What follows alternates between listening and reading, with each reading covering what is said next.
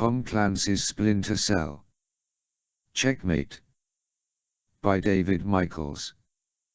Prologue. Shanghai, China, 2003. In retrospect, he would find it an astonishing way to start a war. But then again, he didn't start this war. The meeting, and the information it had subsequently revealed, came to him purely by chance. Synchronicity, the Swiss psychiatrist Carl Jung had called it. A confluence of seemingly unrelated events that have meaning albeit hidden to all but the most discerning.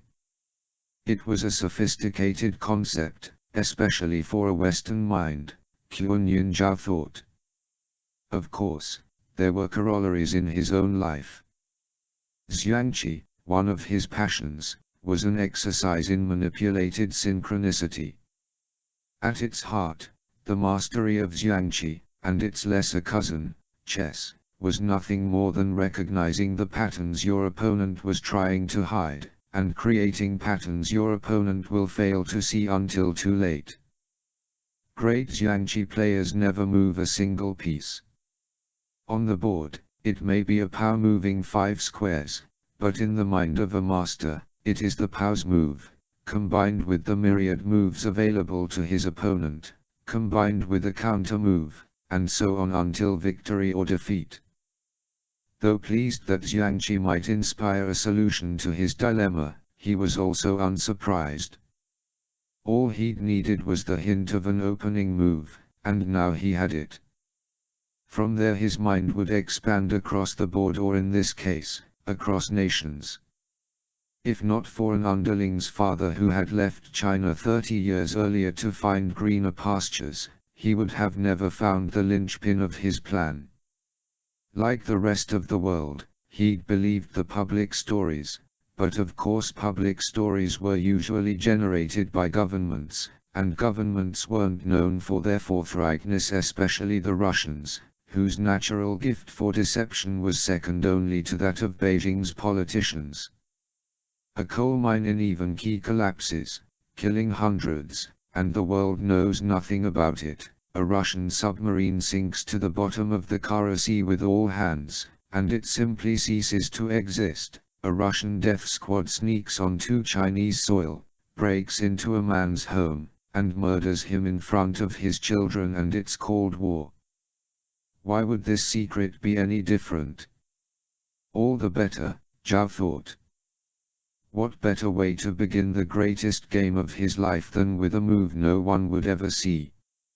It's there, I tell you, the old man said. You're sure of this? You've seen it with your own eyes? The old man nodded. I was there, with a shovel like all the rest. The old man took a gulp of tea and timidly held out his cup for a refill. It's a cursed place, I can tell you that. Why do you say that?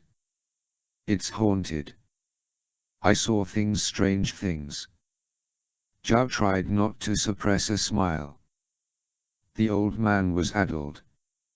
Even so, his background had checked out, he was who and what he said he was. How easy is it to find? As easy to find as your own toes. It might take a little work getting to it, but it's there. Tell me this, you did this for how long? The old man scratched his scalp. I lived there for 20 years. When I got sick, I wanted to come home, to be buried in Chinese soil, not that garbage over there. Why did you remember this one detail? Out of everything you'd been through, why this one? Because I watched them do it and I thought how stupid they must be. I'm a simple man, not a smart man, and even I couldn't believe what they were doing. Who else knows about this? The old man pursed his lips, thinking. Many, I imagine, but many are dead as well. Those that remember probably do their best to forget. Besides, who would want it? Who indeed? Zhao thought. Who have you told? No one, the old man said, stiffening in his chair. My son, no one else. That's not quite true, is it, old man? You've told me. That's different. It's my granddaughter, you see. Yes, yes, very sick, you told me that, too. She's all I have. I convinced her to join me there. I wanted her to go to school, make something of herself. Instead, they've done things to her. Drugs. Men. She can't get away from them. Of course she can't, he thought. The teenage prostitution market had always been profitable, and in the right country a petite Chinese girl would bring thousands. Drugged or sober, the clientele didn't care. In fact, drugs made them easier to handle. I heard you were a decent man, the old man said. I don't believe the stories. They're all liars. You're a decent man. You can help her. He refilled the old man's cup. And I will. You'll have your granddaughter back before another month passes. But first, you're going to draw me a map, aren't you? The old man nodded vigorously. 1. 39°00 north, 74°01 west. 60 miles and 30,000 feet above Washington, D.C., the MC-130H combat Talon began its second hour of circling in the dark night sky. Designed to covertly insert special operators into sensitive areas, the Talon could fly in rain, snow, high winds, pitch darkness, and radar-saturated environments. The lone man in the black Nomex bodysuit sitting in the cargo bay was worried about none of these things. He'd ridden, jumped from, and in some cases flown, the Talon dozens of times into dozens of hot spots, and it had always delivered him safely. Of course, delivery usually meant being dropped into a denied area full of heavily armed bad guys only too happy to kill him. It came with the job. Tonight what Sam Fisher was worried most about was death by boredom. He shifted his body on the bench seat, trying to find a position that didn't put either his legs or butt to sleep, and wondered if the Talon's designers had gone out of their way to find the most uncomfortable seats they could find. Either way, they'd succeeded. The glamour of special ops, he thought, extending his foot and stretching his calf. Between missions and looking to keep his skills honed, he'd volunteered to test one of DARPA's newest gadgets, in this case an extended-range radar-absorbent HAO, high-altitude, high-opening, parafoil code-named Goshawk. Not only was the Defense Advanced Research Projects Agency the Pentagon's ultra-secret think tank for all things military, but it also supplied Third Echelon with much of the gadgetry and weapons that made Fisher's job easier and survivable. If nothing else, when the Goshawk finally went into service, he'd be assured of its reliability. Providing it didn't kill him, of course. The 2-hour wait was courtesy of a malfunctioning radar station on Rhode Island that NORAD had set up to track or hopefully fail to track Fisher's descent on the Goshawk.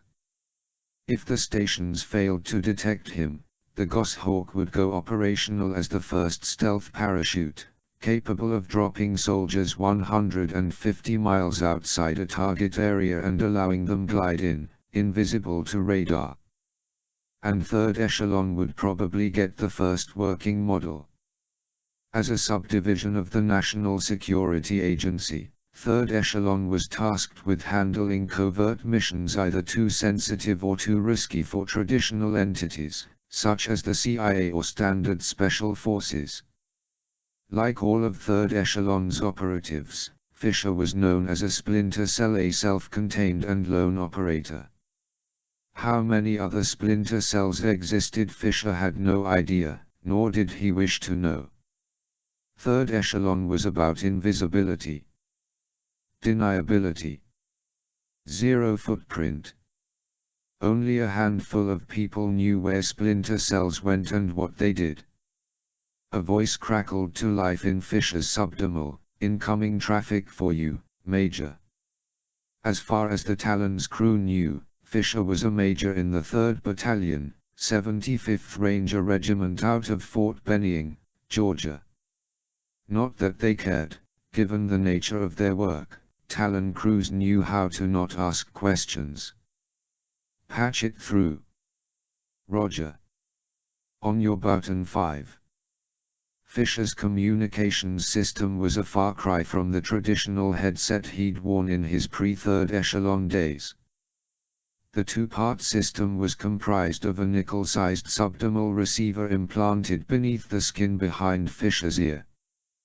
The subdermal bypassed the route normally traveled by sound waves through the outer ear to the tympanic membrane and sent vibrations directly into the set of tiny bones within the ear, known as the ossicles, or the hammer, anvil, and stirrup, which then transmitted the signal to the brain for decoding.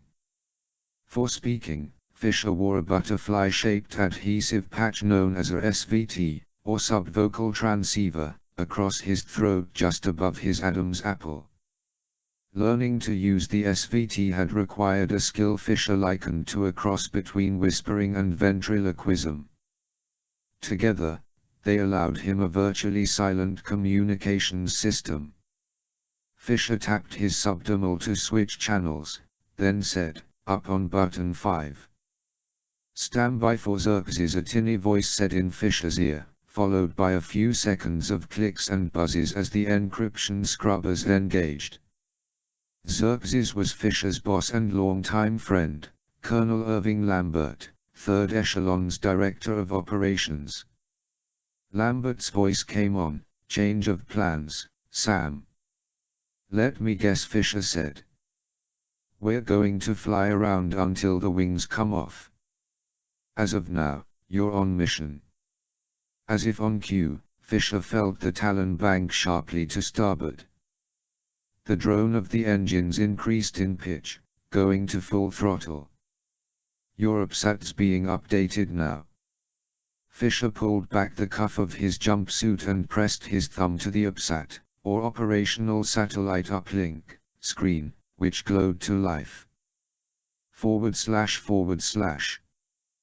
Biometric scan engaged. Scanning fingerprint. Identity confirmed //. There was a flash of static, and then the screen resolved into a gray-green satellite image.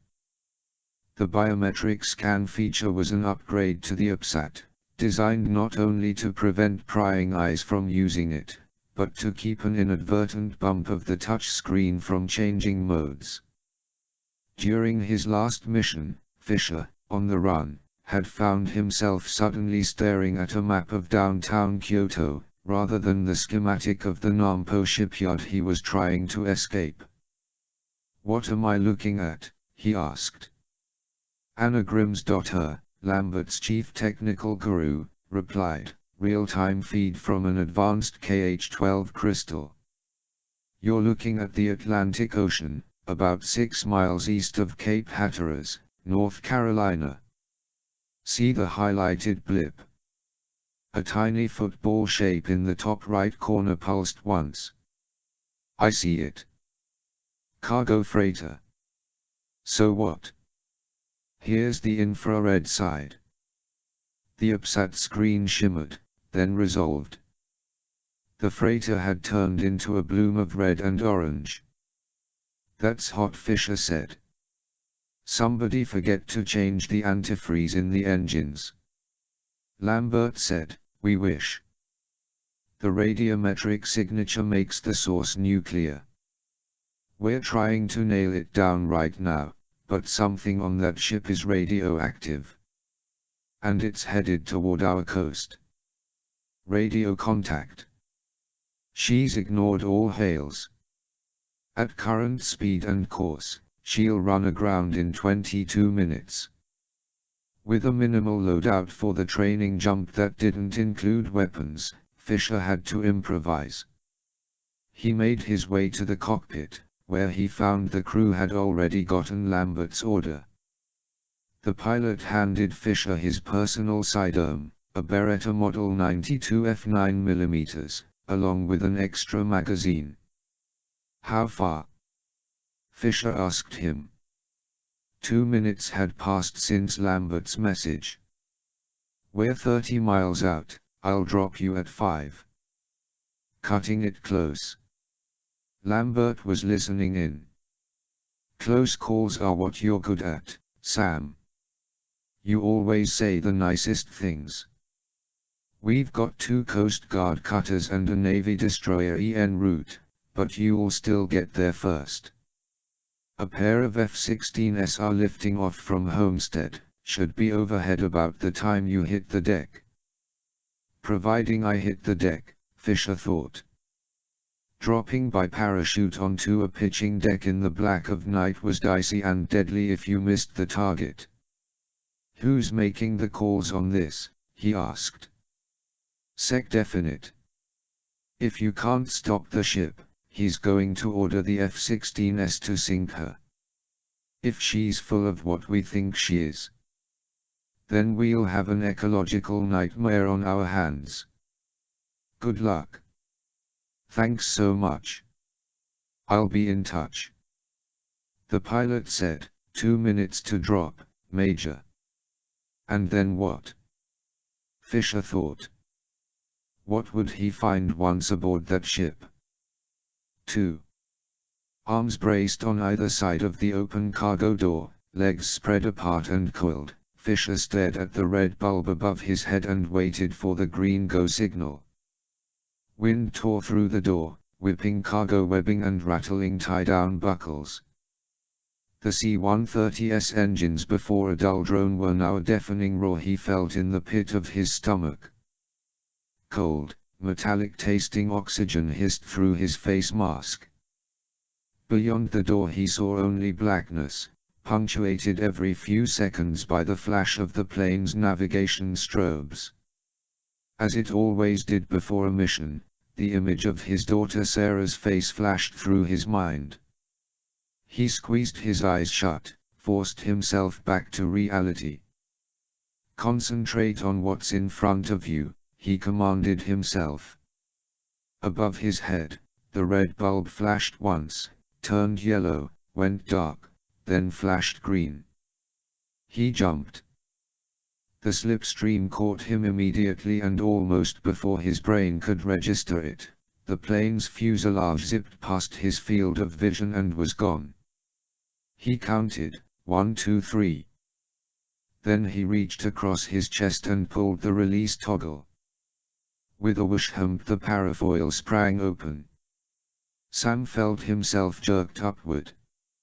His stomach lurched into his throat. Silence. Floating. Surrounded by blackness and with no points of reference, he felt strangely motionless. Suspended in space. Aside from the initial leap out the door, this transition was always the most unnerving for airborne soldiers. To suddenly go from hurricane winds tearing at your body to floating in virtual dead silence was a jarring sensation. He glanced up to check the parafoil. It was cleanly deployed, a wedge-shaped shadow against an even darker sky. Had the chute failed to deploy, a visual check wouldn't have been necessary. His uncontrolled tumbling toward the ocean at 150 miles per hour would have been his first clue he was in trouble. He lifted his wrist to his faceplate and studied the APSAT screen, which had changed to a ringed radar picture superimposed on a faint grid. In the southwest corner of the screen, some 30,000 feet below, the freighter was a slowly pulsing red dot. Numbers along each side of the screen told him his airspeed, altitude, rate of descent, angle of descent, and time to target. He shifted his body weight ever so slightly, which his motion-sensitive harness translated into steering for the Goshawk. He banked slightly to the west until his course was aligned with that of the freighters. He heard a squelch in his earpiece, then Lambert's voice. "Sam, you there?" "I'm here. I take it the Goshawk's working as designed." "Like I said, I'm here." Grim's.Her's voice. "Sam, check your UPSAT, we've got info on the freighter." Sam punched up the screen. A model of the ship appeared, complete with exploded deck schematics and the ship's details. Vessel name / designation, Trego / dry. Bulk tramper. Length / beam, 481 / 62. Crew manifest, 10. Registration, Liberia. Destination, Baltimore. "Right past Washington," Fisher said. "How convenient." "Thank God for small miracles," Lambert said. "Everything's relative," Fisher thought. If the Trego ran aground, anyone exposed to her cargo wouldn't call the experience miraculous. Fisher had seen radiation poisoning up close, the memories were haunting. Grim's.Her said, "Projected impact point is Falls Cape Landing, just south of Virginia Beach. You've got 14 minutes. Any sign of life aboard?" "None. The infrared signature is so hot we can't tell if there are warm bodies aboard." Lambert said, "Best to assume so, Sam. What's your time to target?" 9 minutes. Not much time. The F-16s are authorized to shoot 4 minutes after you land. "Then I guess I better show up early," Fisher said, and signed off. He flipped his Trident goggles down over his eyes and switched to night vision, then rotated his body, head down, legs straight out and up. The Goshawk responded instantly and dove toward the ocean. He kept his eyes fixed on the UPSAT's altimeter as the numbers wound down. 2,000 feet. 1,500. 1,000. 500. 300. He arched his back and swung his knees to his chest. The Goshawk shuddered. In the gray-green of Fisher's NV goggles, the ocean's surface loomed, a black wall filling his field of vision. "Come on." The Goshawk flared out and went level. The horizon appeared in the goggles. "Call that the Goshawk's extreme field test," Fisher thought, giving the parafoil a silent thanks. He checked the UPSAT. The freighter was 2 miles ahead and slightly to the east. He banked that way and descended to 100 feet. He tapped approach on the UPSAT screen and the view changed to a wireframe 3D model of the Trego bracketed by a pair of flashing diagonal lines. He switched his goggles to binocular view and zoomed in until he could see the faint outline of the ship's superstructure silhouetted against the sky. He saw no movement on deck. Astern, the ship's wake showed as a churned white fan. Aside from the port and starboard running lights, everything was dark. Sam zoomed again. 2 miles beyond the freighter's bow he could see the dark smudge of the coast, beyond that, the twinkling lights of Virginia Beach. And 500,000 people, he thought. He matched his angle of descent with the UPSAT's readout until he was 100 feet off the Trego's stern, then arched his back, lifting the Goshawk's nose. As he flared out and the aft rail passed beneath his feet, a gust of wind caught the Goshawk. Fisher was pushed sideways, back over the water. He twisted his body. The Goshawk veered right. He bent his knees to take the impact. With a surprisingly gentle thump, he touched down. In one fluid movement, he reached up, pulled the Goshawk's crumple bar to collapse the parafoil, disengaged his harness, then dragged it to a nearby tie-down cleat in the deck and locked it down using the D-ring. Suddenly, to his right he heard a roar.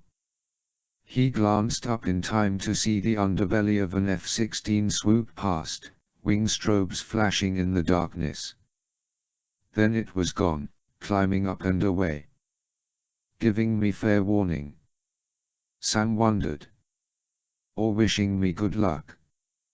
He looked around to get his bearings, tapped his earpiece, said, "I'm on deck," then drew his Beretta and sprinted toward the nearest ladder. 3. When he reached the top of the ladder, he dropped into a crouch and ducked behind a nearby crate. He went still, listened. Aside from the rhythmic chug of the Trego's engines and the snapping of tarps in the wind, all was quiet. He called up the ship's blueprint on the UPSAT. He was on the main deck, the bridge was near the bow, some 400 feet away. To get there, he could either duck below decks and make a stealthy approach, or make a straight sprint in the open. His preference would have been the former, but time was not on his side. He keyed his subdermal, "Tell me something, Grims.her, exactly how hot is this ship? You mean how long can you stay aboard before you start glowing?" "Yeah. Hard to say, but I wouldn't linger more than 15 minutes. Good to know. Out." Fisher took a breath and started running. In the murky display of his NV goggles the deck was a flat moonscape broken only by the occasional stack of crates. He felt naked, exposed. However necessary, this dash in the open went against his every instinct. "Don't think," he commanded himself. "Run." Halfway to the bridge, he glanced up and saw a shadowed figure standing on the port bridge wing. The figure turned and darted through the bridge hatch. "I've got company," Fisher told Lambert. "Somebody's on the bridge." "Where there's one, there's more." Maybe, Fisher thought. Maybe not.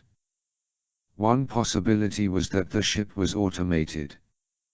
If so, the man he just saw could be the failsafe. "How much time, Grim?" Fisher asked. 4 minutes. The F-16s have gone weapons-free, waiting for the order to fire. He reached the superstructure, flattened himself against the bulkhead, and slid forward to the foot of the ladder. He glanced up through the slats, looking for movement. There was nothing. On flat feet, he started upward, taking steps 2 at a time until he was near the top, where he dropped to his belly, slithered up the final 3 steps, and peeked his head up. Through the open bridge hatch he saw the man hunched over the helm console, his face bathed in milky white glow of a laptop screen. He looked Middle Eastern. Suddenly the man slapped his palm against the laptop and cursed. Over the whistling of the wind, Fisher couldn't make out the words. The man cursed again, then stepped to the ship's wheel, a wagon wheel style with spoked grips, and leaned over it, grunting with the strain. Fisher rose up, leveled his Beretta, and stepped through the hatch. "Stop right there, Admiral," Fisher called. The man whipped his head around. His eyes went wide. "Not even a twitch, or you're dead where you stand." The man straightened up and turned to face him. Fisher said, "Step away from the..." The man spun toward the laptop. Fisher fired once. The bullet went where he wanted it, in this case squarely into the man's right hip. The impact spun him like a top. As he fell, his outstretched arm caught the laptop, sending it crashing to the deck. Groaning, the man rolled onto his side and reached for the laptop. "What's he?" Then Fisher saw it. Jutting from the side of the laptop was a wireless network card. He was linked to something, controlling something. "Don't move," Fisher ordered. The man's hand stretched toward the keyboard. Fisher fired. As with his first round, this one struck true, drilling into the man's right shoulder blade. He groaned and slumped forward, still. Except for his right hand. The man's finger gave a spasmodic jerk and struck the enter key. Instantly, the pitch of the Trego's engines changed. The deck shivered beneath his feet. Grimsdotter's voice came on the line, "Fisher, the ship's just picked up speed, I know." He made a snap decision. The man's frustration with the helm console was proof enough the wheel was locked down. That left only one other option. He started running. "Grim, I'm headed down the aft interior ladder. I need a countdown and I need on-the-fly directions to the engine room. Go down 3 decks, turn right to port passage, and keep heading aft." The Trego's passageways were dark, save for the red glow of emergency lights. Pipes and conduits flashed in Fisher's peripheral vision as he ran. He leapt through a hatch and called, passing the mess hall, and kept going. Grimsdotter said, "2 more hatches, then you'll reach an intersection. Go left. The engine room is at midships, aft side of the passage. Time: 1 minute, 20 seconds. He reached the passageway outside the engine room and skidded to a stop. He had a plan, but whether it would work he didn't know. As with all ships, engine spaces are the most vulnerable to fire, so Fisher had little trouble finding a hose reel locker. He jerked open the cabinet and punched the quick-release lever. The hose fell in a coil on the deck. Lambert's voice: 1 minute, Fisher. The F-16s will be targeting the engine rooms. Of course they will, Fisher thought. Wrong place, wrong time, but there was no other way. Each Falcon would be shooting a pair of AGM-65 Maverick missiles. Deadly accurate and fast, each Maverick carried a 300-pound high-explosive warhead. One way or another, crippled or sunk, the Trego would be stopped. On the upside, Fisher consoled himself, he would never feel a thing. He drew his knife, pulled the hose taut, and sliced it off at the bulkhead.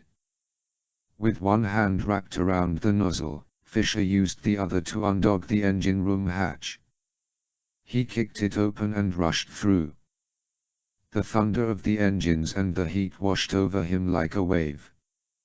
He squinted, put his head down, and stumbled forward.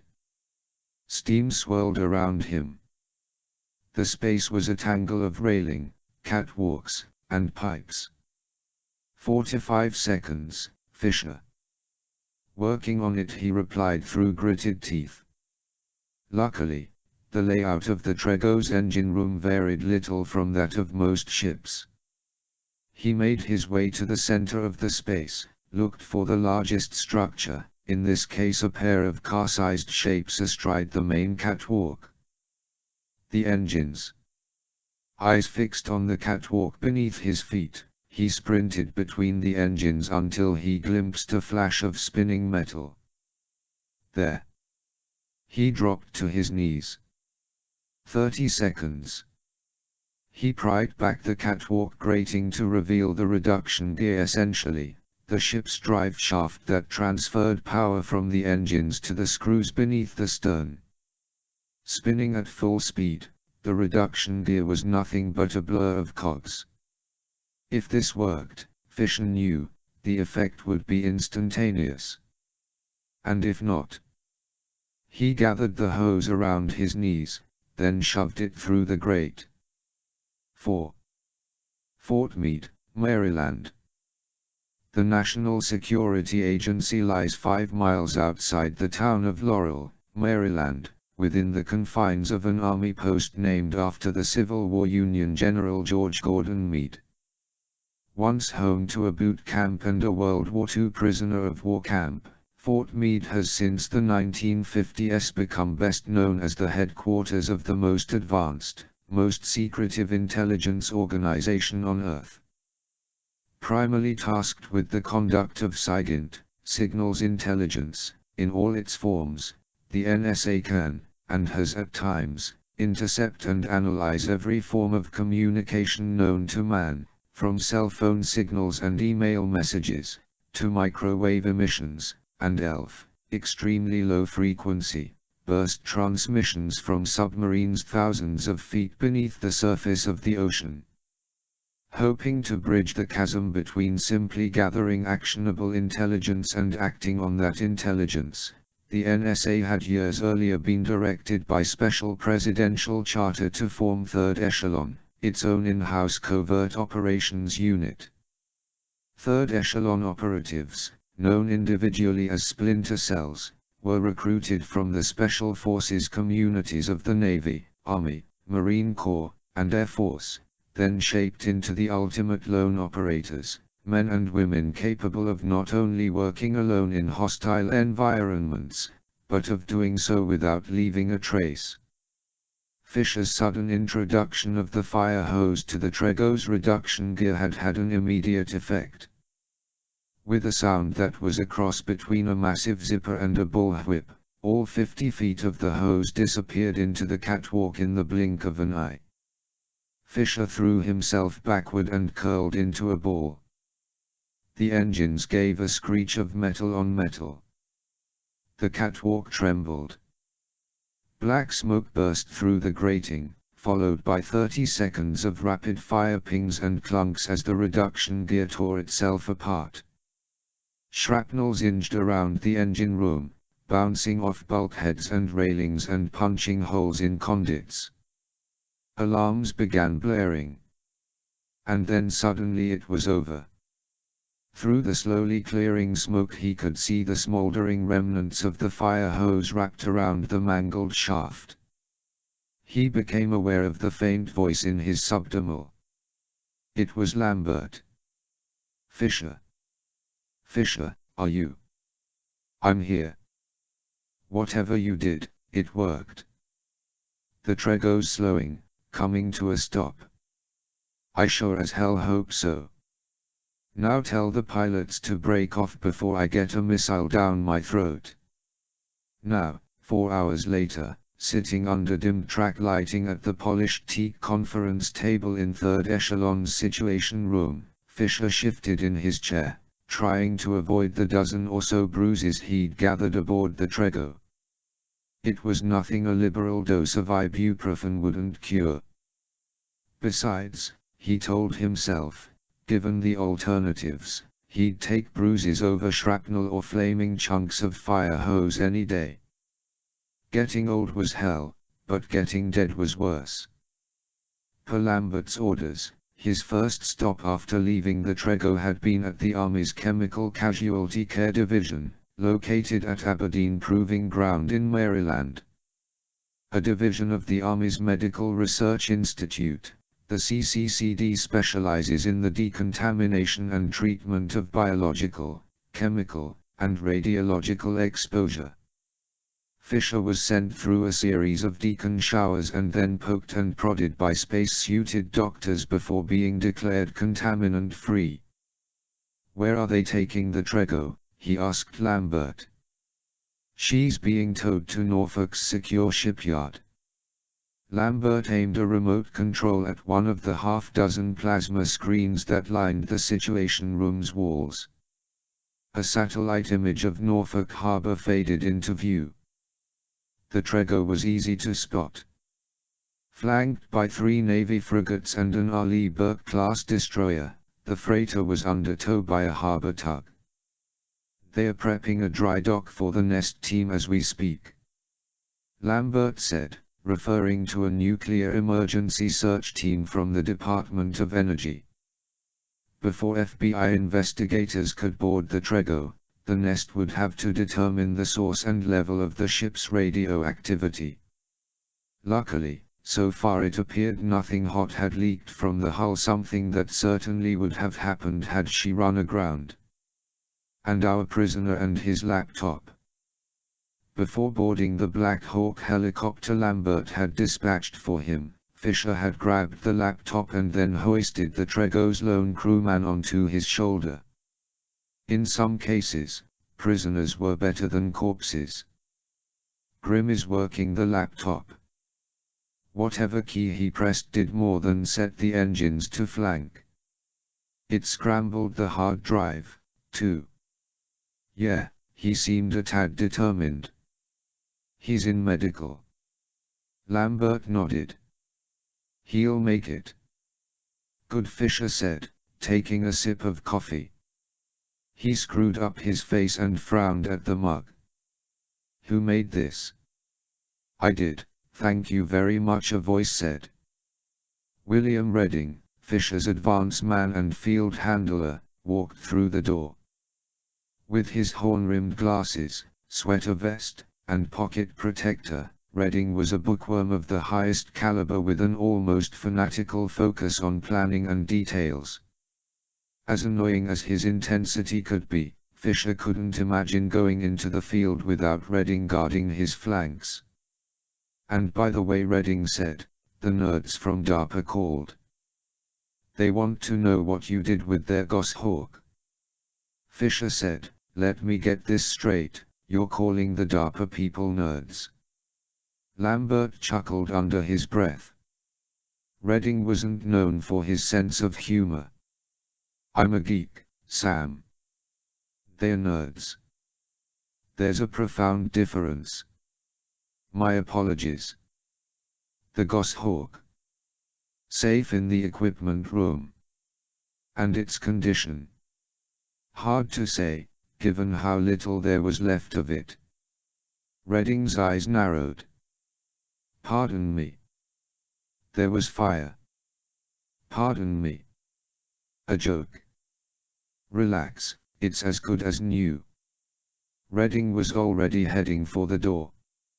He stopped at the threshold, hesitated a moment, then turned back. Sam. Yeah. Glad you're in one piece. Grim's daughter walked in 20 minutes later. Born in Iceland, Anna was tall and statuesque, with a model's cheekbones and short, brown auburn hair, a choice Fisher suspected had more to do with function than it did with fashion. Above all else, Anna was practical. Worry about whether she was having a hair day, good or bad, wasn't on her list of priorities. Welcome back, Sam. I don't see anything glowing. The day is young. I talked to the docs at Aberdeen. They confirmed that whatever's aboard the Trego, you didn't receive enough of a dose to worry about. She walked over to a nearby computer workstation and tapped a few keys. A frisbee-shaped 3D model of what Fisher assumed was the hard drive from Trego laptop appeared on the screen. The disk was broken into irregularly sized geometric chunks outlined in either red, green, or yellow. Grim's daughter said, "Okay, what do you want first, the good news or the bad news?" Lambert said, "Bad news. All the red data sectors you see were wiped clean by the self-destruct program. They're gone, period. No coming back." "That's a lot of red," Fisher said. "About 80%. Green is probably recoverable, yellow is iffy." "And the good news?" Lambert said. "I may be able to tell who wrote the self-destruct program." "How?" "Most programmers have a signature, the way they block code, handle syntax, write background comments. Those kinds of things. Sometimes it's as distinctive as handwriting. And I can tell you this, whoever wrote this program is sophisticated, his signature is unique. It may take me a few. Suddenly a muted alarm came over the loudspeakers. In unison, all the computer monitors began flashing, their screens overlaid by a large red exclamation mark. "Oh, God," Grimms.her murmured, staring at the screen. "What?" Lambert said. "What's going on?" "A virus just got past our firewall. It's attacking the mainframe."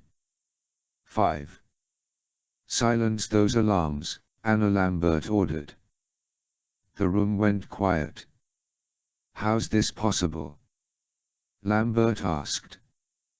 "This is the NSA, for God's sake, not eBay. How could something get past our firewalls?" "The laptop," Fisher murmured. Grimms.her nodded, eyes fixed on the screen. "You got it. Colonel, there was a virus buried in one of the hard drive sectors. A worm, designed to come alive as soon as it detected a connection with any of the laptop's ports. As soon as I hooked it up to run diagnostics." "Can you stop it?" "Working on it. It's moving fast, spreading through the mainframe. I'm trying to get ahead of it, set up a firebreak. If I can divert it into an unused server, I can trap it." "Damn, it's moving fast." For the next 15 minutes Fisher and Lambert watched in silence as she worked.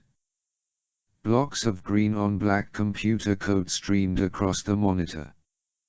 Grimms.her's hands became a blur on the keyboard. Slowly the code seemed to lose momentum, coming in erratic bursts, until finally she leaned back and exhaled. Her face glistened with sweat. Her hands were shaking. "I got it," she said. "It's trapped on an empty archive server." "How much damage did it do?" Lambert asked. "A lot, but it didn't reach the backup systems, so we'll be able to rebuild most of the mainframe." "And the laptop?" Fisher asked. "Gone. Well and truly dead. One piece of good news, though, there's only a few people in the world with the voodoo it takes to write that kind of virus. Give me a day, and I'll have a name." "Go," Lambert ordered. Once she was gone, Fisher turned to Lambert. "I have an idea about the Trego." "I'm listening." "I don't buy the Liberia registration." "Me neither. You can disguise a ship in a lot of ways, but there's one thing you can't hide: the engine serial numbers. They are stamped everywhere. Here's the rub, though: the FBI will eventually find the numbers and eventually the info will trickle down to us." Lambert grinned. "I hate the word eventually. In this case, eventually could mean weeks of bureaucratic wrangling." Fisher returned Lambert's smile. "Me too."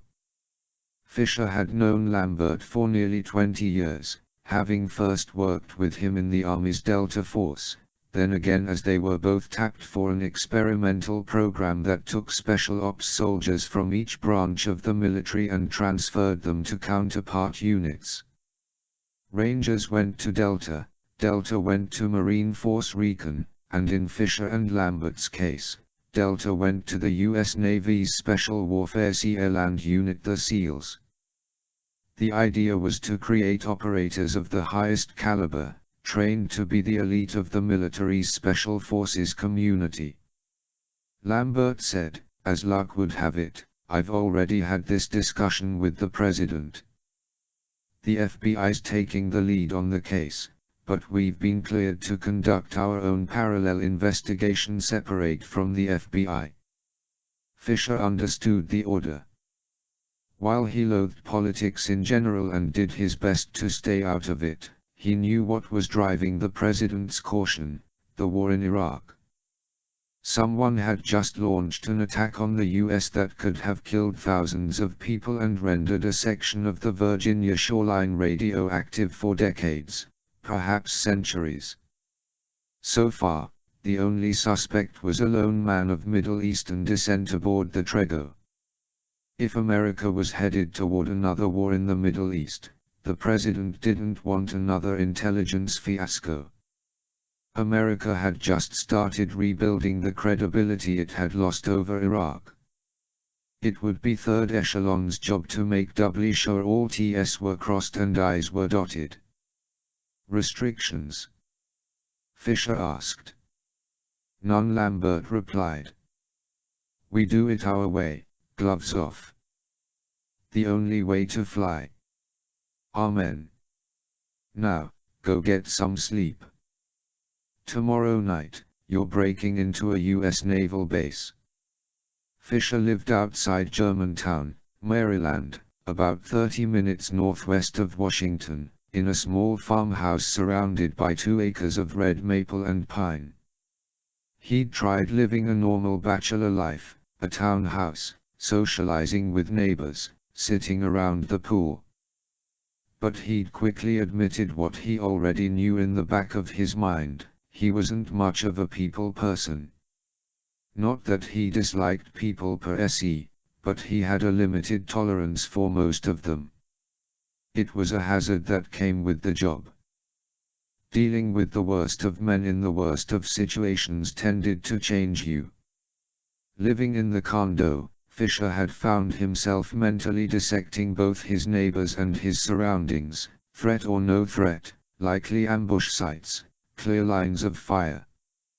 Living on the razor's edge, while often exciting, was also all-consuming. You didn't survive long in special operations without fully immersing yourself in that world. Not having a home where he could let down his guard and decompress had gotten very old, very quickly. At the farmhouse, his closest neighbor was half a mile away. He could sit on his porch at night and hear nothing but the hum of the cicadas and the croaking of frogs. Surprisingly, he'd found the land itself therapeutic. He'd bought the property at a deep discount from an owner who'd allowed it to fall into disrepair, so he spent much of his time working at taming the landscaping or restoring the farmhouse, which needed new everything, from windows to shingles to plumbing. Fisher took comfort in the work, in the ordinariness of it all. Even the briefest of layovers at the farmhouse between missions helped recharge his batteries. By the time he got home it was near dawn. He threw in a load of laundry, took a shower, checked his email, and stretched out on the couch. He found the remote and turned on the TV. The channel was set to CNN. What few initial eyewitness reports we've come across talk of dozens of people collapsing where they were standing or slumping over at the dining table. Fisher sat bolt upright. He turned up the volume. The spokesperson for the governor's office issued a statement stating that investigators were en route to the small town of Slipston and that the governor himself would be holding a press conference later this morning. Meanwhile, speculation abounds as to what may be behind the sudden and mysterious deaths in the remote town of Slipston, New Mexico. Fisher felt the hair on the back of his neck stand up. His cell phone started ringing. He was back at Situation Room 40 minutes later. Lambert stood at the conference table watching an MSNBC report. Grimsdotter and Redding were seated at workstations on either side of him. In the background Fisher heard the static hiss of radio punctuated by a female voice. Slipston 911, please hold. Slipston 911, please hold. Slipston 911, please hold. Lambert looked over his shoulder at Fisher. 200 emergency calls and counting. As far as we can decipher, there are hundreds dead. They're laying in the streets, in homes, dead at their steering wheels. "Good God," Fisher murmured. Grimms.her called, "I've got it, Colonel. Put it up." The main monitor resolved into a thermal satellite image of what Fisher assumed was Slipston. "Give me the overlay, Anna." Grimms.her tapped the keyboard and the image changed to a maze of yellow and orange lines punctuated by circular blooms of red. To Fisher the colors looked eerily familiar. Already guessing the answer, he asked, "What are we seeing, Colonel?" "Slipston's water system. There are only a few ways that many people can die that quickly, waterborne or airborne." His eyes still fixed on the monitor, Lambert nodded grimly. "How long, Anna?" "Almost there, Colonel." A few moments later, confirmed, "It's the same signature as the Trego." Fisher felt like he'd been punched in the stomach. He turned away from the screen and took a deep breath. The Trego had just been the opening salvo. This was the real event. Someone had just poisoned an entire American town. 6. Norfolk Naval Shipyard, Hampton Roads, Virginia. Fisher angled downward until his depth gauge read 30 feet, then leveled off and checked his UPSAT. He was on track, almost dead center in the middle of the Elizabeth River. A quarter mile to go.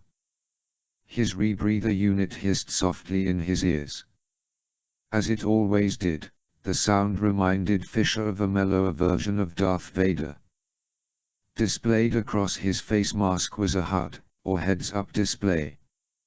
Like the display projected onto the windscreen of a modern jet fighter, the faint green overlay on his face mask told him virtually everything he needed to know about his environment, including a map of the river and the shipyard, his current position, the river's depth and temperature, and distance and bearing to his next waypoint, which showed as a yellow arrow near the upper edge of his mask that changed position and length according to his position.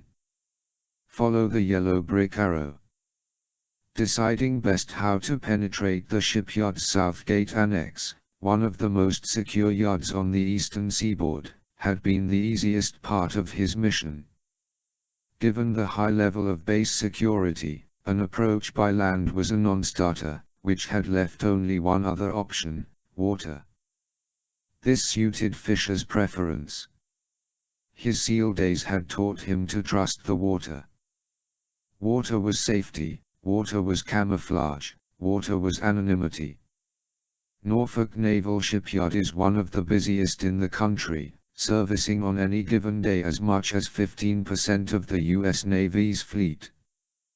With 7,000 employees, 500 acres, and 69 production buildings, the shipyard was an impressive sight, more so since it was located 8 miles south of the Norfolk Naval Station proper, in the southern branch of the relatively quiet Elizabeth River.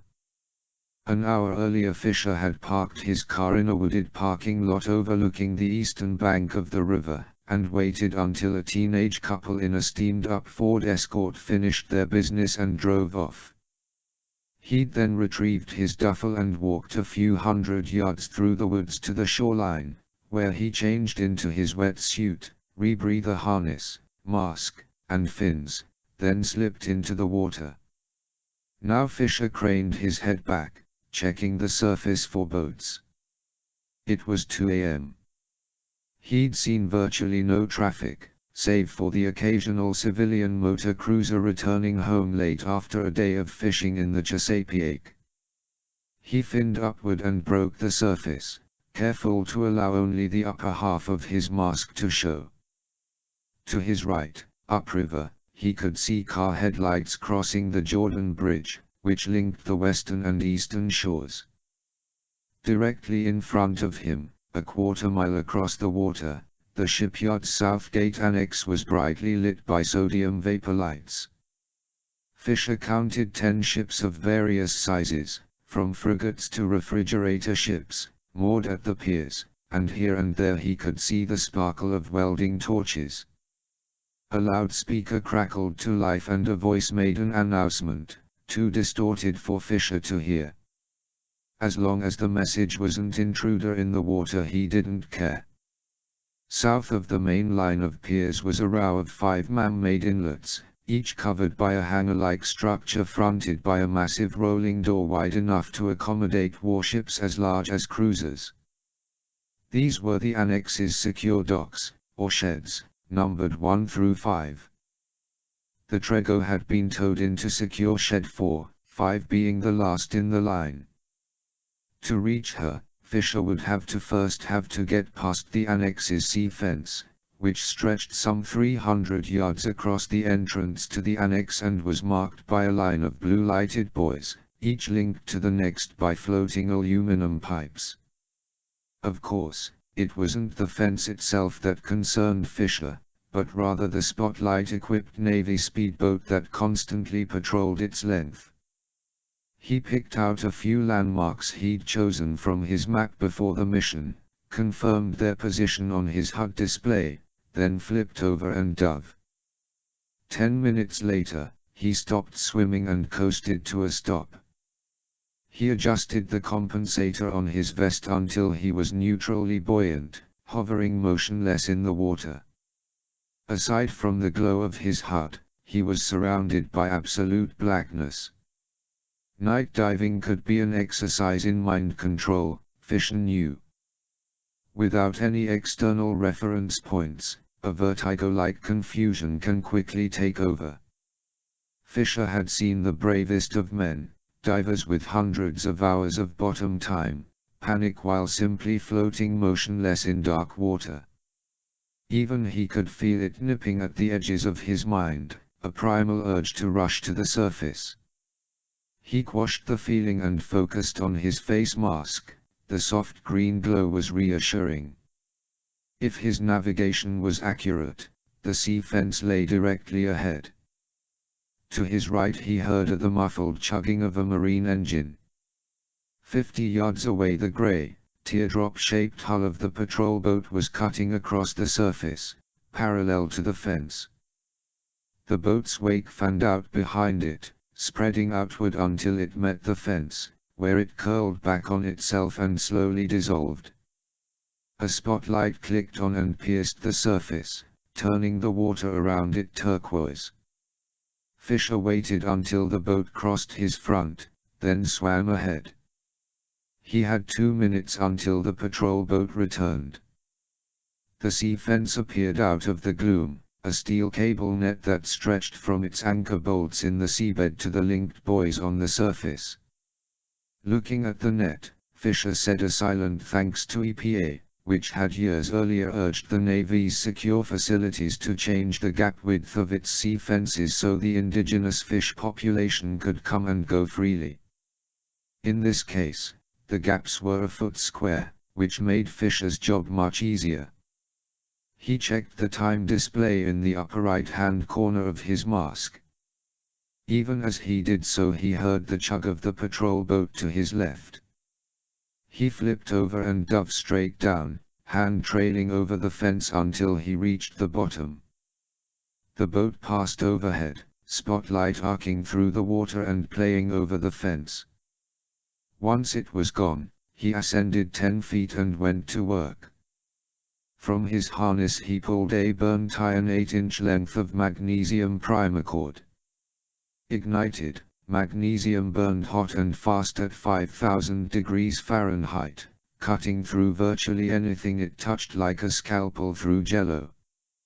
He curled the tie around the cable before him, then jammed his thumbnail into the chemical detonator at the end and backed away. There was a half-second flash of blinding white light. The fence disappeared in a cloud of bubbles. When they cleared, Fisher swam ahead. The cable had been sheared neatly in two, turning the foot-wide gap into a 2-foot-wide gap. He took off his rebreather harness, pushed it through the hole, then swam on. 10 minutes later he drew to a stop in front of Shed's steel door, a wall of corrugated metal painted battleship gray. He flipped himself upside down and finned downward. He switched on his task light. The muddy seabed appeared before his faceplate. He turned horizontal and banked right. He passed the right edge of the door and then, abruptly, there it was, a circular scuttle set into the wall. He reached out and tried the hand wheel. Predictably, it was locked and, according to Grimms.her, alarmed. If he tampered with it, he'd find himself surrounded by patrol boats before he got 100 yards away. "Anyone home?" Fisher radioed. "I'm here," Sam Grimms.her replied. "I'm at the hatch." "Okay," Grimms.her replied. "Give me 30 seconds. I'm hacked into the shed's control room, but they've got the locks on an 8-digit public key encryption." "That's nice, Anna, but maybe we save the technobabble for another day." "Yeah, sorry, hang on." She was back a minute later. "Okay, locks and alarms are disengaged." "Going in," Fisher replied. The hand wheel was well oiled and it turned smoothly under his grip. He spun it until he heard the soft clank of metal on metal, then gently pulled. The scuttle swung open. Arms extended before him, he swam through. His fins had barely cleared the opening when suddenly he heard the muffled shriek of alarm klaxons. In the distance, a water-muffled voice came over the loudspeaker: "Intruder alert, intruder alert. Security alert team to armory. This is not a drill. I say again, this is not a drill." 7. Grimms.her's panicked voice was immediately in his ear. "Sam, I dash." Fisher reached up and hit his transmit switch twice, then once, telling Lambert and Grimms.her, "Radio silence, wait for contact." "In or out," he commanded himself. If he got out now, they'd lock the dock down and his chance would be lost. If he stayed on mission, he'd be facing a security force on high alert, hunting for an intruder. It was an easy decision. This is what he did. He quickly shut the scuttle, then pushed off the wall and finned downward, hands outstretched. When he touched the rough concrete of the dock's bed, he rolled to the right and kept swimming. He had one chance and one chance only. The shed was divided by a main watercourse bracketed on both sides by working piers. If he could find a hiding place deep within the pier's pilings, he might be able to wait out the security sweep. Above him, the water went suddenly from dark green to turquoise as the dock's security lights came on, bathing the interior in bright light. He heard the muffled pounding of boots on the dock and voices shouting back and forth to one another. His fingertips touched wood, a piling. He hooked his arm around it and pulled himself under the pier. The water went dark again. He switched on his task lights and was engulfed in hazy red light. He kept swimming, weaving his way through the pilings. Covered in mottled grey barnacles, they reminded him of elephant legs. Somewhere behind him he heard multiple splashes. Divers in the water. The dock's security team was well trained and moving fast. "Keep going." The inner wall of the dock appeared before his faceplate. He looked up.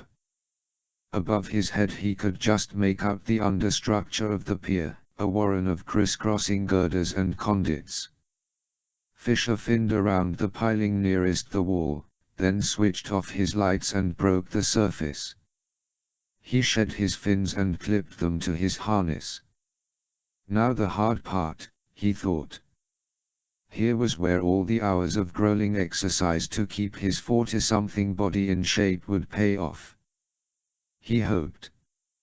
Arms and feet braced against the wall and the piling, he began inching himself upward, using only the tensing of his muscles as leverage.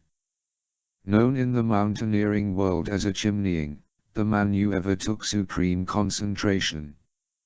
Fisher felt sweat running down his back inside the wetsuit. He set his jaw and kept climbing. Out in the watercourse he heard more splashing. To his left he saw a black wetsuit-covered head break the surface. A flashlight beam played over the pilings. Fisher froze. The beam passed over him, paused for a beat, then two, then three, then moved on. The diver turned and kept swimming. Fisher pushed himself up the wall a few more feet and looked up. The understructure was within reach. He reached up, grabbed a water pipe, and let his legs swing free. Somewhere nearby, a radio squelched, "Doc Boss, this is Diver 2-1. Approaching North Wall, Section 9. I'm going into the pilings. Thought I saw something." "Roger, 2-1. The diver had turned back. Hanging perfectly still, Fisher scanned his eyes left. The diver was there, head just above the surface, flashlight playing over the water as he made his way through the pilings toward him. "Quick and quiet, Sam. Go." He tensed his abdominal muscles, drew his knees up to his chest, then hooked his ankles over the pipe and began inching his body along it until he was tucked tight against it. He looked down. The diver was almost directly beneath him. With one palm pressed against a neighboring pipe for leverage, Fisher rolled his body until he was balanced lengthwise atop the conduit. He went still again. The diver's flashlight appeared again, closer yet, casting slivers of light and broken shadows through the understructure. Fisher closed his eyes and willed himself invisible. "Nothing here but us pipes, pal," Fisher thought. "Swim along now." After what seemed like minutes, but was likely less than 20 seconds, the diver clicked off his flashlight and finned away. Fisher let himself exhale. With nothing to do until the security sweep was completed and the stand-down order given, he had to choose between sitting still and waiting it out, or doing a little exploring. He decided on the latter. A quick check of his upsat confirmed what he'd predicted: the pier's understructure wasn't included in the dock's blueprints. He scrolled through the schematics to be sure. There was nothing. He set out. He crawled along the maze of conduits until he intersected a grated maintenance catwalk. All around him he heard the gurgling of water through pipes, the hissing of steam, and the low hum of electricity. The ceiling, a mere 4 feet above the catwalk, dripped with condensation and was covered with tiny stalactites of mineral deposits. In the distance he could hear the crackle of acetylene cutting torches. He keyed his subdermal, "I'm back." Grims.her said, "Thank God. I was worried. Didn't know you cared. Dummy. Sam, I don't know what went wrong. I was sure I'd covered the alarm redundancies. The curse of modern technology. No harm done." Lambert said, "Are you in or out?" "Scratch that, dumb question. What's your status?" "Doing a little spelunking while they finish their security sweep." "Okay, stay." A voice came over the dock's PAR system. Fisher told Lambert, "Wait," then listened, "All hands, security alert, stand down. Security alert team, report to control for debriefing." Lambert said, "I heard. Stay safe and stay in touch." Fisher signed off. Hunched over, occasionally ducking under valve junctions or clover leaves of piping, he began picking his way down the catwalk. He paused every few seconds to switch his Trident goggles to infrared for a quick scan of the area ahead. With the swirling steam, he found the NV unreliable.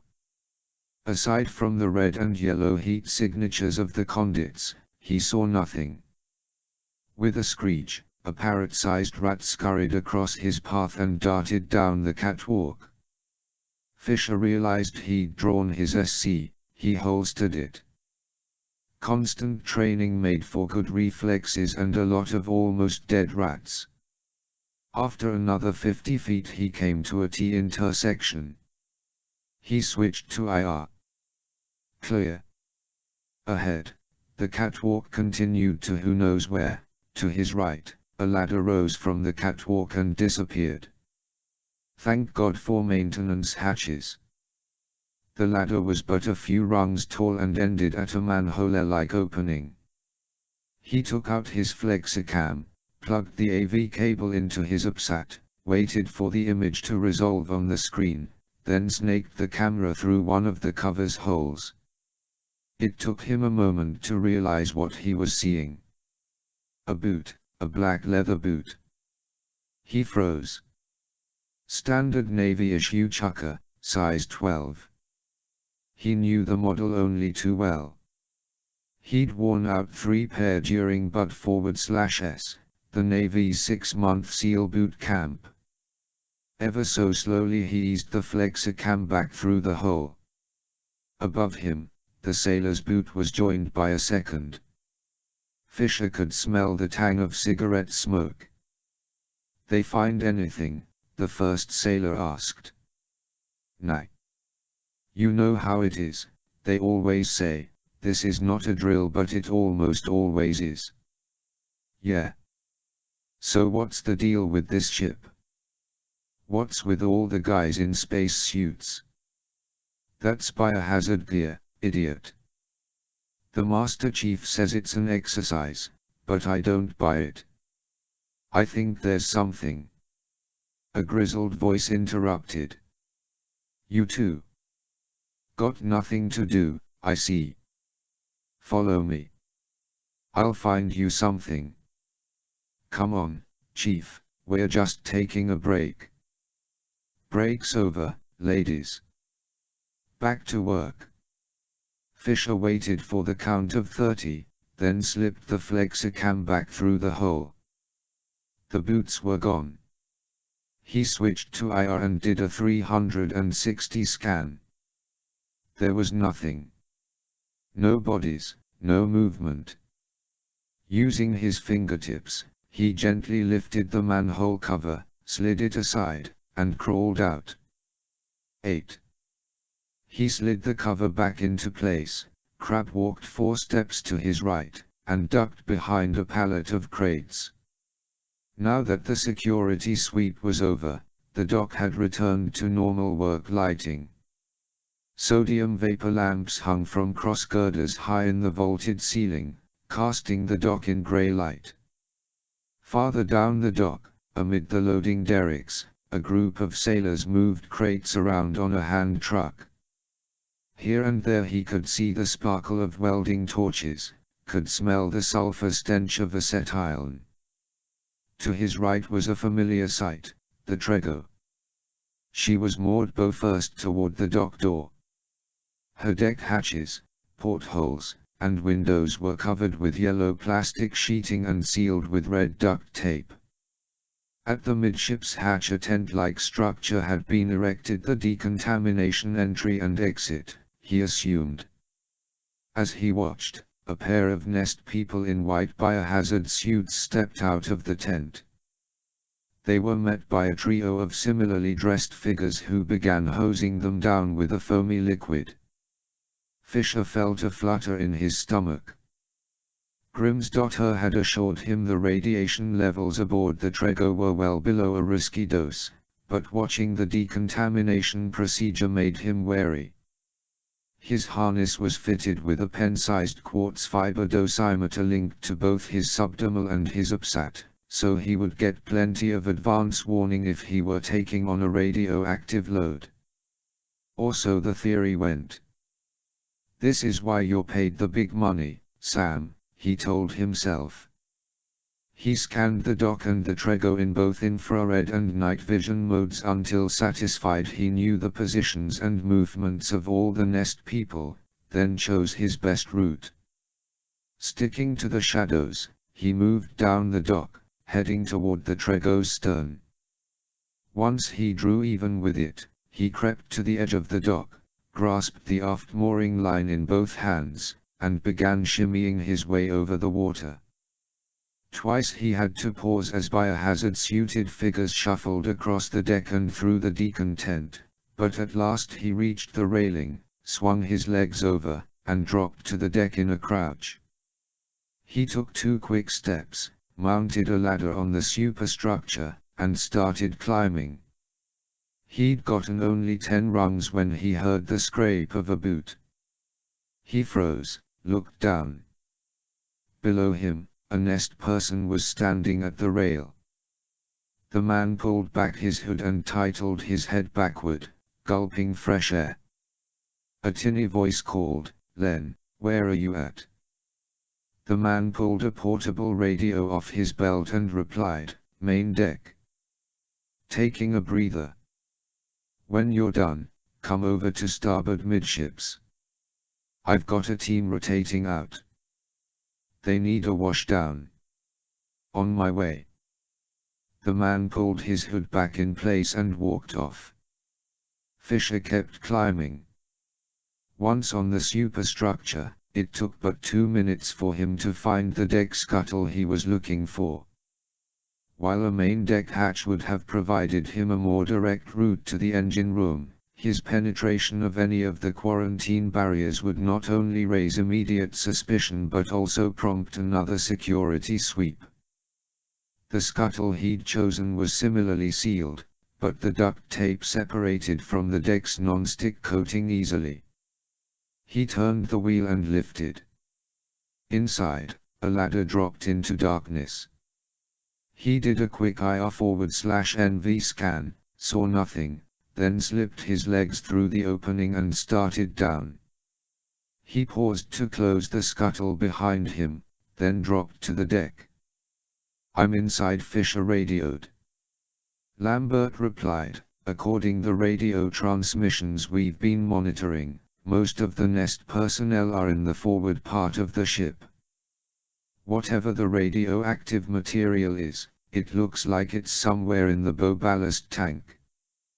Grimm's updated your UPSAT, the waypoint markers will take you to the engine room." "Been there before?" Grimm's.her said, "I've analyzed the paths the dock workers have been taking. My route will skirt those areas." Fisher checked his UPSAT. The Trego's blueprint, shown in a rotatable 3D view, was overlaid with a dotted amber line, starting with his position shown as a blue square and ending at the Trego's engine room shown as a pink square. "Got it," Fisher replied. "Grimm, just so we're clear. You have my word, Sam. The inspectors have to wear those suits. Government regs. Hell, you know better than anyone how persnickety government is. I've done the calculations backward and forward. As long as you're out of there in an hour, you're fine. And at 61 minutes. He thought. Over the years he'd faced every nightmare an operator can imagine, but like most people, radiation held a special, dark place in his mind and heart. Invisible and virtually inescapable, radiation mutated the human body at the core level, destroying and twisting cells in monstrous ways. He'd seen it up close and in person. It was a horrific way to die. His mind immediately went to Slipston. If in fact the town's water supply had been poisoned with some type of radiation, he hated to imagine what the surviving residents were going through: nausea, vomiting, skin burns, hair loss, lungs filling with fluid, accelerated tumor growth. Eyes on the job, Sam. Deal with what's in front of you. The bottom line was he trusted Grimm's daughter and Lambert with his life and had done so dozens of times before. He would do so again now. "Okay," he said. "I'm moving." To avoid interfering with the Nest team's equipment, the Trego's generators had been powered down and switched over to the dock's power grid, so the passageway was darkened, lit only by red emergency lanterns affixed to the bulkhead at 10-foot intervals. With one eye fixed on the upsat and one eye scanning for movement, Fisher padded down the passageway to a T-turn. Right led further aft, left, forward to the bow. He went left. The engine room was 80 feet forward of his position and down 3 decks. To get there he'd have to navigate 5 ladders and 2 deck scuttles.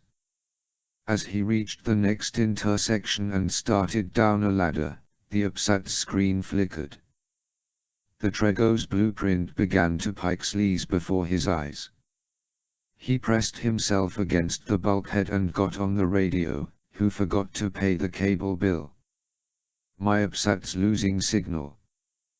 Grimm was afraid of that, Lambert replied.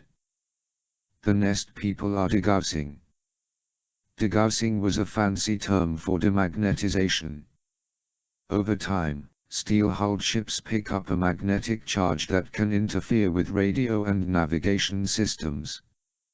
In this case, the charge was making it hard for the Nest inspectors to nail down the signature of whatever material was hidden in the Trego's ballast tanks, so they were using degaussing emitters. "Switch to internal," Grimm's daughter said. "You'll still have the blueprint, but no overlay." "No problem," Fisher said. "I'll improvise." He returned to the head of the ladder and drew his SC-20 from its back holster. Compact and lightweight, the SC-20 was equipped with a flash-forward/sound suppressor and it fired a standard NATO 5.56mm bullpup round. That, however, was where similarities to other weapons ended. The SC-20's modular underbarrel attachment gave Fisher an unprecedented array of options, including a gas-forward/frag-forward/chaff grenade launcher, LTL, less than lethal, weapons such as ring airfoil projectiles, IFs, and sticky shockers, an M, electromagnetic, pod with a laser-based directional microphone, a signal jammer, and a laser port sniffer for at-a-distance data transfers with IR computer ports, SPS, surveillance projectiles, such as a self-adhesive remote camera nicknamed, predictably, a sticky cam, and finally a gadget Fisher had dubbed the ASE, or all-seeing eye, a micro-camera embedded in a tiny parachute made from a substance called aerogel. Consisting of 90% air, aerogel could hold 4,000 times its own weight and had a surface area that boggled the mind. Spread flat, each cubic inch of aerogel roughly the size of 4 nickels stacked atop one another could cover a football field from end zone to end zone. In the case of the ASE, its palm-sized, self-deploying aerogel chute could keep the camera aloft for as long as 90 seconds, giving Fisher a high-resolution bird's-eye view of nearly a square mile. Unfortunately, tonight, he wasn't likely to need the ASE. He was hoping he wouldn't need the SC-20 at all, but then again, ring airfoils and sticky shockers could turn out to be his best tools should he encounter trouble aboard the Trego. He flipped his NV goggles into place and heard the faint electronic whistle in his earpiece as they powered up. He scanned the darkened deck below. He saw nothing. Proceeding below decks, Fisher radioed. 9. With the SC-20 held at ready low, Fisher crept down to the next deck, turned the corner, and headed aft. He was halfway down the passageway when he froze. With exaggerated slowness, he crouched down, crab-stepped to the left, and pressed himself against the bulkhead. 30 feet down the passageway he'd seen a pencil eraser-sized red spot on the bulkhead. Sensor, he thought. But what type? Infrared, motion. The spot moved. Not a sensor. It was the tip of a cigarette. Whether it was a security guard or a nest person, he couldn't be sure, but someone was leaning against the bulkhead behind a stanchion, taking an illicit smoke break. Moving on flat feet, Fisher started easing himself backward. The figure moved, stepping from behind the stanchion. Fisher raised the SC-20 and pressed his eye to the scope. The man was in a white biohazard suit, the hood tilted back onto his forehead. On his hip was a Model 1911 Colt .45 automatic standard issue for armed Navy watch personnel. Other way, sailor. Turn the other way. The man turned toward Fisher. He went still. His body tensed. He cocked his head, obviously seeing something in the dim light, but not sure what. His hand drifted toward the hip holster. Fisher fired. The SC-20 coughed, a barely perceptible thump. The IAF struck high on the man's sternum. He crumpled, unconscious before he hit the deck. Fisher trotted forward and knelt down beside the man. He felt for a pulse, it was strong and steady. While classified as an LTL weapon, a ring airfoil projectile had a punch to it, and Fisher had seen it kill men, usually from a lung clot. He unholstered the guard's Colt, ejected the magazine, and hid it inside a pipe bundle near the ceiling, then reholstered the gun. If things went to hell, this would be one less gun shooting at him. He found a dark corner for the guard's body, covered it with a few scraps of discarded cardboard he found nearby, then pulled the man's hood back in place and fired a dart into the man's thigh for good measure. He doubted he'd need more than the 2 hours the tranquilizer would buy him, but as with the Colt, if things went to hell, this would be one less guard to deal with. He reached the passageway outside the engine room and crouched before the hatch. He switched his goggles to IR, then rose up until he could see through the porthole. Having been powered down for the past 18 hours, the engine room was a field of dark blue structures broken only by still warm yellow pipes and the lighter blue outlines of the engines. He saw no one moving about. He checked his dosimeter reading on the UPSAT, all green. What was the rule with these things? Fisher thought. Green, good, red, dead. He undogged the hatch and slipped inside. He found the section of catwalk between the engines just as he'd left it, pried back and tossed to one side. The fire hose he'd used to stop the Trego was also still there, a charred and tangled mass wrapped around the reduction gear. Aside from the ticking of cooling pipes and the occasional hiss of steam, the space was quiet. He heard the metallic thunk of a hatch opening. He switched his goggles to NV and turned around. A pair of figures in biohazard suits were stepping through the hatch. "I told you, I don't know why," said one of the men. His voice was muffled inside the hood. "The boss wants another reading, so we're getting another reading." He held up a Geiger counter and panned it through the air. It gave off a steady but slow chirping. "Yeah, well, this place gives me the creeps. Join the club. Come on, let's get it done." They started down the catwalk, circling the space's outer bulkhead. Fisher waited until they were out of sight, then reached up, grabbed a pipe, and lifted his legs off the deck and hooked them over the pipe. He reached again, this time snagging the edge of a ceiling I-beam with his fingertips. He rolled himself onto his belly with his thighs and chest resting across the conduits. Below, he heard the clunk of the men's footsteps on the catwalk. The chirp of the Geiger counter grew louder. Fisher drew his pistol. He thumbed the safety off and switched the selector to dart. In his peripheral vision, through a tangle of pipes, Fisher caught a glimpse of a biohazard suit coming closer. The men appeared at the head of the catwalk and walked beneath Fisher. They stopped at the open grating. "You have any idea what this is all about?" one man asked. "Just the rumors. Somebody was in a hurry to stop the ship." "Well, hell, I'd say they got the job done. No way they are going to be able to cut that out of there. That gear is fried, but good. Not our problem." The man passed the Geiger first over the engines and then the grating, then knelt down and checked the fire hose. The chirping remained steady. "I got nothing.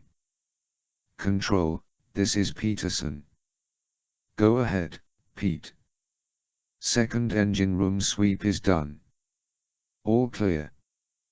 Good. Come topside. Time for you to rotate out." Once they were gone, Fisher lowered himself back to the deck and slipped feet first through the grating. Using the loops in the fire hose as handholds, he lowered himself to the deck, which was ankle-deep in a frothy mix of bilge water and firefighting foam. The latter had been pumped aboard by the first rescue ship on scene, a Navy destroyer, in hopes of pre-smothering any fires before they had a chance to start. Fire is a ship's worst enemy, and it was deadlier still aboard a ship carrying hazardous materials. True to the blueprints, he found the Trego's twin diesel engines mounted atop massive dampening springs. Each spring was the size of a fire hydrant and was secured to the deck by bolts as big around as his wrist and as long as his forearm. As he'd feared, the tightly packed springs made it impossible to wiggle under the engines, so he pulled out his flexicam, affixed the telescoping extension, then snaked the lens underneath. He flipped on the cam's light. The rough metal exterior of the engine casing appeared on the APSAT screen. He started scanning, moving inch by inch. It took 3 minutes, but finally the serial number plate came into focus. Fisher steadied the cam and hit the shutter button. He withdrew the cam and tucked it away. He keyed his subdermal, but got only a squelch in return. He looked up. Too much steel overhead. He climbed back to the catwalk and retraced his steps to the hatch and into the passageway. He keyed his subdermal again. "I'm out. Got the numbers." "Good work," Lambert said. "Change of plans. Go to Extraction Point Bravo." Extraction Point Bravo was the designated emergency pickup. "What's happened?" Fisher asked. "We think we know what happened to the rest of the Trego's crew." 10. Third Echelon Situation Room. The satellite feed had been siphoned from a commercial Landsat by an NSA picket station, so the angle was heavily oblique and the colors faded, but there was no mistaking the single ship in the middle of the plasma screen. "The Trego, I presume," Fisher said. "The one and only," Lambert replied. 200 miles off the coast of Virginia the morning before your encounter with her." "Okay, go ahead, Grim." Sitting at the other end of the conference table, Grim's daughter tapped a few keys on her laptop and the image changed. A second ship, clearly smaller than the Trego, appeared in the upper left-hand corner of the screen. "Now we move ahead 30 minutes. Note the Trego's wake has disappeared. She's sitting dead in the water." She tapped the keyboard again. "Ahead 42 minutes. The Trego and the second ship were sitting next to one another. Ahead 12 minutes. Zooming in. The image flickered, then zoomed in until the two ships filled the screen. In the water between them Fisher could make out what looked like a Zodiac raft. The whole operation took 22 minutes, Lambert said. The Zodiac goes over to the Trego with 1 man aboard. 19 minutes it comes back with 9 more men. The Trego's crew -1, Fisher said. Right. We're guessing the intervening time was used to set up the automation system. And to draw straws to see who stays behind. Speaking of which, anything from our prisoner? Still not talking, Lambert said. Shortly after the man had woken up handcuffed to a bed in 3rd Echelon's medical bay, Redding had begun questioning him. It was another tidbit Fisher didn't know about Redding. He was in fact a Marine Corps-trained interrogator.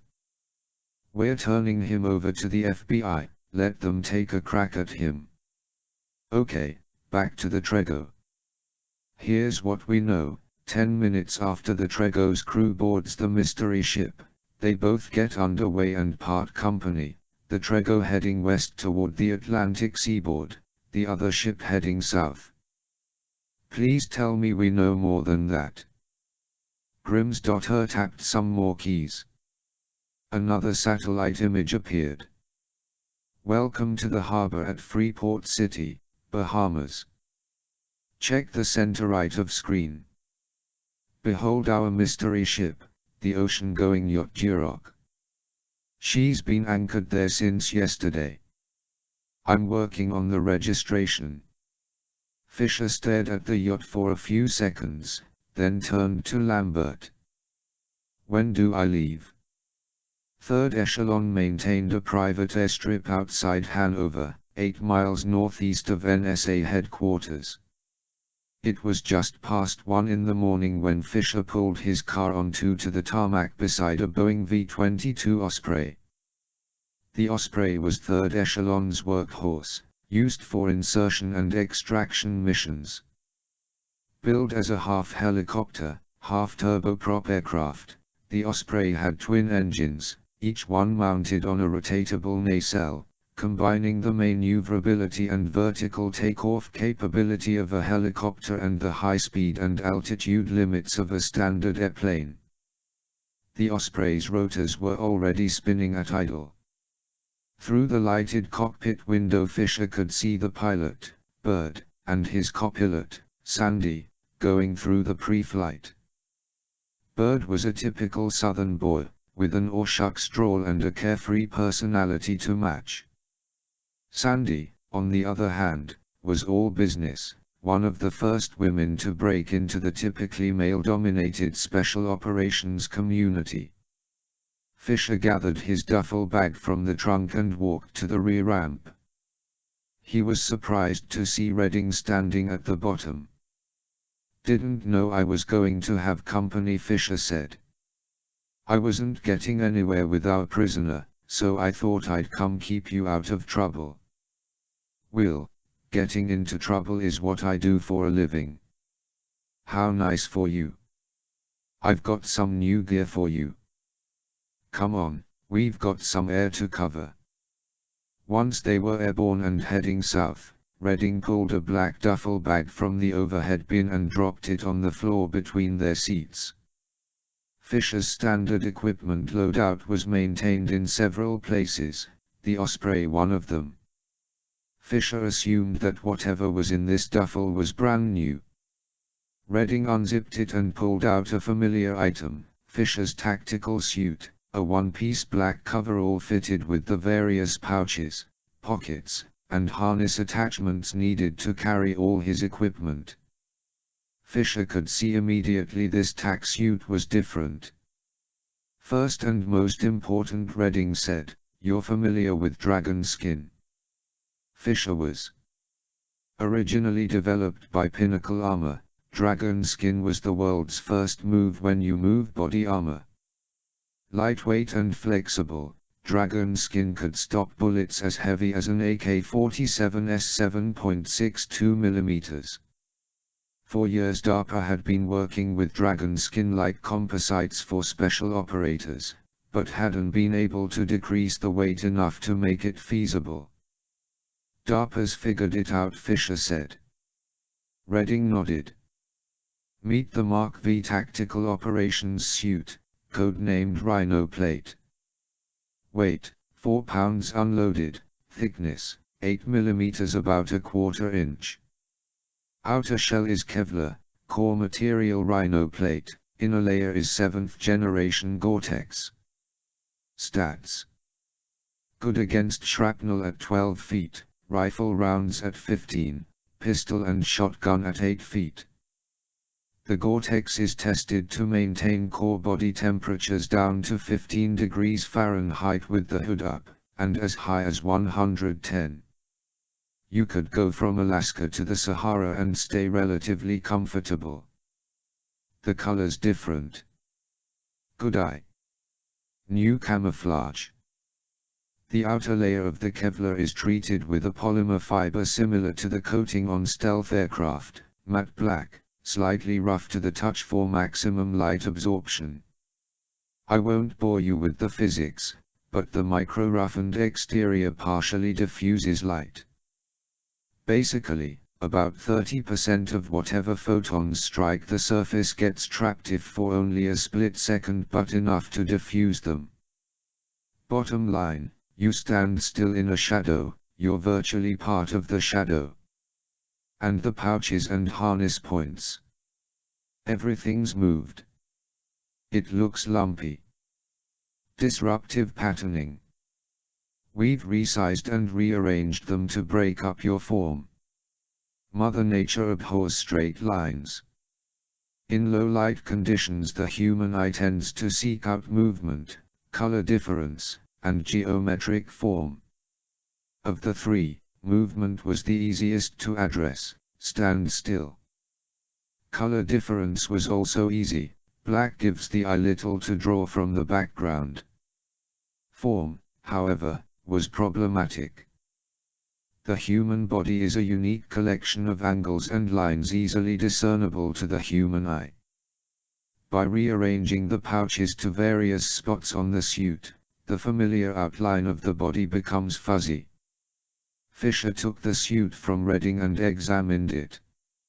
He nodded. I like it. One question. What? Where do I put my car keys? Okay, one more item, Redding said. An add-on to the SC-20. Again, I'll spare you the technical stuff. We've nicknamed it Cotton Ball.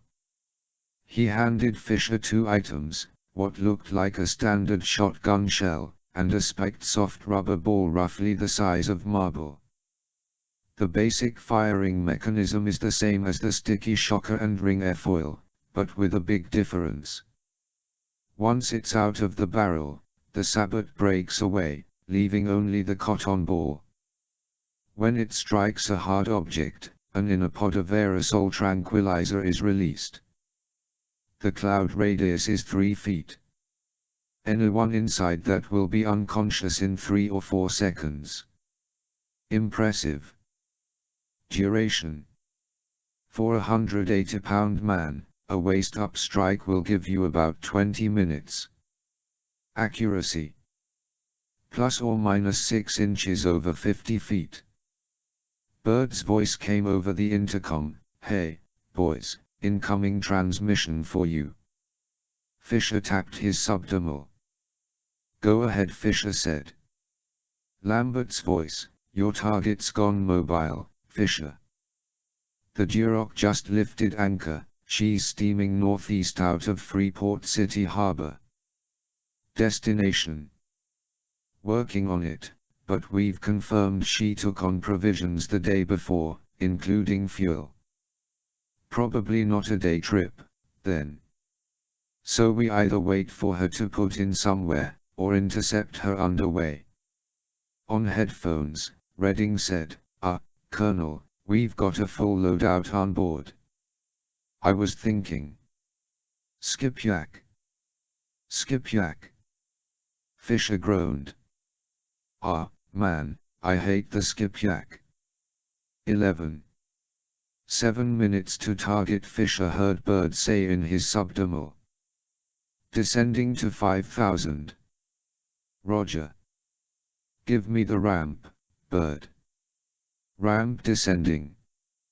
With a mechanical groan, a gap appeared along the curved upper lip of the ramp, revealing a slice of dark night sky. Fisher felt a slight vacuum sensation as the pressure equalized. After a few seconds, the ramp was down level with the deck. Through the opening Fisher could see nothing but a carpet of black water and the distant twinkling lights of the Bahamian mainland. Ramp down and locked, Bird called. At the bulkhead control panel, Redding checked the gauges and nodded confirmation. Surface conditions?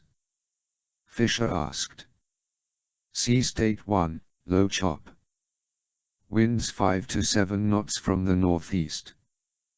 Give me a 2-minute warning. Will do. Redding's voice came over his earpiece. So, tell me again, Sam, why do you hate this thing? The thing in question was a covert insertion vehicle known as a skipjack. Essentially a one-man IKS, inflatable kayak, small, equipped with a silent electric motor. The skipjack was then closed in a bullet-shaped shell of reinforced fiberglass designed to make the IKS aerodynamic, allowing it to be launched from aircraft and skip along the surface at 60 knots before the shell peeled away from the IKS and sank to the bottom. Insertion is often the diciest part of any mission, especially an airdrop of any kind. Most enemy radar stations, while immediately suspicious of low-flying unidentified aircraft, don't push the panic button until the target dramatically slows down and forward/or drops from radar for 30 seconds or more, which could, for example, indicate troops fast roping from a helicopter. The Osprey, traveling at 125 knots, could drop off radar without reducing speed, eject the skipjack, and climb back to altitude within 20 seconds. To radar operators that appeared as nothing more than an inexperienced Cessna pilot who'd lost some altitude before correcting. There were few things Fisher feared, and none of them involved work. His problem with the skipjack was the seemingly endless 20 or 30 seconds after it was disgorged from the plane. Being strapped like a piece of luggage inside the IKS and unable to control his fate went against his every instinct. I don't hate it, Fisher replied. It's just not my favorite ride. Sam, can you hear me? Lambert's voice. Go ahead. The FBI's onto the Duroc. They've got a team landing in Freeport City in 20 minutes. The Bahamian Navy's got a boat waiting for them. How much time do I have? They'll probably intercept within 70 minutes. You need to get aboard, get some answers, and get out before then. Remember, you don't exist. And we're not doing this. I know. I'll be in touch. Fisher climbed into the skipjack, which was locked to the deck by 4 ratchet straps, and strapped himself in. Bird called, descending through 500 feet. Target on radar. 1 minute to drop. Fisher felt the Osprey bank again as Bird bled off altitude. The drone of the engines changed pitch. Strapped into the IKS with the skipjack's shell around him, Fisher could only see the outside world through a small plexiglass viewport. Where's my target? He asked. We're coming in astern and close to shore. When you hit the water, they'll be a mile off your port bow. Current heading, 320, speed, 8 knots. We're passing through 200 feet. Hold tight. Go on green. Roger, go on green, Fisher replied. Redding knelt beside the skipjack, patted Fisher once on the shoulder, then sealed Skipjack's roof over his head. The Osprey's engines went to half volume. 80 feet, Bird called. 10 seconds. The Osprey began trembling as its own prop wash reacted with the ocean's surface. Through the port, Fisher could see mist swirling around the end of the ramp. 5 seconds. Above Fisher's head, the bulb turned yellow. Then green. In his peripheral vision he saw Redding pull the master release toggle. Fisher felt himself sliding forward. Hitting the water was like being rear-ended at a stoplight. He knew it was coming, was braced for it, but still the impact took his breath away.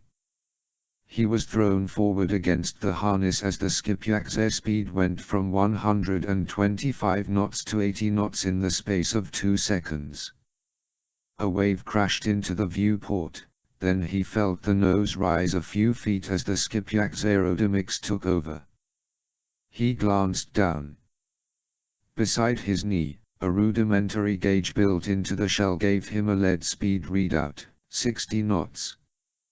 55. 48. 42. He peered through the viewport. True to Bird's call, a half-mile off his port bow he could see the Durock's white mast light. 37. 33. 25. Fisher reached forward and grasped the shell release lever. He gave it a hard jerk, a full twist, then tucked his head between his knees. The sound of the shell separation was distinct, like a massive piece of sheet metal being rattled as the wind tore away the two halves. The truth was, he'd lied to Redding. He did hate the Skipjack, and for a very good reason. As with the Goshawk, the Skipjack had started out as a DARPA project. A friend of Fisher's from his Navy days, John Gooden, had volunteered to test drive the prototype. On the first run, the Skipjack's shell had failed to separate properly and one of its edges caught Gooden in the head. He survived, but the impact neatly scalped him, from his forehead to the base of his skull. To this day, Gooden looked as though someone had taken a cheese grater to his forehead. Fisher waited for the IKS's speed to drop below 10 knots, then reached behind him and flipped a switch.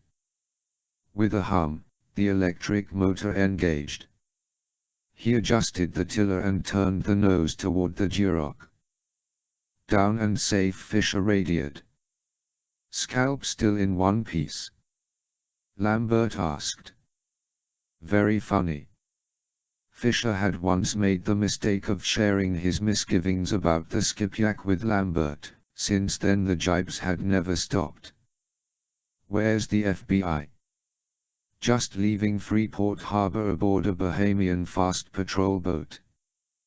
They'll catch up to you in about 50 minutes.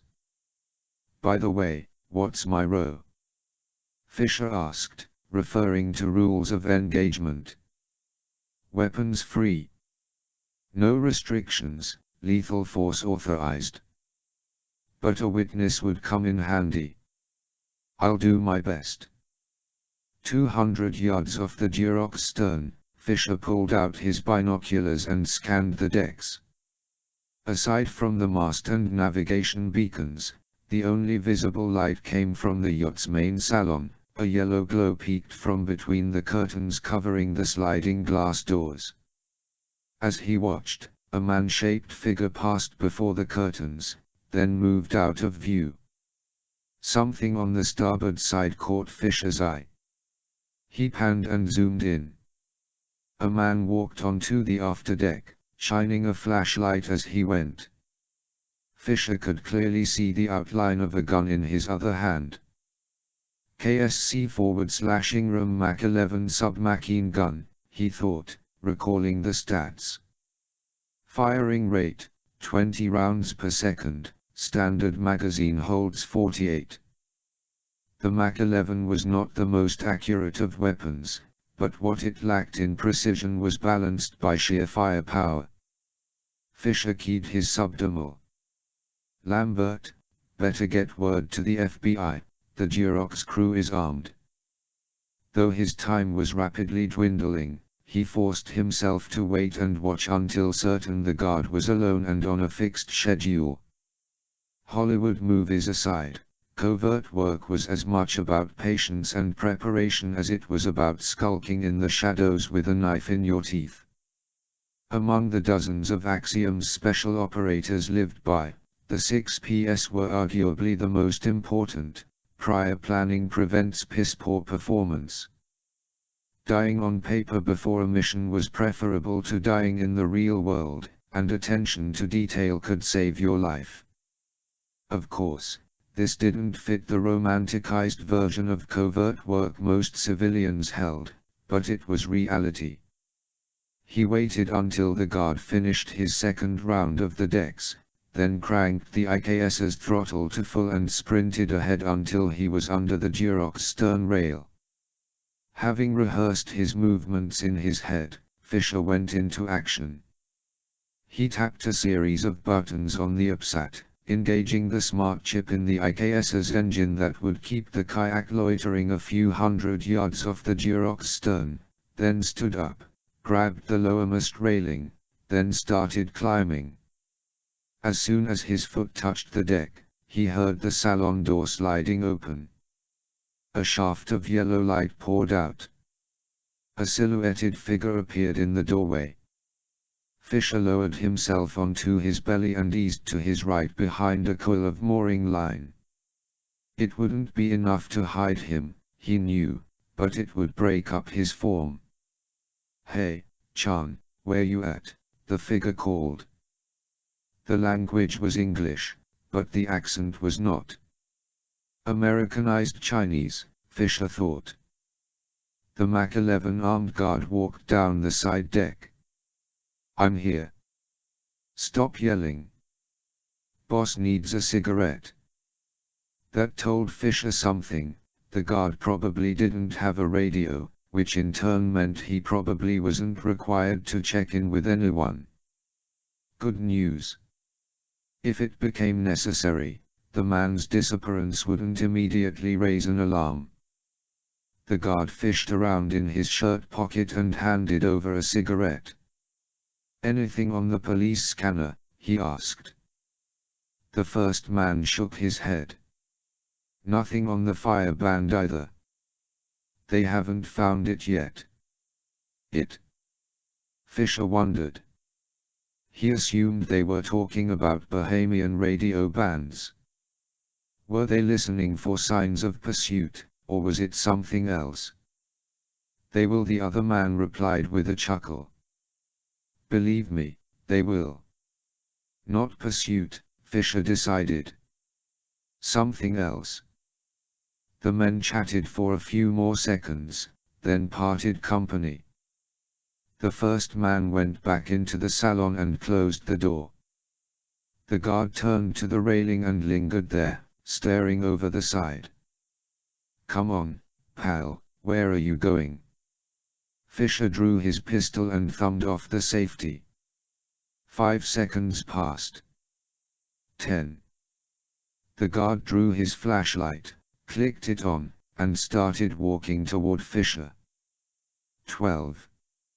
Fisher didn't hesitate. He lifted the pistol and fired. The SC gave a muted cough. The bullet struck squarely in the center of the man's forehead and he crumpled.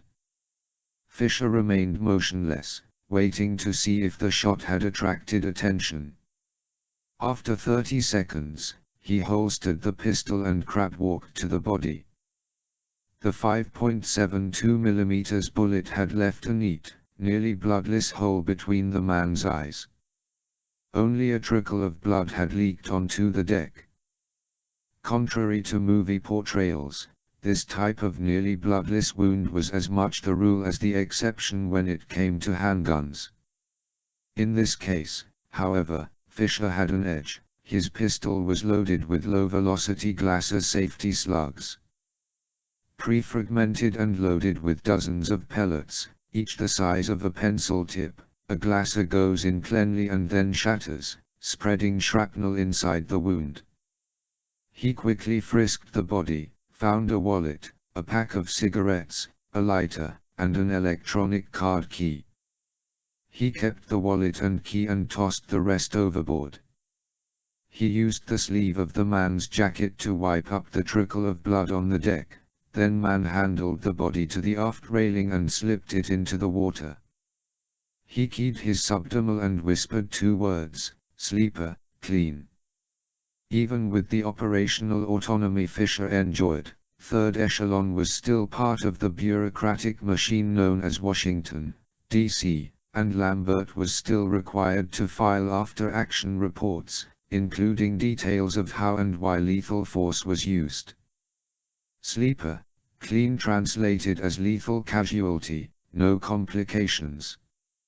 Napper, clean stood for non-lethal casualty, no complications.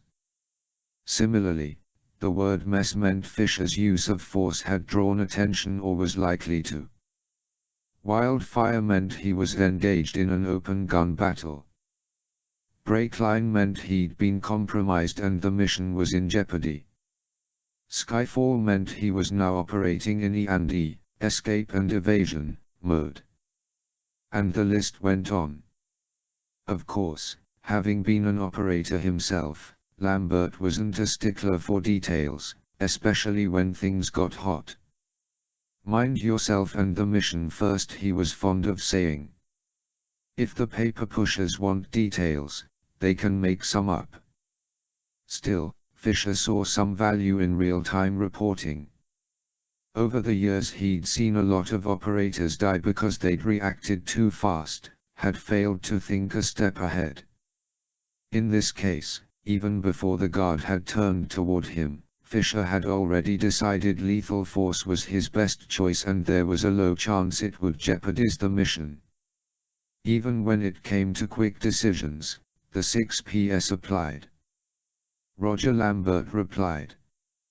Going to the bridge. Fisher checked his watch, 40 minutes until the FBI arrived. He headed down the portside deck. Over the railing he could hear the hiss of water skimming along the Durock's hull. He paused, pressed himself against the bulkhead, and lowered into a crouch. He needed a moment to think. The puzzle of who was behind the Trego and Slipstone attacks was rapidly becoming complicated. The Trego, true registry and owner unknown, had been manned by a single Middle Eastern man who'd set the ship on a collision course with the Virginia coastline.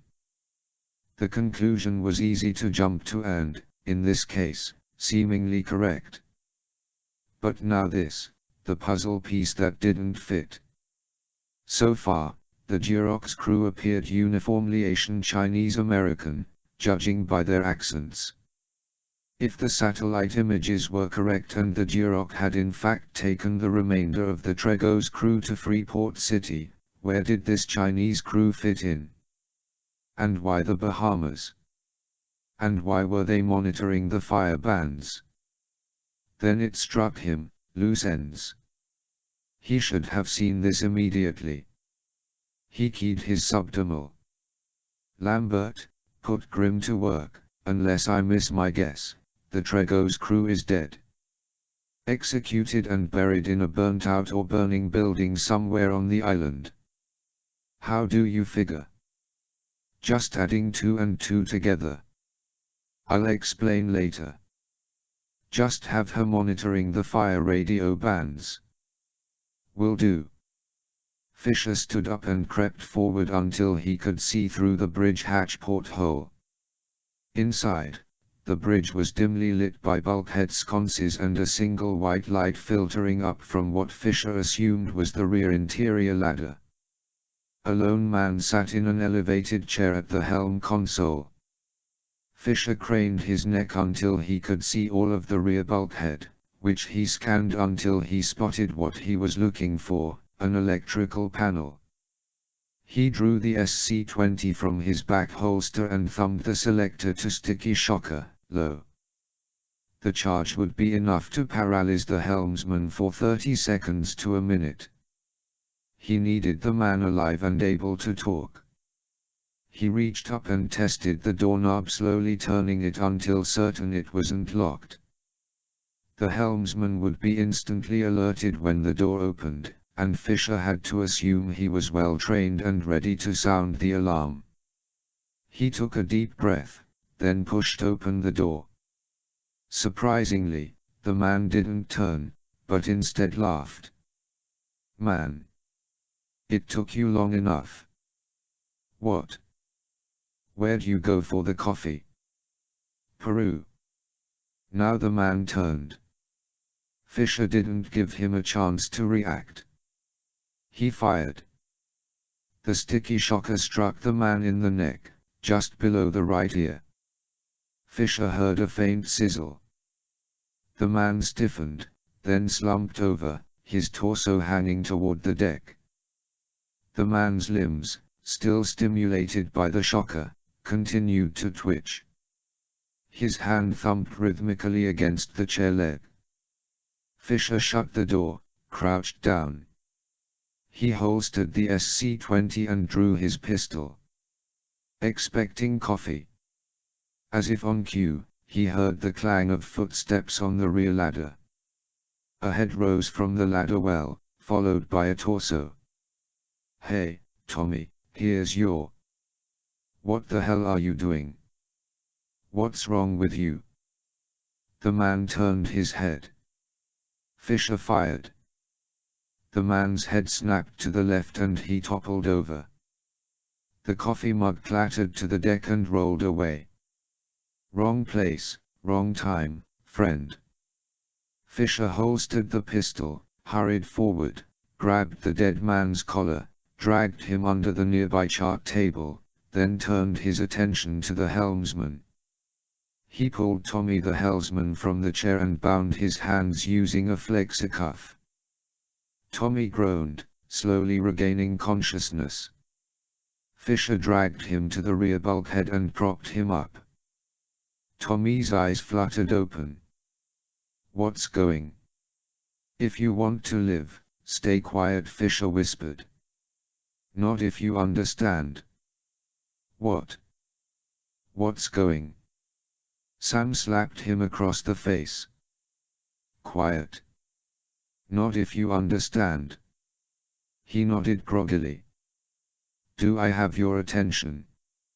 Another nod. "Let's make sure." From his calf sheath, Fisher drew his only sentimental weapon, a genuine Sykes-Fairbairn commando dagger. Given to him by an old family friend, one of the original combat instructors at STS-103, also known as the legendary World War II Camp X Commando Training School. The Sykes was more than an artifact. Finely balanced and razor sharp, it was arguably the finest special ops knife ever made. And at 7 inches, the dagger's double-edged blade and needle-sharp point was the ultimate attention-getter.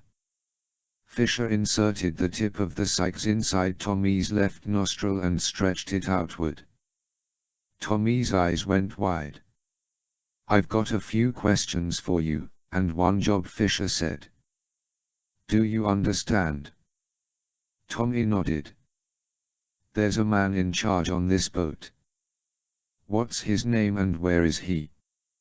Lie to me and I'll give you a pig snout."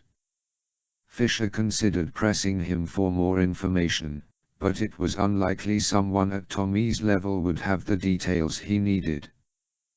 Besides, in about 30 minutes, the FBI would be here to squeeze every last bit information from the crew.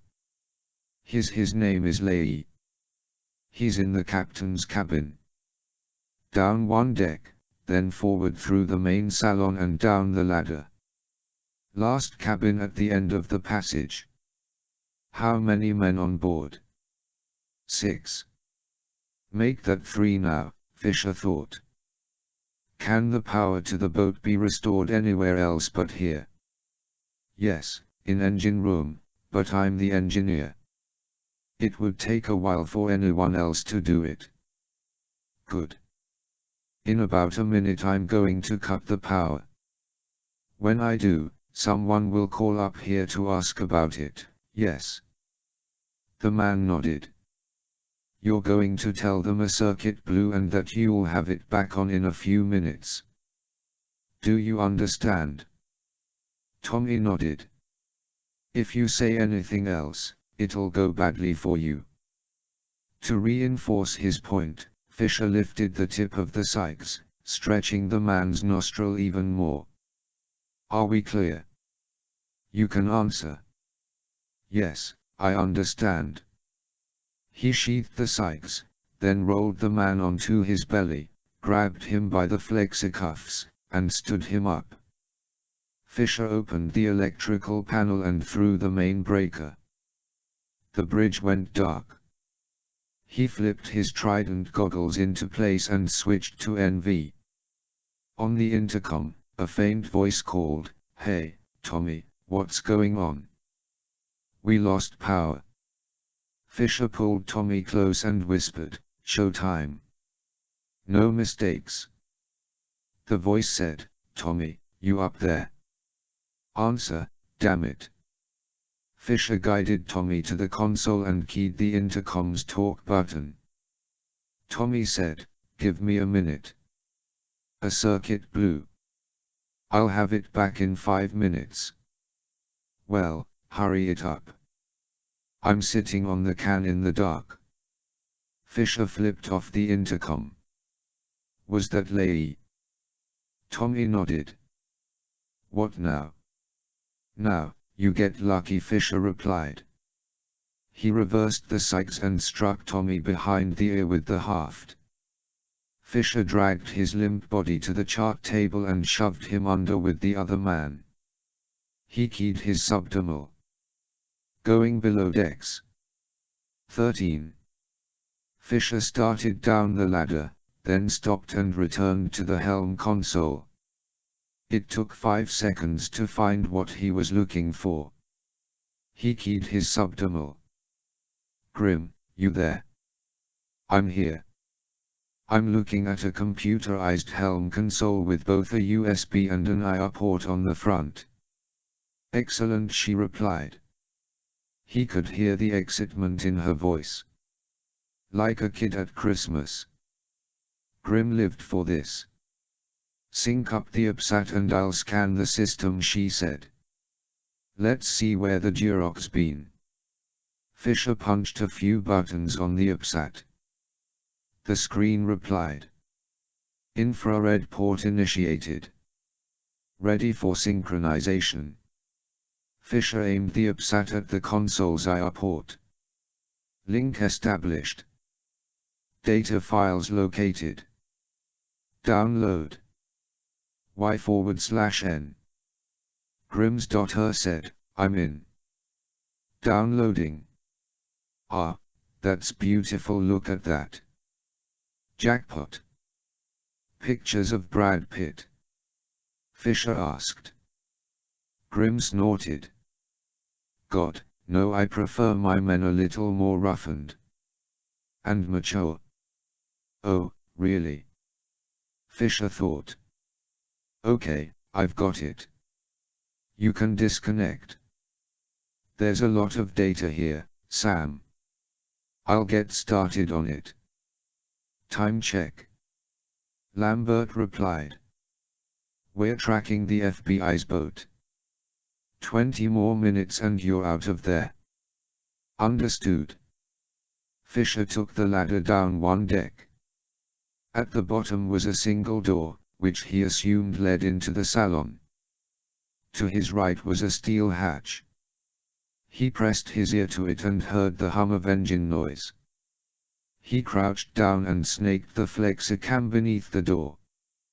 The salon was lit only by a few night lights, probably run by emergency backup power, but even in the washed-out glow of NV, Fisher could see the salon was well appointed: cream-colored Berber carpet, a leather couch and matching club chairs, antique wall paneling. Someone had spent a lot of money on the Duroc. Who, though? He played the flexicam around until he spotted a man sitting in the far right chair near the lamp.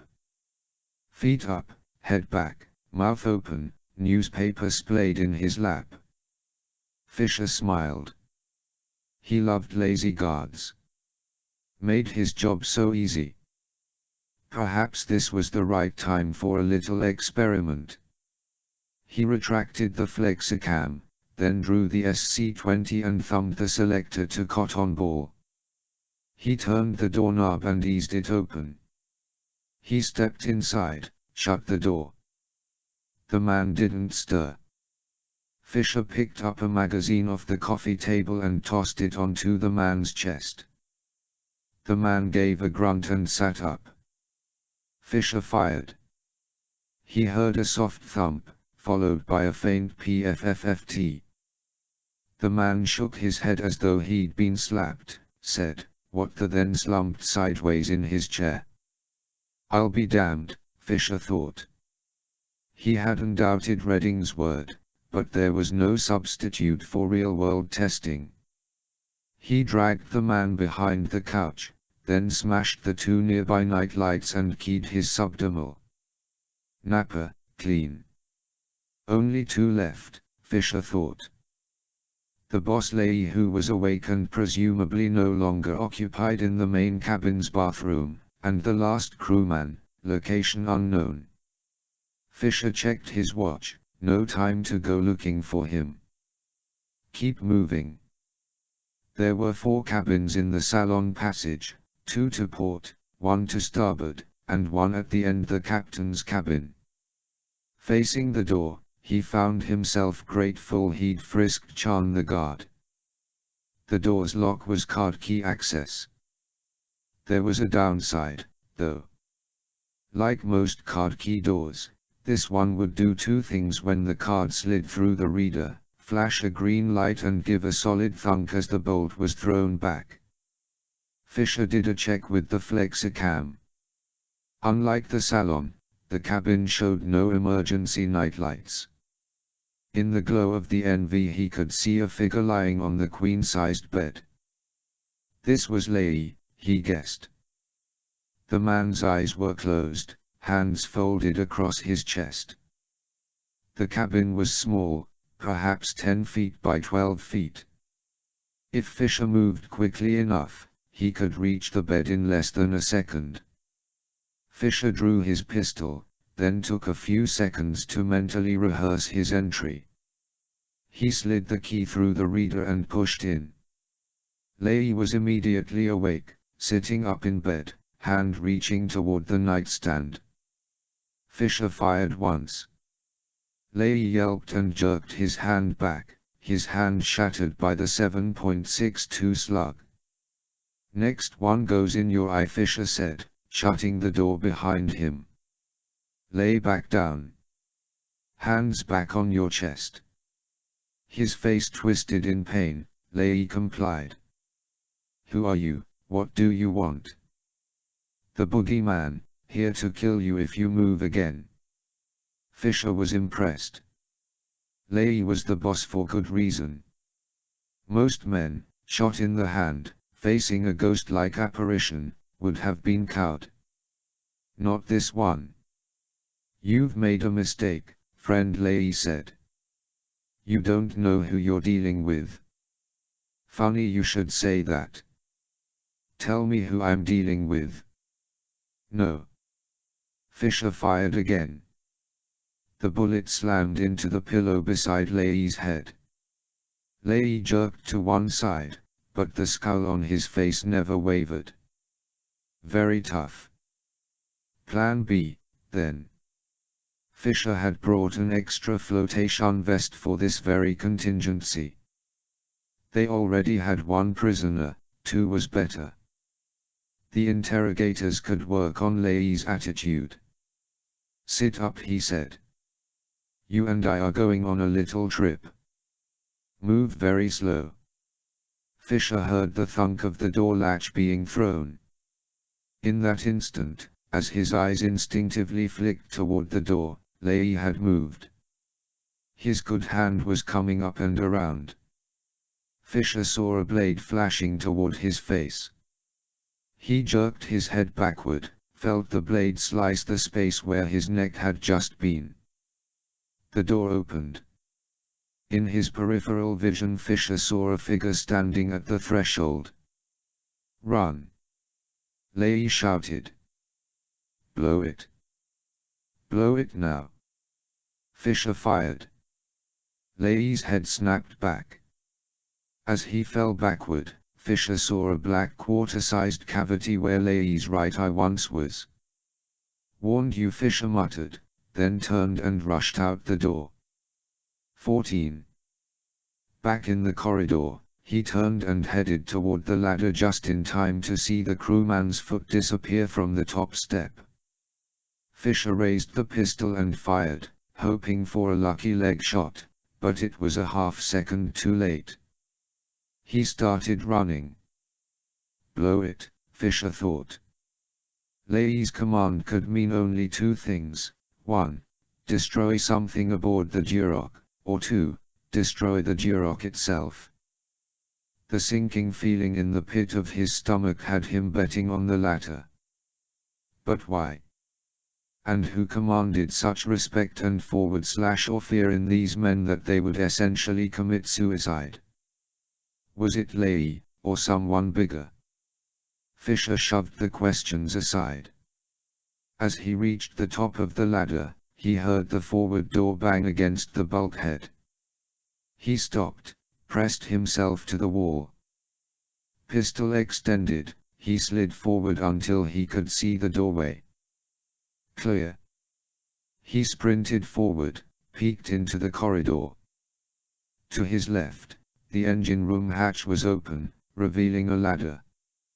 A flashlight beam was playing across bulkhead below. Fisher stepped to the hatch and peeked through. A figure was standing on the deck. The man raised his arm. Fisher jerked his head back. 2 gunshots rang out. A pair of holes appeared in the corridor bulkhead. "Give it up," Fisher called. "Whatever you're thinking, don't do it." No response. "We can work this out. Just drop your gun." Footsteps pounded, then faded away. Fisher peeked around the corner again, saw nothing. He started down the ladder.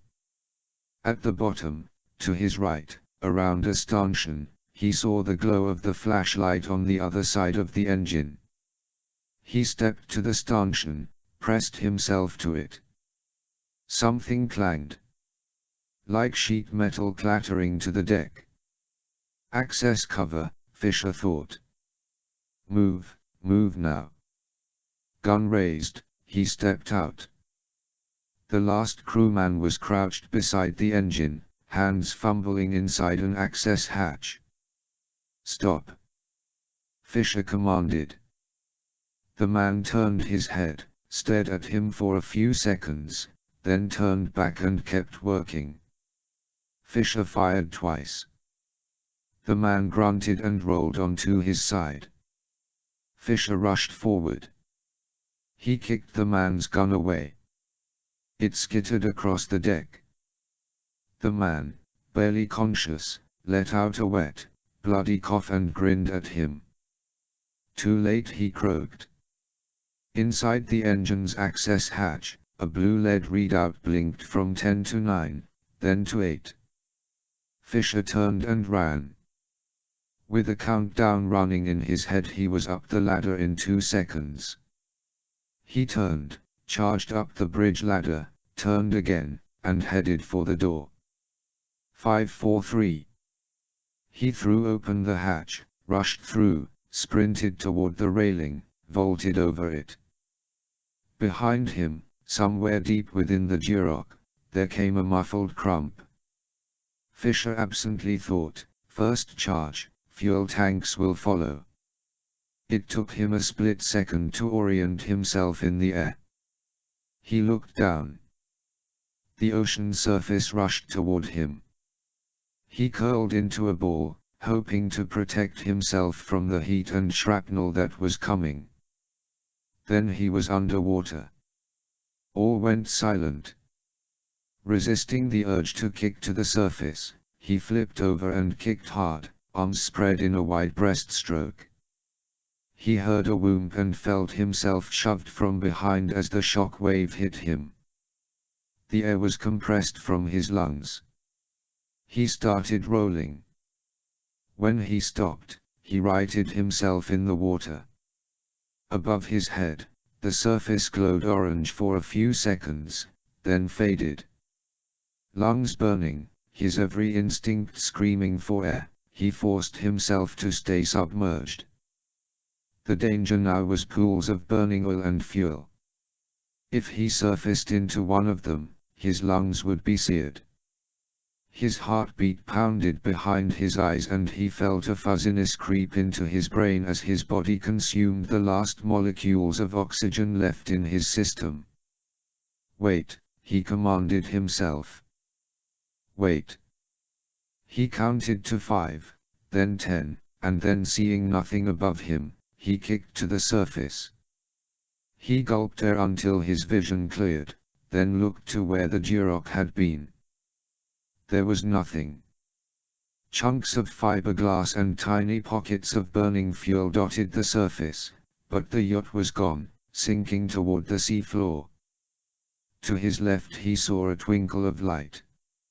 In the distance, still a few miles away, a searchlight played over the water's surface.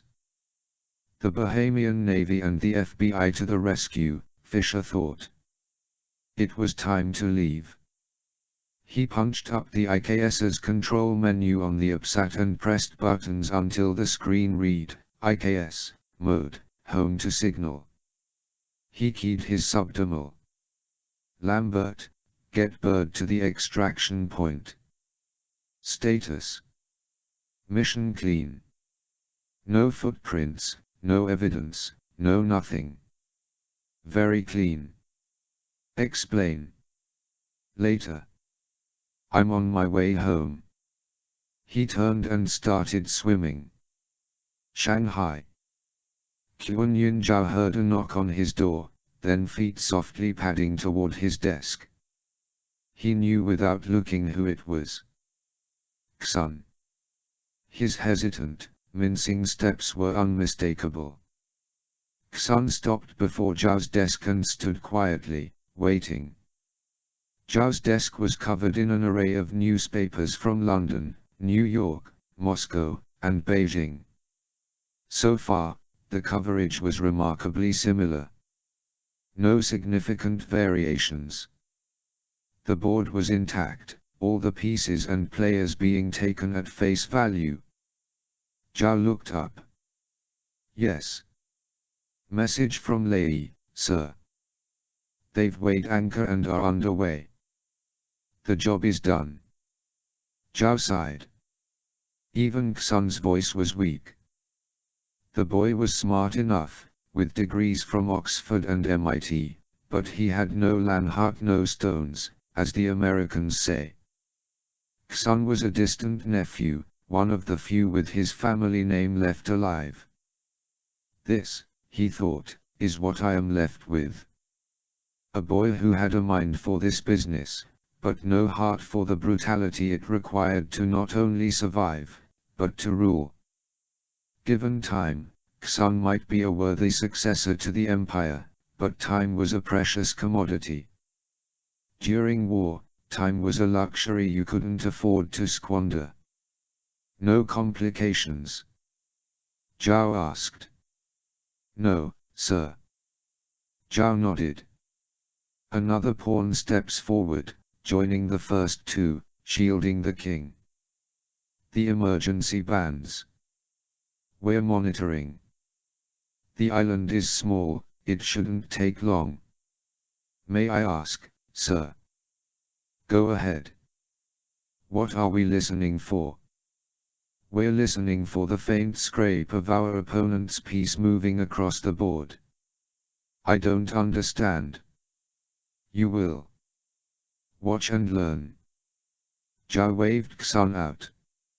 Alone again, Zhao closed his eyes and visualized the board. He imagined his opponent reaching out, fingers hesitating over one piece, before lifting it from the board. Your move. 15. Third echelon. Having only been gone for 15 hours, Fisher was stunned at what had changed during that time. The town of Slipston was lost. Within minutes of local environmental officials determining that the source of the water supply's contamination was neither natural nor accidental, the small New Mexico town had become the focal point of a massive relief effort, starting with the president's order to activate the Radiological Emergency Response Plan, or RERP.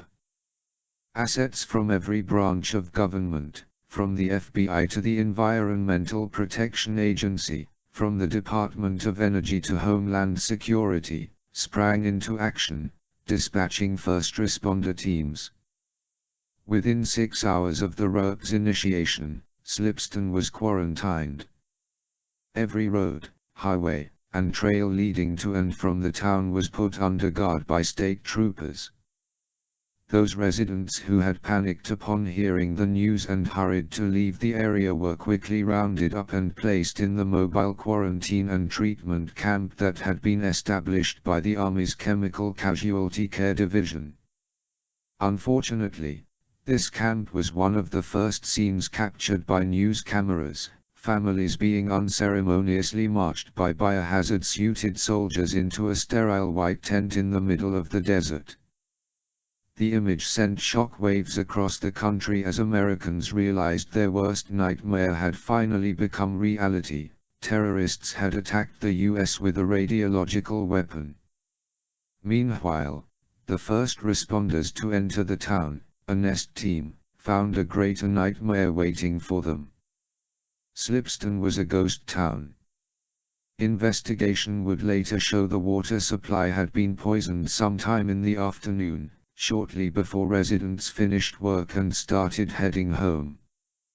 Consequently, the streets were mostly deserted, with only a handful of bodies found, most of them in their cars as they had tried to escape the town.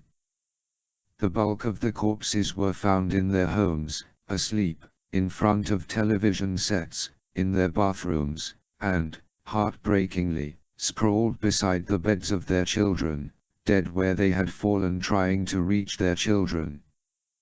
Those few residents found alive shuffled through the streets like zombies, glassy-eyed, hair falling out in clumps, blood streaming from their eyes as the radiological poison slowly killed them. Those with any strength left headed toward the edge of town and the quarantine barriers, where they were stopped by state troopers and National Guard soldiers. This, too, was broadcast across the country, ghostly white Slipston residents, begging to be allowed to leave, while stone-faced soldiers and police officers forced them back into the hell they knew was killing them. In the Situation Room, Fisher watched, stunned, as the images paraded across the monitors.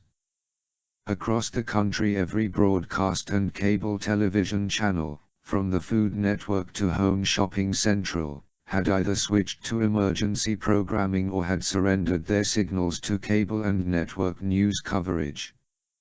Sitting on either side of Fisher at the conference table, Grimsdotter and Lambert also watched in silence. Anna stifled a sob, then stood up and walked away. "Good God," Lambert muttered. "How many?" Fisher asked. "Any idea?"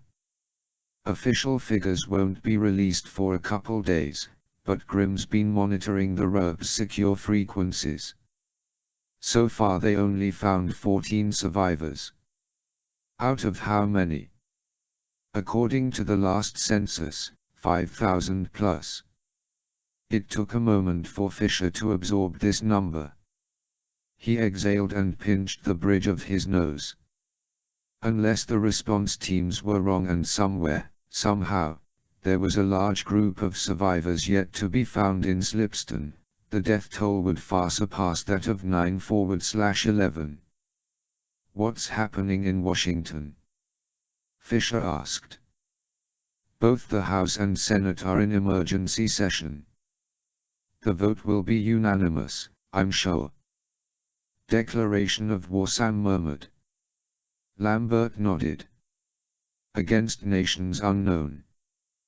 The president is scheduled to talk to the nation at noon, our time. What does this do to our mission? Nothing. I spoke with the president while you were in the Bahamas. War is coming, there's no way around that. Against who is the only question. He wants no stone left unturned, and no doubt about who's responsible. Things are starting to snowball at the FBI and CIA now. Conclusions will be reached, recommendations made, targets chosen. Our job is to make damn sure we've got the right targets. The television screens went dark.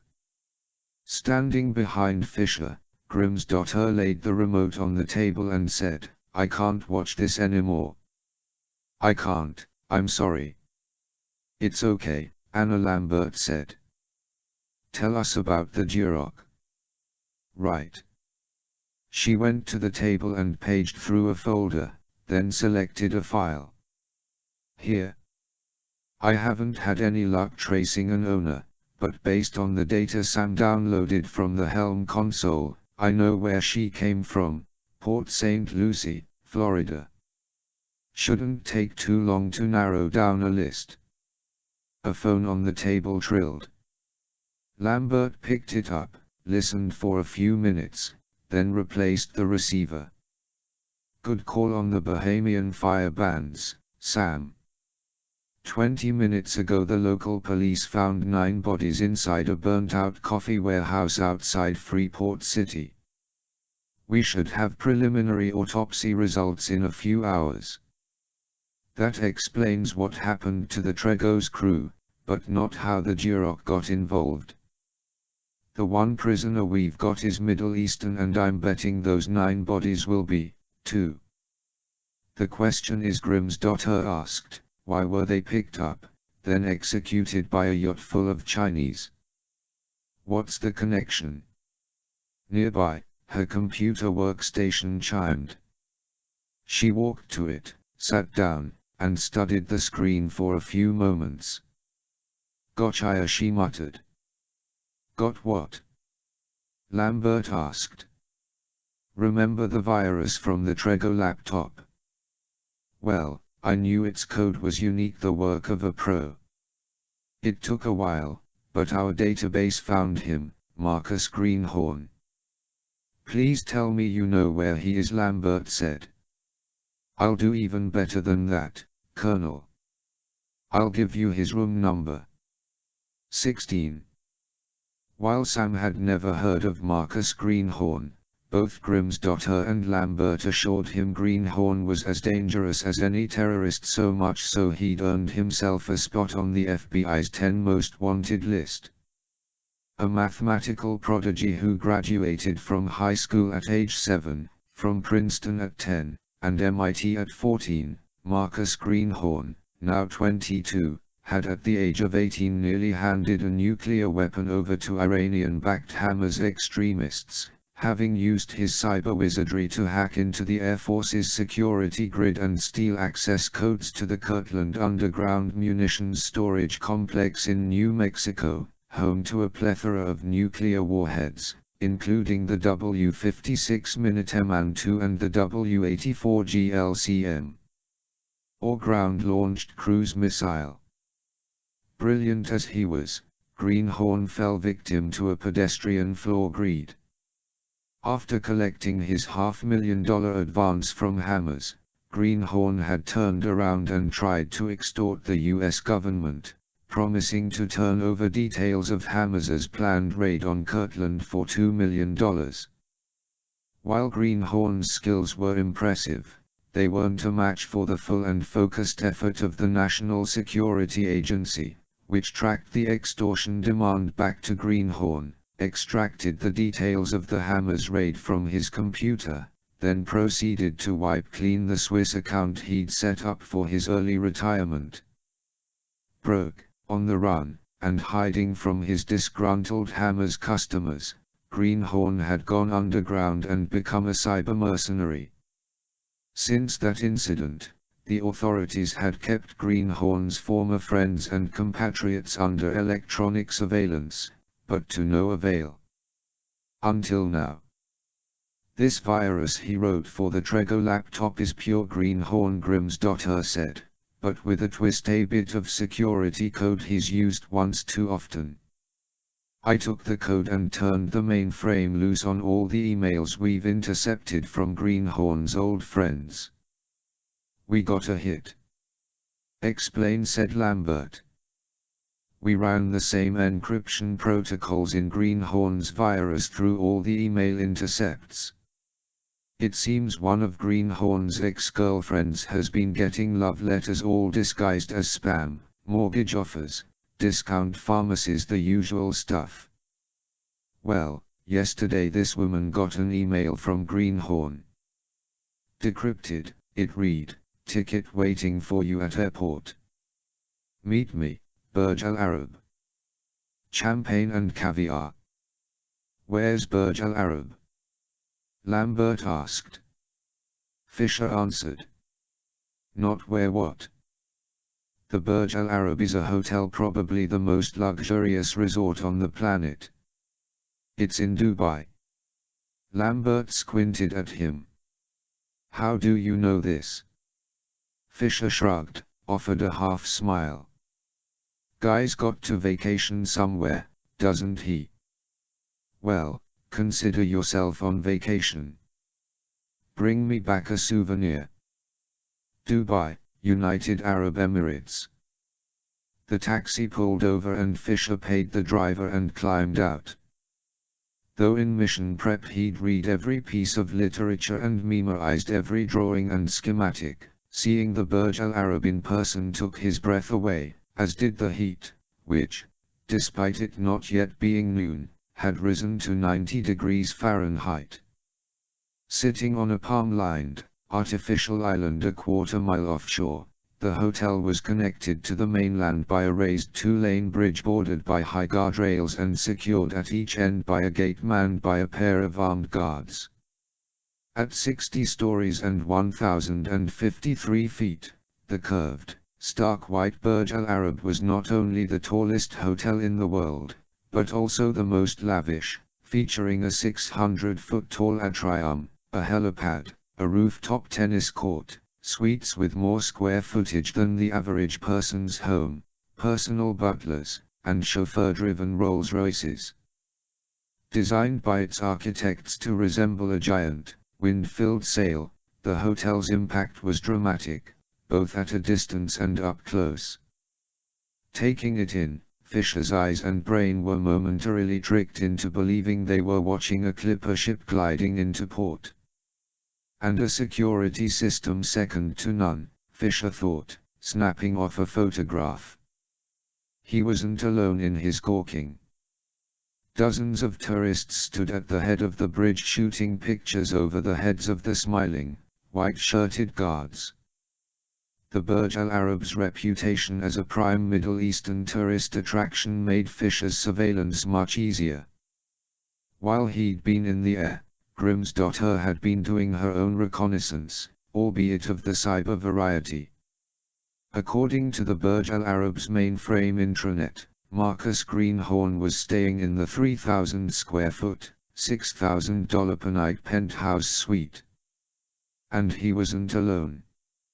Aside from his girlfriend, who had arrived the previous day, Greenhorn was being attended by no less than 5 bodyguards supplied by the Emir himself and drawn from the ranks of UAE Special Forces troops known as Al-Mafouya, or the Raiders. This told Fisher two things: 1. Whoever Greenhorn was working for had unparalleled influence in the Middle East, and 2. His own penetration of the Burj Al Arab had just become an even tougher proposition. He checked his watch. 3 hours till nightfall. The lack of security boats patrolling the waters around the hotel spoke volumes about either the security staff's laziness, or its confidence in the internal security system. Fisher assumed the latter, and this was backed up by his final call to the Situation Room. "I've downloaded the hotel's blueprints and schematics to europsat.com," said. "I'm not going to lie to you, Sam, it's ugly." "Define ugly." "Redundancies upon redundancies. I'm hacked into their security grid, but in most cases I'll only be able to bypass alarms and sensors for 20 seconds before backup systems kick in. When I say move, you'll have to move fast.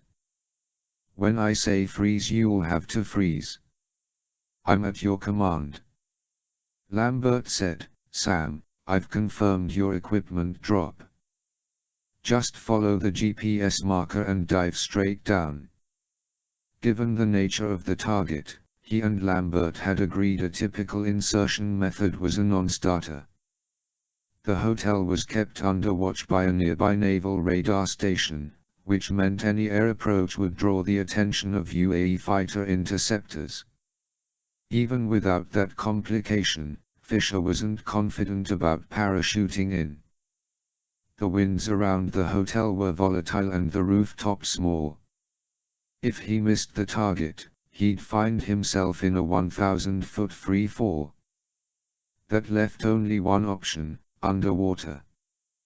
To that end, earlier that day the CIA's deputy station chief in the Dubai consulate had been sent on a fishing trip up the coast from the Burj Al Arab, where he'd dropped a weighted duffel containing Fisher's equipment loadout.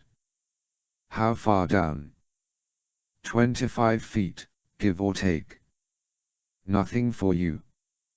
Years earlier Fisher had taken up open ocean freediving, in which divers hold their breath and plunge to depths ranging from 100 to 400 feet. Initially attracted to the sport by simple curiosity, Fisher had immediately found himself hooked by not only the physical challenges, which were substantial, but also the mental ones. Freediving was the ultimate test of one's ability to focus the mind and control fear. "It's never the dive, Colonel, it's the ascent. Getting in was only half the battle, getting out, the other half." 17. An hour after the sun dropped below the horizon, Fisher left his hotel and took a taxi to Dubai's nightclub district, where he got out and strolled around until certain he hadn't been followed. Then, following his mental map, he walked 2 blocks west to the shore. A quick check with his mini-NV monocular showed no one on the beach. He walked to the tide line. To his left, a mile away, the Burj Al Arab was ablaze, lit from within by amber light and from without by strategically placed green floodlights shining up against the snow-white exterior. As designed, it looked like the massive, glowing sail of a clipper ship resting on the ocean's surface. On the rooftop, Fisher could see ant-sized tennis players scurrying back and forth under the glare of stadium lights. The sky was clear, but the stars were dulled by the pollution of nearby refineries and wells.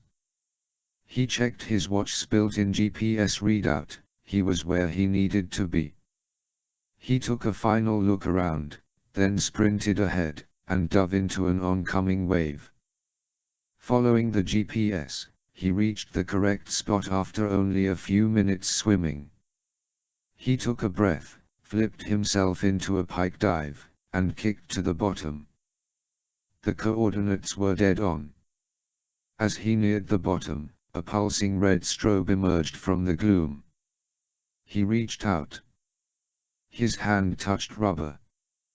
He stripped off his civilian clothes, under which he was wearing his tack suit, then, working from feel alone, he unzipped the duffel and found the rebreather's face mask. He placed it over his face and tightened the straps until he felt it seal on his skin, then pressed the bleed valve and blew out a lungful of air, clearing the mask. He sucked in a breath. He heard a hiss, which was quickly followed by a bitter taste on his tongue as the rebreather's chemical scrubber started working. He felt the flow of cool oxygen entering his mouth. Next came the rebreather's harness, his fins, and weight belt. Finally, he strapped the upsat to his wrist, the pistol to his leg, and slid the SC-20 into its back holster. He clicked on his face mask's task light, and was surrounded by a bubble of soft red light. He clicked it off, then keyed his subdermal. "Com check. Read you loud and clear," Sam said. Grims.her. Heading to insertion point. After 20 minutes, Fisher's first indication he was nearing his target was the sound, a distant roar and a low-frequency rumble in his belly. He checked the upsat's readout, 400 yards to go. Having ruled out an airdrop, Fisher had chosen what he felt was the Burj Al Arab's most vulnerable point, its water supply. Rather than rely on the mainland for fresh water, the Burj Al Arab's architects had equipped the hotel with its own desalination and pump stations, which were supplied by massive, propeller-driven intake ducts, 2 of them embedded in the island's concrete foundation. According to the schematics, each duct was as big around as a bus and driven by propellers worthy of a battleship.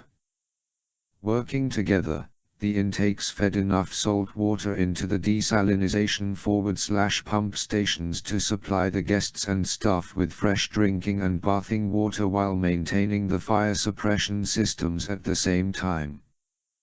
There was a hitch to his plan, however: getting through one of the intake ducts without being chopped into chum.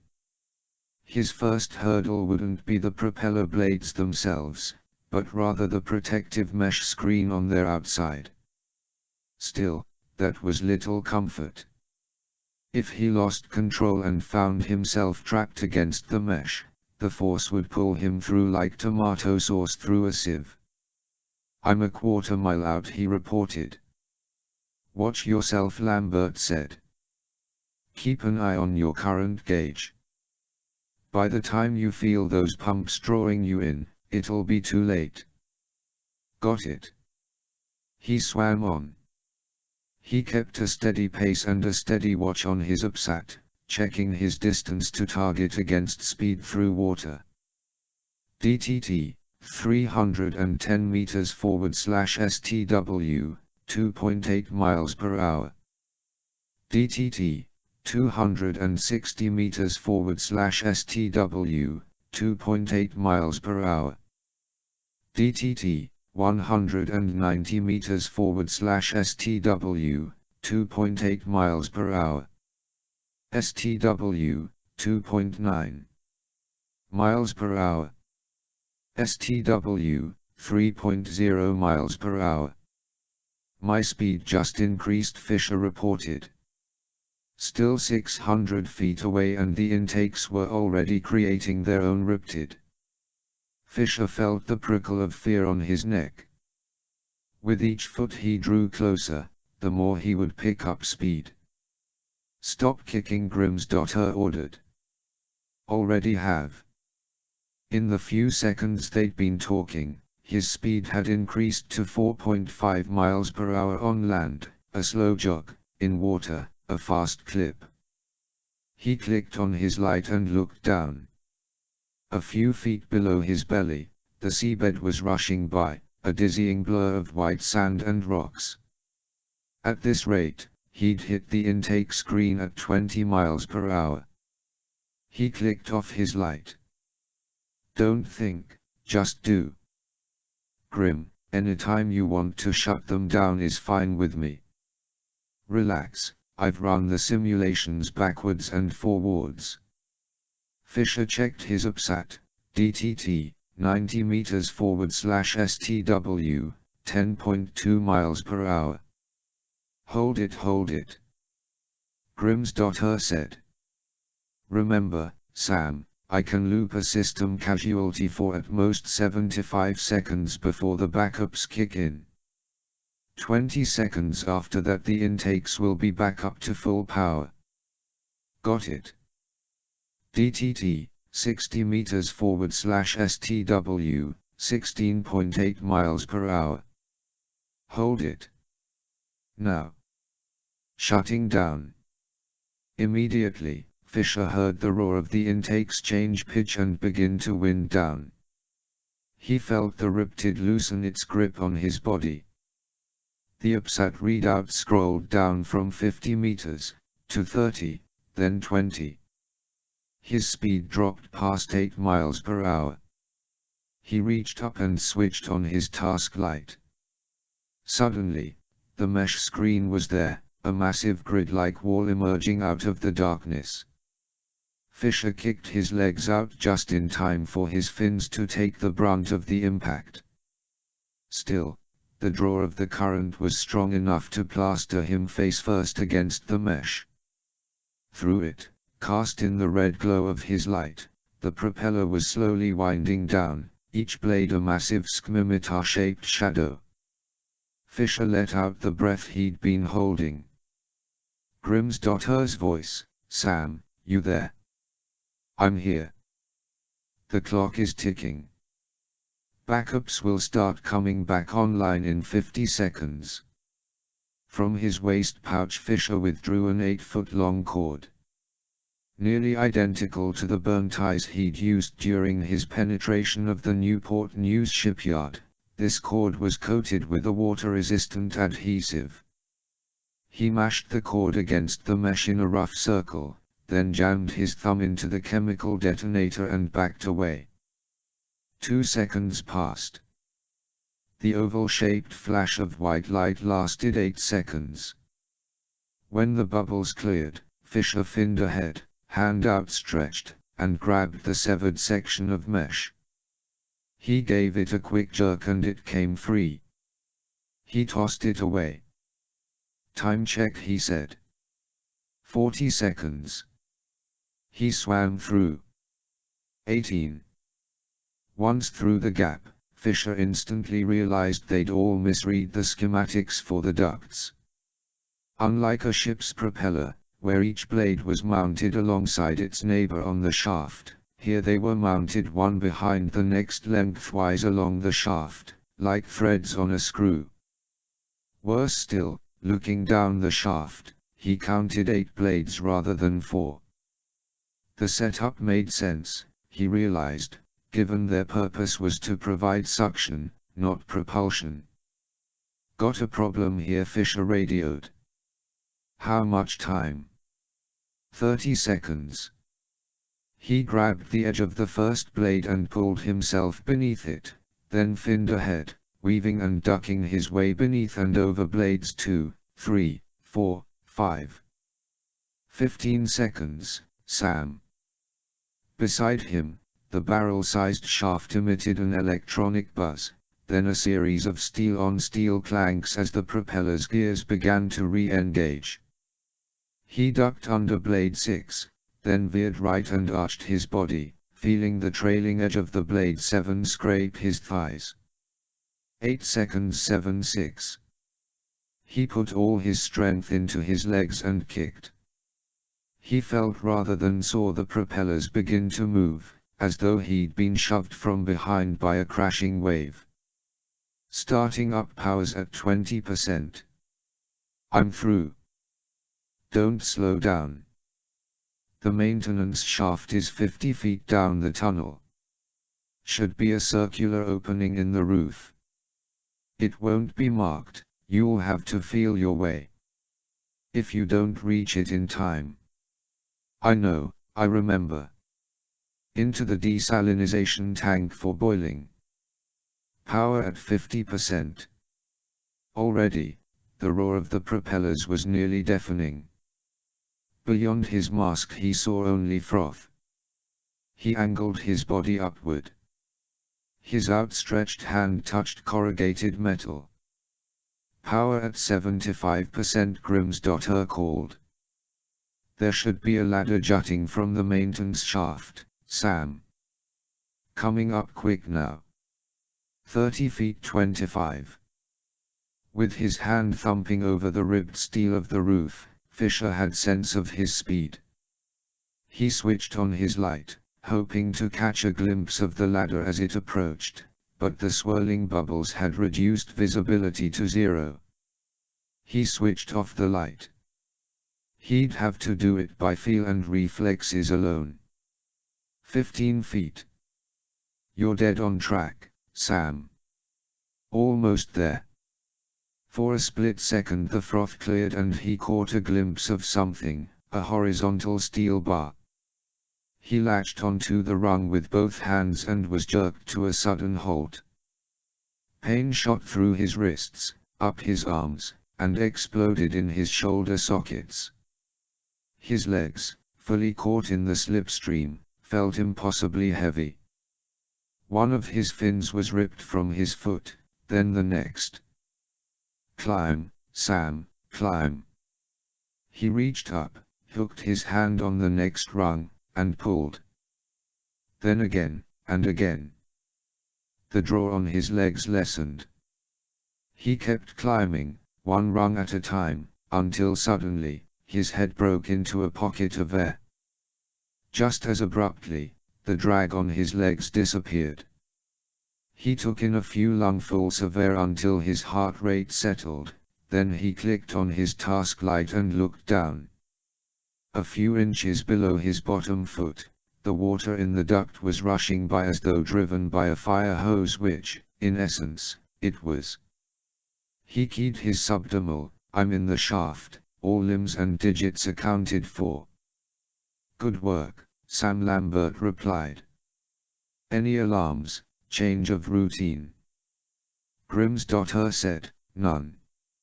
I'm tapped into the hotel's security and maintenance frequencies.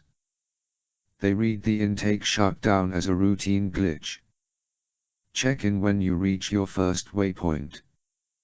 That's where the real fun begins. Roger. It took some patience in the tight confines of the shaft to remove his rebreather harness and weight belt and get them hooked on the ladder, but after a few contortions he got it done. Though he didn't plan to exfiltrate the hotel the same way he'd come in, he knew better than to assume anything. Having his gear here would give him insurance against not only Murphy's Law if it can go wrong, it will go wrong, but also what he'd come to think of as Fisher's Law, the road of assumptions is lined with coffins. He climbed to the top of the ladder, then spun the locking wheel, and lifted the hatch just enough to slip the tip of the flexicam through. The lens revealed what he'd expected, the hotel's maintenance center.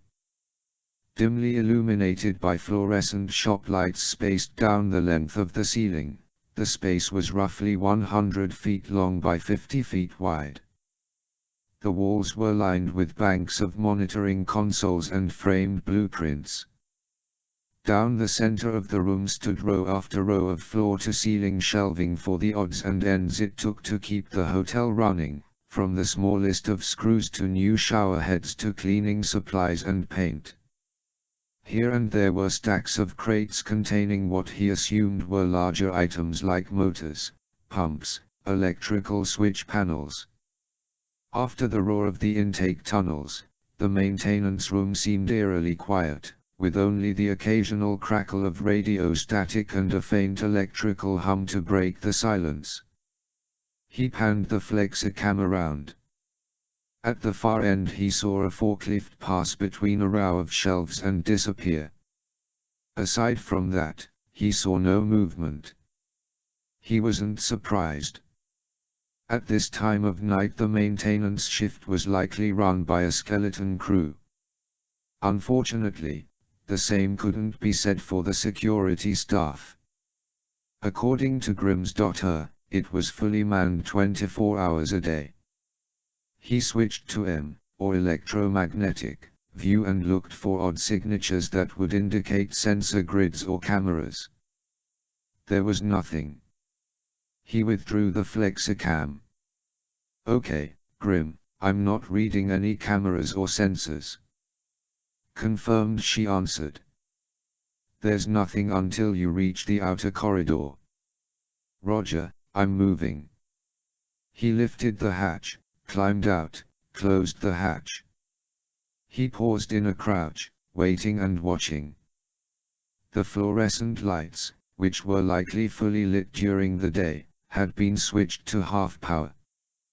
The walls and shelving units were cast in shadow. He sprinted to the nearest wall and flattened himself against it, then slid to his right, eyes scanning the room, hand resting on the butt of his pistol. His other hand touched steel. He knew without looking at what it was. "I'm at the main door," he radioed. "First camera is 20 feet down the corridor. It's on a 10-second span, no thermal, no NV dot." "Waiting for your mark," Fisher whispered. "Ready, ready. Go." He turned the knob, swung open the door, and slipped into the corridor. 19. Burj Al Arab. He stepped into the corridor and pressed himself to the far wall. The first camera was 20 feet down the hall, high on the wall. Like the maintenance room, the corridor's lights were dimmed for the night shift. Small halogen bulbs cast pools of light along the seam between the wall and the ceiling. He started sliding, eyes fixed on the camera as it finished its scan and began turning back toward him. There would be a blind spot directly beneath the mount. He kept moving, step, slide, step, slide. The camera reached its midpoint. The lens caught a glimmer of halogen light and winked at him. He could hear the hum of the pivot motor. He stepped beneath the camera mount and froze. At camera 1 he radioed. There was an art to the proper use of surveillance cameras, and luckily for him most security personnel either didn't understand the nuances of it, or were too lazy to bother with it. Cameras that provided overlapping coverage were usually calibrated one of three ways: synchronized, offset, and random offset. Synchronized was just that, cameras moving in unison. Offset staggered camera movements to better cover gaps. Random offset used computer algorithms to provide full area coverage combined with unpredictable movement.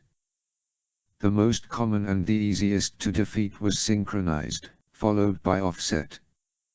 Random offset was a nightmare, and of course this was the method the Burj Al Arab employed.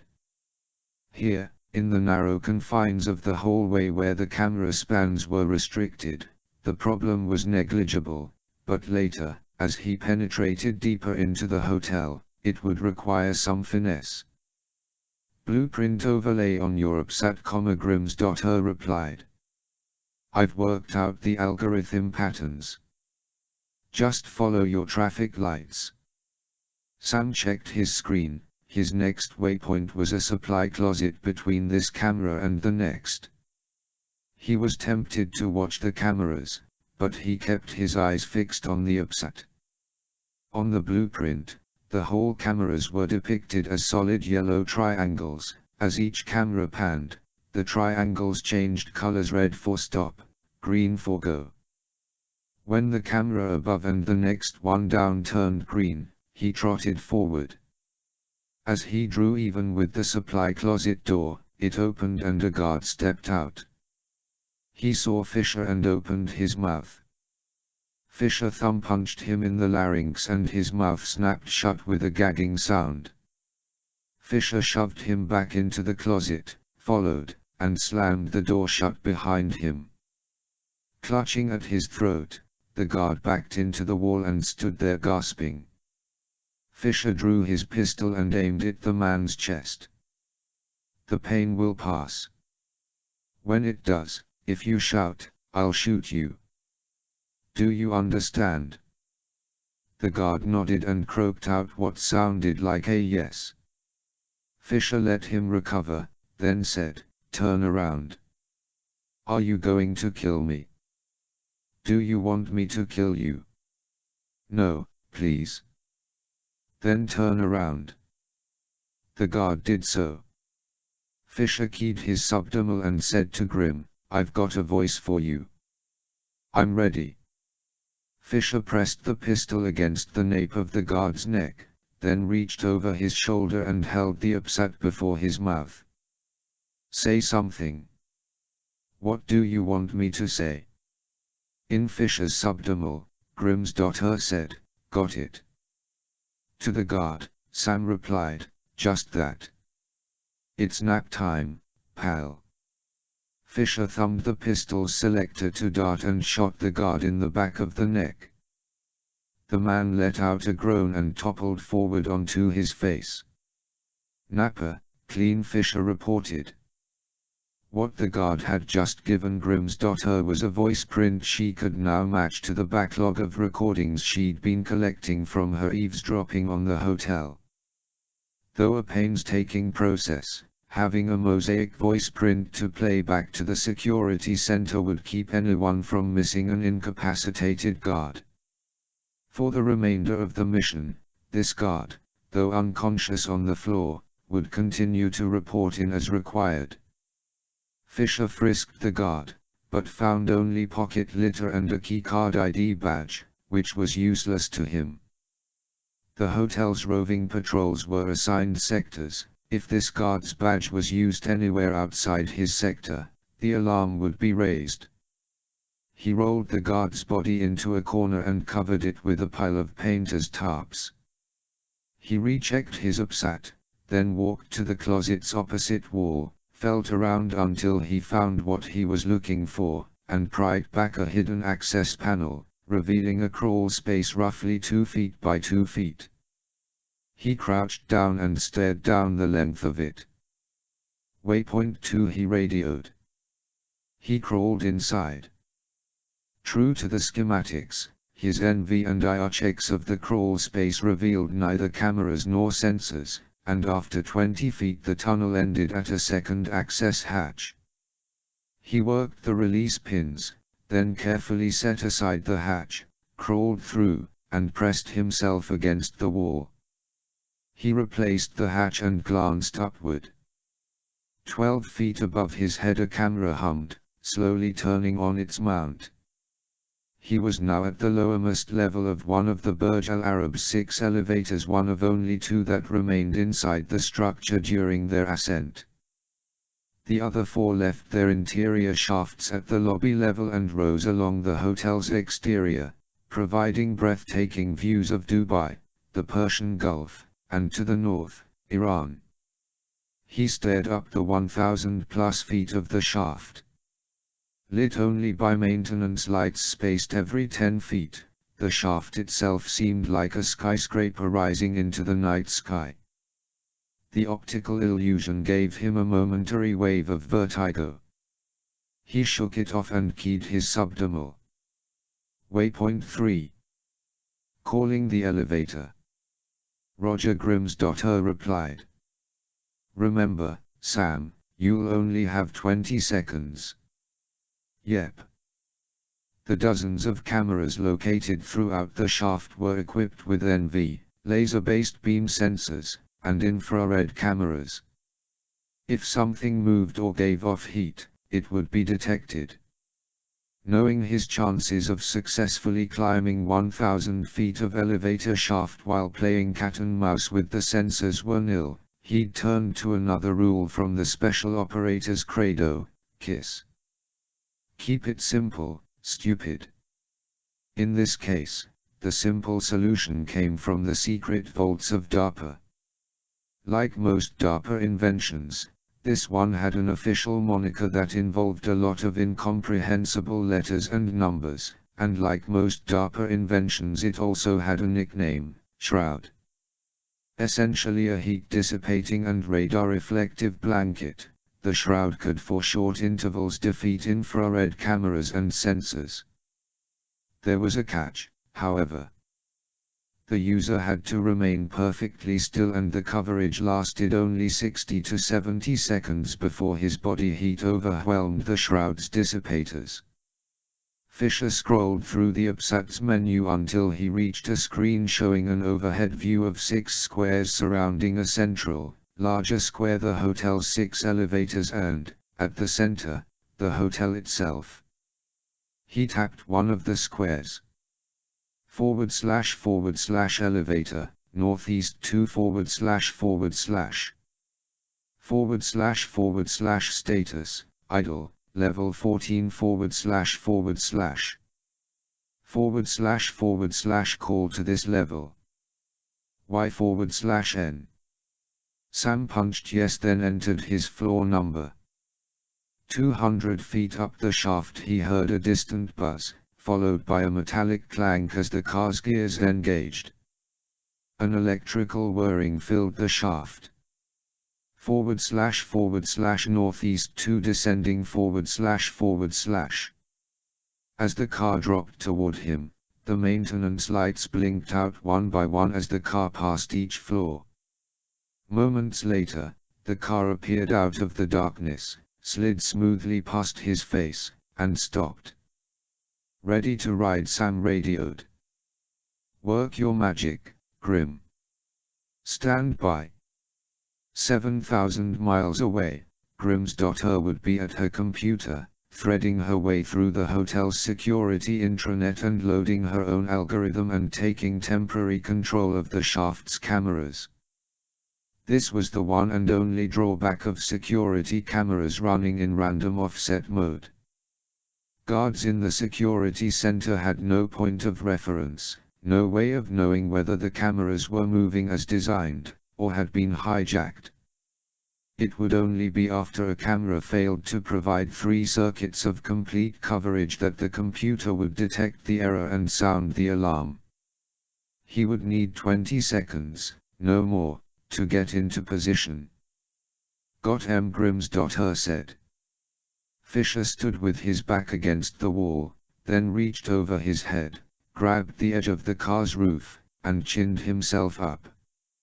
From one of his tack-suit pouches he withdrew the shroud, unfolded it, then slipped his left hand and both feet into the hemmed pockets, drawing it taut across his back.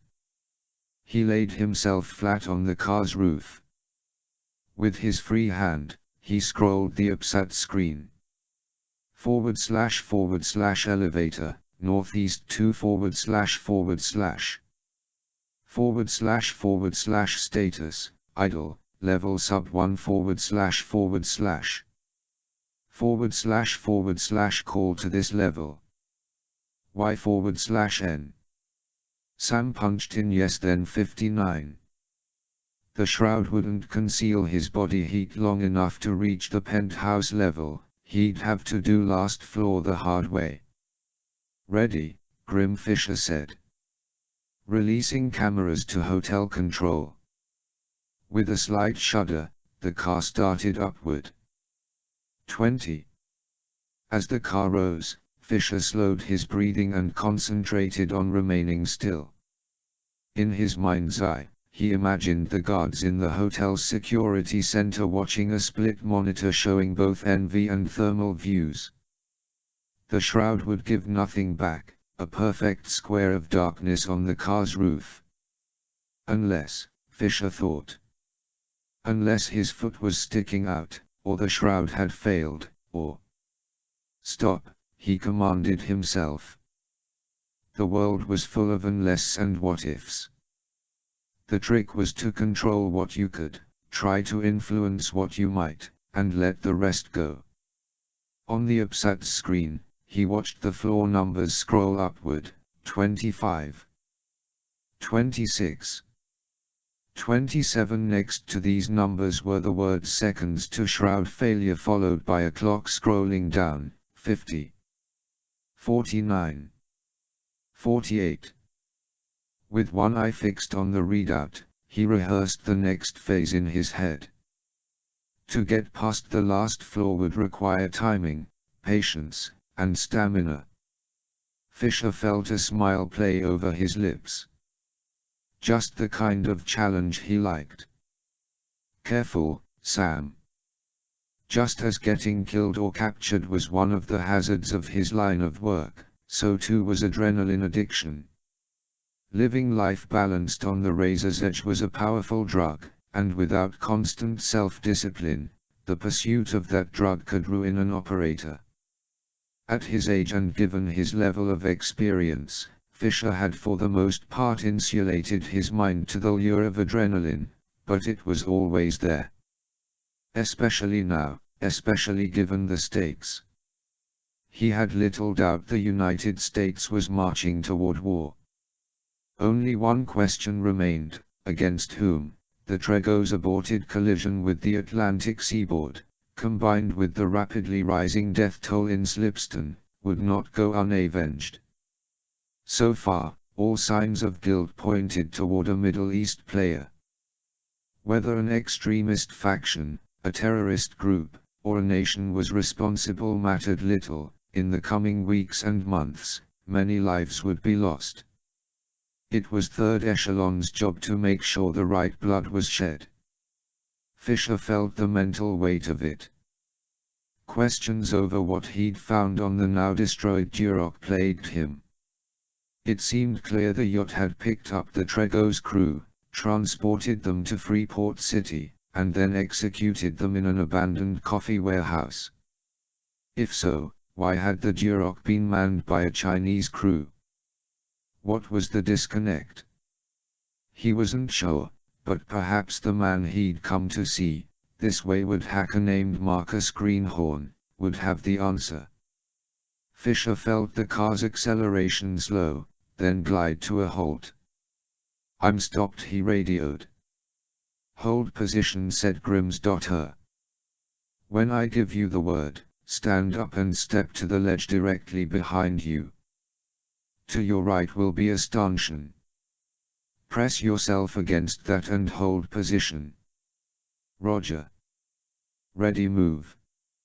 Fisher stood up, flipped the shroud off his back, and took a step back until he felt his foot touch the ledge. He flattened himself against the wall and slid right until his shoulder bumped the stanchion. Releasing the elevator, Grimms.her sighed. The car groaned, then dropped away into the darkness. Fisher tapped buttons on his UPSAT until the overhead schematic of the shaft appeared. Surrounded by green lines that represented the walls, his own position was a pulsing blue square. To his right, on the other side the stanchion, was a red dot. A camera. Opposite him, on the other side of the matching stanchion, another red dot, another camera. "Your next move is a leap," Sam Grimms.her said. "Straight across the shaft to the other ledge." It was an 8-foot jump onto a 10-inch ledge. He was good, but not that good. He glanced down the shaft. It was a bottomless pit. "I'll be hanging by my fingernails, Grim," he said. "How long?" 22 seconds. After that, climb back onto the ledge, slip around the stanchion, and hang again. The cameras will pan right over your head. At my next mark, you'll stand up and reach above your head. There'll be a maintenance ladder. Climb 5 rungs, then freeze." "Got it," he said. His destination was a maintenance crawl space that ran over the length of the penthouse ceiling. Once there, away from the ever-watchful cameras and sensors, he could access a hatch that led to the roof. He switched his Trident goggles to NV and scanned the route Grimms.her had indicated. He'd be dancing between the blind spots of 2 cameras. No room for error, no room for hesitation. "Ready," Grimms.her radioed. Hold. Go." He jumped. He hung in midair for what seemed seconds with 1,000 feet of nothingness yawning beneath him. His hands slapped the ledge. He clamped down and lifted his knees to minimize his swing, which lasted only a few seconds. He let his legs dangle. "Almost there," Grimms.her said. "Cameras coming around." "Okay, go." Fisher chinned himself up, then hooked his heel on the ledge and levered his body up. Then, using his right hand, he grabbed the stanchion and pulled until he could twist himself into a sitting position. He slid up the wall to a standing position. In place, he called. "Next move in 4 seconds. 3, 2. Go." Fisher turned to face the stanchion, grabbed it with both hands, and leaned out, letting his own body weight and momentum swing him to the other side. He backed up until he felt his heels slip over the edge, then took a breath and stepped backward into space. He dropped straight down. As the ledge swept past his face, he snagged it with both hands. 17 seconds, Grims.er reported. Hang in there. Fisher thought, very funny. Sorry, poor choice of words, she said. Okay, up the ladder and you're home free. Go in 5, 4, 3. Fisher was tensing his arms and shoulders for the movement when alarms began blaring. Go, Sam, move. He chinned himself up onto the ledge, snagged the rung above his head, and started climbing. 21. He pushed through the maintenance hatch and squeezed himself into the crawl space. He was surrounded by water pipes and electrical conduits. He contorted himself until he was turned around, facing the hatch again. What the hell just happened? He asked. Not sure. I'm checking. 10 seconds later she was back. Okay, it looks like they had a power surge. It threw the camera algorithms off. They must have caught a glimpse of something moving, probably not enough to know what it is, but enough to raise the alarm. Hunker down and wait. Company's coming. The words had barely entered his earpiece when he heard the squelch of a radio somewhere below him, followed by a ratcheting sound. It took him a moment to place the noise. The guards were forcing open the elevator doors. Voices in Arabic echoed in the shaft. Light from below seeped around the edges of the hatch as the guards panned their flashlights around. Fisher's Arabic was good, but the guards were talking in rapid fire, so he caught only snippets. Anything? Do you see anything? No, there's nothing. What did they see? Let me check.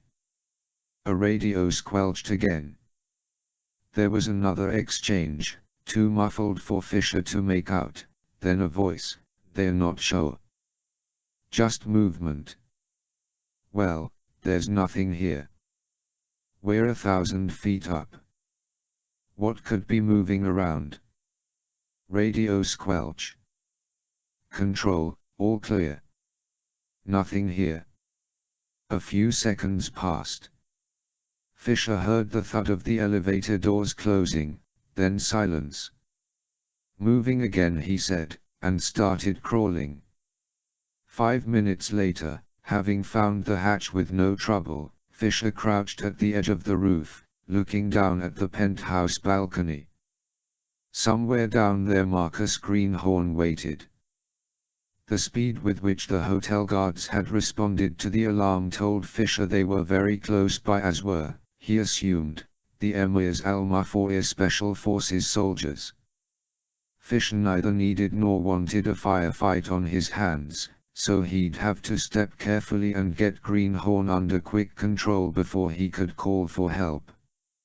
He flipped his NV goggles into place, then lay down on his belly and scooted forward. Slowly, inch by inch, he lowered his torso over the edge of the roof until he was hanging upside down, arms braced on the eaves. The balcony stretched the length of the penthouse, some 100 feet, and had its own hot tub, fountain, and outdoor dining room. Through the windows he could see the interior was mostly dark, the only light coming from a 200-gallon aquarium glowing a soft blue. He switched to IR, scanned again, and saw nothing. He did a final check for sensors and cameras using M, and likewise saw nothing. However many Al-Mafouir guards there were, they were probably stationed in the hall outside. In one fluid motion, he slid himself over the edge, did a slow-motion somersault through his arms, hung for a split second, then dropped noiselessly to the balcony. He turned to face the windows, pistol drawn. He waited, stock still, for 30 seconds until certain he was alone. The penthouse was accessed through 3 sets of French doors set at regular intervals down the balcony. He chose the one to his left. It was unlocked. He slipped inside. After spending the last hour sweating, the sudden chill of the air conditioning on his face took his breath away. The suite was done in earth tones, with gilded frame mahogany walls, lush carpeting, and enough tapestries and artwork to stock a small museum. The fish tank, filled with a rainbow assortment of tropical fish, gurgled softly and cast wavering shadows on the ceiling. He punched up the penthouse schematic on his upsat to get his bearings, then moved on. He found Greenhorn snoring in the master bedroom. Splayed a few feet away on the double king-sized bed was a nude woman that Fisher assumed was the girlfriend to whom Greenhorn had sent the invitation. Greenhorn was dressed in white jockey shorts, a t-shirt that said "Eat my ones and zeros," and a white terracloth robe bearing the Burj Al Arab's crest. Despite being not yet 30 years old, Greenhorn looked 10 years older, with his pot belly, pasty complexion, and mostly receded hairline. Fisher walked to the woman's side of the bed, and was about to dart her when he noticed a medic alert bracelet on her wrist. Ah, hell, he thought. If he were to dart or cotton ball her, there was no telling how the drugs would interact with whatever condition she suffered, and he wasn't inclined to kill her simply because she was stupid enough to get mixed up with an idiot like Greenhorn. Besides, he consoled himself, she was all of 5 feet tall and 90 pounds. If she woke up, he'd deal with her. He walked back to Greenhorn's side. He removed a dart from the pistol, then bent over and scratched Greenhorn on the forearm. He stirred, then mumbled something, rubbed his arm, and started snoring again. The dose wasn't enough to render Greenhorn unconscious, but rather dazed and docile for a few minutes. Fisher gave the drug 10 seconds to work, then removed his goggles and knelt beside the bed, one hand resting on the hilt of the Sykes Fairbairn sheathed on his calf. He lightly shook Greenhorn by the shoulder. "Mr. Greenhorn," he whispered. "Mr. Greenhorn, you need to wake up." Greenhorn groaned, and his eyes fluttered open. He turned and stared at Fisher through half-lidded eyes. "Huh?" Greenhorn's breath was a foul mixture of peanut butter, gin, and halitosis. "We have a phone call for you, Mr. Greenhorn. Come with me, please." Fisher helped him sit up, then stand up, then walked him out of the master bedroom, expertly frisking him as they walked. "Who are you again?" Greenhorn muttered. "Abdul, Mr. Greenhorn, from security, remember?" "Oh, yeah, okay." Fisher walked him to the opposite end of the penthouse to a seating alcove near the aquarium, then sat Greenhorn facing the aquarium, himself on the chair opposite. The backlight would cast him in shadow. Greenhorn slumped back into the couch and started snoring again. Sam waited 5 minutes for the drug to dissipate, then pulled his chair forward until he was knee to knee with Greenhorn. He reached out and pressed his knuckle into the base of Greenhorn's septum. The pain snapped Greenhorn awake. Hey, what the? Fisher gripped him by the chin, thumb pressed into the hollow of his throat. "Don't make a sound." He jammed this thumb a little deeper, Greenhorn gagged. "Do you understand?" Greenhorn nodded. "I'm going to take my hand away and we're going to have a chat. If you give me the answers I want, you'll live to see another day. If you raise your voice or move a muscle, I shoot you dead where you sit." Understand? Yeah, yeah. Can I ask you a question? Fisher nodded. Did Big Joey send you? 'Cause if he did, I've got the money, I just haven't had a chance to.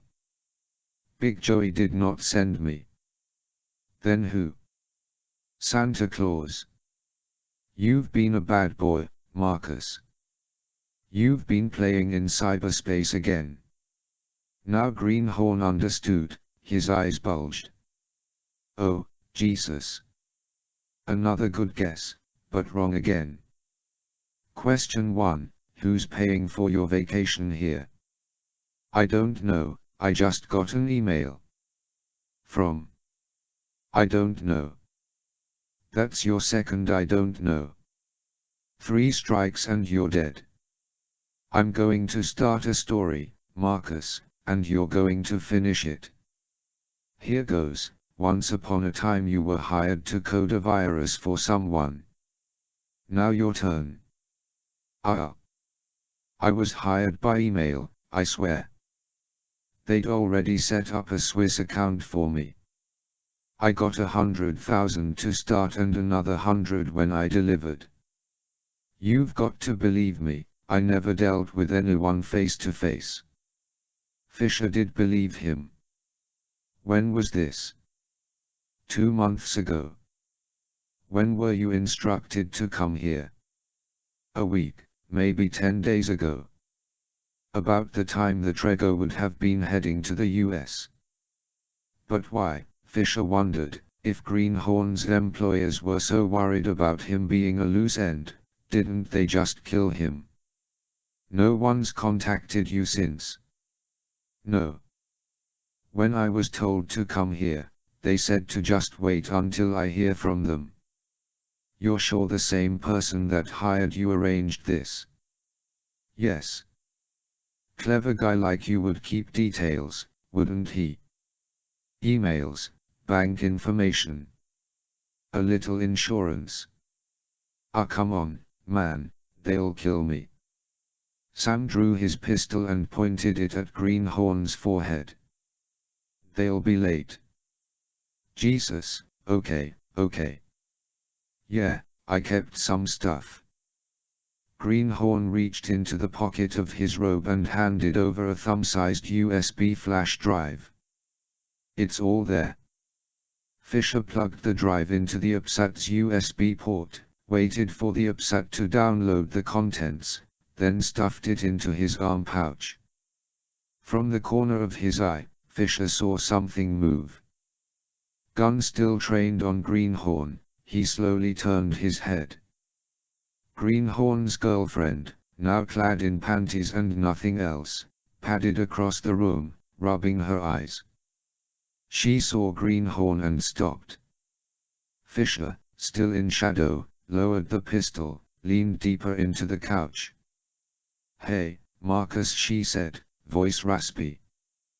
What are you doing just sitting here in the dark? Oh, you know, just looking at the fish. Couldn't sleep. She took a step toward him. Want some company? No, babe, that's fine. Go on back to bed. Okay. She turned back toward the master bedroom, then stopped. She turned back. She looked at Fisher, then blinked a few times and cocked her head. Ah, damn it, he thought.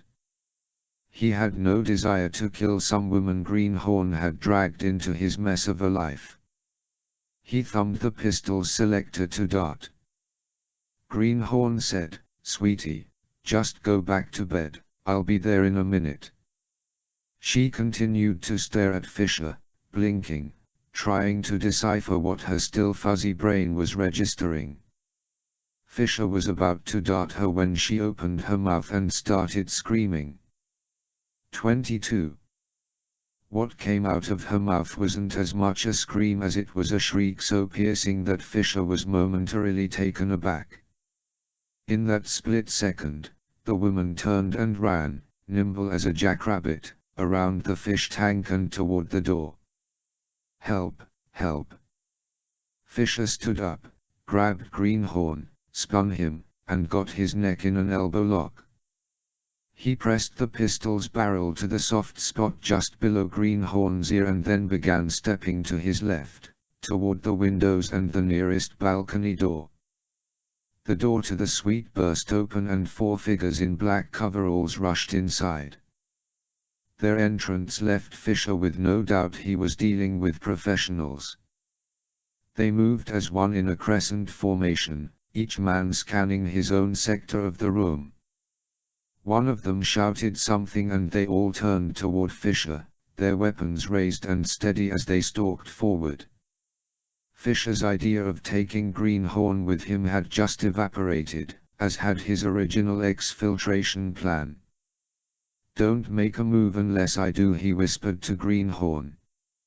"Okay, whatever you."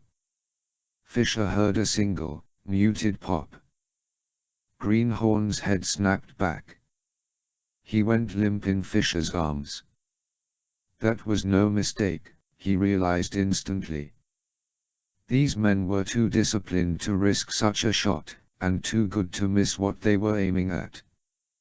They were following orders. If captured, Greenhorn was not to leave the hotel alive. Fisher switched his grip on Greenhorn's body, grabbing him by the collar, then took aim on the nearest Almafoyer and fired. Even as the man fell, Fisher adjusted aim, fired again, and dropped a second man. The other 2 scattered toward the nearest cover and opened fire. Greenhorn's body began jerking as it took the bullet strikes. Fisher felt something pluck at his left arm, then his right side. He felt no pain, and assumed forward/hoped the rhino plate was doing its job. Behind him he heard the glass cracking. With Greenhorn as a shield, he kept firing, backing toward the door until he felt his heel bump against it. He holstered the pistol, plucked a flashbang grenade off his harness, pulled the pin, and tossed it. Per Fisher's preference, the grenade ran on a quick 2-second fuse. He closed his eyes. Through his lids he sensed a flash of white light and felt the concussion ripple through Greenhorn's body. Fisher drew the pistol again and started firing, hoping to keep the gunmen's heads down. He reached back, turned the doorknob, opened the door. He dropped Greenhorn's body, turned, sprinted across the balcony, and dove over the railing. His decision against penetrating the hotel via parachute was proven right the instant he cleared the rail. He was grabbed by the cyclonic winds whipping around the building and sent tumbling. 1,000 feet tall and sitting offshore, the hotel faced both inland and seaward weather systems, which included wind shears that would terrify any pilot, let alone a lone man with a parafoil strapped to his back. He'd added the compact parafoil to his pack at the last minute in response to that little voice in the back of his head. Getting into the hotel would be a challenge, getting out could be an even bigger one. Better to have a backup and not need it rather than vice versa. Whether the Almafoyer were firing on him from the balcony worried Fisher not at all. Though only seconds had passed since his leap, he was by now lost in the darkness, hurtling away from the hotel and toward the ocean's surface at 60 miles per hour. He had 30 seconds, no more. He arched his body, arms and legs spread wide to catch as much air as possible. He felt himself lift ever so slightly. He glanced to his right and saw the lights of the seafront shops and restaurants. He twisted that way. He lifted the upsat to his face and punched a button, bringing up his altimeter, 710 feet. He'd lost a third of the hotel's height in roughly 10 seconds. Given the volatility of the winds, he needed to wait until the last possible moment to open his chute. He checked his upsat, 490 feet forward/90 miles per hour. A few more seconds. He reached across his chest and ripped free a Velcro patch, revealing the chute's D-ring release. 390 feet. Wait. 340 feet. He jerked the toggle, heard the swoosh and flutter of the parafoil deploying. He was jerked upward, felt his stomach rising into his throat, shoulders wrenched backward. He reached up, found the riser toggles, and gently pulled to counter the parafoil's initial lift. At this height, in the cross-current winds, the parafoil would naturally nose up, trading airspeed for lift, a combination sure to create a stall. He checked the UPSAT, 255 feet forward/40 miles per hour. He switched views to radar mode. To his left up the coast, a red triangle blinked. This too had been the result of Fisher's last-minute equipment change. Earlier, as he waited for nightfall, he'd meandered up the coast a few miles and secreted a Pathfinder transponder on a rock outcropping. By now every available cop in Dubai would be responding to the reports of gunfire at the city's most luxurious hotel. Of course, no one had his description, but the sooner he left the area, the better. He confirmed the transponder's bearing on the UPSAT, then pulled on the left toggle and banked north. Shanghai. Eyes closed, hands behind his back, Kuan Yin Zhao paced the perimeter of the room, his shoes echoing off the marble floor and the vaulted ceiling. He'd walked this room hundreds of times over the last 2 years, seeing the game in his mind, imagining his opponent's moves and counter-moves until nothing had been left to chance. And now it was all coming to fruition. He stopped and turned to face the center of the room. Under the glare of halogen spotlights, the marble was inlaid with black mosaic tiles in the shape of a massive xiangqi board, measuring 20 feet per side. There were no pieces, only the squares, and each opponent's home areas called the Red Palace and the Black Palace and a strip of dark blue representing the center division, or river. Zhao imagined the pieces moving, dancing around one another, his opponent unaware until. "Sir," a voice intruded. "Sir, I'm sorry to bother you." Zhao snapped out of his reverie and slowly turned around to face Xun. "Yes, what is it?" "They've been apprehended in Texas." Zhao gave a half smile. "Good. Why is that good?" Xun asked. "The authorities have them. If they talk, they will." Xun frowned. "But if..." Zhao waved his hands to encompass the room. "Xun, what do you see here?" "A xiangqi board. Let me ask you, suppose a pair of enemy POWs are advancing on your king. What do you do? Move my king? Or attack the attacking pieces? Or move other pieces in defense? How do you know that's not what your enemy wanted?" "I don't." "What if your every move is not your own, but only a response to arranged circumstances? Then I lose the game." "Correct. Now, send a message to Sarani. Tell him they should start preparing. Events will begin to speed up now." Xun nodded and hurried out. Zhao turned back to the board and moved another piece in his mind. 23. Dubai. When he touched down, Fisher's plans to quickly exit the area were foiled, not by the authorities, but rather by Lambert in a curtly worded UPSAT message: "Proceed grid ref 102.398, await pickup for transport to Charlie Alpha 1, 1, followed by the details his contact would use to identify himself or herself. Fisher was concerned. The grid reference Lambert had given was virtually on top of his Pathfinder beacon, overlooking Jumeirah Road north of the Burj Al Arab. Rendezvous Point Charlie Alpha 1 was a CIA safe house on El Garhoud Road near the Dubai Creek Golf and Yacht Club. Lambert's order was unprecedented, not only because it required Fisher to remain in an OPA, operational area, that had gone hot, but also because it went against everything Third Echelon stood for, invisibility.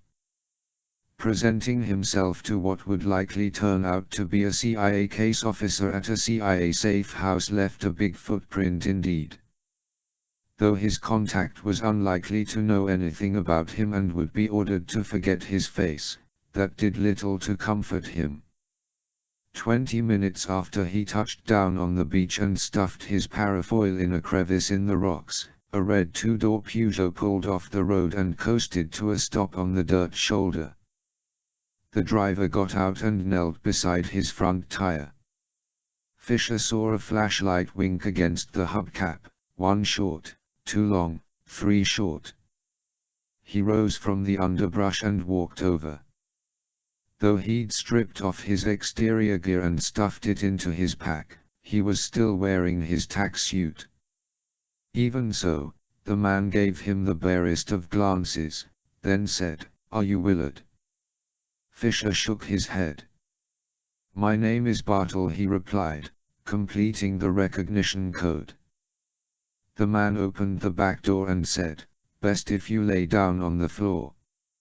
Fisher got in and did as instructed. 20 minutes later the Peugeot coasted to a stop. Fisher heard the sound of a garage door opening. The car moved ahead and the garage door closed. "It's okay to get up," the driver said. "We're clear." Fisher sat up and climbed out of the car to find himself, predictably, in a nondescript 2-car garage. He followed the man into the house, which was lit by several floor lamps and decorated in Spanish villa style. They were standing in the kitchen. "I'm going to make some coffee," the man said. "Conference rooms down the hall, first door on the right. Your call's queued up, just press the green button." The room's a tank.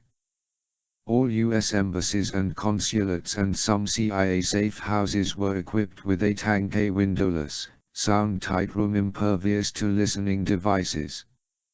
Fisher followed the man's directions to the room. It was small, 10 feet by 10 feet, and empty save for a desk table arrayed before a 32-inch flat-screen television monitor. Recessed ceiling lights cast pools on the carpet. He sat down and pressed the green button. The monitor went first to static, then black again as a series of words scrolled across the screen. "Seeking signal. Signal engaged. Encryption engaged. System check. Ready." Lambert appeared on the screen. He was standing in what Fisher immediately recognized as the White House Situation Room. In the background he could see a few people milling around the gleaming oak conference table, including the Secretary of Defense, the Chairman of the Joint Chiefs, the Head of Homeland Security, the Director of the FBI, and the NID or National Intelligence Director. "Morning," Sam Lambert said. "I've had better, Colonel. Tell me why I'm still in Dubai." "Apologies. A lot has happened since you left." "So it seems. You're the tip of the spear, Sam. I asked that you be allowed to listen in. You need to know what's happening, and what's coming. You'll be able to see them, but they won't be able to see you. Listen, but don't speak. I'm a ghost. Tell me about the Burj Al Arab." "Things got dicey. We're not compromised, but Greenhorn's dead by his own bodyguards." "Accident?" "No chance. They were too good for that. They knew what they were doing. The question is, what did he know that was so important and who gave the order?" There's got to more here than what we're seeing. Maybe this'll give us a clue. Fisher held up the USB drive Greenhorn had given him. His insurance policy. Good. Get that to Grim. On the monitor, Fisher saw the president's chief of staff walk into the room and take a seat at the head of the conference table. Lambert said, "Stick around afterward. Grim has a new mission briefing for you." Lambert disappeared from view, then came back into frame as he took his seat. "Okay, ladies and gentlemen," said the chief of staff, "let's take our seats. I'll be updating the president following this, so let's get started. First, General, I understand you have updated figures from Slipston." The chairman of the JCS nodded. "Yes, sir. As of 3 hours ago, the total confirmed dead roughly 3,600. There were murmurs of shock around the table. Of the reported 2,000 survivors, approximately 40% of them won't survive another 3 days. We're looking at a death toll that may exceed 5,000.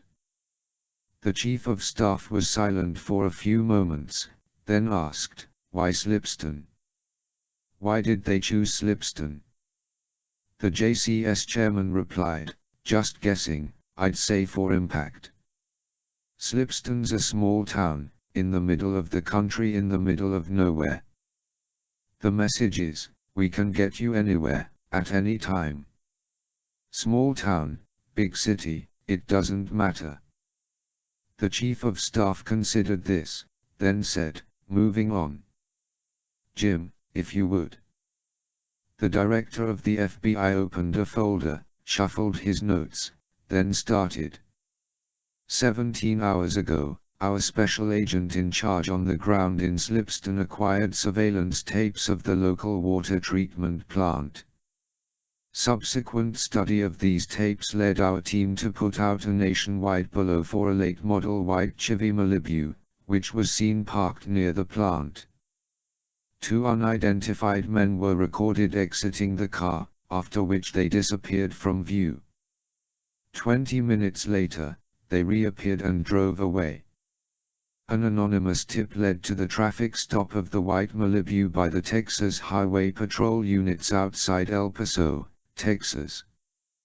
The 2 occupants of the car were of Middle Eastern origin. They were in possession of false driver's licenses, 2 semi-automatic pistols, and cash in the amount of $3,000. The men were transported to the El Paso County Jail for questioning. After initially refusing to cooperate, one of the men let slip details that confirmed their presence at Slipston's water treatment plant, as well as their plans to exit the country. Using flight and credit card information, we've determined their destination was a house in Guatemala City, Guatemala. A raid of the house by the Guatemalan National Police turned up a cache of documents, which was immediately turned over to our local legat, or legal attach. We're still in the process of sorting through the documents, but so far we've determined the 2 men were ultimately bound for Ashgabat, Turkmenistan. Ashgabat is 15 miles from the Iranian border. Even from 7,000 miles away, Fisher felt the tension in the room skyrocket at the mention of Iran. This was the first true evidence pointing to the perpetrator of the Slipston poisoning and possibly the Trego incident. Fisher saw the chairman of the Joint Chiefs was taking copious notes. He knows, Fisher thought. Unless something changed, he'd soon be asked for military options for Iran. The NID added, the CIA sent its chief of station from Uzbekistan over to Ashgabat to beat the Bushes. Problem is, we haven't had a solid presence in Turkmenistan for decades. We're just now redeveloping a network. The FBI director continued. The Ashgabat lead has been partially confirmed by the lone crew member captured from the cargo ship Trego, who was transferred to our custody from another agency 3 days ago. This subject claims his name is in fact Befar Nasiri and that he spent time in Ashgabat before leaving to board the Trego at sea, off the coast of Mauritania. That didn't take long, Fisher thought.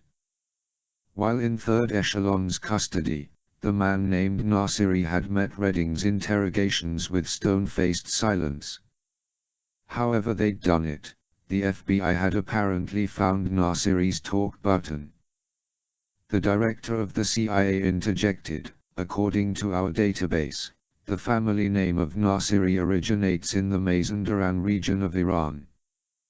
There were a few moments of silence, then the chief of staff said, "Son of a bitch." Nasiri further claims he had been instructed to guide the Trego into the Virginia coastline and then, if still alive, kill himself in a glorious blow against the great Satan. Straight from the Pasdaran hymnal, said the Secretary of Defense. Fisher had had his own dealings with the Pasdaran. Officially called the Pasdaran-e-Inqilabi Islami, or the Islamic Revolutionary Guard Corps, the Pasdaran were elite troops chosen for their dedication to Islam and to the religious leaders of Iran. The average Pasdaran soldier's zealotry made a Palestinian suicide bomber look meek.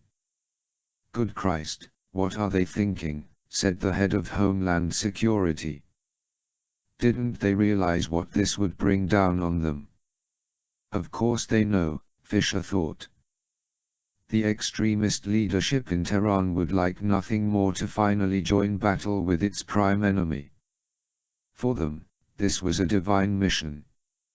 "Anything else on the FBI side?" the chief of staff asked. "I'll have more for the morning briefing, but we're still working on the remains from the Freeport City coffee warehouse." "How certain are we that these are the bodies of the Trego's crew?" asked the SecDefinite. 99%. Autopsies are underway right now, so we should have some answers soon. As for the Duroc, the yacht, we believe it picked up the Trego's crew and transported them to Freeport City. She exploded at sea before we could intercept her. There were no survivors, no remains. We're working on nailing down the registry. An aide entered the room, walked to the FBI director, handed him a note, then left. "What is it, Jim?" asked the chief of staff. "Another piece of the puzzle. The financial information we recovered from the house in Guatemala City was tracked back to a bank in Muscat, Oman. It's a corporate account under the name Saracen Enterprises." The NID was taking notes. He said, "We're on it."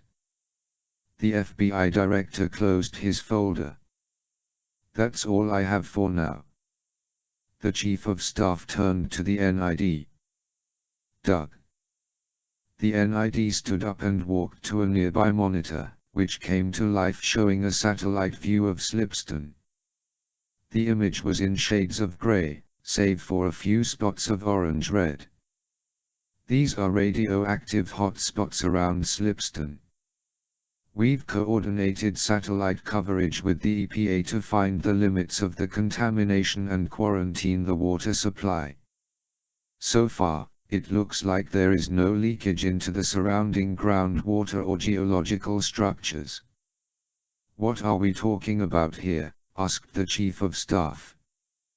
"What's the contaminate?" Cesium-137. It's a common waste element produced when uranium and / or plutonium are bombarded by neutrons. In essence, it's radioactive waste from either a reactor or the remnants of bomb production. Unfortunately, in the world of nuclear physics, cesium is a dime a dozen.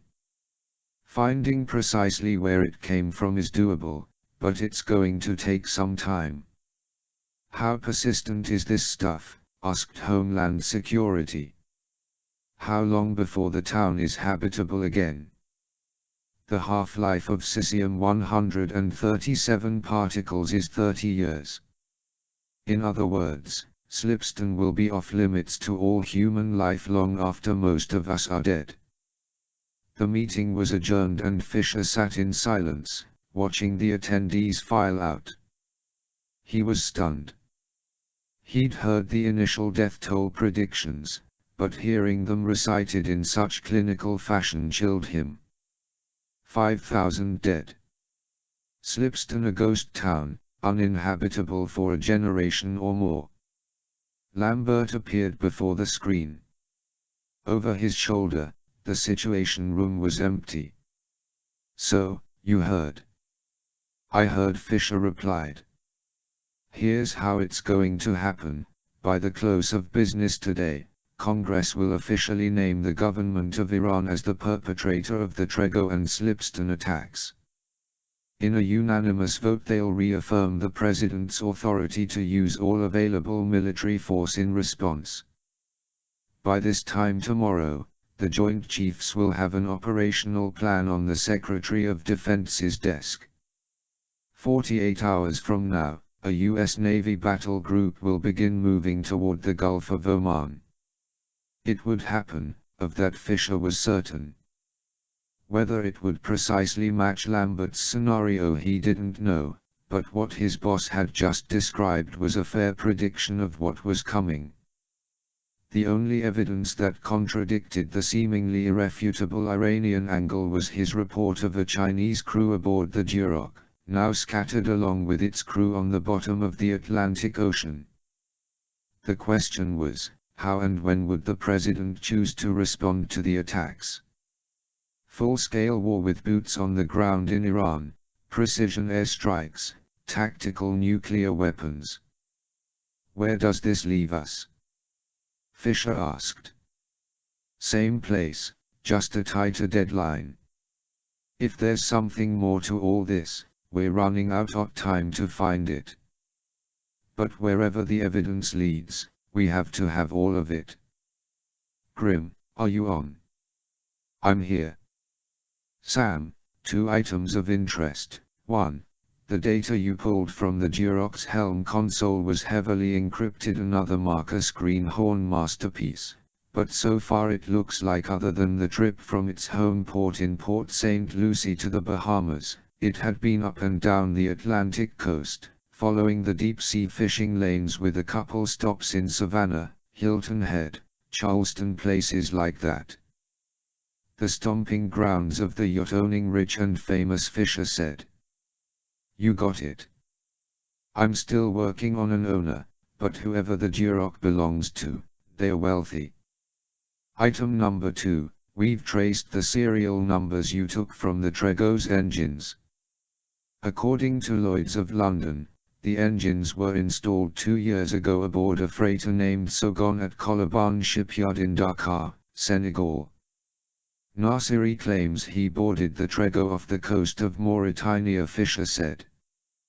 Dakar's only 100 miles from the border. And I'll give you 10 to 1 the Sogon and Trego are one in the same, Lambert said. Either that, or it was a swap. Do we know where the Sogon is now? Grims.her said, I'm looking. As for the shipyard, I've tried to hack into their computer system, but it's rudimentary at best, email and little more. All records are likely kept as hard copies in the shipyard itself. Fisher thought for a moment, then said, last time I was in Dakar was 2 years ago. Then I'd say you're long overdue for another visit, Lambert said. Pack your bags. 24. Dakar, Senegal. Fisher pulled his Range Rover off the road onto a dirt track bordered on each side by jungle, and then doused his headlights and coasted to a stop. He shut off the engine and sat in silence, or what passed for silence here. He was surrounded by a symphony of the jungle's night sounds, chirping frogs, cawing birds, and, high in the canopy, the shrieking and rustling of monkeys disturbed by his arrival. Though he was officially within the city limits of Dakar, the jungle refused to be tamed as it tried to encircle and retake the urban areas. Since his arrival that morning, Fisher had seen hundreds of laborers along Senegal's roads, hacking at the foliage with machetes. So much the better, he thought. Like water, for him the jungle meant cover, a place for stealthy approach, escape, evasion, ambush. He slapped at a bug buzzing around his ear, and was instantly reminded of the one thing he didn't like about the jungle. He'd been to Dakar twice, the first time during his SEAL days when he and a team had been dispatched to track and eliminate a French black market arms dealer who'd been arming both sides of a brush war between Mali and Mauritania. Thousands had died on both sides, many of them child soldiers, and thousands more would die in the months to come if the Frenchman had his way. He didn't get his way. He'd never gotten out of jungles along the Senegal-Mali border. Dakar had been founded as a French colonial outpost by residents of the nearby island of Gorée, and had over the last century and a half grown into a major commercial hub on the West African coast, an exotic mixture of French culture and Islamic architecture. Fisher got out, grabbed his duffel from the back seat, then walked a dozen meters into the jungle. He quickly traded his Bermuda shorts and t-shirt for his tack suit, web harness, and guns, then tucked the duffel into some foliage and set off at a trot. 1 mile and 8 minutes later, he saw a clearing appear through the branches. He stopped and crept to the edge of the tree line and crouched down. Ahead of him lay a 50-foot wide tract of ground that had been burned clear of jungle. Beyond that was Coloban Shipyard's eastern fence, 12 feet tall and topped with razor-tipped concertina wire. On the other side of the fence was more open ground, an acre of weeds and grass that gave way to the shipyard's outer buildings, a double line of low storage huts separated by a dirt road. Over their roofs he could see several cranes.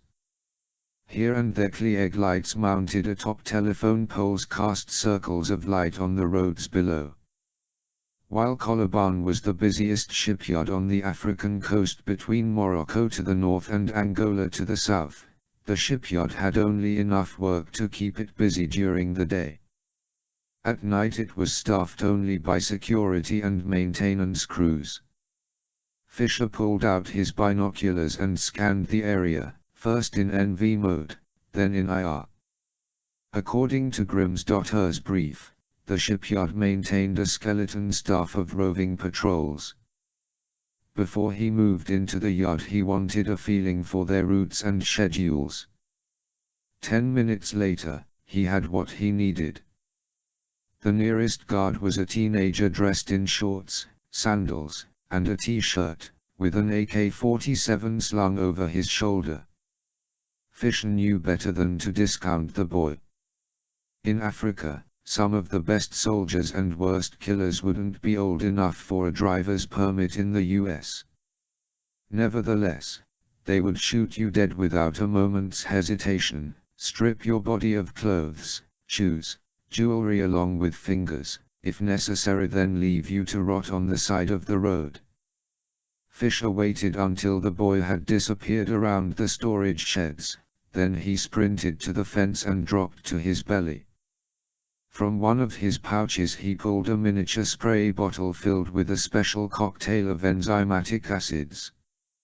In this case it was overkill. The shipyard's fence was ungalvanized, so years of humidity had turned it more rust than not. Fisher gave the fence a liberal misting. 5 minutes was all it took. He reached out and pressed his palm against the fence. With a dull twang, a 2-foot by 2-foot oval sprang free and dropped to the grass on the other side. He did a quick scan with the binoculars to locate the guard, then crawled through the hole. He covered the open ground in 2 minutes, alternately sprinting and pausing as the teenage guard made his circuitous route around the storage huts, down the dirt road, then back around again.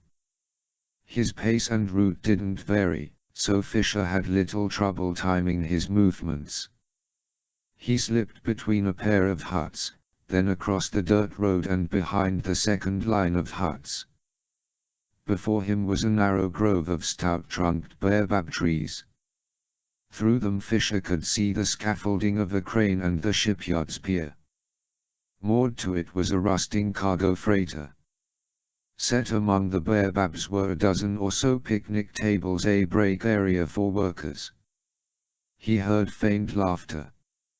He flipped his trident goggles into place and switched to NV. At the far edge of the grove, perhaps 50 feet away, a pair of men sat at a table smoking. Scattered on the ground around them were what looked like hairy soccer balls.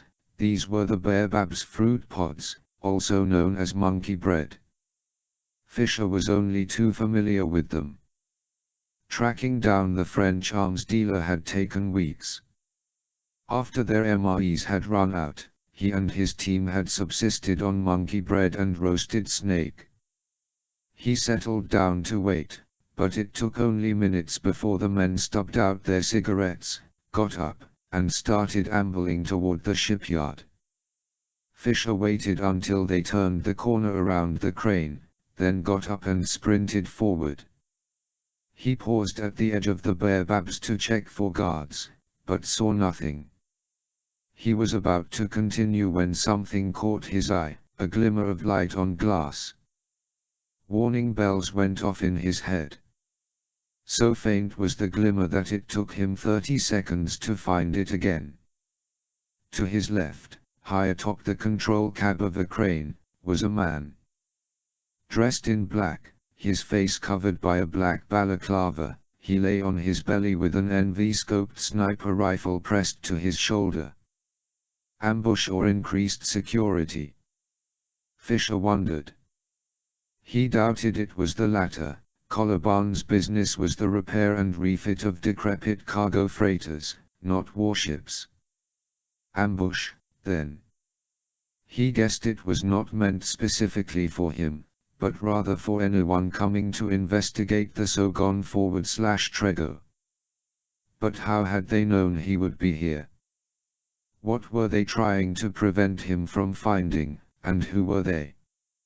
Another assumption he had to make was that where there was one sniper, there were more. He slowly backed deeper into the trees, then turned and sprinted across the picnic area to the second line of storage huts. Watchful for the roving guard, he picked his along the edge of the road until he had a better angle on the snipers perched through the trees. It was time to find out how many players were on the field. He drew the SC-20 from his back holster, then rotated the selector to the ASE, or all-seeing eye. He pointed the barrel skyward and pulled the trigger. With a muffled thump the ASE arced upward and disappeared into the night sky. Fisher switched the UPSAT to the ASE's camera and was immediately rewarded with a bird's-eye view of the shipyard. The image swayed ever so slightly as the ASE's aerogel parachute rode the air currents. He located the crane for a point of reference, then switched to infrared.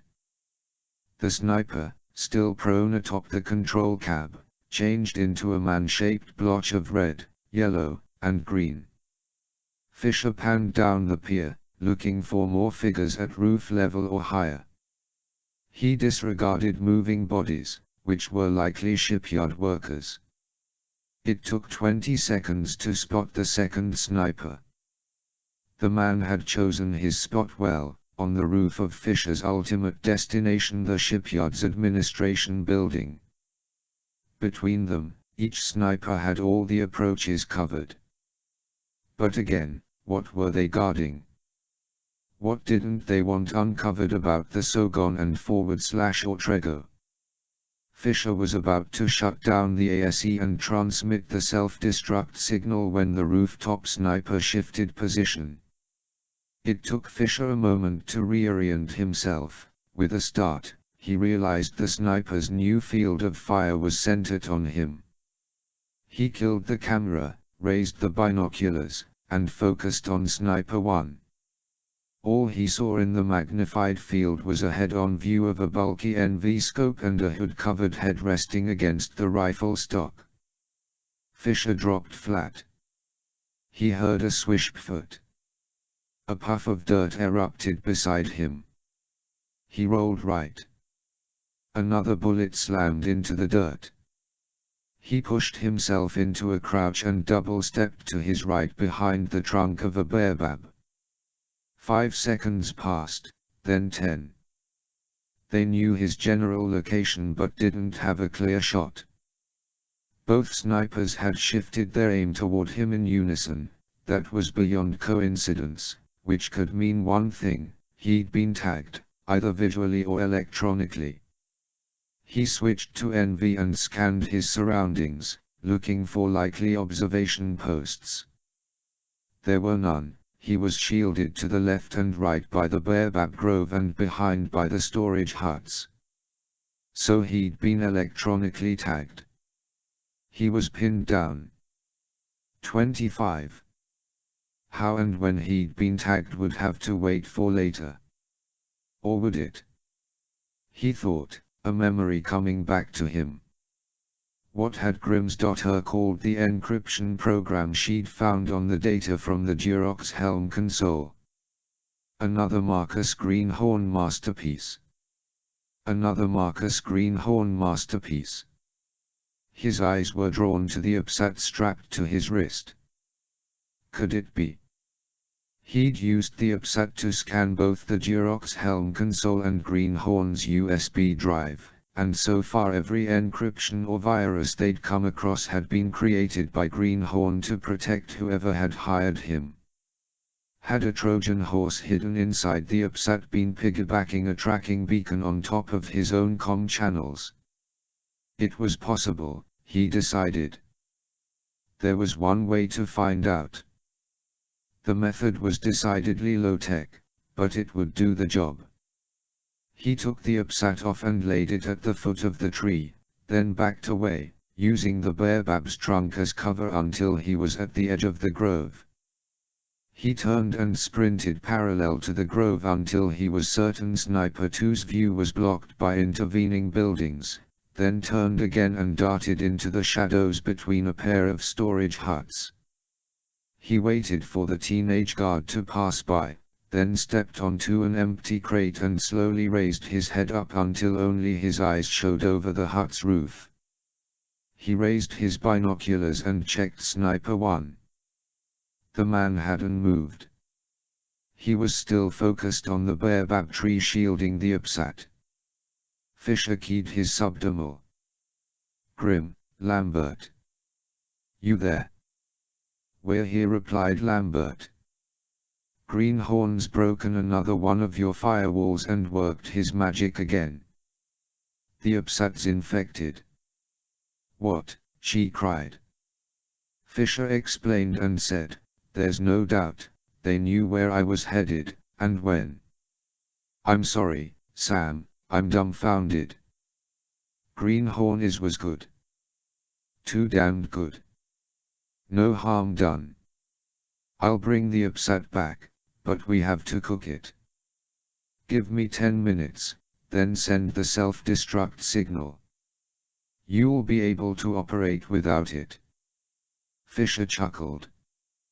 "Grimm, I was doing this kind of stuff when phones still had cords. I'll manage." "Lambert, here's the problem: if they knew I was coming, they probably knew why I was coming and what I was looking for. And did some housekeeping. Right. Best to check, though. You never know. What's your status?" "Safe for now, but between them they've got the routes to the admin building covered." As this mission's target was a civilian facility, Fisher's rules of engagement had forbidden the use of lethal force. "Gloves are off," Lambert said. "Weapons free on combatants." Fisher signed off. He had to hurry. The snipers wouldn't watch the OPSAT's position for long before they recognized the ruse. He picked his way back along the edge of the grove until he reached its far end, where he again slipped into the shadows between the storage huts. With the binoculars he checked his firing lines. From this spot he had both sniper perches in sight. Both men were still fixed on Upsat's baobab. Behind him he heard the crunch of sandals on gravel. AK-47 slung over his shoulder, the teenage guard strolled past the gap. Sam unsheathed the SC-20, switched the selector to cotton ball, then stepped out of the shadows. Pieced. The boy turned. Fisher fired. The cotton ball struck the boy's chest. He swayed on his feet for a few seconds, then tipped over. Fisher collected the body and the AK and tucked them both into the shadows, then returned to his position. He curled himself into a seated firing position, SC-20 cradled in his arms, elbows resting on his knees. Individually, the shots didn't worry him, but each sniper probably had the other in his peripheral vision. As soon as one went down, the other would instantly know about it. Fisher chose the one on the admin building's roof first. The one atop the crane had no easy cover, no quick escape. He zoomed the scope until the crosshair's reticle was centered on the man's forehead. He took a breath, held it a moment, then released it slowly. Gently he squeezed the trigger. The SC-20 bucked on his shoulder. In the scope, he saw the man's head snap back, haloed in a dark mist of blood. He changed position, reoriented, zoomed in. Atop the crane, the first sniper had in fact seen his partner die and was already moving, rolling right toward the control cab's ladder. Fisher adjusted his aim, leading him just a hair, then fired. The man jerked once, then went still. Fisher keyed his subdermal. Sleepers, 2, clean. Moving to the admin building. He knew his check of the admin office would likely turn up nothing. If someone had known he was coming, they'd also known why, which meant all traces of both the Sogon and the Trego had probably been removed from Colaban's records. Still, he had to be sure. And the truth was, he was also satisfying his stubborn streak. Someone had gone to a lot of trouble to kill him, and that grated on his professionalism. Or was it his ego? Either way, he was going to finish the job. He crouched beside the outer wall of the admin building and inspected the door. Despite the peeling paint and dilapidated appearance, the lock was an industrial-grade drop bolt with a reinforced jamb. Tough but not invincible. More often than not a lock was a lock, and this one too surrendered to his picks in 30 seconds. He opened the door a crack and did a quick NV/IR scan with the Flexicam. Seeing nothing, he slipped inside and shut the door behind him. The building was long and narrow, 200 feet by 100 feet, with a vaulted ceiling and skylights through which a sliver of pale moon showed. The floor was dominated by wooden storage units that rose to the rafters and were filled with dry goods ranging from rice and cornmeal to beans and coffee. This was also the shipyard's grocery store, a place for passing ships to resupply. Directly ahead at the far end of the warehouse was the glassed-in administrative office. It sat on stilts above the floor, accessible only by a set of steps running up the wall. Lovely place for an ambush, Fisher thought.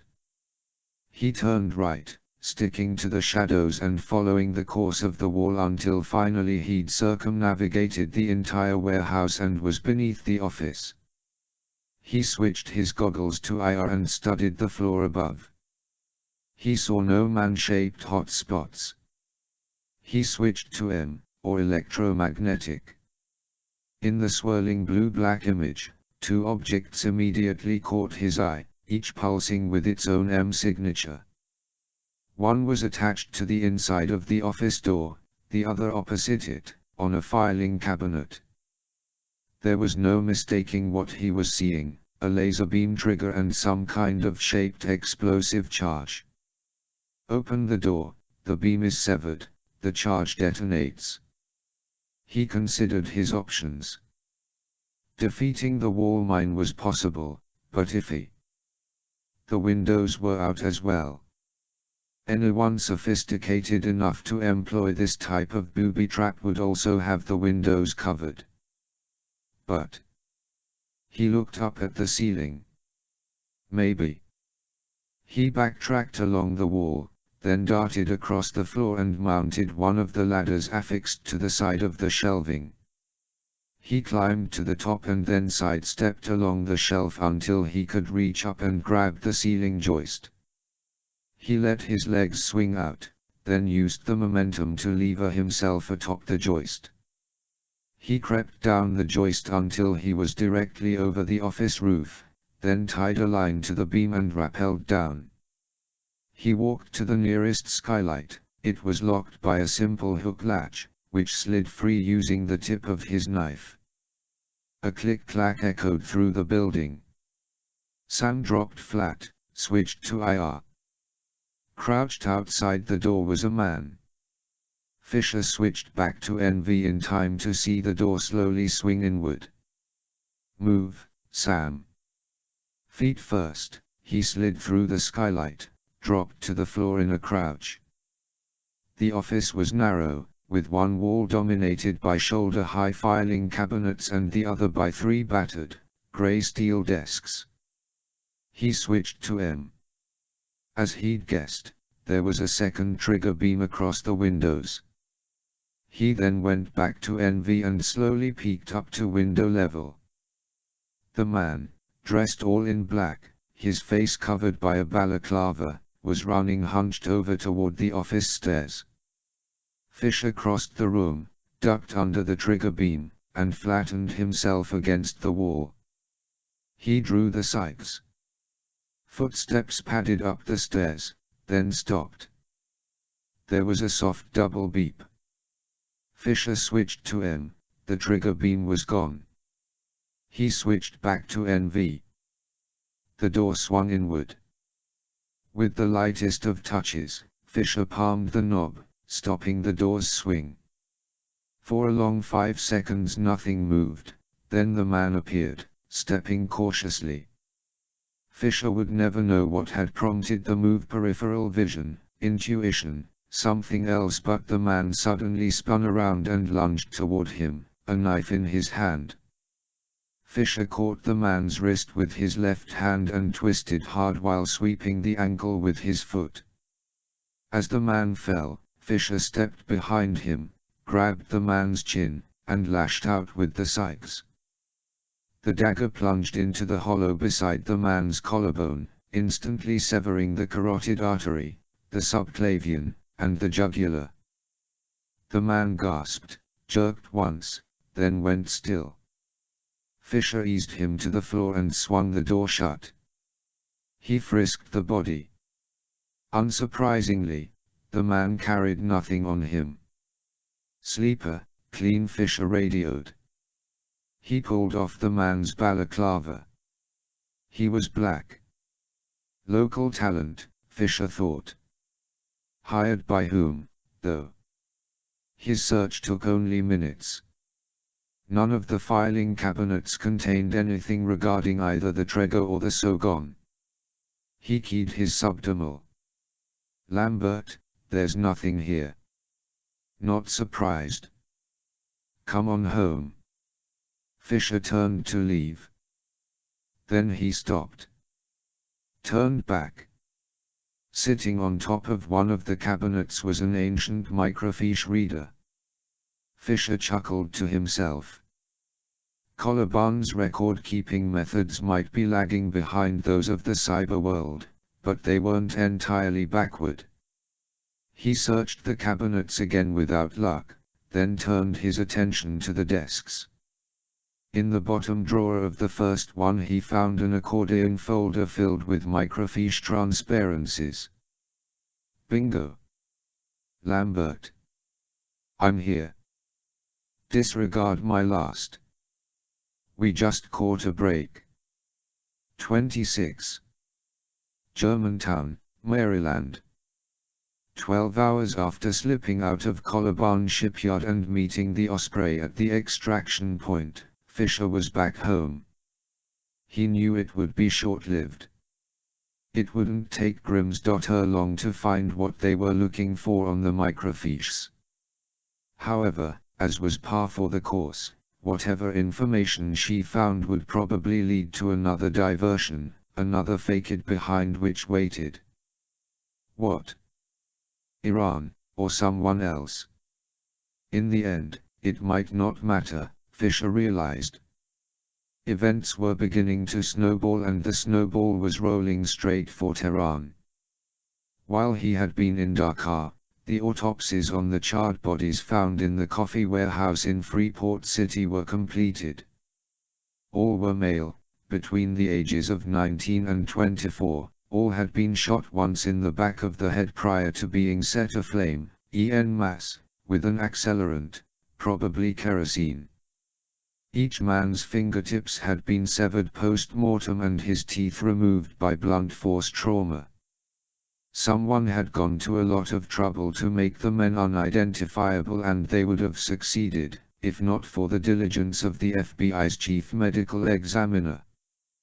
2 bits of evidence had survived the fire. 1. A partially digested meal in the stomach of one of the corpses that was identified and chemically matched to tomato paste found in the Trego's food stores. 2. Whoever had knocked out the men's teeth had missed a molar in one of the mouths, and in the molar was a filling. It took only hours for the FBI's labs at Quantico to identify the composition. The filling was a blend of tin and silver amalgam found only in the Zagros Mountains of Iran. True to Lambert's prediction, the president had taken the first step toward war with Iran, ordering the Ronald Reagan Carrier Battle Group to steam at best possible speed to the Gulf of Oman and take up station just outside Iran's territorial waters. In Iraq and Kuwait, elements of the 101st and 82nd Airborne Divisions were put on ready alert, as was the 1st Battalion, 87th Infantry of the 10th Mountain Division. Meanwhile, while Iran's United Nations ambassador categorically denied his government's involvement in the Trego and Slipstone attacks during a special General Assembly session, the Security Council voted unanimously but toothlessly that the perpetrator of the attack on the United States was in violation of international law and will be held fully accountable. In the Arab world, reactions to the attacks were predictably split between moderate Muslims, both secular and devout, and extremists, the former condemning the attacks and offering support and condolences to the American people, the latter celebrating the catastrophe with street rallies and flag-burning protests outside U.S. embassies from Turkey to Sudan to Indonesia. Fisher did his best to enjoy his off time, but he found himself anxious to move, to keeping plucking at the threads of the mystery. Where it would end might be a foregone conclusion, death and ruin for Iran, but as far as he was concerned, as long as there were questions unanswered, he still had a job to do. If another war in the Middle East was inevitable, history would judge the US on the righteousness of its cause, and the accuracy of its intelligence. There could be no doubts, no question marks. It was late afternoon when he gave up and left the house. He drove into town, picked up a couple of steaks and baking potatoes, a tub of sour cream, and a 6-pack of Heineken, then got on Highway 270 and drove north to Frederick, where he pulled into the parking lot of the Cedar Bend Assisted Living Community. Grocery bags in hand, he walked to apartment 302 and knocked on the door. 30 seconds later, it opened to reveal a wizened old man in a blue cardigan. Sam held up the bags. "Feel like some company?" "Samo. Good to see you, good to see you," "Come in. You shoulda called ahead." "Might have had a woman with me," said Frank Bunch. Sam grinned. "I'll remember that next time."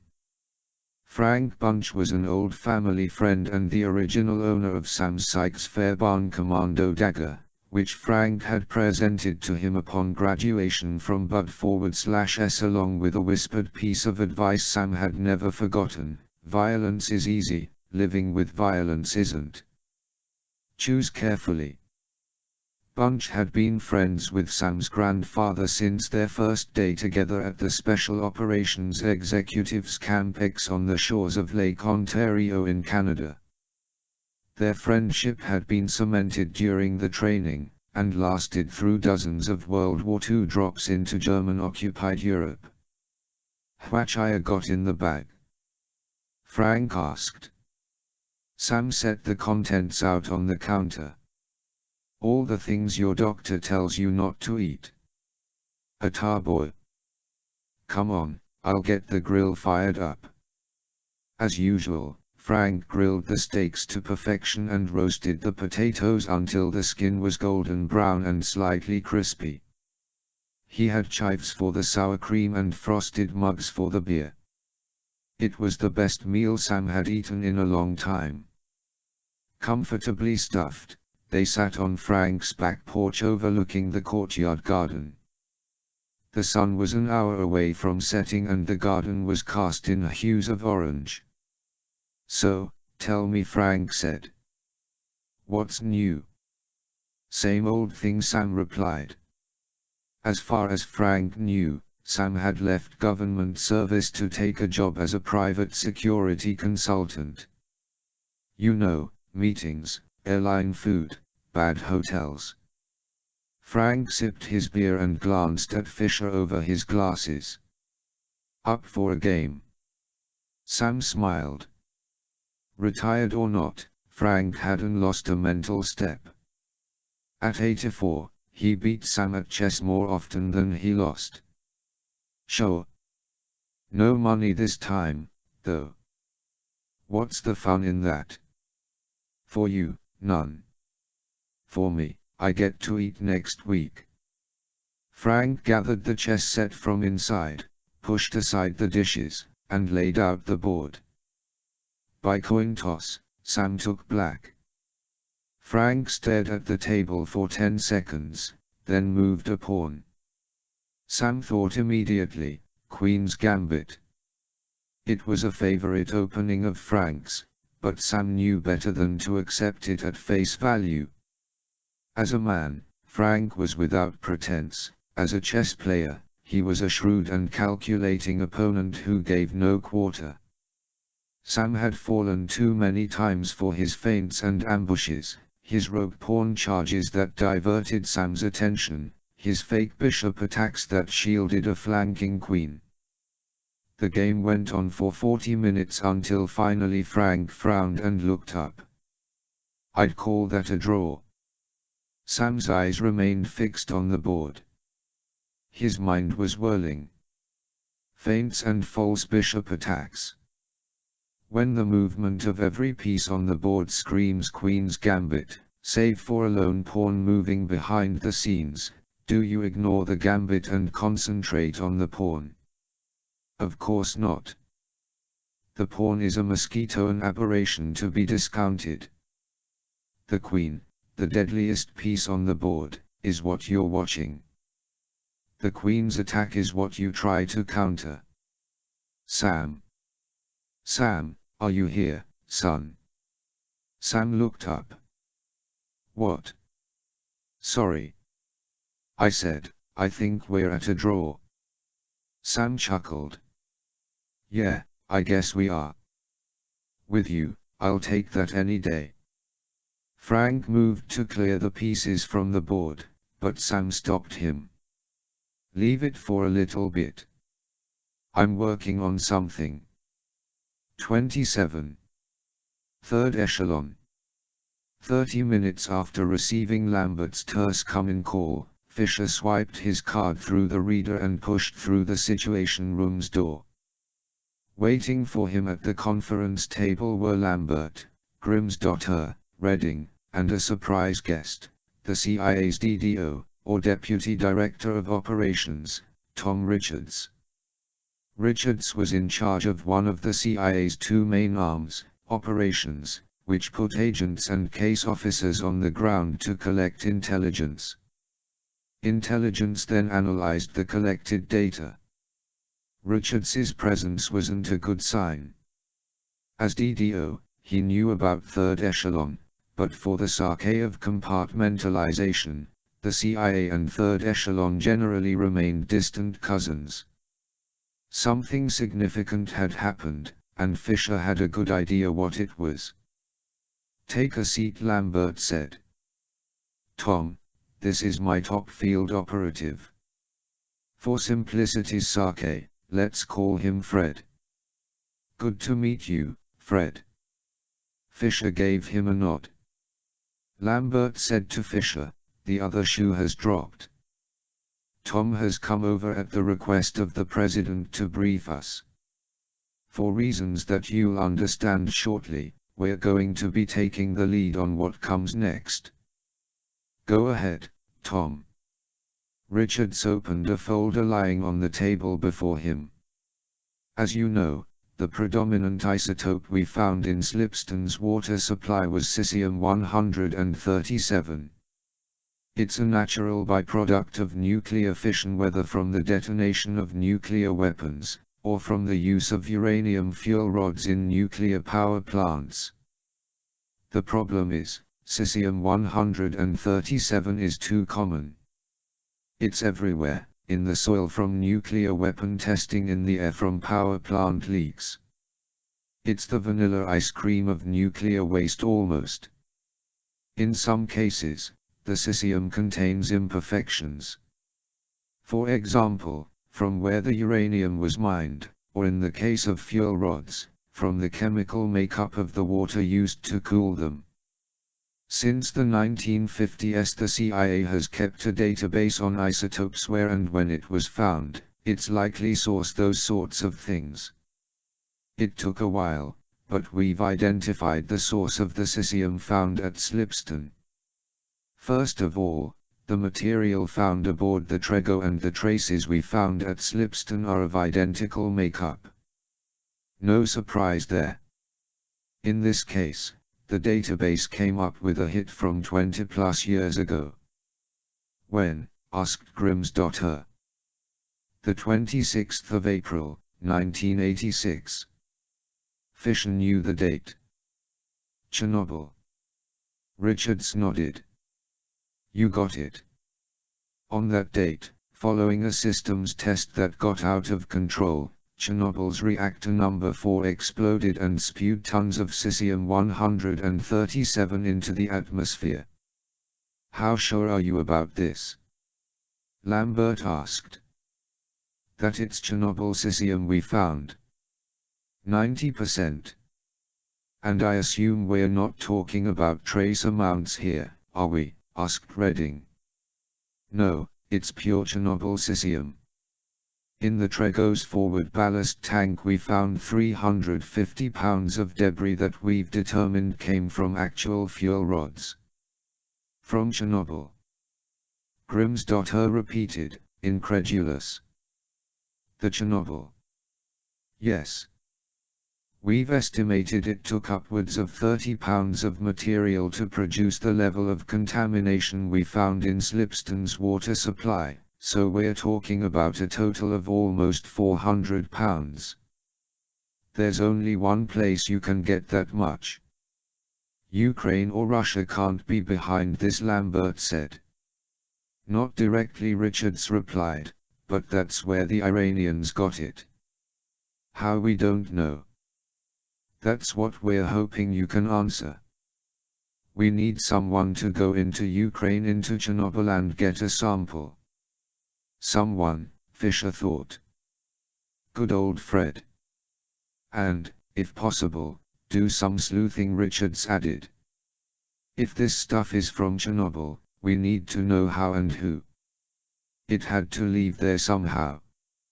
As far as we know, only about half of the undamaged fuel rods from reactor number 4 are still inside the reactor core in what the Russians call the sarcophagus. The other half were blown outward, into the surrounding countryside. Sarcophagus was an apt term, Fisher thought. The morning after the explosion, hundreds of thousands of Russian soldiers and volunteers from all around the Soviet Union began converging on Pripyat, the town nearest the Chernobyl plant, which by then was in the middle of an evacuation that would eventually transport 135,000 residents from the area. Working with no safety equipment except for goggles and paper masks, soldiers and civilians began shoveling debris back into the crater that had been reactor number 4. Radioactive dust and dirt swirled around the site, coating everything and everyone it touched with a layer of deadly cesium. Hastily formed construction brigades began mixing thousands of tons of concrete, which were then transported to the lip of the crater and dumped over the side and onto the shattered roof until finally the open moor was overflowing with concrete. Richards said, "As best we can determine, debris blown outside the reactor was collected and buried in bunkers somewhere nearby." Have the Ukrainians reported any thefts? Any missing material? Fisher asked. No, but that doesn't surprise us. Hell, for days after the explosion the Soviet government continued to call it a minor incident. Even if they knew about something fishy, we wouldn't expect them to tell anyone. Fisher could see what was coming. Aware of the missing material or not, when this revelation became public, Ukraine and by proxy, Russia would be held complicit, a silent partner in Iran's attack on the United States and the deaths of what could be as many as 5,000 people. In his mind's eye Fisher imagined a chessboard. What part did this news play? Was this a distraction strategy, the White Knight jumping its way toward the Black King, or something more, that lone pawn no one is paying attention to? Or was it exactly what it seemed, Iran's Queen's Gambit? We have some leads? Fisher asked. Chernobyl's exclusion zone covers a lot of territory. I assume you're not asking me to wander around with a Geiger counter waiting to get lucky. No. We're working to identify the bunkers most likely to contain the debris we're interested in. We also have some human assets in Ukraine that might point us in the right direction. What's our timeline?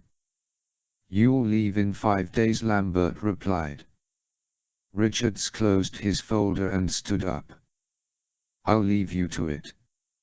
Fred, good luck. Thanks. Once Richards was gone, Lambert said, Sam, this is a volunteer mission. You can decline with no questions asked. I'll go. How often do you get a tour of Chernobyl? One question, though, how long can I walk around that place before my hair starts falling out? Longer than you think, Grimsdotter said. Don't worry, we've got you covered. I'll brief you once you're en route. Lambert said, while the CIA is putting the pieces into place, we've got another lead or maybe a red herring for you to chase down. Go ahead, Grim. The microfiche you found in Colaban's office was a gold mine. There was nothing specific about either the Trego or the Sogon, but there was loads of information on the diesel engines installed aboard the Trego. Another finger pointing at Iran. Fisher asked. Maybe, maybe not. The engines were purchased and transported to Colaban by a company called Songwoo Limited out of Hong Kong. Another layer of the onion. Unfortunately, I've found no trace of the company in cyberspace. Which means a personal visit, Fisher said. 28. Hong Kong. Slow down, Fisher ordered the driver, whose grasp of English was weak but probably better than he let on. Some taxi drivers didn't want to be bothered with touristy questions, and nothing shuts up a tourist quicker than a Hong Kong driver's practice day. Which is exactly what he gave Fisher now. "Slow down," Fisher repeated in Cantonese. The driver slowed the taxi and Fisher stared out the window at the line of darkened windows trolling by. The characters on the windows were Chinese, but Fisher had memorized the ones he was looking for. It appeared in the window of the fourth-story front, Songwu Limited. "Stop," Fisher said in Cantonese. The street was more alley than thoroughfare, dark and narrow and bracketed on both ends by the bustling nightlife of Kowloon, most of which involved laborers coming from or going to work, and shop owners closing down for the day. It had been raining all afternoon and the pavement glistened under the illumination of a lone street light farther down the alley. In the distance, like a faint melody, he could hear the sing-song babble of voices speaking in Mandarin and Cantonese. Following Grimm's.Her's map, he'd taken a taxi from his hotel on Hong Kong Island and through the cross-harbor tunnel to this mostly commercial area of Kowloon, commercial only on its face, Fisher knew. Many of the businesses were owned and run by families who lived in apartments above the shops. Songwu Limited's story front stood out for two reasons. One, it was situated between an herbalist and a dim sum kiosk. Two, the space was vacant, a rarity in Hong Kong, one of the most densely populated cities on the planet. "What's that sign say?" Fisher asked in English. Fisher handed a $5 bill about 40 HKD over the seat. "Say, for lease, then give phone number for agent."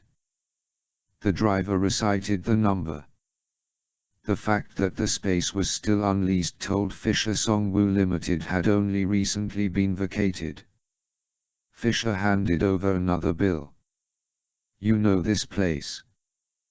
The driver grabbed the dollar, but Fisher held on. "You know how long it's been here?" "Maybe 2 months. Gone last week." "Never see nobody." "Okay, take me back." The driver drove to the end of the alley and turned onto the main road. Fisher let him get 3 blocks away, then said, "Let me out here." He paid the fare and got out, then flipped open his satellite phone and speed dialed. Grimm's.Her answered, extension 4290. "Hey, it's me. Aunt Judy isn't home, but she left a forwarding number." He recited the leasing agent's phone number. "Give her a call and let me know what you find out." "Will do." Fisher hung up and started walking. In the distance, over the stacked roof lines of Kowloon, he could see a rainbow of searchlights crisscrossing the sky. This was a nightly event in Hong Kong, a light show atop the skyscrapers that lined the shores of Victoria Harbour. In contrast, here he was just a few miles inland walking past a coop full of clucking chickens. This was the lure of Hong Kong, 2 worlds, the modern and the traditional, crowded into a chunk of land 1/3 the size of Rhode Island. He took a circuitous route through the streets and alleys until certain he wasn't being followed, then made his way back to the alley where Songwu was located. He wasn't hopeful of finding anything in the deserted office, but it was an I he needed to dot. He found the alley as he'd left it, dark and deserted. He felt slightly naked without his tax suit, but his pants were black and after turning it inside out, his jacket was as well. He clicked on his flashlight and gave the door a quick study. He clicked off the flashlight and pulled a pick set from his pocket and went to work. 20 seconds later, he got a satisfying snick as the lock snapped back. He eased open the door, slipped through, and shut it behind him.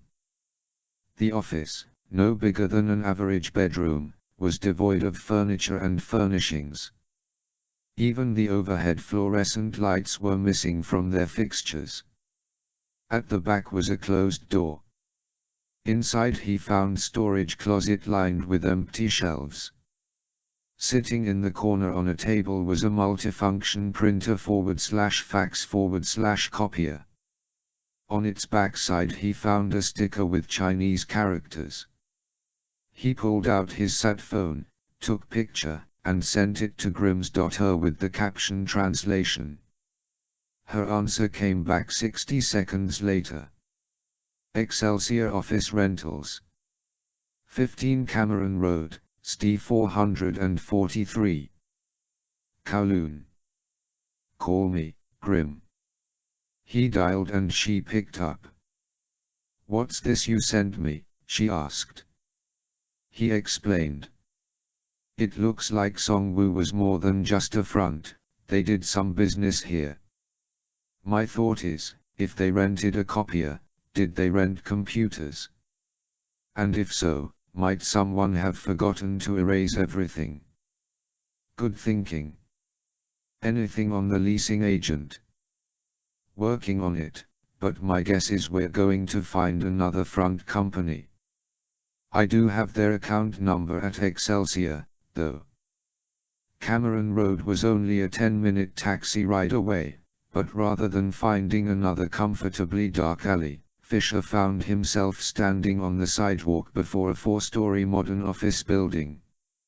He lingered for only a moment, then walked across the street and stepped into a darkened doorway to watch. Through the front windows he could see a security guard sitting at a kidney-shaped reception desk. A woman in a charcoal gray business suit got off the elevator and walked past the desk with a wave, then pushed out the door and started down the sidewalk. Fisher's first instinct was to study the building for weaknesses, but then he checked himself. Here, patience was his best weapon. The front doors weren't locked, which left only lone guard in his way. The man was in his 70s, so incapacitating him would be simple, but if the pot of tea on the guard's desk was any indication, nature might do the work for Fisher. 5 minutes passed, then 10. The guard stood up, stretched, then walked to the far end of the lobby and pushed through a door. Here's to an aged bladder, Fisher thought.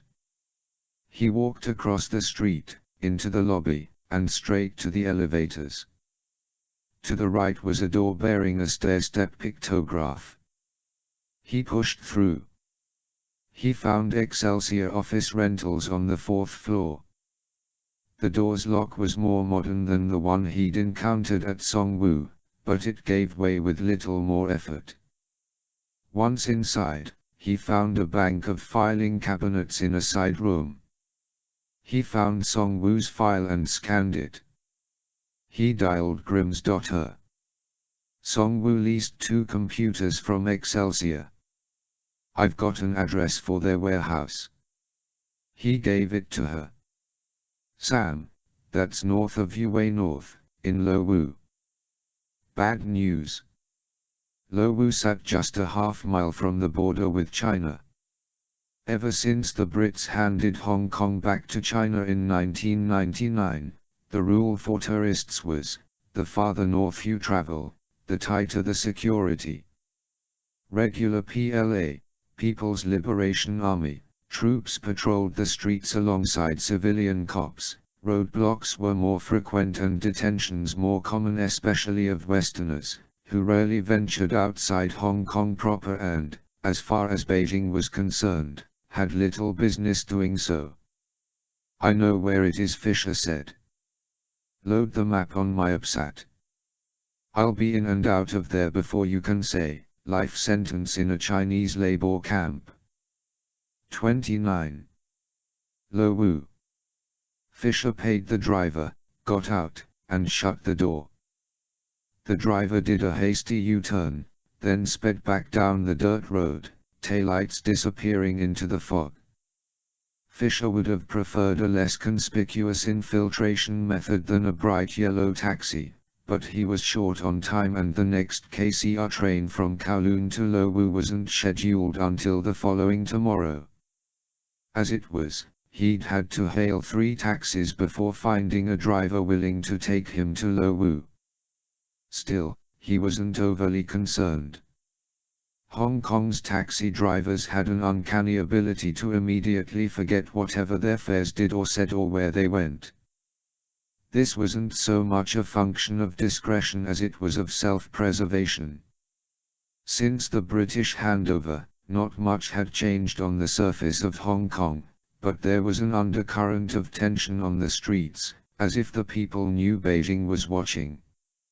And if the Chinese government was watching Hong Kong, they were certainly watching Lowu, a stone's throw from the border. If he was being watched right now, he saw no sign of it. The road was empty and devoid of streetlights. To the north, perhaps half a mile away, he could see the lights of Lowu. Beyond those, 5 miles away, the brighter lights of Shenzhen, China's southernmost metropolitan area at 5 million people. According to Grimm's.Er's map, Excelsior's warehouse was on the southern outskirts of Lowu, between a slaughterhouse and a sewage treatment plant. It was also only a few blocks from the border district's police headquarters. He pulled the upsat from his jacket pocket, called up the map, and memorized the landmarks. He turned up the collar of the jacket and started walking. Only 3 cars passed him and none of them slowed, which he took as a good sign. Still, with each step he felt the tingle of fear in his belly grow. He'd had his share of missions on the Chinese mainland and each of them had been unpleasant at best. Both the PLA and the Gyeongbu, the Chinese secret police, were ruthlessly efficient and tended to arrest first and interrogate later.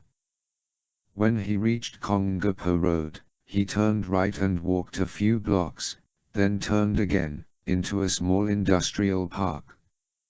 He found Excelsior's warehouse next to the sewage plant's hurricane fence.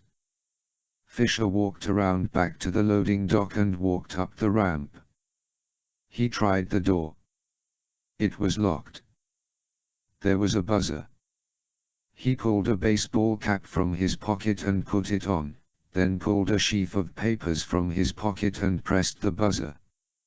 30 seconds passed. The door swung open.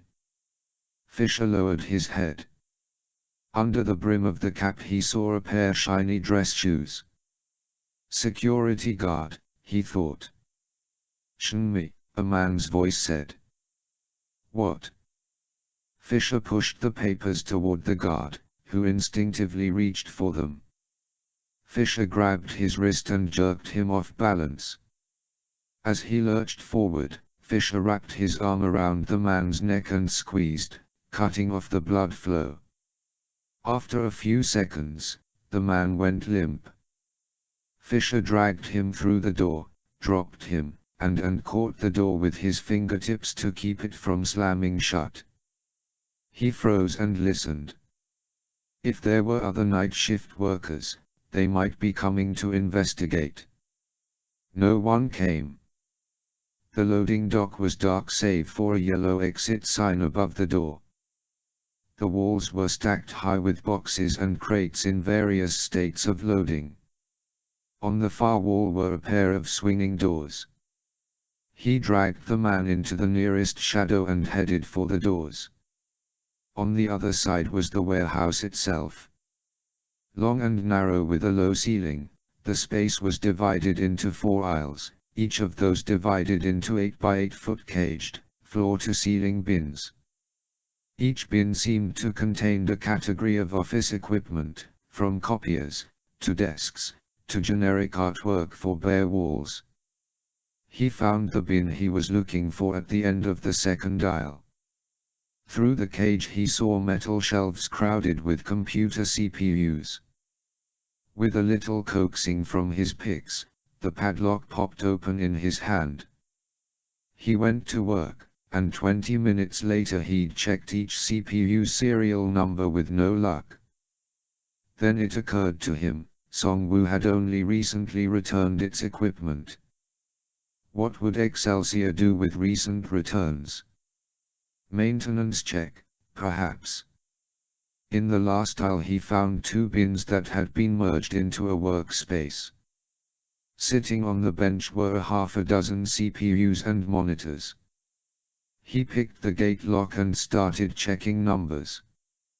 He got lucky almost immediately. He dialed Grimm's.her. Got M, he said. Excellent. Plug me in. Fisher connected the APSAT's USB cord into the first CPU. Grimm's.her said, no go. The hard drive's been reformatted. Fisher plugged into the second one. Bingo. That one's been wiped, too, but not very well. There's data still there. Can you pull it? Consider it done. 5 minutes later, he was back at the loading dock. As his hand touched the doorknob, he heard the slamming of a car door, then footsteps coming up the ramp. He checked his watch, 5 minutes to midnight. Shift change. The door buzzer went off. Fisher hurried to the guard's body and traded his own jacket for the uniform jacket, his ball cap for the guard's brimmed one. The buzzer went off again. Wei, a voice shouted. Hey! A fist pounded on the door. Fisher took a breath and opened it. The security guard had his fist poised over the door, ready for another strike. Down the ramp was a 2-door Hongqi, with a magnetic sign affixed to the door. The man regarded Fisher for a moment, then cocked his head and opened his mouth to speak. Fisher hit him, a short jab to the point of his chin.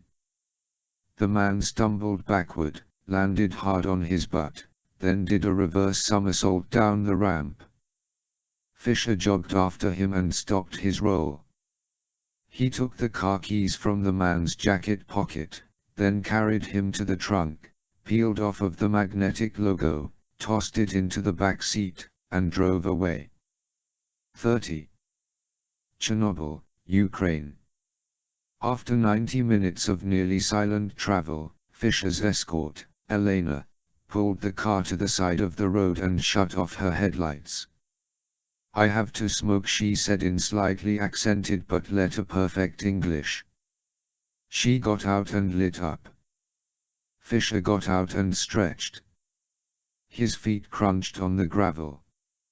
As it had been for the last hour, the road was deserted and dark. Without the glow of the headlights, Fisher now realized just how dark it was. On either side of the road, marshland disappeared into the blackness. They were truly in the middle of nowhere. His turnaround time between his foray into Hong Kong and his landing at Kiev's Borispol airport had been a too short 6 hours, just enough time to deliver the hard drive he'd stolen from the Lowu warehouse to Grimm's.her, go through a quick Chernobyl mission brief with Lambert, then find an empty office couch to curl up on for 2 hours. From the ear-jarring bustle of Hong Kong to the silent, barren wastelands of Chernobyl, Fisher thought. He wasn't even sure what time zone his body clock was running on.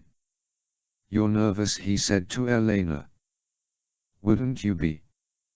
Elena puffed and paced. 27, she was tall and slender, with auburn hair held in a loose ponytail. What I've been doing for your country is about information. I give information and they take it. They've never sent anyone here. Why would they send anyone here?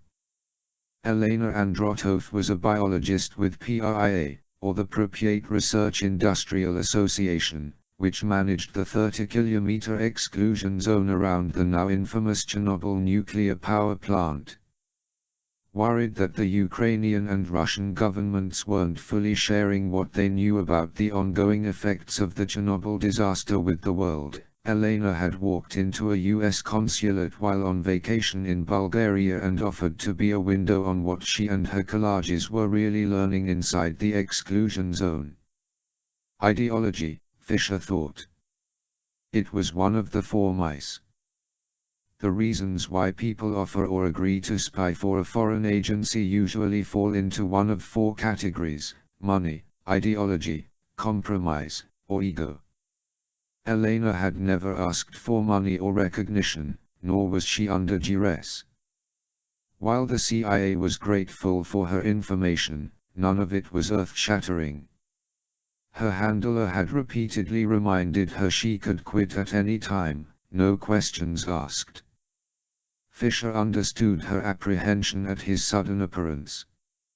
For the last 6 years her handlers had simply accepted her data with a simple thanks, make contact when you have more. And now, inexplicably, she was being asked to play tour guide to some mysterious secret agent. "How long have you worked here?" he asked. He knew the answer, but talking helped. 6 years. I came right after university. I wanted to help. Have you? You tell me. How many people do you think died because of Chernobyl? The official count was 31. Elena snorted. 31. Twice that number of firefighters died within 5 minutes of reaching the scene, charred to a crisp by gamma radiation. Poof. Gone. How many, then? Over the last 20 years, just counting Ukraine and Belarus, I'd say 200,000. So I ask you, how can I be helping when the whole world still believes 31? Why don't you get out? I've got another year on my contract, she replied, then seemed to relax slightly. She took a drag on her cigarette. Then maybe I'll leave. Leave Ukraine. She looked up at him. Maybe I'll come to America. It was more a question than statement. Fisher said, maybe I can help you with that. But for now, you need to get me inside the exclusion zone. Get me in, and I'll do the rest. Oh, really? The exclusion zone. Okay, James Bond, what do you know of the exclusion zone? Not waiting for an answer, Elena pointed up the road. Just over that hill is the checkpoint. Chernobyl is another 30 kilometers beyond that.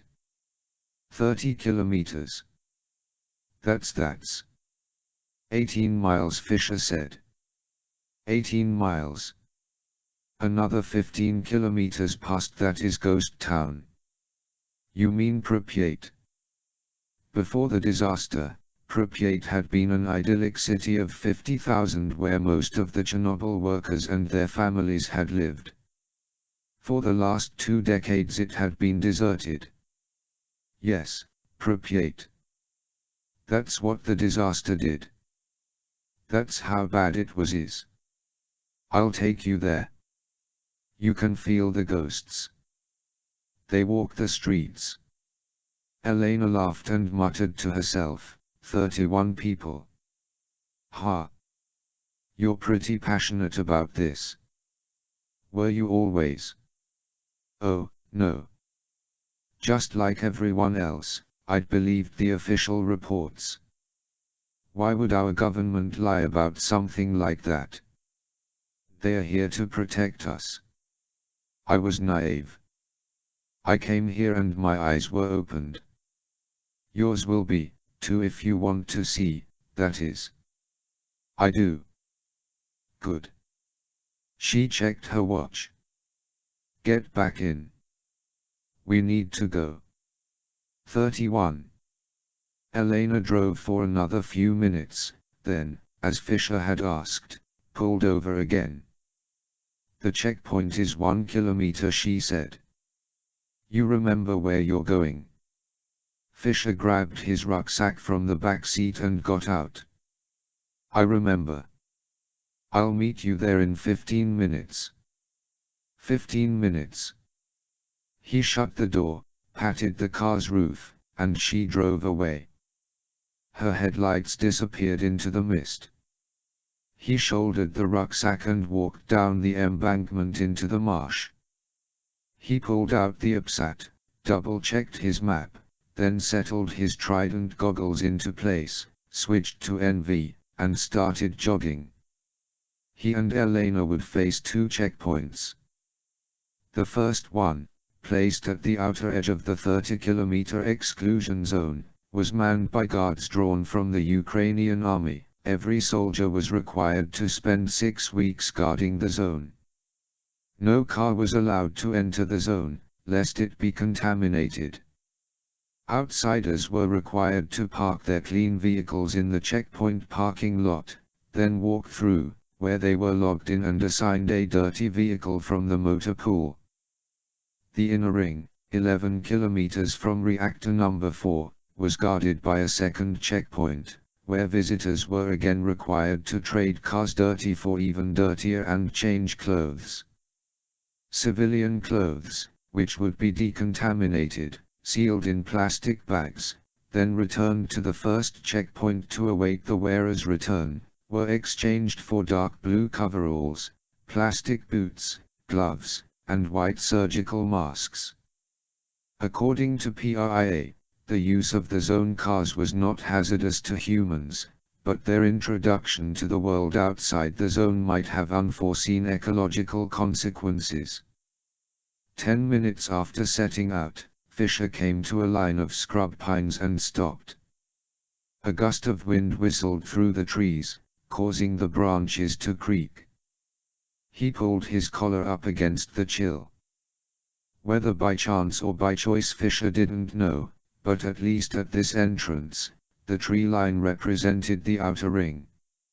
Irrational as it was, he wondered if things would look and feel different inside the zone. Was the grass rougher, more brittle? Were the leaves on the trees withered, trapped in some endless radioactive autumn? Did the water smell different? He knew better, but such was the nature of radiation, an invisible rain of poison that left nothing untouched, including the imagination. He forced his mind back on track. A half-mile to his west was the first checkpoint. He slowed his breathing and listened. In the marshes sound traveled well, and after a few seconds he heard the distant chunk of a car door slamming, then voices speaking in Ukrainian. Another visitor coming or going, Fisher thought. Probably the latter. By now, Elena would already be through the checkpoint and waiting at the motor pool. He stood up and started picking his way through the pines. After a few hundred yards, the trees began to thin and he could see grey light filtering through the branches. He reached the edge and stopped. Ahead lay a gravel parking lot filled with dozens of cars and trucks. A single sodium vapor light sitting atop a pole in the middle of the lot was the only illumination. As Elena had predicted, the ever-flirtatious checkpoint guards had assigned her favorite car, a bright red 1964 Opel Kadett. Fisher could see her silhouetted in the driver's seat. From habit, he waited and watched for another 10 minutes. He wasn't necessarily concerned about her trustworthiness, but she'd been spying for the CIA for 6 years, a lot of time in which suspicions can be raised and investigations started. Staying within the tree line, he circled the parking lot until satisfied no one else was about. He walked to Elena's Opel and got in. She put the car in gear, backed out of the lot, and started driving. "What took you so long?" she asked. "Is everything okay?" "Everything's fine. I'm just not as fast on my feet as I used to be. Getting old." "Old? Rubbish. You look fine to me," she said, concentrating on the windshield. "Thanks." You're welcome. She tapped her finger on the steering wheel. Are you married? No. You? No. They drove in silence for 5 minutes, then Elena said, have you ever had borscht? Real Ukrainian borscht? I don't think I have. I make wonderful borscht. I'm not even sure what's in it. You start with pork stock, add beans, beets, lemons, vegetables, sorrel leaves, vinegar, strained rhubarb juice, garlic. It's delicious. I'll make it for you. Where do the vegetables come from? She smiled. You mean do I grow them in the zone? No, they're from the outside. Kiev. Okay. It's only a few hours before sunrise. Do you want to go to the inner zone?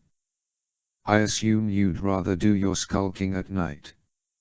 Fisher had the documentation and cover story to explain his presence if apprehended, but he preferred to avoid all contact with the authorities. He'd allotted himself 3 days inside the exclusion zone. More than simply a safety concern, he needed to do the job and get out. With a U.S. Navy battle group on its way to the Gulf of Oman, events would begin moving quickly. Iran would send elements of its own navy to meet the battle group. Tensions would mount, shots would be fired. How do you know I'm a skulker? He asked her. She glanced sideways at him. You have the eyes of a skulker. Kind, though kind eyes. To answer your question, yes, night would be best. Good. We'll go now. You really should see Pripyat. I can show you things you won't see in pictures. Sightseeing wasn't part of his mission, but he had the time and the curiosity. Drive on. It was only 15 kilometers, or 7 miles, but along the way they passed east of the village of Chernobyl on the banks of the Pripyat River, which at the time of the accident fed the plant's cooling pond. Elena arced around Chernobyl to the east, passing through dozens of villages, all abandoned save for a few hundred die-hard farmers who'd returned despite the government's warnings. Elena translated the Cyrillic signs as they drove. Yampol, Malaychevuk, Zapolye. One by one they appeared and disappeared in the Opel's headlights, wooden farmhouses and sheds and barns, many of them crumbling, overgrown with foliage and moss, fences so coiled in vines and underbrush they leaned at wild angles to the ground, structures so primitive Fisher had little trouble imagining himself transported back 100 years. This is surreal, Fisher said. This is nothing. Just wait. As they drew closer to the city, farmhouses and barns gave way to smaller buildings, made mostly of grey concrete and faded brown brick. The signs were all in Cyrillic, but there was something universal about the structures: a gas station, a grocery store, a bank. Soon the scrub pines and marshland gave way to vacant lots and paved intersections. They approached Pripyat from the west, so Fisher's first glimpse of the city's skyline was backlit by the first hints of sunlight on the horizon. Great rectangular blocks of buildings, tall and narrow, short and squat, rose from the terrain. In twilight they were dark and dimensionless, as though painted on the skyline by a movie set designer. As they entered the city limits and the horizon brightened, details began to stand out. Pripyat was in many ways a typical Soviet-era city. The structures, from apartment high-rises to 4-story schools and office buildings, were built in grey cinder block. Everything had an almost Lego-like atmosphere, as though geometric blocks were simply dropped into the empty spaces between the streets and then given designations: Apartment Block 17, People's Bank Number 84, General Office Complex 21. The only bits of color Fisher saw were faded murals painted on the sides of buildings, traditional Revolution-era scenes of Lenin or of iron-jawed, blonde-haired men standing knee-deep in golden fields of wheat, one hand clutching a sickle, the other shielding eyes that stared at some distant horizon. What struck Fisher the most was the utter stillness of the place. If the outlying farms seemed trapped in the 1800s, Pripyat seemed frozen on that fateful day in April of 1986. Cars sat parked in the middle of intersections, their doors still open as though the occupants had simply gotten out and run away. Suitcases and footlockers and wheelbarrows piled high with clothes, pots and pans, and framed pictures lay strewn on the sidewalks. Just like in Slipston, Fisher reminded himself. They passed an elementary school. The playground, once a clearing surrounded by trees, had been reclaimed by weeds and bushes. A jungle gym rose from the undergrowth, its steel frame choked with vines. A raised playhouse in the shape of an elephant with a slide for a trunk was nothing more than a rusted hulk. The school's doors stood yawning shoved open, Fisher imagined, by fleeing children and teachers. As the school disappeared in the car's side window, Fisher glimpsed a child's doll sitting perfectly upright on the rim of a sandbox. This, he decided, is what nuclear Armageddon would look like. Is it all like this? He asked. Yes. And it will be for the next 300 years. It'll take that long for the contamination levels to fade. I come here sometimes, just to remind myself it's real. But never at night. I never come at night. I don't blame you. Next they passed a 6-story apartment building, another grey cube lined with balconies that ran the length of the structure. With only a few exceptions, each balcony door on the 6th floor stood open. It took Fisher a moment to understand why. These apartments faced southeast toward the power plant. The upper floor would have offered an unobstructed view of the reactor's explosion and subsequent fire. He imagined women in housecoats and children in pajamas standing at the railing watching the spectacle, not yet realizing what had happened. Not knowing an invisible cloud of cesium was already falling on them. Below, many of the balconies a faded number had been painted in red or orange. What are those? Fisher asked. It wasn't until the next morning, after many of the children had left for school, that the evacuation order was given. People were told to mark their balconies with the number of their evacuation bus so if loved ones returned home, they would know. My God, Fisher murmured. Have you seen enough? Fisher nodded, still staring out the window. 32. They drove south for 10 minutes before Fisher saw the first sign they were approaching Chernobyl itself. In the distance an obelisk rose from the marshlands. It was the plant's smokestack, Elena explained. As they drew closer, Fisher could see the stack was painted in faded red and white horizontal bands. Beside it stood a crane that he guessed was being used for nearly constant rebuilding of the sarcophagus, which had over the years begun to crack and crumble. 12 kilometers from the plant, Elena veered off the paved road and onto a gravel track that wound through a copse of stunted pine trees. After a few hundred yards, she turned into a driveway. She pulled to a stop before a ranch-style bungalow painted a washed-out yellow. Like the farmhouses Fisher had seen in the outlying villages, the bungalow was encased in a labyrinth of vines that snaked up the walls, along the eaves, and around the front porch's post, like snakes frozen in mid-slither. PRIA's headquarters is just inside the inner zone, Elena said, getting out. Moscow built it about a year after the disaster.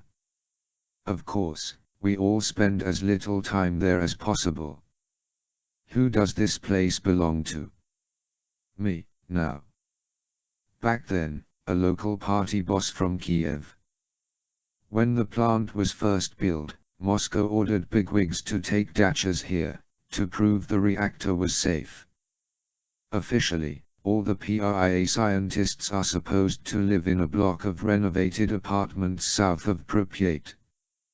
I saw them. Fisher grabbed his rucksack from the back seat. Not very cozy. Yes, lovely, aren't they? This place is better. The outside isn't much, but the roof doesn't leak and the insulation is good. Plus, it wasn't in the plume. I don't understand. The plume of radioactive dust. Most of it was blown west and then north, toward Belarus. We're on the east side of the plant. Come on in. She started walking. She realized Fisher wasn't following, and turned back and smiled. Relax. You see that? She pointed to what looked like a weather vane jutting from the roof. It's a dosimeter, I check it twice a day. Trust me, this is one of the cleanest places in Chernobyl. Guess it pays to be a biologist, Fisher said, and started walking toward the porch. I'm very careful. I would like to have children someday. She directed Fisher to the spare bedroom, where he dropped his rucksack, and then he joined her in the kitchen. She was crouched before the open door of a wood stove, shoving sticks into a growing flame. She shut the door and stood up. Sit. Tea will be ready in a few minutes. She got a loaf of black bread and a tin of blackberry jam from the cupboard and laid them on the table. She chose an apple from the windowsill, washed it, then sliced it into a bowl. The water comes from a new artesian well, she said before he had a chance to ask. I test that every day, too.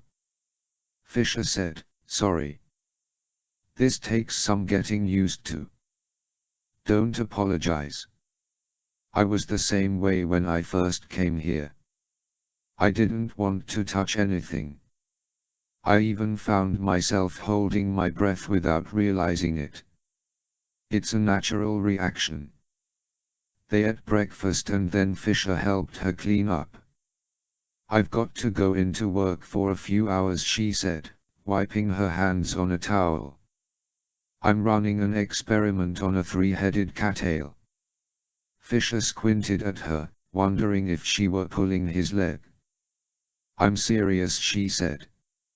Almost all the cattails around the reactor's cooling pond are mutated. Believe me, those are some of the tamer changes we've seen. You should see some of the carp they pull out of the pond. She sucked her lips and crossed her eyes. Ugly, like that. Fisher laughed. I'll be home around noon. On the way I've got to check on something in the village, a rumor I heard once. It might interest you. What's that? Let me check first. Go to sleep. If anyone knocks, don't answer. Fisher tried to sleep, but his body wouldn't fully cooperate, so he dozed on and off for a few hours, then got up and wandered around the house. Elena had a good book collection she kept inside an old china cabinet in the living room. The titles ranged from Tolstoy and Balzac to Stephen Hawking and Danielle Steele. He also found a milk crate full of old records, mostly from the big band era. He put a Mancini tribute on the turntable and sat down with an English-language version of War and Peace and read until Elena came home. She was carrying a sack of groceries. Borscht? Fisher asked. Of course. I promised you. After the groceries were put away, they sat down and shared a lunch of cold cuts, cheese, and wine. So Fisher said, this rumor. Yes, I checked. I wasn't sure I'd remembered it right, but the rumor is about 4 months ago a pair of soldiers went missing in the middle of the night. They were never found. Everyone, including the local commander, assumed they'd deserted. They were last seen heading toward the bunkers you were asking about. I've got the name of the man who saw them last, Alexei. He's 95 years old, but still sharp. An old warhorse. He'll talk to us. Elena smiled. Alexei loves to talk. He was a tank commander during the Great Patriotic War. He claims to have killed 18 panzers at Kursk before he got captured. He spent the rest of the war in a labor camp in Poland. We'll go tonight, after borscht. I see you found my book collection. I'm sorry, I didn't mean to. Elena waved her hand. No, I meant to show it to you. Here, I'll clean up. You go back and read. Maybe you'll have better luck than I did. I thought War and Peace was required reading for all Russians. Very funny. I've tried to read it 4 times. It bores me to tears. Besides, I'm Ukrainian. 33. Shortly after nightfall, with his belly full of borscht so good he felt cheated for having lived so long without it, Fisher and Elena left her bungalow. Throughout the afternoon, a low-pressure front had moved in, bringing with it dark clouds and icy drizzle. The cadets' headlights cut twin swaths through the dark, illuminating ruts and potholes rimmed with ice. The heater, which worked only on the highest setting, made a sound that Elena described as a carrot being shoved into a fan blade. The change in weather was a mixed blessing for Fisher. The clouds and lack of starlight would provide better cover, but the sleet and dropping temperatures would leave the fields and marshes coated in ice, which would crackle with every footfall. He wasn't sure what to make of the story of the missing soldiers. Desertion was common in the Ukrainian army, especially, he imagined, among troops pulling Chernobyl duty. Many of the conscripts were young and poorly educated, and all they knew about Chernobyl was that it had happened long before their births or when they were too young to remember, and that it was a place of ghosts and poison and sickness. Still, the rumor was also a place to start. They drove for 20 minutes, following the road south along the Pripyat River.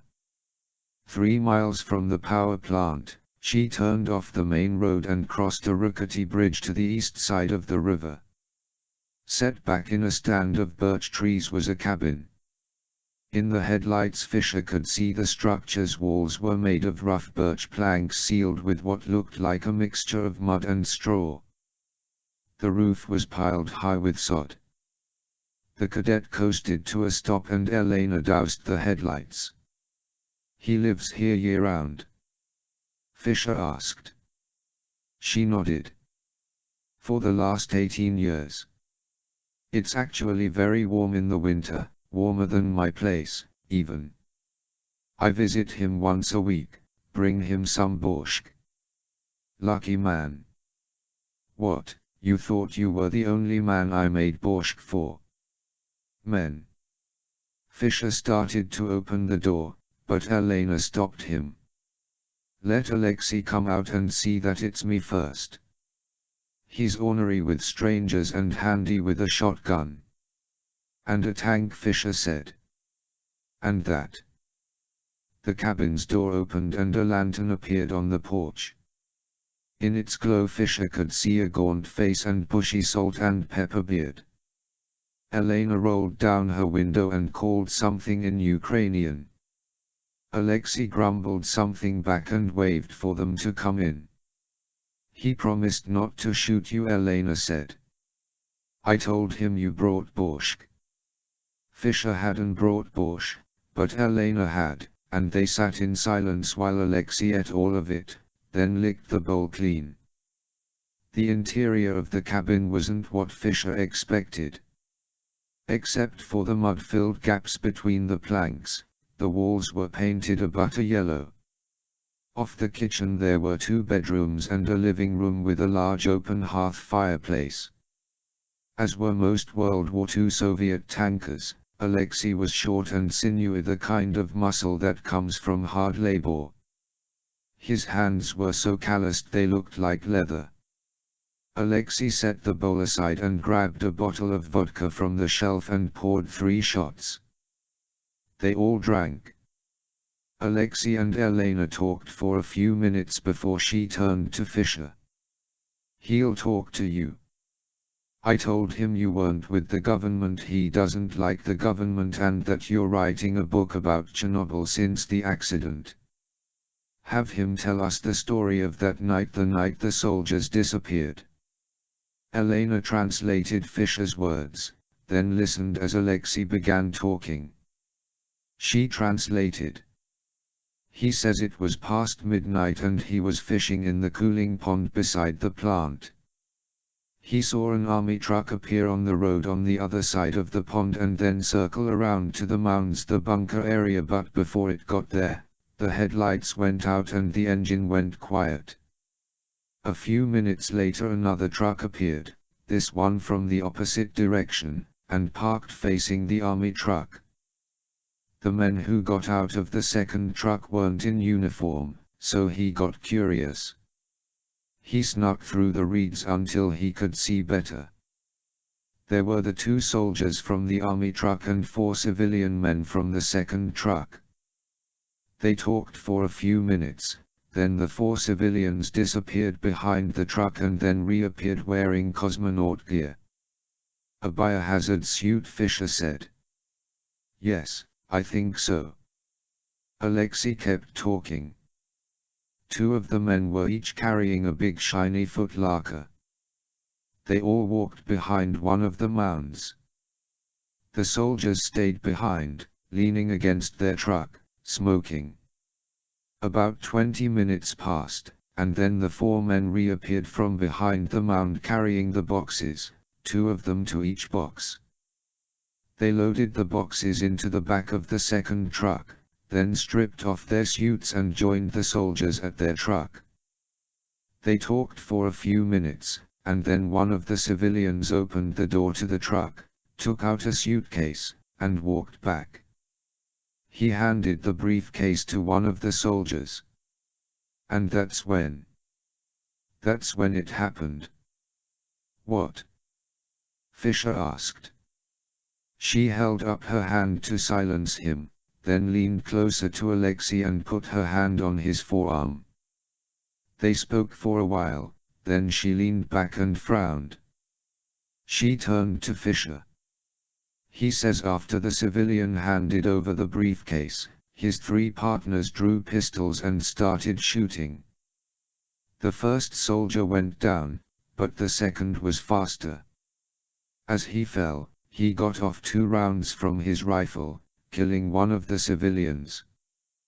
Then the leader, the one with the briefcase, walked over and shot each soldier a final time in the head, then reloaded and emptied his pistol into the dead civilian's face.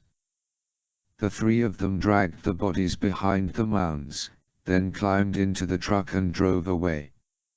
He says he buried the 2 soldiers and the civilian in the woods beyond the bunkers." "Did you know about this?" Fisher asked. "All I knew was the rumor, that Alexei had seen the men the night they disappeared." "Did he tell anyone about this?" Elena asked him, then said, "He thinks he did, but he's not sure. He may be confused." "Tell me." "He says he told the area commander." 34. It took only 15 minutes to reach the site Alexei had described. Before they got there, Fisher told her to pull over. He reached up and switched off the dome light, then opened the door. "I'll meet you on the main road in 2 hours," he said. "Let me go with you." I can help you. You can help me by going home and waiting. I just need to check a few things, I'll move faster alone. Pop the trunk. She did so. Fisher walked back and retrieved the bag of gear Elena had put together for him: a pair of hooded biohazard coveralls, a respirator, goggles, boots, and a double set of gloves. You remember how to put it all on? She asked. Yes. And the duct tape? On the wrists and ankles and neck. Make sure you get a good seal. I will. Fisher closed the door and Elena drove away. He waited until the cadet's taillights disappeared around the bend, then shouldered his duffel and walked into the woods. Fisher didn't think Alexei was confused. He believed every word of the old tanker's story. Someone had bought their way into the exclusion zone and then bought access to one of the bunkers, and you don't buy that kind of access from a pair of privates in the Ukrainian army, but from staff officers like an area commander. Whether the man knew his soldiers were going to be murdered, Fisher didn't know, but according to Elena, the commander in question, a colonel, had retired 2 months earlier and moved to the resort city of Yalta, on the Black Sea. Alexei claimed that upon hearing the story of the shooting, the colonel thanked him, promised there would be a full investigation, and then swore him to secrecy. Alexei didn't quite believe him, so he told the colonel the soldiers and the other man had been taken away in the civilian's truck. The civilian he didn't care much about, Elena had translated, but he didn't think the colonel would do right by the dead soldiers. They were comrades, they deserved a soldier's burial. Fisher could only speculate as to why the colonel left Alexei alive, but he suspected Alexei's renown in Chernobyl had something to do with it. If 2 young privates go missing, it's desertion. If Alexei goes missing, it's a mystery that locals want solved. Following his memory of the map Elena had drawn him, Fisher weaved his way through the darkened woods until he came to a stream, which he followed east until it widened into an inlet choked with reeds and cattails. He was now on the eastern side of the plant's cooling pond. He pulled out his Geiger counter and passed it over the dirt and nearby foliage. The rapid tick-tick-tick in his earpiece made his skin crawl, but the numbers were within acceptable range. According to Grims.her, his exposure here would amount to 3 chest X-rays. Over the tops of the cattails he could see the outline of the power plant. He was a quarter-mile from the site of the worst nuclear disaster in history. The morning after the explosion, rescue workers finally realized they were fighting a losing battle against the fires in the crater, which were being fed by not only by the molten slag of the remaining fuel rods but also by the highly flammable graphite that had sloughed off the casings of the rods. Helicopters were called in to dump neutron absorbents into the pit. Over the next 6 days nearly 2,000 sorties were flown through the radioactive plume gushing from the reactor. 5,000 tons, some 10 million pounds of lead, sand, clay, dolomite, sodium phosphate, and polymer liquids were dropped into the crater until finally, a week after the initial explosion, the fires died out. None of the pilots who flew over the pit survived the exposure. Across the cooling pond, Fisher could see the bunker mounds. They were arranged in 3 by 3 squares, each square separated from its neighbor by 100 yards. The mounds, which were nothing more than bus-sized shipping containers, had been covered by layers of earth and then topped off with a concrete lid. As with everything at Chernobyl, nature had reclaimed the bunkers, turning them into shrub-covered hillocks. If he hadn't known what they were, Fisher might have mistaken the mounds for natural terrain features. He made his way through the reeds until he reached the opposite shore. He was about to cross the road when he heard the growl of an engine. He crouched down. A pair of headlights appeared on the road. The vehicle, moving slowly, paused at the first set of bunkers. A searchlight came on and panned over the mounds, then went out. The vehicle pulled ahead and repeated the process at the next grouping. As it drew closer, Fisher could see the vehicle was a Gaz-67, a World War II-era Soviet Jeep. 2 soldiers were sitting in the front seat. The Jeep drew even with Fisher's hiding place, paused, scanned the mounds, then moved on. After a long 10 minutes, the Gaz rounded the bend and disappeared from view. Every few seconds the searchlight would pop on, skim over the next set of bunkers, then shut off. Fisher dashed across the road, down the embankment, and through the tall grass to the clearing surrounding the bunkers. He pulled out his Geiger counter. The numbers showed a slight rise, but they were still within limits. Alexei claimed the bunker the civilians had been interested in was number 3, the farthest back from the road.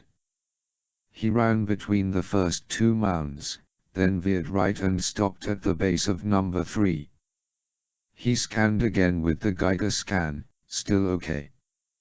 He followed the edge of the mound to the back, then flipped his goggles into place and switched to infrared. The image was stunning. The ground beneath his feet was a dark blue that slowly faded to a neon blue where the slope started. From there the change was abrupt, a line of orangish yellow that began at the base of the mound and went to the top. After 20+ years, the radioactive debris was still pushing heat through several feet of soil and a layer of concrete. Again Fisher felt the tingle of apprehension. "Don't think, Sam," he commanded himself. "Do what you came to do and then get out." He opened his rucksack and rummaged around until he found the collapsible entrenching tool, which he quickly assembled. He walked the length of the mound, pausing every foot or so to jam the shovel into the slope. After 10 feet, the tip of the blade plunged through into open air. He twisted the shovel, pulling out clumps of soil until he'd cleared a small hole. He clicked on his flashlight and shined it inside. There was tunnel in the sod. At the end of it Fisher could see a patch of rusted steel. 35. He laid the shovel aside and scanned the tunnel with the Geiger. The numbers had spiked up significantly. He grabbed his duffel and backed away, then chose an open spot in the earth and dug a hole 2 feet wide and 2 feet deep.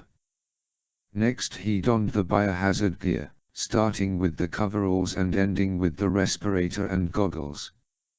He took his time, making sure the fit was right and that all the zippers and flaps were closed, then sealed all the seams with the duct tape as Elena had instructed.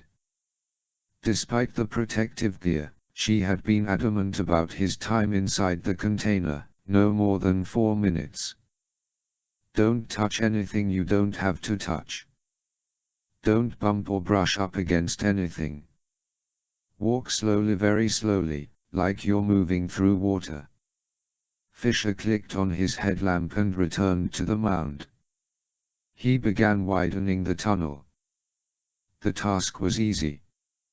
Whoever had been here before him had done all the hard work. The mouth of the tunnel had simply been overlaid with a lattice of birch branches, then recovered with chunks of sod carefully cut from the face of the mound. After 5 minutes' work, the full tunnel was exposed. 4 feet tall and 2 feet wide, it led directly to the container's rusted door, which was secured by a crossbar. A soil-encrusted padlock, its shackle cut in 2, lay at the foot of the door. He paused to catch his breath. The coveralls, gloves, and boots were all chemically treated to retard radioisotope absorption, but they also trapped body heat. He could feel sweat running down the back of his neck and his sides. Inside the respirator mask, his breath hissed. His goggles were perpetually fogged, but, nervous about touching anything with his potentially tainted gloves, he left them alone. This was just a glimpse into what rescuers had endured after the explosion, Fisher realized. Short of manpower and time, hundreds of soldiers and civilians spent days inside protective suits working at the lip of the crater with shovels and buckets, and in some cases their hands to push radioactive debris back into the pit. He set aside the shovel, then ducked down. Following the beam of his headlamp, he stepped into the tunnel. Pebbles and dirt rained down on him. Roots hung from the overhead like skeletal fingers. He reached the container door and stopped. Deep breath. He gripped the crossbar and lifted. Half expecting to hear the shriek of rusted metal, he was surprised how soundlessly the latch moved. Curious, he peered at the mechanism. It glistened with oil. He felt his heart rate increase. This is where it had all started. Months ago, 4 men had crept down this same tunnel, oiled this same latch, then gone inside, stolen the radioactive debris that had ended up aboard the Trego, and had poisoned an entire city. He swung the door open. Its passage dislodged a small avalanche of dirt. He waited, frozen in place, until it passed, then opened the door the rest of the way and shined his flashlight inside. He was immediately confronted by what looked like a chest-high wall of grey-black ash and scrap metal, which in fact it was, the only difference being this was so radioactive that even now, after 2 decades, direct exposure would kill you within minutes. Up until now, there'd been a small part of Fisher's mind that found this too surreal to believe. But here, within arm's reach, was the piece of proof that made it real. A section of the debris wall was missing, scooped out, he assumed, by the 2 discarded grain shovels at his feet. Slowly, carefully, he backed out of the container and into the tunnel. From the leg pocket of his coveralls he pulled a cylindrical sample tube roughly the size of a coffee mug. This was the last piece of gear Elena had given him. Made of lightweight titanium, the double-walled tube was lead-lined and topped with a finely threaded lid. He unscrewed the lid.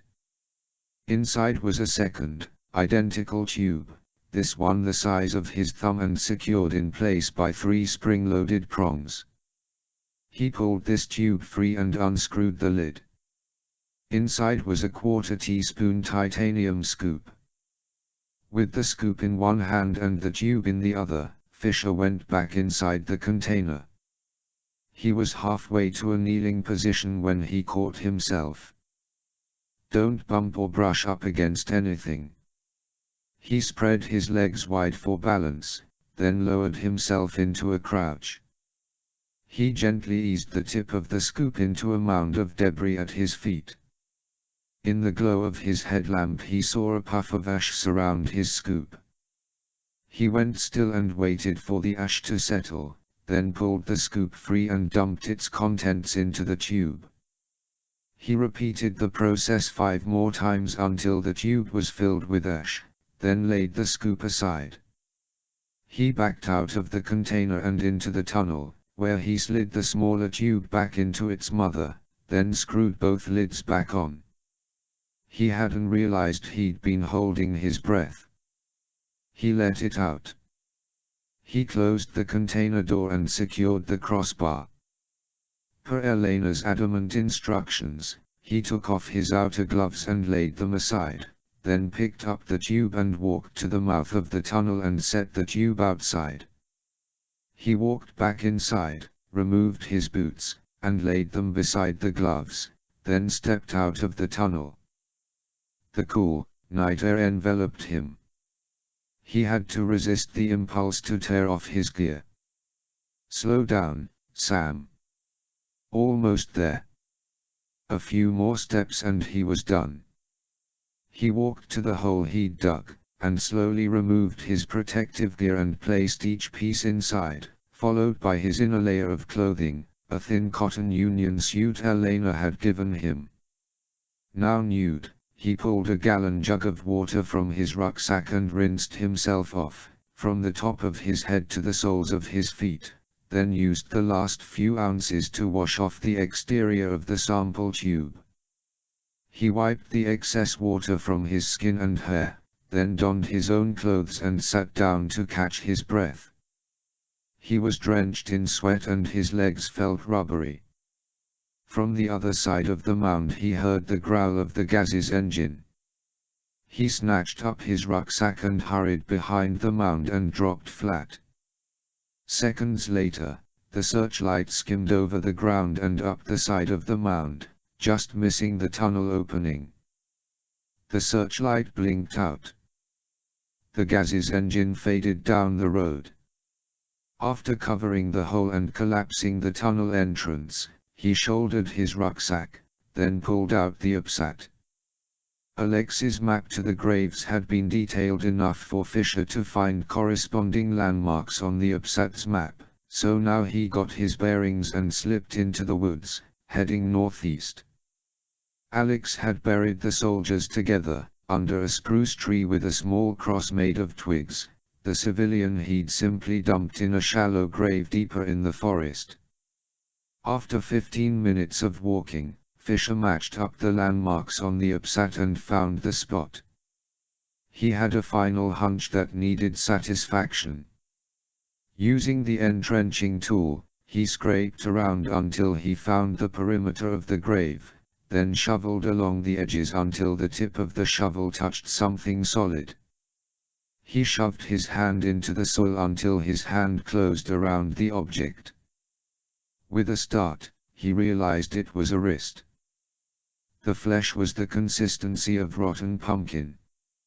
He lifted the wrist slowly until a forearm rose from the dirt, followed by a shoulder. The stench of decomposition filled his nostrils. He squeezed his eyes against it and swallowed. Now with an anatomical landmark with which to work, he started scooping away dirt until the corpse was uncovered. Alexei had laid the man face up, arms crossed over his chest. 4 months in the earth had rotted away most of the skin, revealing patches of muscle that had turned greenish-black with mold. In some places he could see patches of bone. He lifted each hand and examined them more closely. The fingertips on each were gone. Similarly, the face was obliterated, save for some skin and flesh around the cheekbones and eye sockets, but even these were shattered from what Fisher assumed were bullets. He leaned forward until he was within inches of the corpse's face. There was no way to be sure, no way to prove it beyond a doubt, but Fisher swore the corpse's eyes had an outer epicanthal fold. A nation epicanthal fold. 36. Third echelon. Would you bet your life on it? Lambert asked. Would you bet a war on it? Fisher considered the question. His gut instinct said, yes, but Lambert's point was well made. Lives were at stake, many thousands of lives that would be lost in a war that would not only forever change the Middle East but also America's place in the world. Decisions of this gravity weren't made on instinct. My life, yes, Fisher replied. A war? No. Fisher was convinced there was a game being played here, and that all the pieces had yet to be uncovered. But who was the driving force? The case against Iran was seemingly solid. The FBI had 3 suspects in custody, all of whom were talking, laying a trail of evidence that pointed to Tehran. And what did he have to counter that? A now destroyed yacht and a corpse with vaguely Asian features. After taking a dozen digital pictures of the corpse and then covering the grave again, Fisher had retraced his way through the forest to the main road. As promised, Elena had been waiting. Wordlessly, She drove him to within a few blocks of the exclusion zone checkpoint. Their goodbye was awkward. Something had clearly grown between them over the past 2 days, but Fisher knew the situation was impossible. He briefly considered trying to take her out with him, CIA be damned, but he quickly quashed it. If they were caught, she would be imprisoned and, at best, he would be detained for questioning. There was too much at stake and too little time. In the end, all he could do was promise to talk to the CIA on her behalf. She'd simply nodded. So why the hesitation? Lambert asked now. You mean, why am I not playing the good soldier? Fisher replied. Why don't I just take my marching orders and march? You know me better than that, Lamb. I do. And I also know how much you hate politics. When this started, you told me the president wanted all the T's crossed and I's dotted before he pulled the trigger. Consider this an I without a dot. Pushing through the Situation Room's door, Grimm's daughter said, Colonel, there might be something to that. She sat down at the conference table and slid a manila folder across to Lambert. I managed to pull a good chunk of data from the hard drive Sam brought back from Hong Kong. Lambert studied the folder's contents for a few moments. Give it to me in English. First of all, I found traces of Marcus Greenhorn all over the hard drive. I think I'm starting to learn his tricks. There was no virus, but he'd written the code for the CPU's built-in firewall. Too bad he's dead, I wouldn't mind going up against him again. A phone at Lambert's elbow trilled and he picked up. He listened for a moment, said, escort him up, then hung up. Tom Richards. When Fisher had touched down at Andrews Air Force Base, his sample from Chernobyl had been taken by special CIA courier to the Department of Energy's Oak Ridge National Laboratory for analysis.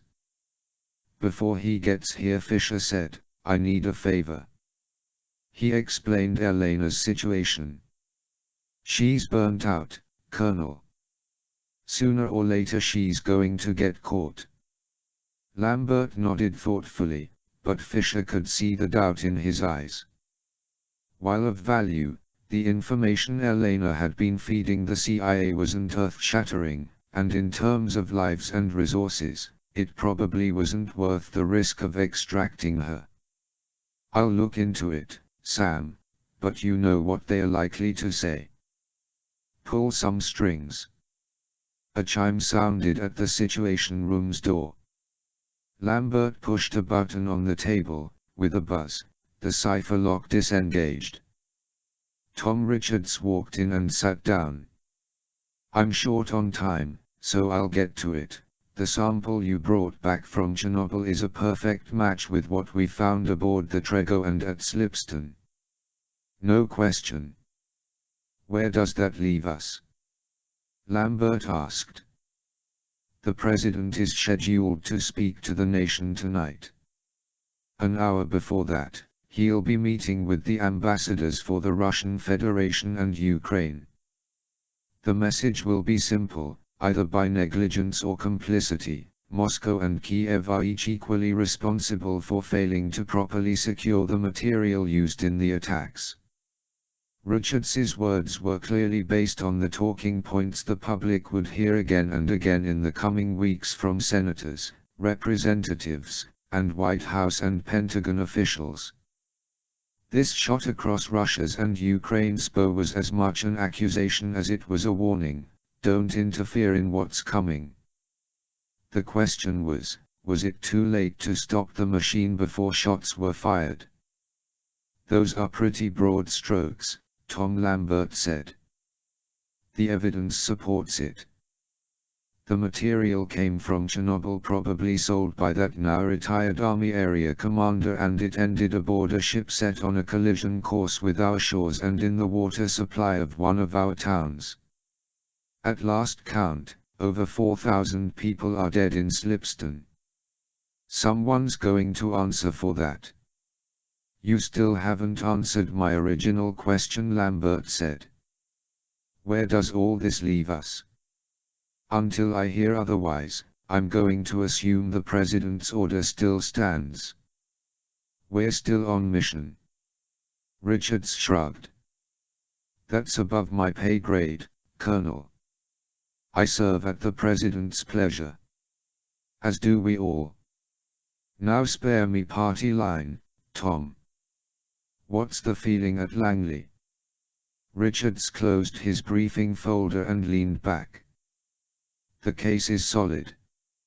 Almost airtight. But there's a feeling on our side, on the ops side, that we're missing something. Join the club, Fisher replied. Here's my problem. Taken together, the Trego and Slipston operations were far more complex than what happened on 9/11. The level of operational sophistication and financial backing required for this was enormous.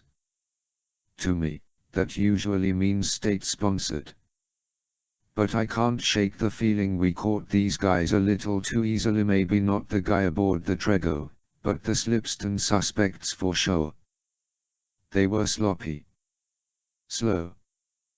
Didn't have a layered exfiltration plan in place. The disparity between the operation itself and the way these guys behaved afterward is disturbing. Grimsdotter said, maybe Tehran wanted them caught. That leaves them the option to either deny involvement or claim credit, depending which way the wind is blowing. We've thought of that, Richards said. In the end, though, all-out speculation changes nothing. Countries have gone to war with less provocation and evidence. We've got the support of the Congress, the United Nations, and most of the world. Richards checked his watch, then gathered his folder and stood up. Lambert said, thanks for coming by, Tom. My pleasure. Good work, all of you. After Richards was gone, Lambert said, you heard the man, the clock is ticking. After the President's address tonight, we're on the eve of war. Have we got anything to suggest that's the wrong course? Grimsdotter cleared her throat. I might. 37. We're all ears, Lambert said. It's ironic, really, Grimsdotter said. Whoever tried to erase the hard drive before it was returned to Excelsior did a decent job, or would have, if not for Greenhorn's firewall. It protected not only a chunk of the drive for itself, but a buffer zone, too. That's where I found this. She held up a computer printout that looked to Fisher like nothing more than a series of random numbers separated by colons, periods, and semicolons. There was, however, a highlighted portion that looked generically familiar. 207.142.131.247. It's an IP address, Fisher said. An IP, or Internet Protocol, address is a unique identifier assigned to any network device, from routers to servers to desktops to fax machines. A gold star for Mr. Fisher, Grimsdotter said. This is the best clue we could have gotten. This particular IP led me to a service provider in Hong Kong, which in turn led me to an email account, which finally led me to a mother company called Shenzhen Network Solutions based in Shanghai. Shenzhen specializes in wireless satellite internet service. According their records, this account beams a broadband 5 megabyte signal to an island off the coast of China called Sezimaji. At this, Grimsdotter paused and looked at each of them in turn. Nothing. That name doesn't ring any bells. Fisher and Lambert both shook their heads. Sezimaji is the island that Bai Kang-shek allegedly disappeared to 15 years ago. Fisher leaned forward. Say again. By Kang Shek. That's his island, or so the legend goes. Fisher was as surprised to simply hear a Chinese name reappear in the puzzle as he was to hear that name in particular. Bai Kang Shek had been called the Howard Hughes of China. In the late 1930s, Shek's father had owned a small fleet of tugboats in Shanghai. After World War II, as China tried to restart its devastated economy and infrastructure, Shek Sr. had gone to the government with a proposal: give me exclusive salvage rights on all shipping sunk during the war in the East and South China Seas. In return, Shek Sr. would sell back to China the scrap metal it so desperately needed. A bargain was struck and the Shek family went to work, including young Bai Kang, who served first as a deckhand aboard his father's tug, then as a mate, then finally as a captain at the age of 16. By the time Shek Sr. retired and handed over the reins to Bai Kang in 1956, the empire had expanded from salvage work into transport, manufacturing, arms production, agriculture, and mining. For the next 40 years, Shek stood at the helm of Shek International as the business grew. In 1990, Shek's personal net worth was estimated at $6 billion. Then, 1 year later, as if someone had flipped a switch, Bai Kang Shek changed. His behavior became erratic. He was prone to outbursts. He decreed that board members must wear hats during meetings. He began moving from place to place, staying in one of his dozens of homes for precisely 11 days before moving on to the next. He was said to have given up solid food, taking his meals only in blended form. The list went on.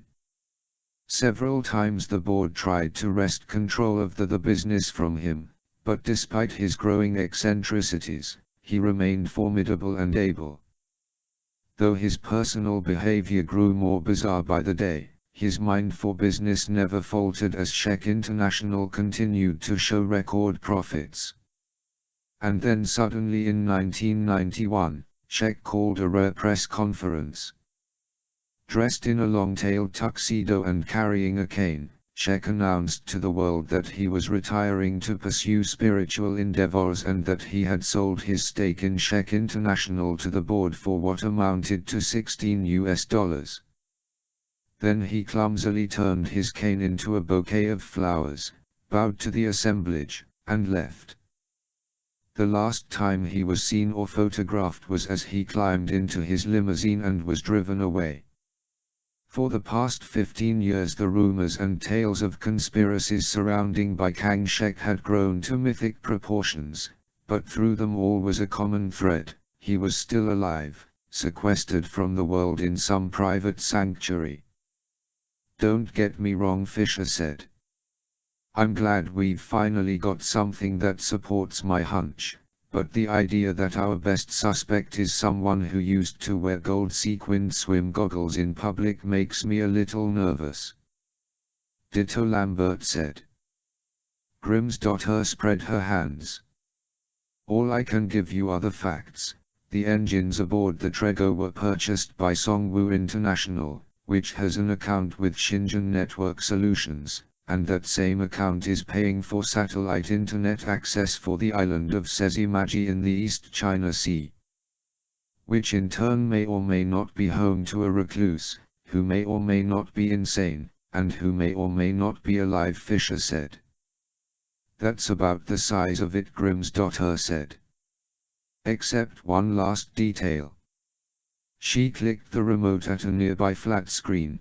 The image of a heavily jungled island appeared.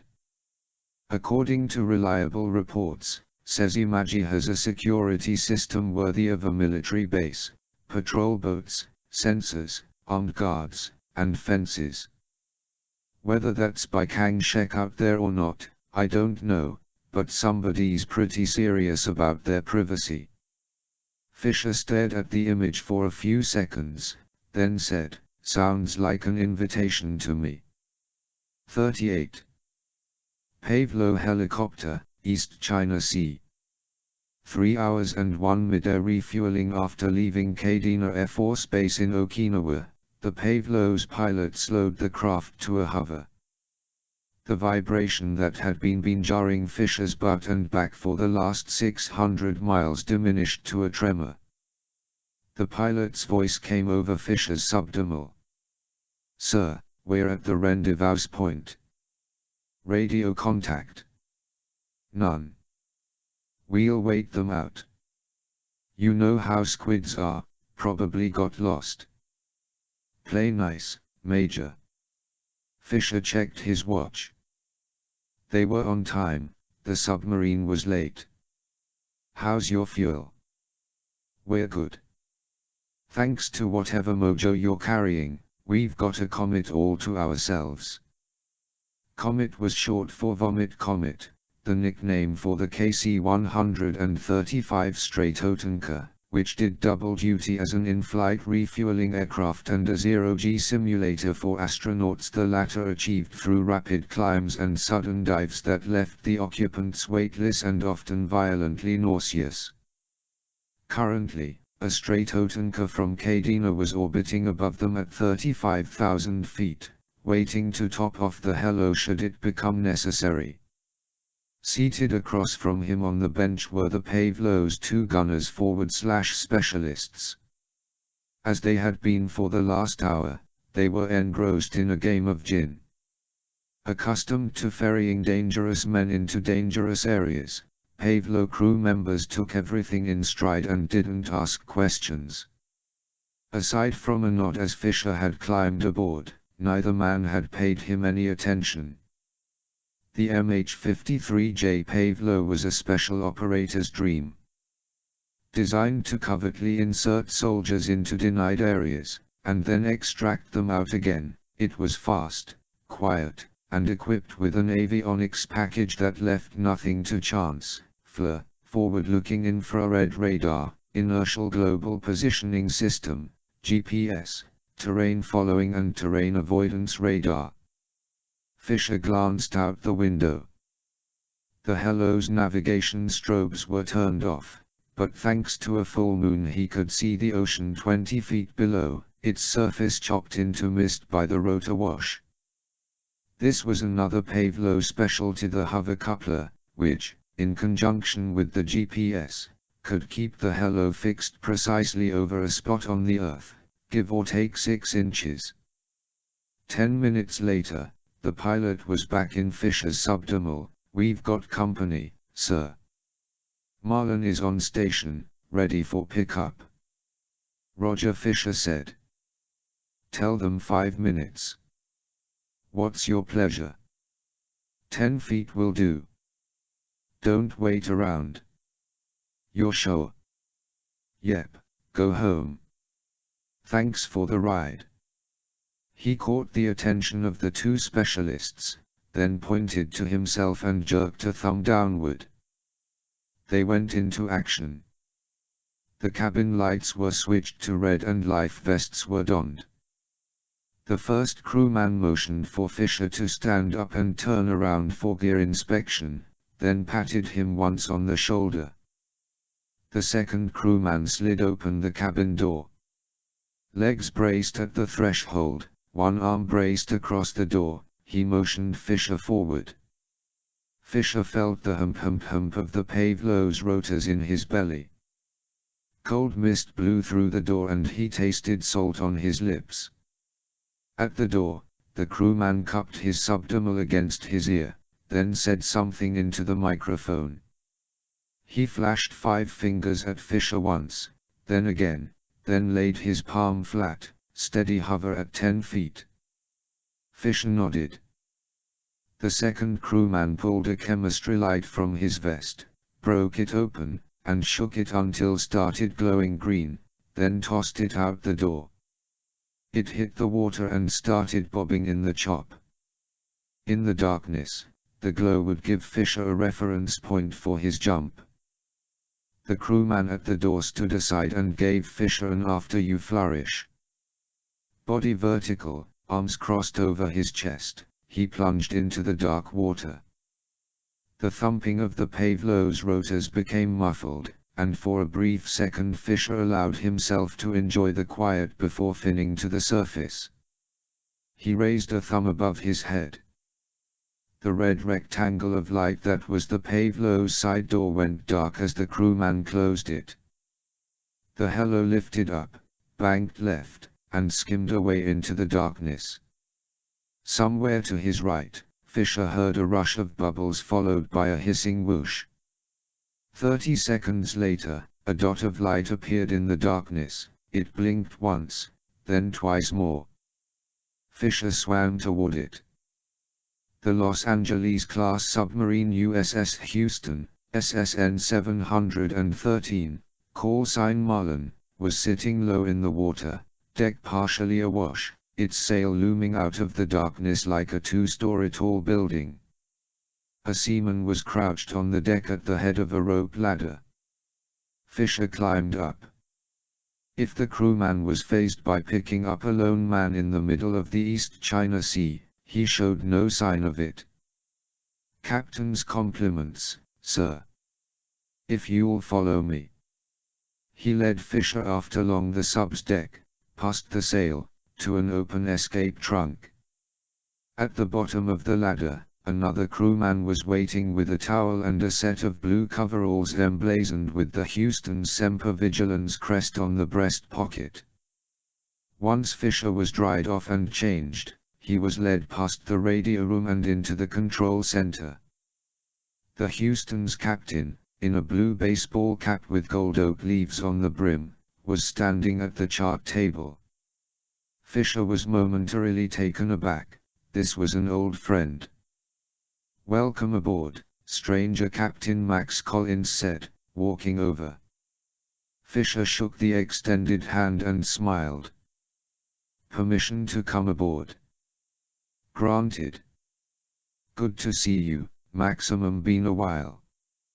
"Yeah, and as I recall, last time we didn't have to pluck your sorry butt out of the water. You walked aboard like a regular human being." "Didn't want you to think I'd gone soft," Fisher replied. Houston was home-ported in Ypres Harbor, Guam, which is where Fisher had last boarded the sub for a mission. Before that, they'd worked together half a dozen times while Fisher was still attached to Navy Special Warfare. Arguably, Collins was one of the best shoehorns in the fleet, having earned a reputation for not only slipping operators into hard target-denied areas, but also getting them out alive again. In Fisher's case, Collins had once sailed the Houston 22 miles into North Korea's heavily guarded Nampo Harbor, all the way to the mouth of the Taedong River, then waited, dead silent, keel resting on the seabed, for 18 hours as Fisher finished his mission and returned. Characteristically, Collins attributed his success to his crew and to the Houston's extraordinary oral footprint or lack thereof. Driven by nuclear-powered, turbine-driven electric motors, Los Angeles-class submarines were so quiet they were known colloquially as moving holes in the water. Collins grinned. "Going soft? Hell, Sam, I know better. How about a cup of coffee?" They settled into Collins's cabin, a cramped space with a fold-down desk, a bunk, and a small sink and mirror. As submarines went, it was luxurious. A steward knocked on the door and handed Collins a tray with 2 mugs and a carafe of coffee. Collins poured Fisher and himself a cup each. Fisher could feel the thrum of the Houston's engines through his feet. "I just got updated surveillance shots for you," Collins said. "I see you're invading another island all by yourself. Shame on you, Sam." Fisher sipped his coffee. It was hot and bitter and overcooked the Navy way. He loved it. Just being a good soldier, Maximum. "So, how's it look?" "Ugly." "What's the story?" Collins caught himself and quickly said, "Never mind, I don't want to know." "With luck, We'll have you there in 14 hours. Get some sleep, then I'll show you what you're facing. 39. As they always did, the sounds of a submerged submarine lulled Fisher into a deep sleep. The combination of the hum of the engines, the faint hiss of the water skimming along the outer hull, and the white noise of the air circulators acted as a tranquilizer. He needed the sleep. He'd been going hard since the Trego, and as accustomed as he was to the lifestyle, he knew the stress and lack of sleep would eventually catch up to him, slowing his reactions and his thinking. Given where he was headed, he couldn't allow that. 4 hours after Collins left the cabin, he returned and gently shook Fisher awake, waved a mug of coffee under his nose, and said, "Had enough beauty sleep?" Fisher groaned and sat up, planting his feet on the deck. "You tell me." He took the mug and sipped. It was scalding hot and salty.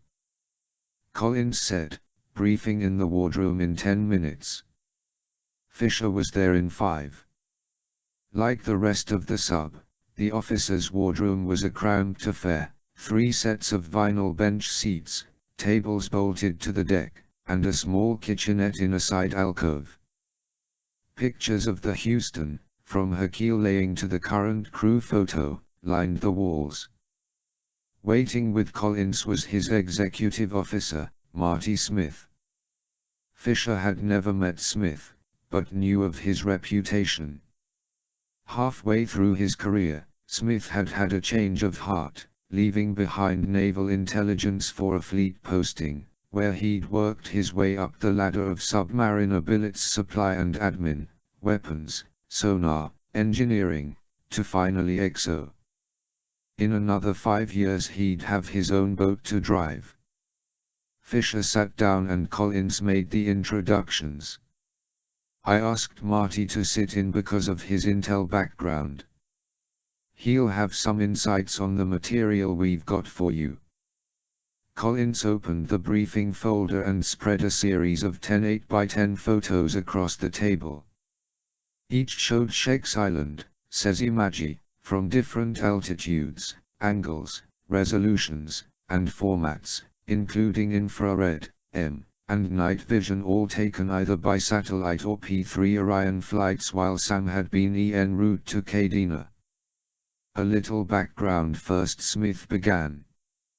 Sesimali is part of the Jushan archipelago at the mouth of Shanghai's Hangzhou Bay. It consists of 1,400 islands spread across 70 miles of ocean. Of those, only about 100 are inhabited. Sesimali is roughly 7,000 acres, or 9 square miles.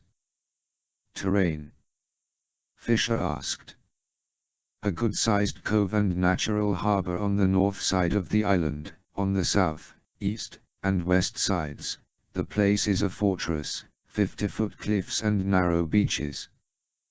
The interior is triple canopy rainforest punctuated by exposed rock escarpments, peaks, and ridges. Peachy, Fisher said, taking a sip of coffee. "Now, the fun part," Smith said, pushing a photo across the table at Fisher.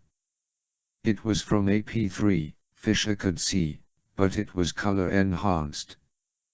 Using a pen, Smith traced a faint white line that seemed to follow the contours of the cliffs. "That's a road." "A dirt path, really, but wide enough for these." Smith pointed again, this time to a rectangular object on the path. "Jeep," Fisher said. "Yep. 6 of them patrol the cliffs day and night, rain or shine. 2 armed guards per vehicle. Pattern. That's the good news. They're on a schedule. Your people loaded the details onto your thingamajig. She said you'd know what that meant." Fisher nodded. "Upsat. Good old Grim. Once past the cliff road, you'll have a 3-mile slog through the rainforest. More good news. No patrols and no emissions anywhere, which means no cameras or sensors. The wildlife probably makes them useless. More bad news. No matter which route you choose, you'll have 2 escarpments and 3 gorges to deal with. This fact, more than any other, had ruled out a parafoil insertion. Jumping into triple canopy jungle was dicey enough, but given its thickness, there was no way to tell what lay under it. Dropping through the canopy to find yourself plunging into a gorge tended to put a damper on your day. Once through the jungle, Smith continued, you'll come to what I've named the inner ring. Whoever owns this place is diligent about his security. For a 1-mile radius around the estate, which I'll get to in a minute, they've cut the rainforest back to single canopy. Mother Nature's on your side, though. Jungle is hard to control, so there should be some cover on the forest floor providing you don't mind crawling. I love crawling, Fisher muttered. The cutback means cameras and sensors, I assume. Smith nodded. Lots of them, but they are plotted and loaded on your thingamajig. Right. Now, guards. The inner ring is divided into zones, 12 of them, like a clock.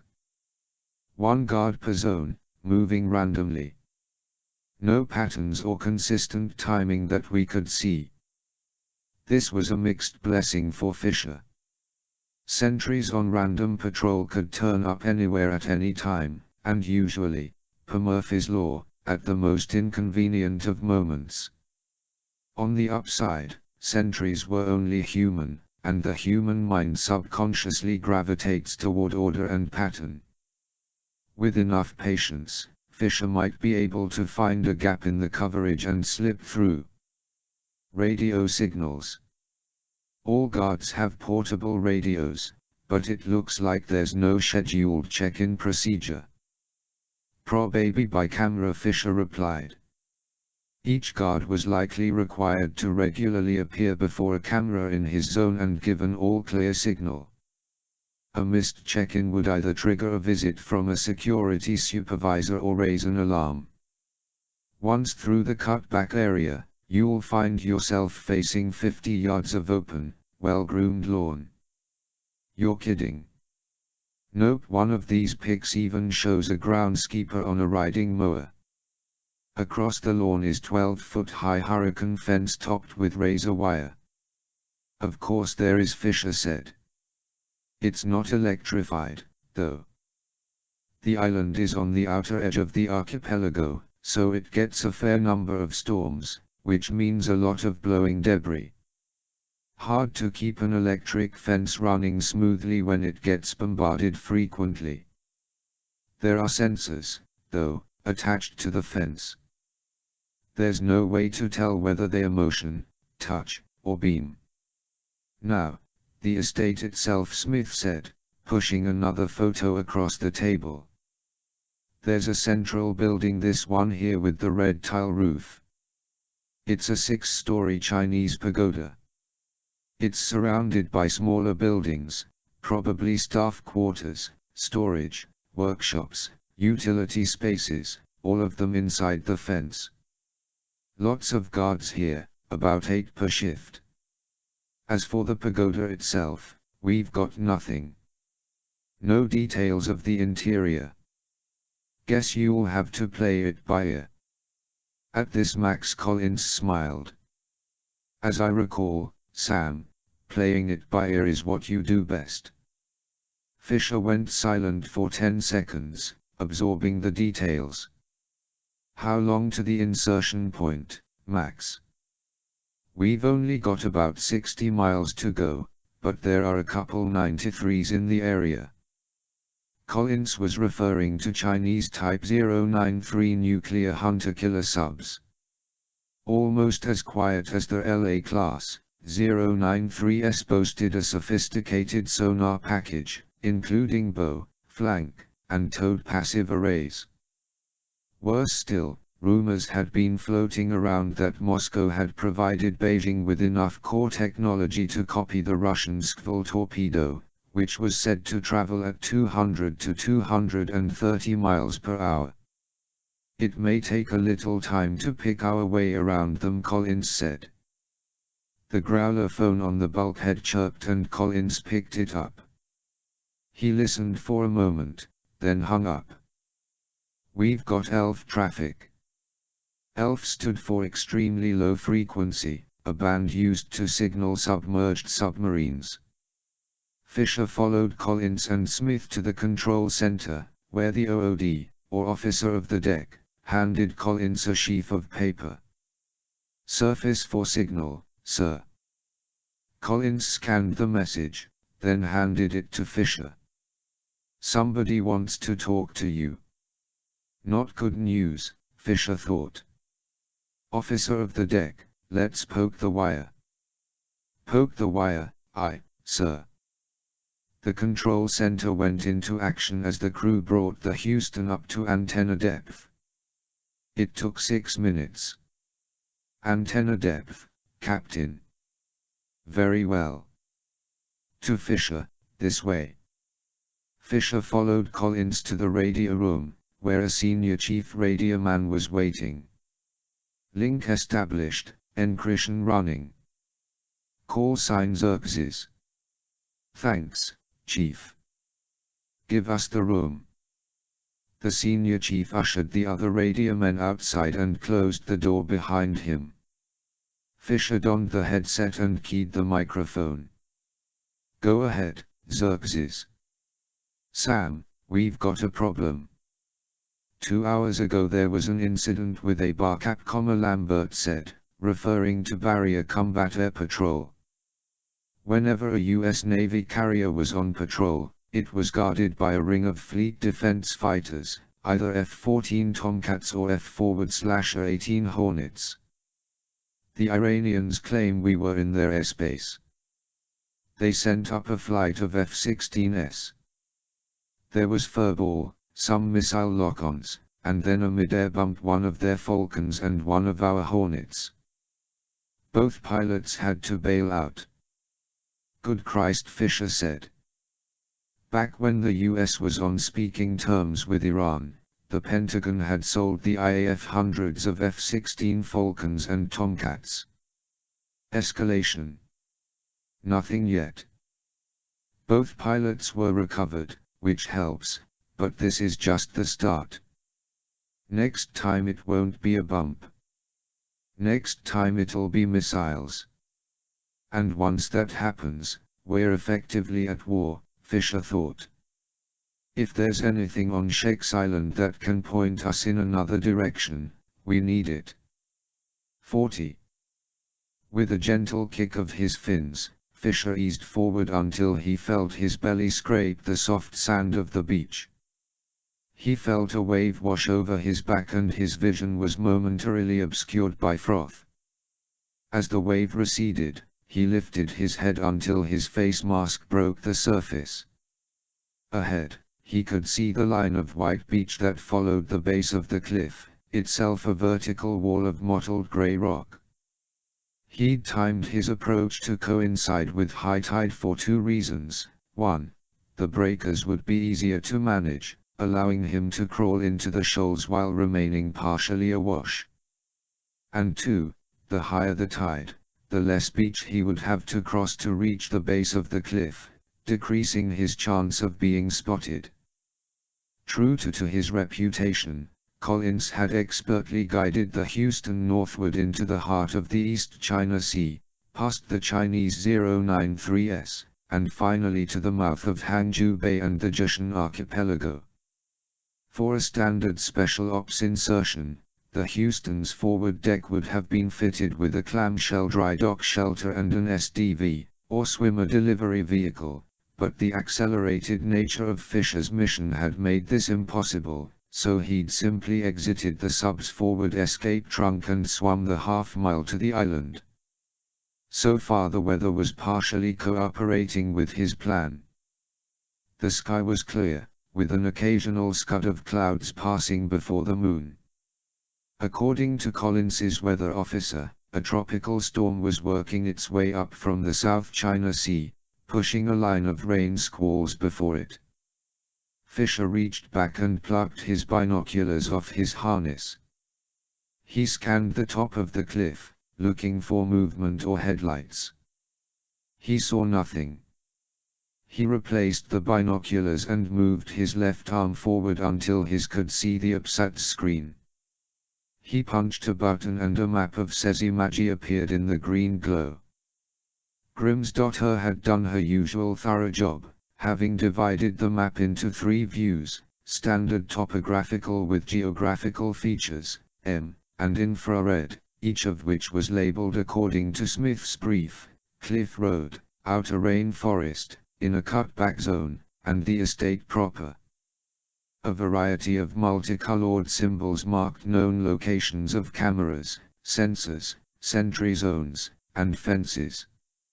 Looking at the fortress that was by Kangshek's Island, Fisher felt a momentary tingle of apprehension, but he shook it off.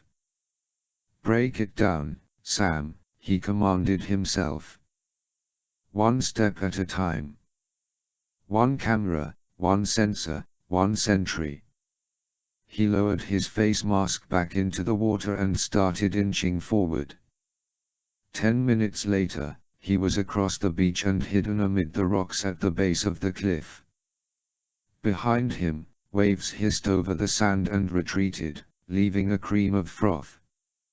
He picked his way along the cliff until he had a clear view of the top, then waited.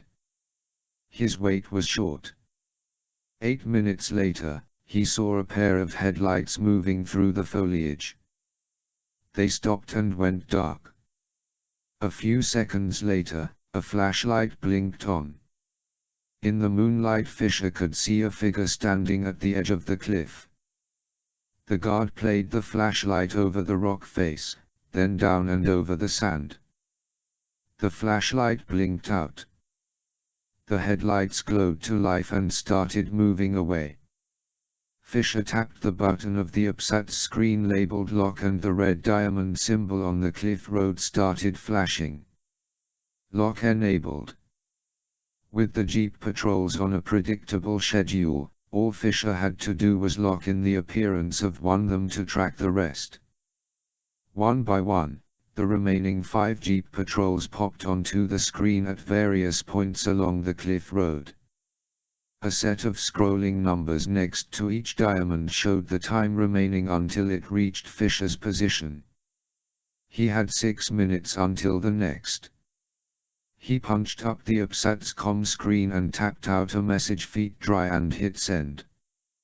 Given the inordinately high level of the island's security, he and Lambert had agreed to forego normal check-in procedures and keep transmissions to a minimum. He trotted back to the spot he'd chosen earlier and started climbing. The cliff was at once a climber's dream and nightmare, a mix of granite, with plenty of lateral cleaves that made for good handholds, and volcanic basalt that was in some places worn smooth by millennia of weather, but in others, jagged, frangible, and as abrasive as steel wool. By switching between NV and standard view, he was able to slowly pick his way upward, zigzagging from one granite run to the other until he was halfway to the top. His upsat vibrated once on his wrist, then again. He locked his right hand into a crevice and lifted the upsat to his face. On the screen, one of the red diamonds was moving down the cliff road, nearing his position. The time display wound down past 60 seconds 55. Hand over hand, he moved left, toward a nose-shaped hump in the cliff. When his shoulder bumped against it, he lowered himself until he could duck under the tip of the nose. He shoved his hand into a crack until his knuckles were jammed against the stone, then released his left hand and let it dangle. Above him, he heard the growl of an engine. Brakes squealed. A car door slammed. Then footfalls on gravel and the rustle of foliage. A flashlight beam skimmed horizontally along the cliff face toward him, then up and over the nose and out of sight. Fisher glanced down in time to see the beam track along the beach for a few seconds, then blink out. He waited until the jeep's engines had faded, then glanced at the UPSAT. The next jeep was on the east side of the island, a red diamond slowly marching toward him. 7 minutes. He kept climbing. With 2 minutes to spare, he reached the foliage overhanging the edge. He groped around until his hand found a root and he pulled himself up. He snaked through the underbrush until he reached the edge of the road. A quick M/NV check up and down the road revealed nothing. He checked the UPSAT, 1 minute.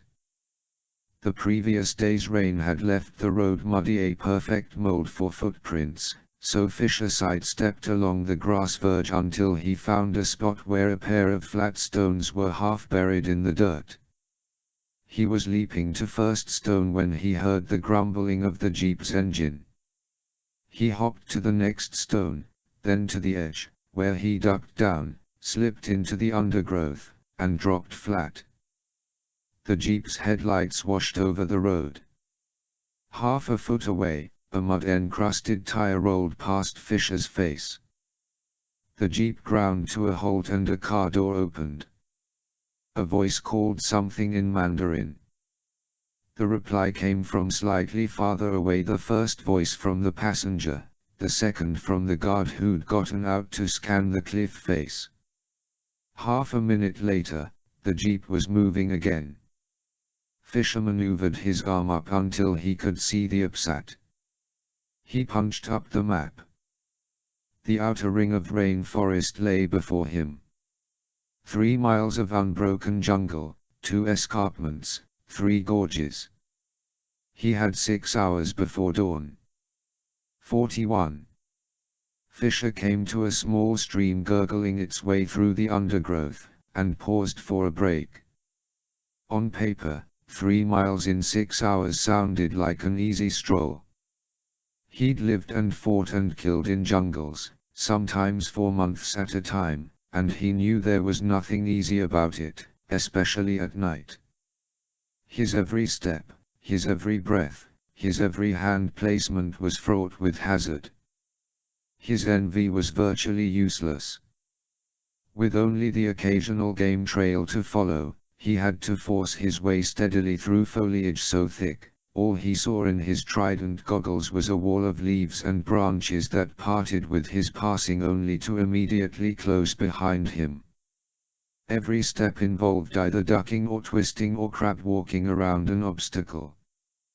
The canopy above blotted out all but fleeting glimpses of sky and moonlight.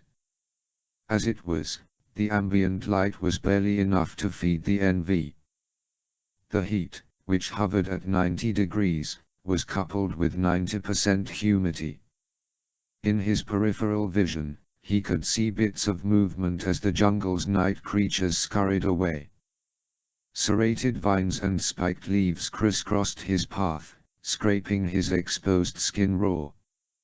Flying insects, some so small they were invisible, others as big around as a quarter, swirled around his ears and eyes and nose. And while every facet of breaking a jungle trail was exhausting, Fisher knew the physical stresses were only the tip of the iceberg. No other environment on Earth worked on the human psyche the way a jungle could. Facing a curtain of foliage left you with no points of reference. Everything you saw was homogenized. Where you were 10 feet ago looked eerily similar to where you were now. Without a tight rein on your mind, hopelessness starts to creep in, followed by panic and mental paralysis. For all its danger, though, Fisher loved the jungle. It was the great equalizer. Every hazard you face, your enemy faces, the same wall of foliage that hides him, hides you. The difference between killing your enemy or dying at his hands becomes a matter of patience and stamina and focus. He sat on the bank of the stream with his back against a trunk. He dipped his bandana into the water. It was surprisingly cold. He wiped his face and neck. The coolness was invigorating. He pulled his canteen off his belt and drank it all down. The jungle sucks moisture from the body at an incredible rate. Every breath and every drop of sweat is a step closer to heat stroke. He laid the canteen on its side in the stream until it was full, then dropped in 2 chlorine dioxide tablets and recapped it. More often than not, jungle water carried enough bacteria, viruses, and cysts to either kill you or leave you hospitalized for months wishing you were dead. All around him, the forest floor rustled with life, mostly of the insect variety, from ants to spiders to beetles. Something shook in the canopy, a monkey awakened by his passage. He felt something brush over the tops of his thighs. Moving very slow, he flipped his goggles into place and looked down. A line of leaf-cutter ants, each carrying a $half-sized chunk of leaf, was marching across his legs. He checked his upsat. He'd been going for an hour and had covered half a mile. He checked his coordinates to ensure he was on track, then stood up, stepped across the stream, and kept going. The hours passed steadily but slowly as he picked his way inland. At 3 a.m., he found a game trail barely 10 inches wide and followed it as it meandered north. After an hour the trail started to descend. Fisher felt a change in the air, a drop in temperature that could mean only one thing: water. He heard it before he saw it, a muffled roar somewhere to his left and front. The trail became rockier, the stones slick underfoot. It veered right and kept descending, and soon the roar changed into the unmistakable rush of water. The trail continued to descend for another 200 yards before the trees thinned out and he found himself standing on a small granite shelf. Across from him was another shelf separated by a 10-foot wide chasm. He walked to the edge and looked down. The chasm was 20 feet deep. At the bottom, a river boiled through the confines of the granite walls. To his left, the chasm climbed steadily upward until it reached a small waterfall. Fisher doubted he could get enough of a running start to jump the gorge, and he knew missing would kill him. The force of the river would grind him into hamburger against the rocks. Nor could he try farther up the trail. The jungle grew right to the edge of the chasm, making a leap impossible. Down, then. He followed the trail another quarter-mile until the terrain leveled out and the chasm widened to 30 feet. Here the water was slower, shallower, and dotted with boulders, but Fisher knew better than to underestimate the river. These were Class V rapids. Even at calf depth, the force of the water would be enough to knock him down. He studied the boulders. They were wide enough for him and were separated only by a few feet, but they were also slick with algae. He checked his watch. He was behind schedule, and he had no idea what he'd find downstream. This was the place, then. He took a minute to plan his route, then walked to the edge, coiled his legs, and leapt. It was a frog hop that landed him splayed, belly first, across the rock. His tack suit's reinforced Kevlar and rhino plate took most of the shock, but still, the impact knocked the wind out of him. He recovered, wiggled himself atop the rock, then hopped to the next one. He repeated the process 5 more times until he reached the opposite shore. He found a cleft in the granite wall with natural built-in steps. The mud between the stones was indented with animal tracks. A game trail. He climbed up. At the top of the cleft he found another game trail. By 5 a.m., an hour before dawn, Fisher had closed to within 100 yards of the cut-back section of forest surrounding Scheck's estate. He studied the tree line with his binoculars. Scheck's people had done a decent job of keeping the jungle at bay, having cut back the undergrowth in a nearly perfect curve, leaving only clumps of knee-high grass and small trees. This was where things would get interesting. There was a full mile of this cut-back zone between him and the compound. This was where the roving guards, sensors, and cameras began. He started looking for a bolt hole in which he could spend the day. He found it half-mile to the west, a dead tree that had fallen across some small boulders. He scooped out a hollow beneath the tree, then built a blind made of nearby foliage that he carefully uprooted, then replanted. Wilted leaves would be a telltale sign that no good security patrol would miss. Once satisfied with the shelter, he crawled inside and pulled the foliage closed behind him. Piece by piece, he removed his harness and gear and laid everything within arm's reach. One more task before he could sleep. He tapped out a message on his UPSAT. In place, waypoint 1. All is well. What's latest? The message came back 20 seconds later. Iranian Kilo-class submarine attempted penetration Reagan battle group Permeator, Gulf of Oman. Submarine driven off, ran aground near Jask Peninsula. Emergency session of UN Security Council in progress. Escalation, Fisher thought. 42.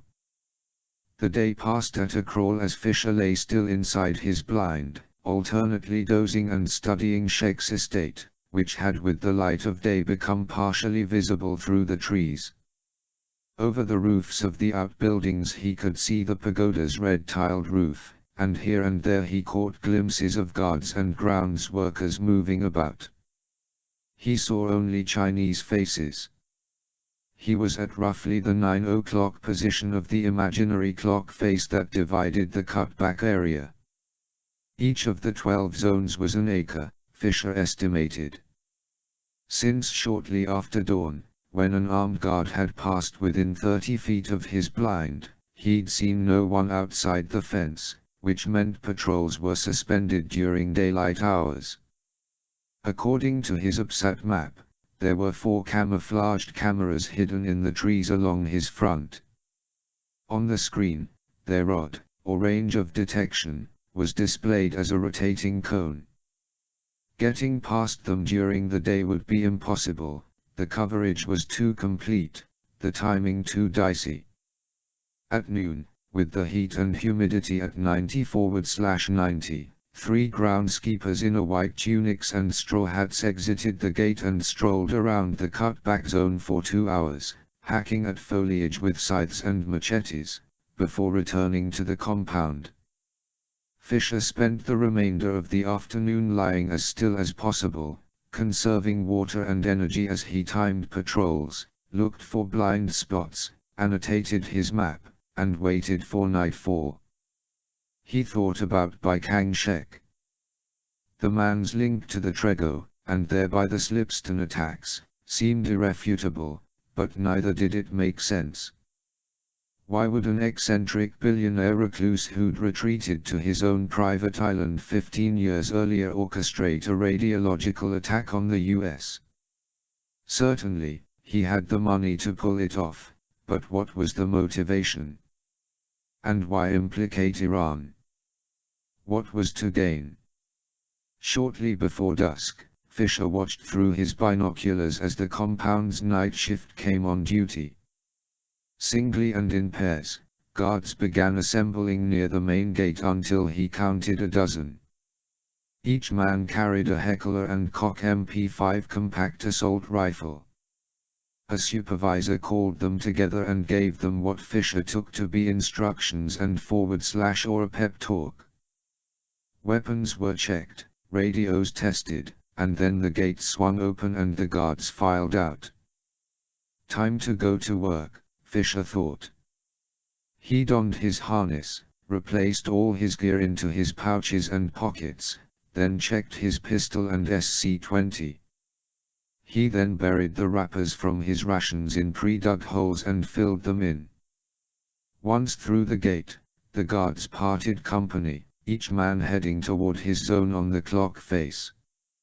Fisher's guard, whom he named Stumpy because of his short legs and barrel chest, arrived 5 minutes later and began patrolling.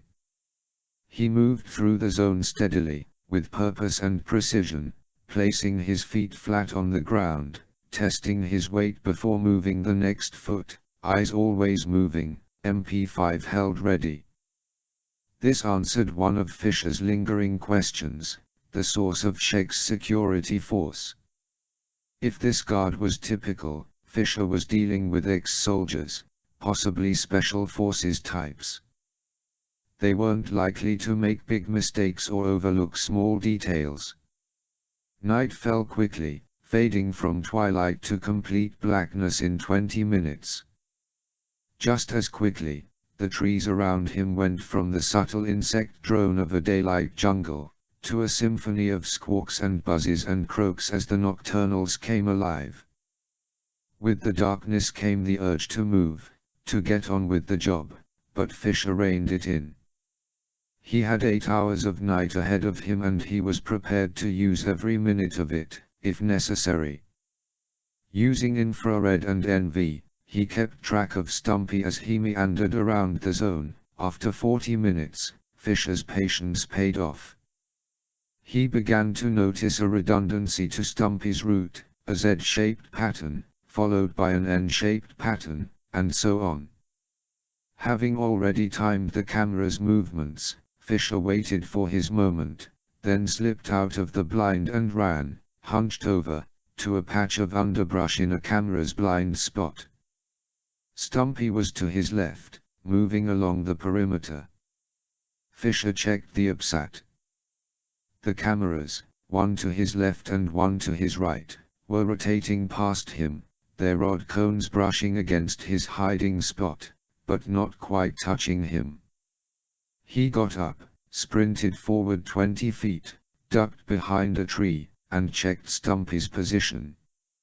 He was now 30 feet away, at Fisher's 10 o'clock. "Wait," he commanded himself. "Wait." The next move was the trickiest. Once through the cutback, he had 50 feet of lawn to deal with before reaching the fence. Separating the cutback zone and the lawn was a line of groomed hibiscus hedges. Trimmed into a boxcar shape, they were lovely to look at, but a security mistake he was only too happy to take advantage of.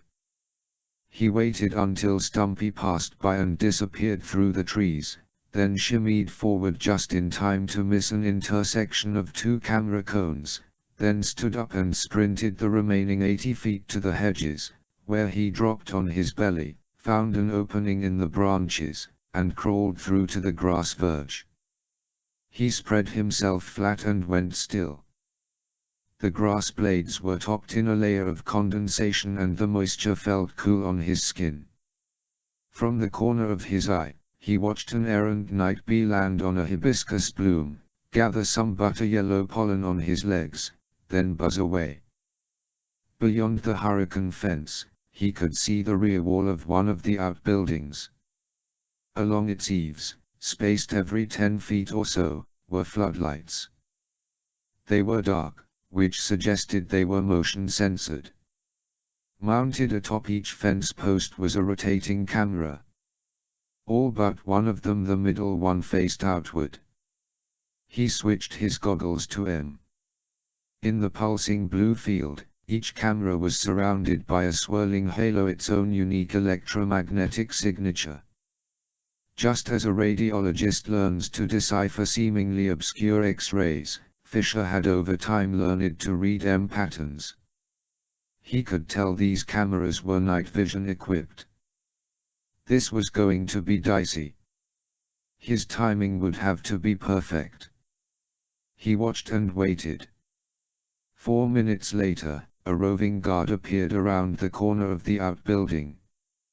He stopped, flipped open a small recessed panel, and punched a code into a keypad. This was the first Fisher had seen of a panel, but he immediately understood its purpose. The guard shut the cover and strolled along the fence, moving right to left. None of the motion floodlights came on. Halfway along the fence, the guard stopped before the inward-facing camera for a count of 3, then walked on and disappeared around the opposite corner of the building. Watching the process told Fisher much. The guard's failure to stop at a second control panel meant the alarm override for the floodlights was on a delay, the inward-facing camera was a checkpoint, and the guard's lack of NV goggles meant his stroll along the fence was to check for breaches. The lawn, the hedges, and the edge of the cutback weren't his zone of responsibility. The motion lights were the easiest to disable. Fisher pulled the SC-20 from his back holster, settled it into the crook of his arm, and took aim. He fingered the zoom toggle once, then twice, centering the reticle on the light. He fired. With a tinkle of glass, the light shattered. He adjusted aim, fired again, and killed the next light. He reholstered the SC-20. Next he pulled a scope-like object from his belt, attached it to the pistol, and flipped on the power switch. With a faint hum, the camera jammer powered up. Despite the jammer's obvious benefits, Fisher tried to avoid using it for 2 reasons. 1, it consumed a lot of power, and he wasn't fond of carrying any more battery weight than necessary. And 2, using it required precise and unwavering aim.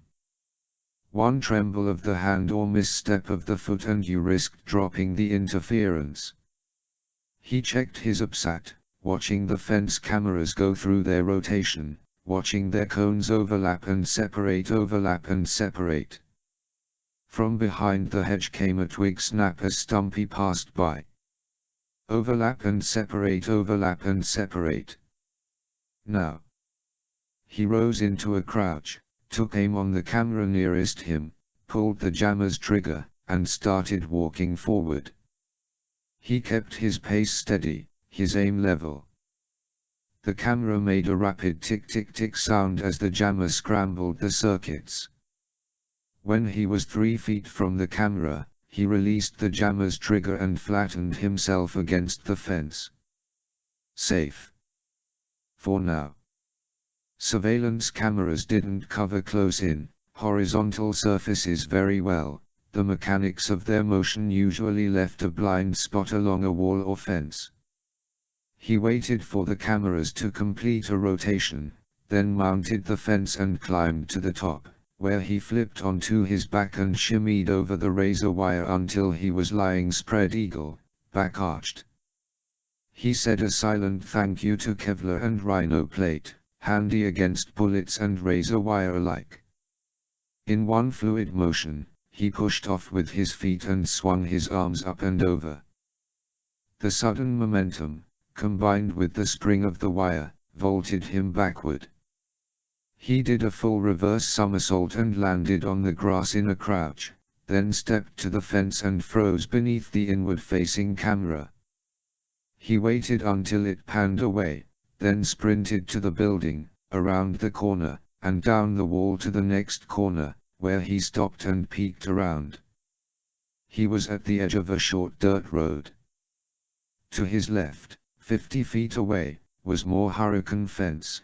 To his right, an open-fronted 12-stall garage. The first 6 stalls were empty, the last 6 filled with jeeps like the ones he'd encountered on the beach road. He felt the OPSAT vibrate on his wrist. He checked the screen. Incoming voice transmission. Receive on encrypt button 4. Button 4 was reserved for heavily scrambled and encrypted voice comms. What could be important enough to break radio silence? He keyed his subdermal. Up on secure button 4. 43. There was a 5-second delay. Then Lambert said, "Sam, we've picked up a stray radio signal from inside Sheik's compound. It's coming from somewhere in the main house. Tell him, Grim. It's a burst transmission on a dedicated CIA operations carrier frequency. Don't ask me how or what, I am working on it, but it looks like there's a good guy on the inside. The CIA is running an op on by Kang Shek. That doesn't make any sense." "Maybe not," Lambert agreed, "but that's not our worry. Bottom line, if we've got an asset on the inside, let's see if we can use it. Langley may not like that." "I'll worry about Langley. You worry about finding that agent." "Grim's updating your upsat. Fisher checked his screen. He waited for the rotating data updating circle to stop, then scrolled and zoomed the island map until the pagoda filled the screen. In the northeastern corner of the building waved a flashing yellow dot. "I see it," Fisher said. "Since we don't have interior blueprints, there's no way to tell where exactly that is, upstairs, downstairs. I'll figure it out. We don't know if this is an informant, a case officer, an agent, nothing." "Nope," said Lambert. "Use your discretion. Whoever it is, if they've got the inside scoop on Shek, get it. Whatever it takes." Curveball, Fisher thought. He loved surprises as much as the next guy, but preferred his at Christmas and on birthdays, not in the middle of a mission. Then again, as the saying went, covert ops were about expecting and handling the unexpected. He ducked into the garage. The dirt floor smelled of oil and gas. He picked his way along the back wall and stopped behind the third Jeep. He lay down on his back and squirmed under the chassis. From his pouch he pulled a quarter-sized plastic disc. Inside it was a 6-gram wafer of WP, or white phosphorus, which when ignited burns at 5,000 degrees Fahrenheit. If necessary, this would provide a spectacular diversion as the WP ignited the fuel tank and the rest of the Jeeps exploded in domino fashion.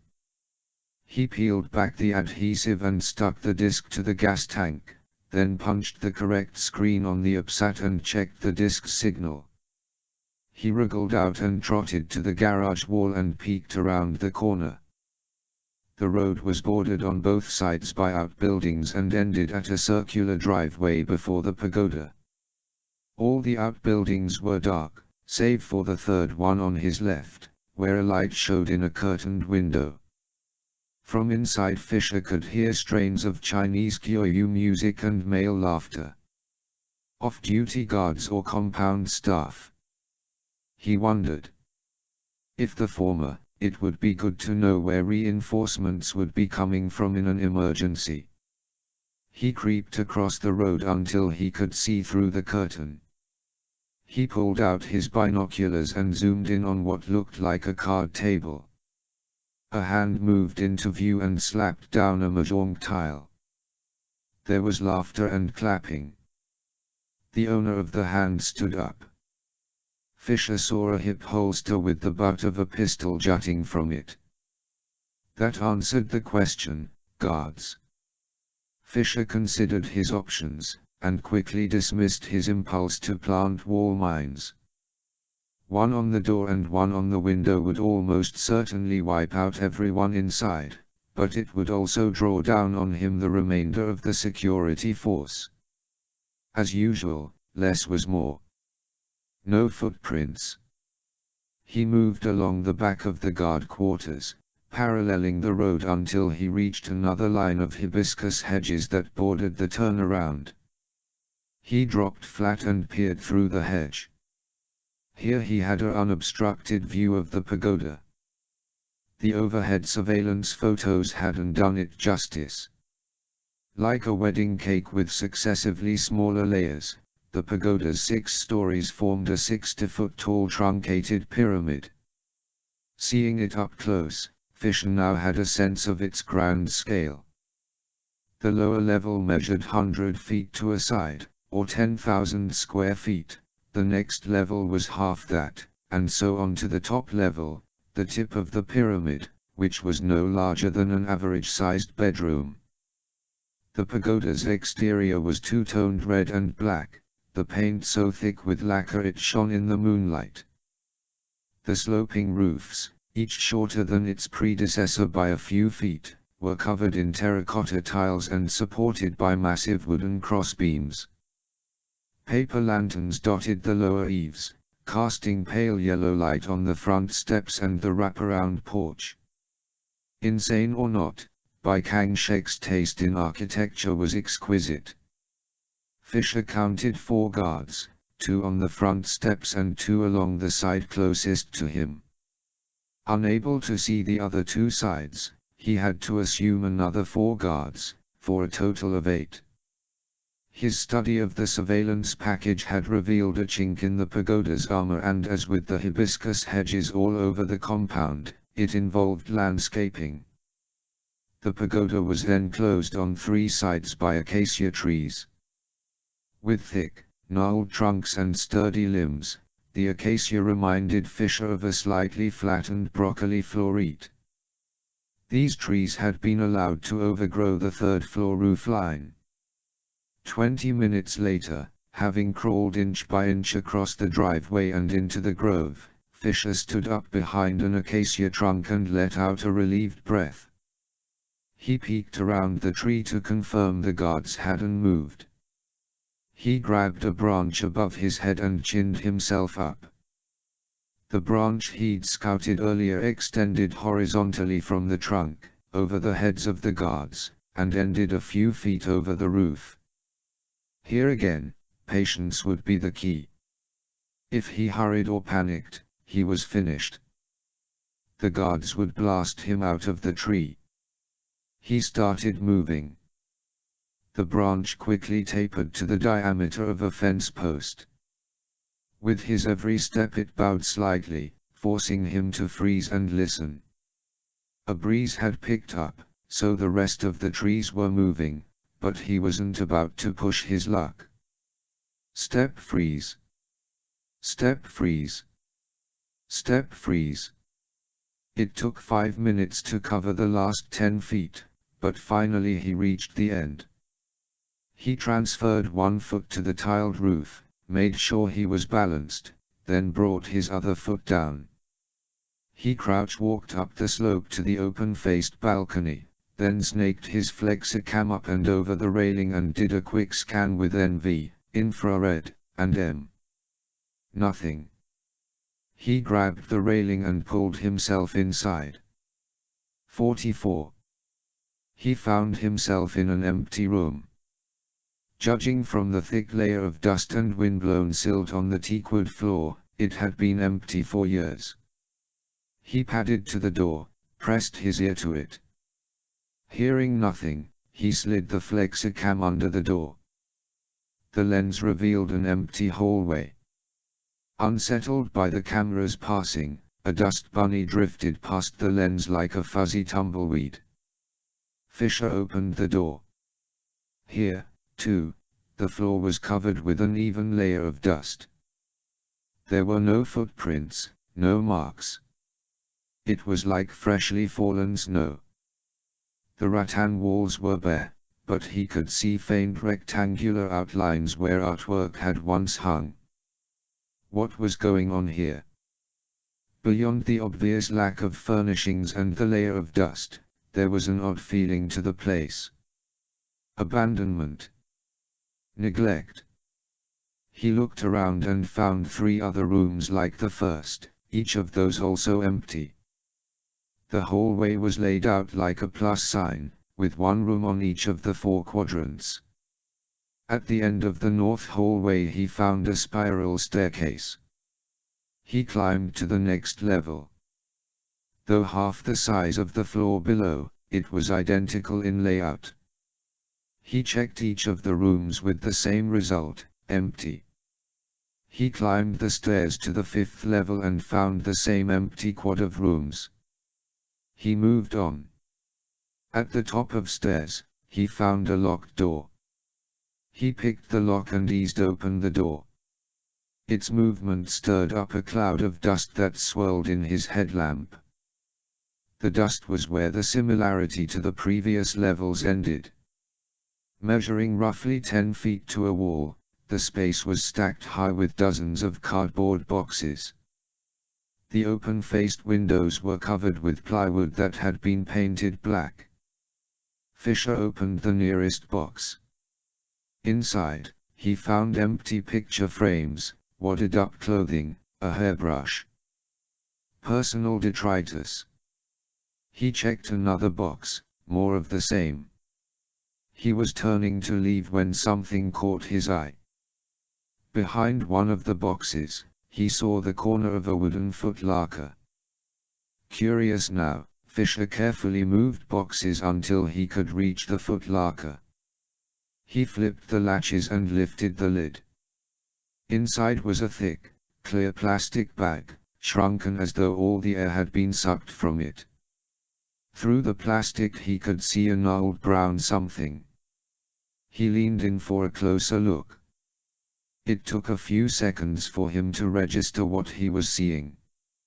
Staring back at him was a human face. He recoiled a few inches. Then leaned in again. Sealed in the bag's airless environment, the face and body had turned leathery with desiccation, skin stretched taut over sharp edges of bone. Still, Fisher recognized the face. By Kang Shek. He punched up the APSAT's comm screen, set the encryption buffers, and keyed his subdermal. Good news, bad news, Fisher told Lambert. Good news first. I found Shek. Outstanding. Bad news. He's a shrunken apple. He explained, then said, I've got the 1st and 2nd floors to check, but so far there's nothing here. My guess, this place hasn't been lived in for 5 years or more. Well, someone or something's there. Otherwise, why the security? Why the guards? Both good questions. Are we still getting the CIA frequency? Grims.her answered. No change. It looks like a beacon of some sort. Like an SOS. Fisher went downstairs, passing the previous levels to the 2nd floor. It was a mirror image of those above it, though on a much larger scale. At 1,200 square feet, each of the 4 rooms had the square footage of a small house. He headed for the stairwell and started down. The main floor was different from those above in only 2 ways.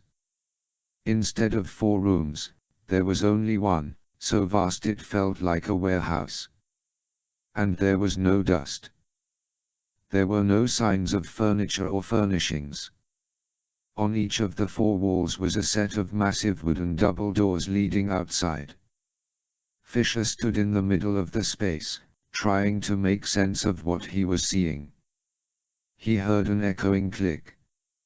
He drew his pistol, spun around.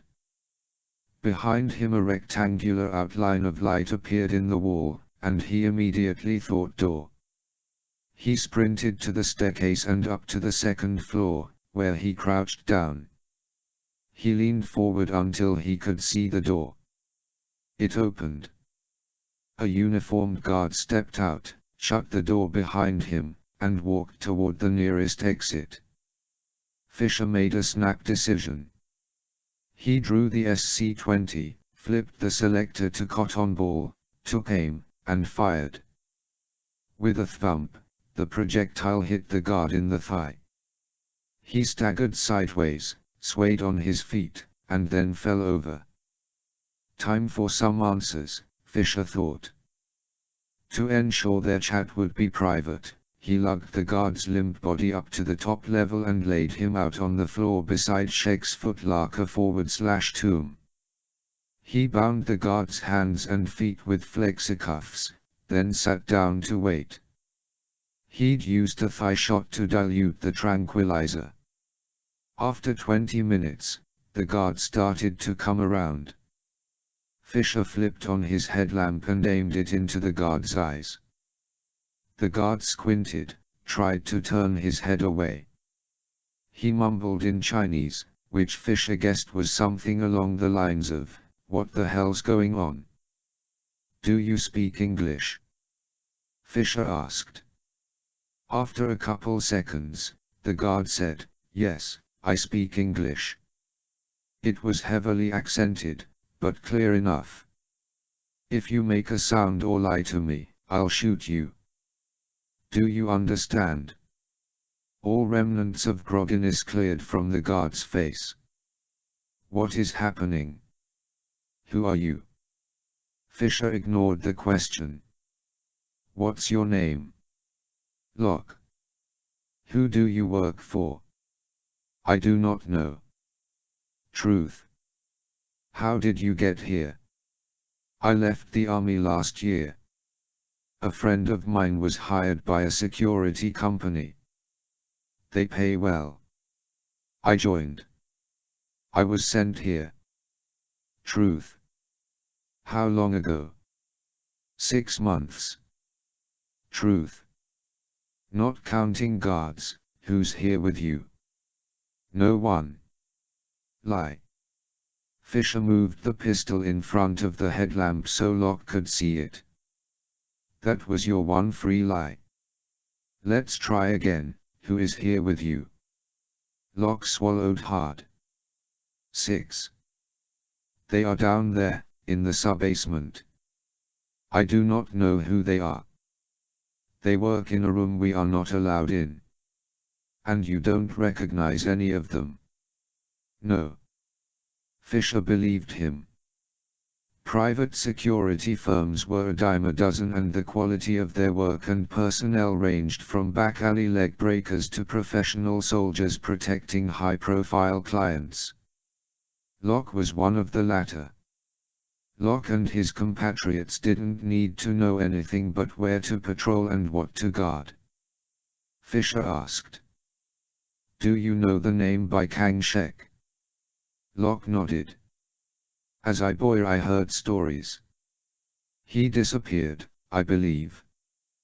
"Disappeared to here?" "That was one of the stories, but I have never seen him here."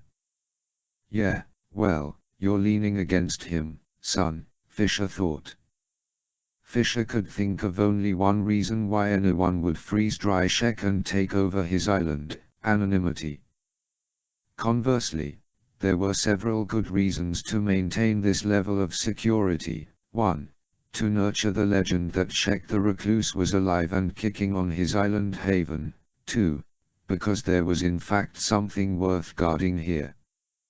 Whatever that might be, Fisher had no doubt it was somewhere in the sub-basement. 45.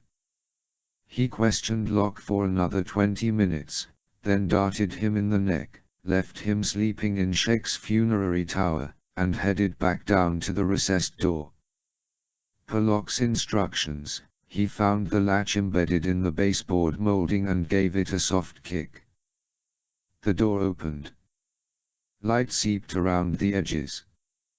He stood to one side, swung it the rest of the way open, and waited for the count of 10, then peeked around the corner. Clear. He stepped inside, shut the door behind him. He was in a short corridor that ended at another door, this one with a small reinforced window set at chin height. Stenciled on the door was a cluster of yellow triangles on a black circular background, the classic symbol for a fallout shelter.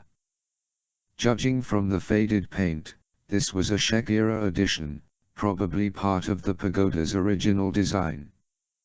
Yet another eccentricity in an already full quiver of oddities.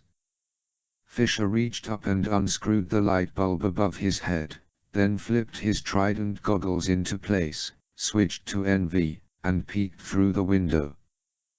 There was no one. He went through the door and found himself in a concrete room. A giant yellow arrow on the left-hand wall pointed downward.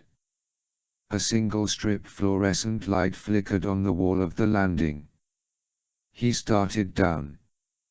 He stayed close to the far wall, careful to keep his shadow from slipping over the railing.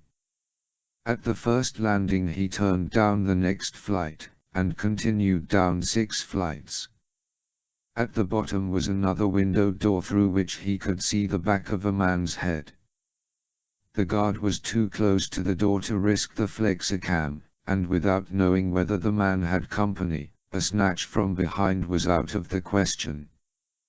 Plan B, then. From his belt he drew the sidearm he'd taken from Locke, placed it on the 3rd step, then retreated beneath the stairwell. He drew his pistol and toggled the selector to dart, then fired at the door. The dart ticked against the steel, then skittered away. In the window the guard's head turned. Fisher drew back under the steps, lay down on his back, and flicked the pistol back to single shot. The door creaked open. There were 3 seconds of silence, then a Chinese voice, frustrated, disgusted. Fisher assumed the words amounted to, "Okay," which idiot dropped his gun. Boots clicked on concrete. Fisher pictured the man walking and counted steps, 4, 5, 6. Foot on the 1st step. Fisher pushed off the wall and slid out, gun coming up. The man sensed movement and started to turn, but too late. Fisher fired. The bullet penetrated beneath his left earlobe. The Glasser safety slug had devastating effect, instantly pulverizing the man's brain stem. The man tipped sideways, but even as he started sliding down the wall, Fisher was up and moving. He caught the body as it fell, then dragged it beneath the stairwell. He checked the steps and wall for blood, wiped up 2 spots, picked up Locke's gun.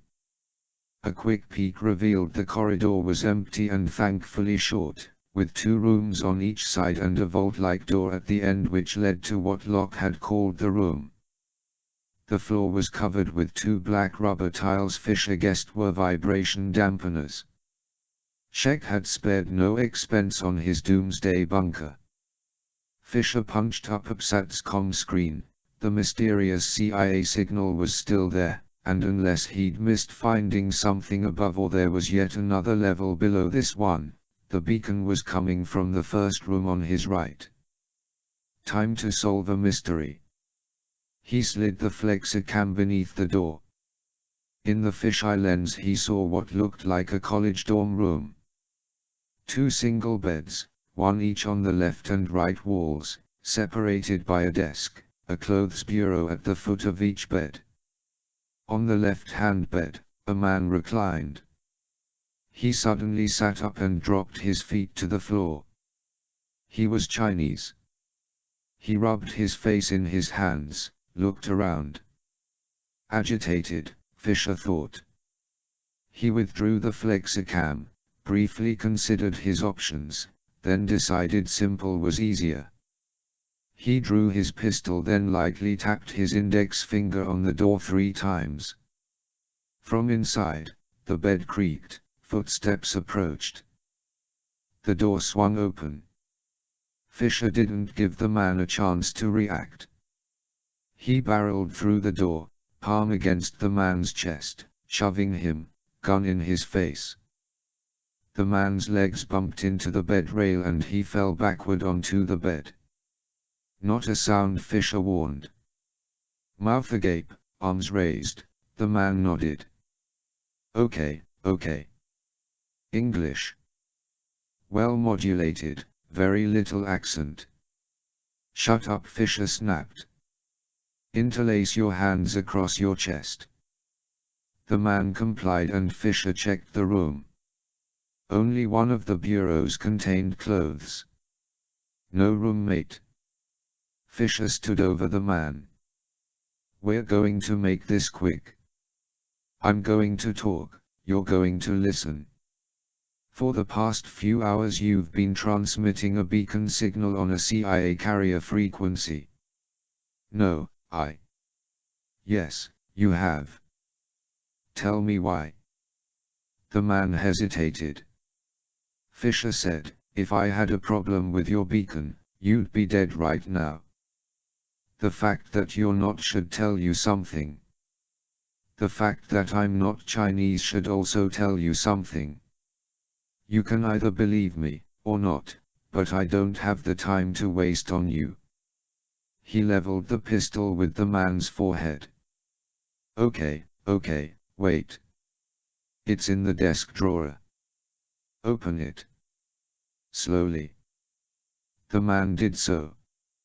He pulled out a white 30 GB iPod video, unplugged a wire, and handed it over. There's a phone conduit behind the desk, I tapped into it. Clever, Fisher said. Yours? No. My handler gave it to me. This would be a CIA case officer from the Near East Division. The modified iPod would have come from Langley's Wizards in the Science and Technical Directorate. Fisher handed the iPod back. I'm going to put my gun away. The man nodded and Fisher sat down on the opposite bed. What's your name? Heng. His face was chalky and his eyes were red-rimmed and underlined with bags. He was clearly exhausted, and Fisher knew lack of sleep had nothing to do with it. Whoever Heng was, agent, informant, or something else altogether, he'd been under tremendous stress for a long time. What's your job? Fisher asked.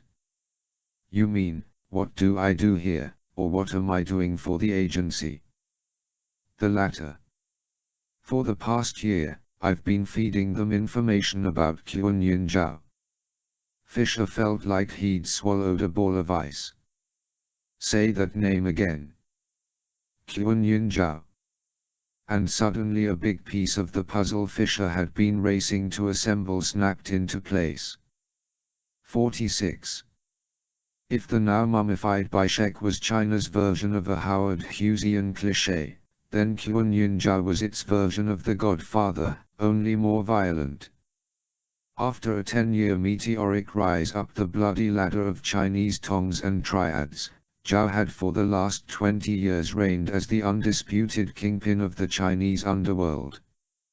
Labor, transportation, gambling, prostitution, drugs, every vice or necessity of Chinese daily life was in some way, large or small, controlled by Zhao. It was the latter category, drugs, that had for the last 8 years solidified his position, and he owed it all to something called Jagged. A synthetic derivative drug developed by Zhao's own chemical engineers, Jagged was both an addict's nightmare and his fantasy. A dozen times more addictive than methamphetamine, Jagged provided the user with a mixed high, the smooth dreamscape of heroin combined with the energy rush of cocaine, all with an easy come down that lasted less and less time with each dose, until the user couldn't go for more than an hour or two without a fix.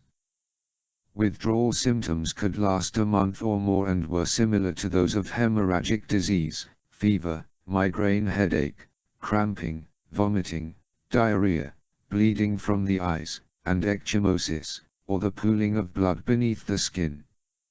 From a manufacturing perspective, Jagged was a dream come true. Its component chemicals were found in everything from food additives and pesticides to over-the-counter allergy medicines and household cleaning products, all cheap, legal, and nearly impossible to regulate. In the 8 years it had been in circulation, Jagged's chemical makeup had resisted all replication, which left Qianyun Zhao not only its sole producer, but also one of the wealthiest men on the face of the earth. In the first 3 years of its existence, Jagged had spread like the plague. It was from China to Vietnam, Thailand, Cambodia, and India, before finally leaving Asia and jumping into Russia and the former Soviet republics, Eastern and Western Europe, and finally America. Everywhere Jagged went, rates of addiction and crime skyrocketed. It spread through high schools and colleges and into suburbia, addicting both the curious and recreational users as well as hardcore users. The justice systems of affected countries were overwhelmed. State and federal legislators couldn't allocate money fast enough to find a place to house those convicted not only of possession and of Jagged, but also of the crimes that inevitably trailed in its wake: prostitution, theft, murder, assault, rape. Fisher had read the stats and he'd seen the results on city streets. In the 5 years since it hit the United States, Jagged's rate of use and thereby addiction had outstripped its every competitor, having risen to 9.2% of the population, or almost 27 million people. For every 10 people in the United States, one of them was a hardcore Jagged addict who would slit your throat for the spare change in your pocket.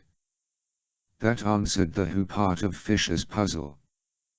Kyun Zhao had enough wealth to buy anything and anyone he needed, but the question of why he'd launched the Trego and Slipston attacks and why he seemed to be trying to orchestrate a war between Iran and the US was still a mystery.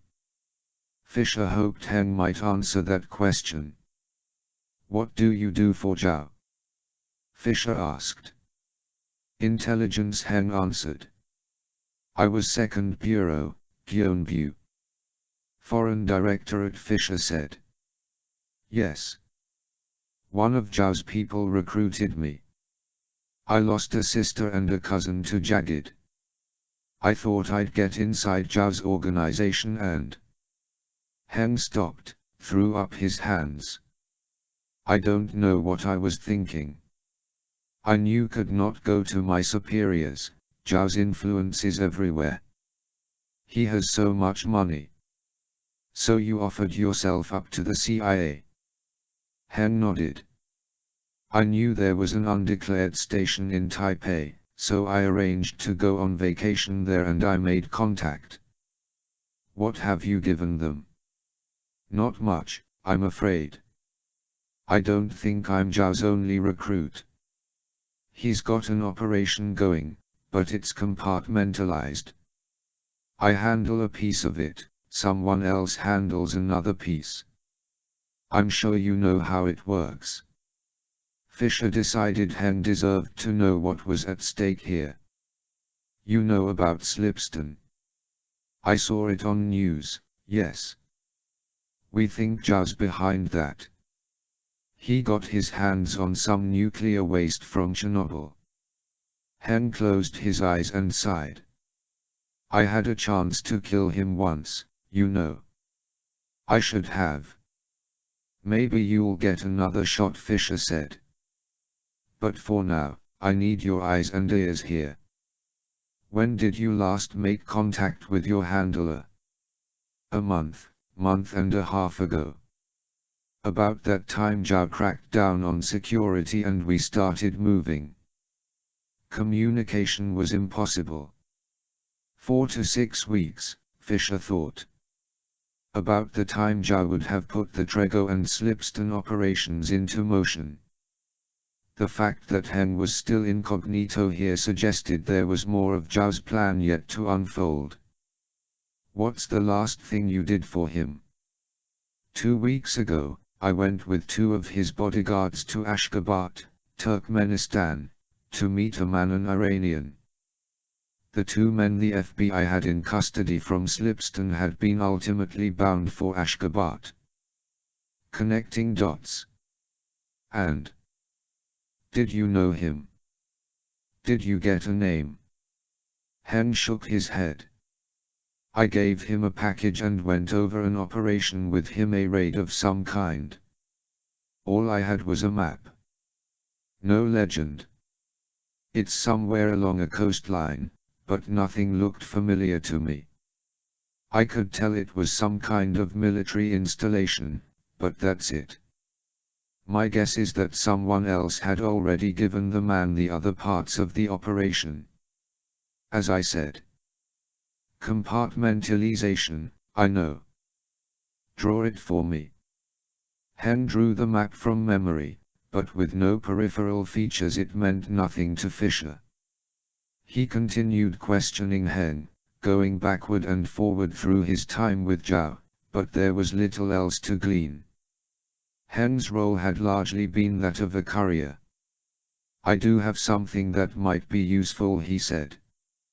In Ashgabat, I met the Iranian at a private home. I know where it is, and I remember a name, Marjani. Ayla Marjani. I'll look into it. What's in the room, the one with the vault door? Zhao's nerve center. Communications, computers, satellite uplinks, he's got it all. How many in there? 3 or 4. Is Zhao here? No, but I think he's coming. I don't know when. Fisher considered his options. Hunker down, wait for Zhao, and either snatch him or kill him. Or take what he had and get out. He chose the latter. Whatever was left to play out in Zhao's scheme, Fisher knew there was no guarantee the man's death or disappearance would stop it. Besides, while getting his hands on Zhao might be easy enough, getting off the island alive with or without him would be another matter altogether. You know I can't take you out, Fisher said to Hen. I know. Lay low and keep your eyes open. Make contact if you can. Hen nodded. One last question, how do I get into Zhao's nerve center? Hen's answer was to take Fisher down the hall to the first door on the left. Fisher picked the lock and they slipped inside. It was a utility room with an air conditioning unit, a few supply closets filled with sundry items, and an open circular pit in the floor surrounded by a fringe of steel plates secured to the floor by a padlocked chain. Fisher sent Hen back to his room, then picked the padlock and pried up one of the plates, revealing a 2-foot-deep crawl space. Cool air rushed up to meet him, it smelled of earth. Years ago, Hen had explained, when Shek had ordered his pagoda built, the foundation had struck a seasonal water table, so the fallout shelter's pilings had been raised to compensate for monsoon flooding. 2 months earlier, had Fisher pried back the well's plates, he would have found a small lake instead of dirt. The pit was a runoff sump for excess water. Fisher shut off the overhead light, then dropped through the opening and pulled the plate closed behind him. With a hum, his NV goggles powered up, revealing an expanse of dirt and concrete pilings. To his right, a pair of eyes flashed red. With a screech, the rat scurried away and disappeared. He started crawling, angling to his left and counting feet until he was centered under the hallway. He adjusted course and kept crawling. He reached a horizontal steel plate that extended from the floor above to the dirt below. This would be the outer vault door. He crawled around the plate. After another 10 feet, he came to a second one, the inner vault door. On the other side of this he saw a dozen squares of blue light cast on the dirt floor. These lattice floor tiles were backups to the air conditioners, Hen had explained. Zhao's nerve center ran a lot of electrical equipment, all of which had to be kept cool. Fisher slowed down now, moving a few inches, then stopping and listening before moving again. After 10 feet, he heard a low-level buzz of electricity and hushed voices speaking in Chinese. He powered down his goggles and kept crawling until he could see through a tile. He found himself looking at the back of a chair and a pair of feet resting on the floor. A computer workstation. He inched to his right until he could see through the next opening. Here he could see the corner of a plasma TV screen. He craned his neck until a station logo came into view, CNN. He moved to the next tile. Mounted on the wall above was what looked like backlighted sheet of plexiglass. Fisher couldn't tell its width, but it seemed to extend from the floor to the ceiling. It was a HUD, or heads-up display, he realized, similar to the one in his own scuba faceplate or in fighter cockpit screens. On it was displayed a lighted map and noted with grease pencil markings. The area displayed looked familiar, but it took a moment for him to place it. Persian Gulf, western coastline of Iran. 47. The upper rim of the sun was just edging over the horizon when Houston's sail rose from the water 50 yards to his right. A seaman was waiting on deck, ready with a hand up. "Welcome back," the kid said. "Good to be back," Fisher said. He meant it. It had taken him the remainder of the night to extract himself first from the pagoda, then back through the security cordon surrounding the compound, across the island to the cliff road, and down to the beach, where he'd hidden his scuba gear among the rocks. He was bone-tired, but buzzing with excess adrenaline. His mind was spinning, trying to fit together what he'd uncovered on the island. After a quick towel off and a change of clothes, he found Collins and Marty Smith in the control center. "Was it everything you'd hoped?" Smith said with a grin. "And so much more," Fisher replied. "Max, I need you to send the immediate extract signal, then clear the area at best speed." "Bad news?" Collins asked. "I think so. I just don't know what it is yet." Collins guided the Houston north, then east, skirting the patrol areas of the 093S they'd passed on the way in, then ordered the OOD to take her deep and increase speed to 20 knots. 2 hours later, Collins called Fisher to the control center, wished him luck, and sent him topside. 100 yards off the port beam, the Osprey was hovering over the ocean's surface. The rear ramp was down, and leaning from it, one hand hooked on a cargo strap, was Redding. He gave Fisher a wave. 2 minutes later, he was sitting at the Osprey's console staring at Lambert's face on the monitor. He quickly brought his boss up to speed. "Kyun Jiao," Lambert murmured. "That's a twist I wasn't expecting. You and me both. But I know who can make sense of it. Tom Richards. I'll get him over here. Unless your new friend Hen is lying, the CIA's been running an op against Jiao. Now, about Ashgabat, give me that name again." "Ayla Marjani." The monitor went to split screen, Lambert on the right, Grimsdotter left. "Checking," she said. "Okay, got him. Ayla Marjani is the former head of the KNB Turkmenistan's version of the CIA. He's got a thick file. Bad guy, this one.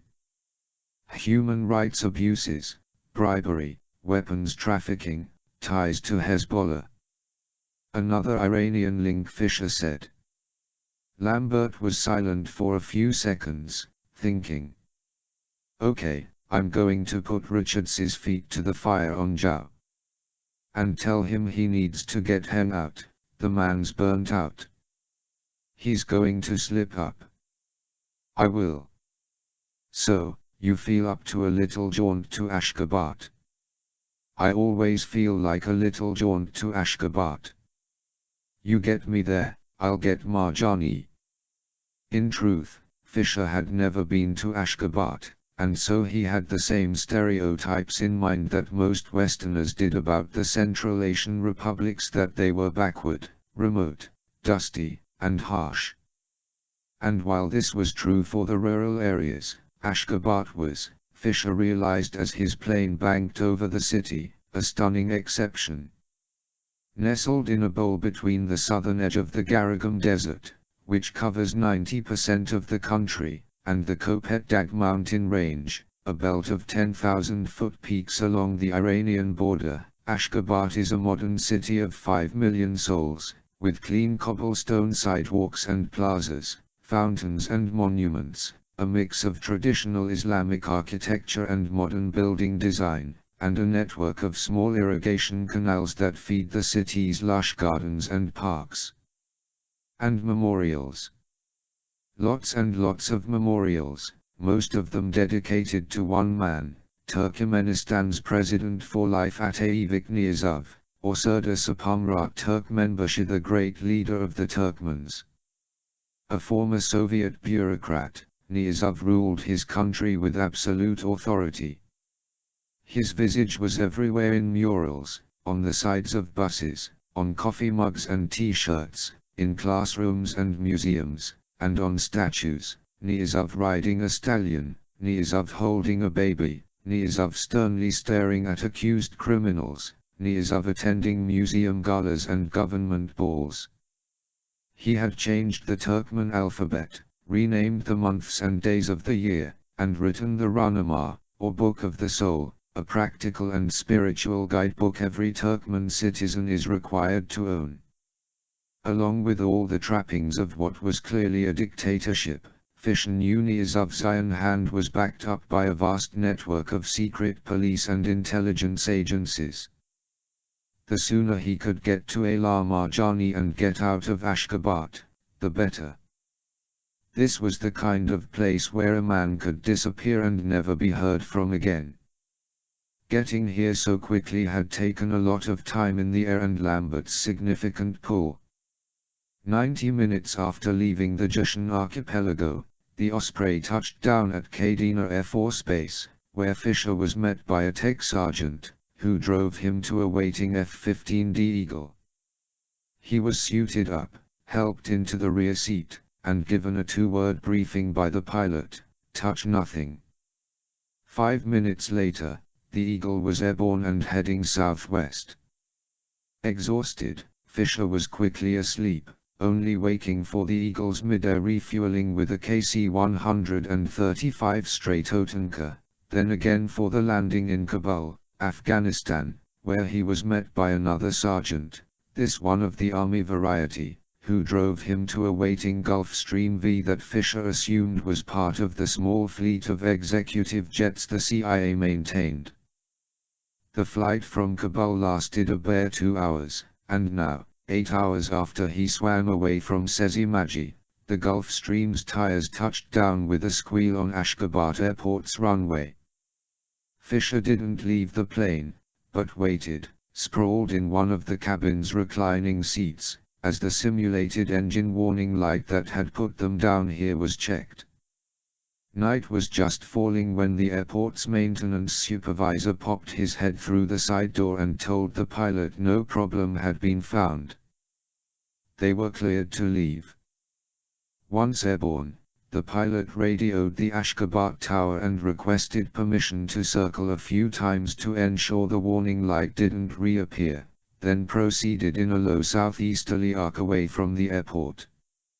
800 feet, the pilot called over the intercom. Drop in 3 minutes. Fischer was already strapping on his parafoil pack. 1,000 feet above and 4 miles from Ashgabat, Fischer jumped out the Gulfstream's side door. He waited for 2 beats, then pulled the toggle, heard the whoosh hump of the parafoil deploying, and was jerked upward. Ala Marjani's retirement was without financial worry, Grimsdotter had reported. The former Turkmen spymaster had built an arabesque mansion 8 miles from Ashgabat in the foothills of the Kopet Dag. Fischer followed the flashing waypoint marker on his UPSAT, and touched down in the rolling, grassy hills that lay between the city and the mountains. Even in the darkness, Fischer was struck by the landscape. Had he not known better, he might have mistaken it for the western Dakotas or eastern Montana. The night was warm, hovering around 70 degrees, the sky clear and cloudless. A slight breeze swished the grass around his knees. He donned his gear, took a bearing on the UPSAT, and started jogging. After a mile, he topped a hill and stopped. He lay down on his belly and pulled out his binoculars. Even from a mile away, Marjani's home was impossible to miss, a sprawling structure of whitewashed rectangles and arches stacked atop one another and nestled at the base of an escarpment.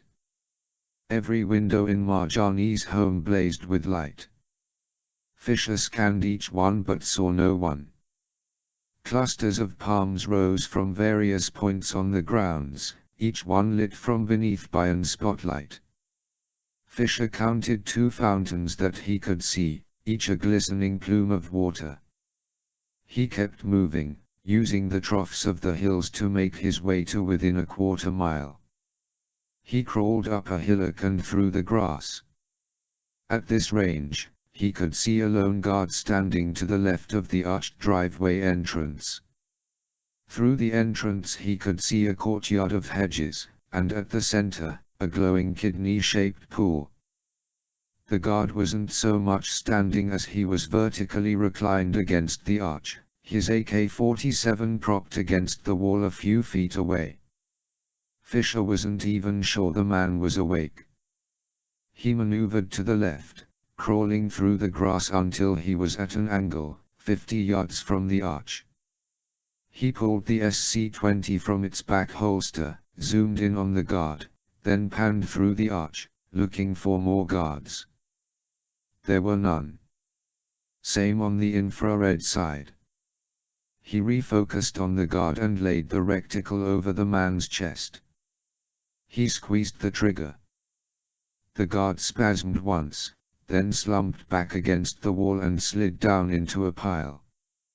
Fisher shifted his aim, shot out the ground spotlight, then shifted again and waited for another guard to come investigate the outage.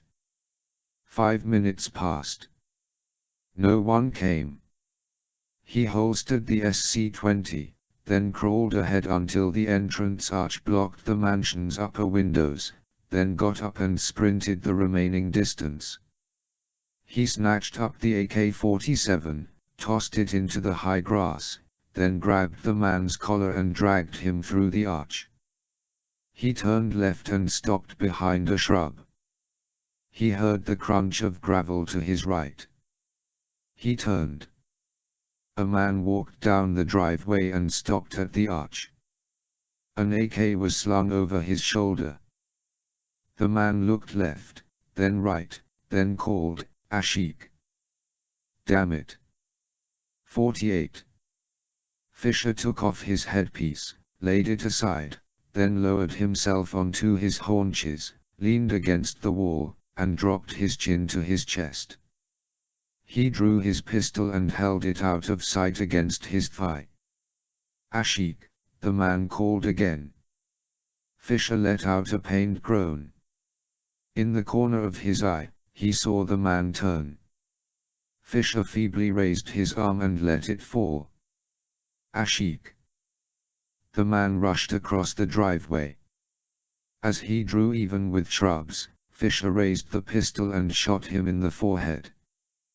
The man made an umph, then sprawled face first in the dirt beside Fisher. Fisher grabbed him by the wrist and dragged him deeper into the shadows and laid him next to the first guard. 2 down. He took his time with the rest of the grounds, using the shadows and the landscaping to pick his way around the inner wall, eyes and ears alert for more guards as he periodically scanned the windows for signs of movement.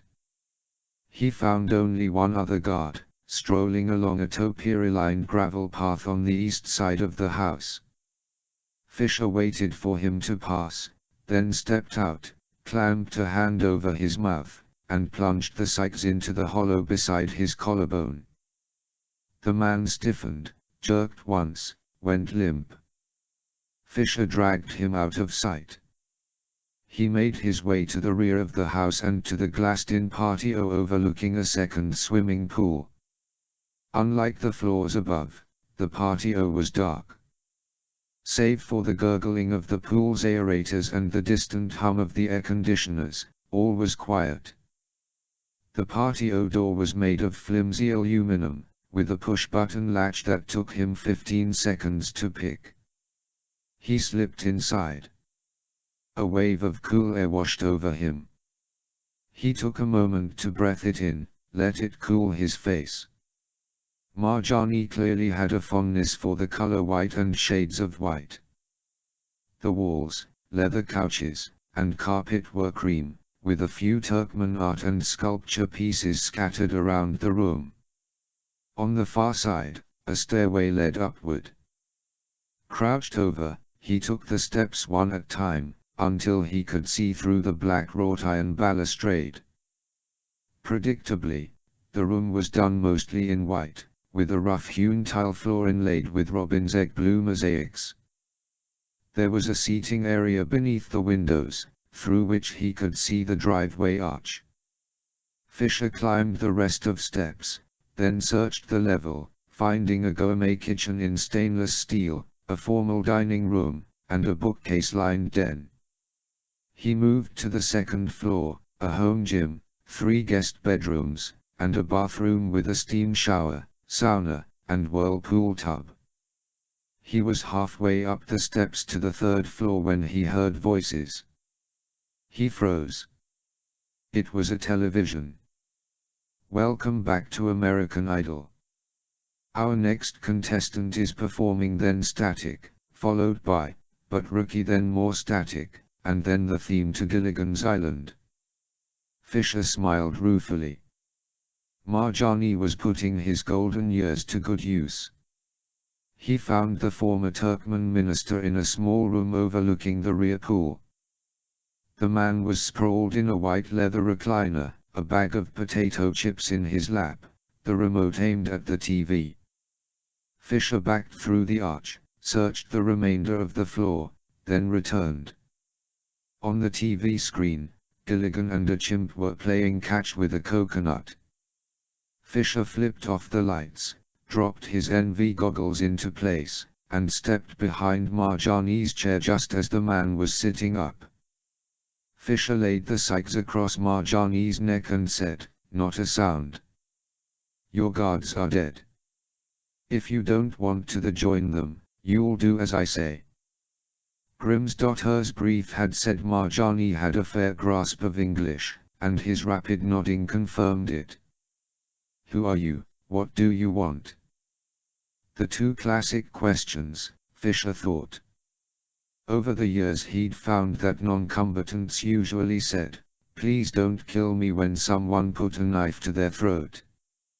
With bad guys, it was always a variation of what Marjani had just asked, with a slight edge of indignation to their voice. Fisher whispered in his ear, "To answer your first question, none of your business. To answer your second question, I want to kill you, but I'm going to give you a chance to talk me out of it." He dragged Marjani down the hall, flipping off lights as he went, until they were in the master bedroom. He grabbed a pillow off the bed, then marched Marjani into the bathroom and shoved him into the whirlpool tub. He shut the door and sat down on the toilet next to the tub. Marjani was a fat man with slicked back black hair and a lopsided mustache. He reminded Fisher of a stock villain in a western. Fisher hadn't turned on the bathroom lights, it was pitch black. In the glow of his NV goggles, he could see Marjani's eyes darting around, his hands clamped on the edge of the rub. His face glistened with sweat. Fisher let him sit in the dark, letting the silence stretch on until finally Marjani blurted, "Is anyone there?" "Hey, I'm here. What do you want?" "We've been through that. I'm going to ask you some questions. If I don't like the answers, you're going to die in that tub. No more Gilligan's Island, no more I Love Lucy, understand? Do you know who I am? You can't do this." Fisher drew the scythes and lightly jabbed Marjani in the thigh. He yelped and curled up, trying to make himself small. Fisher said, "How about that? Can I do that?" You're crazy. Sit up, straighten your legs, remove your shoes and socks, and rest your arms on the sides of the tub. What? You have 3 seconds. Marjani complied. 2 weeks ago you had house quests, Fisher began.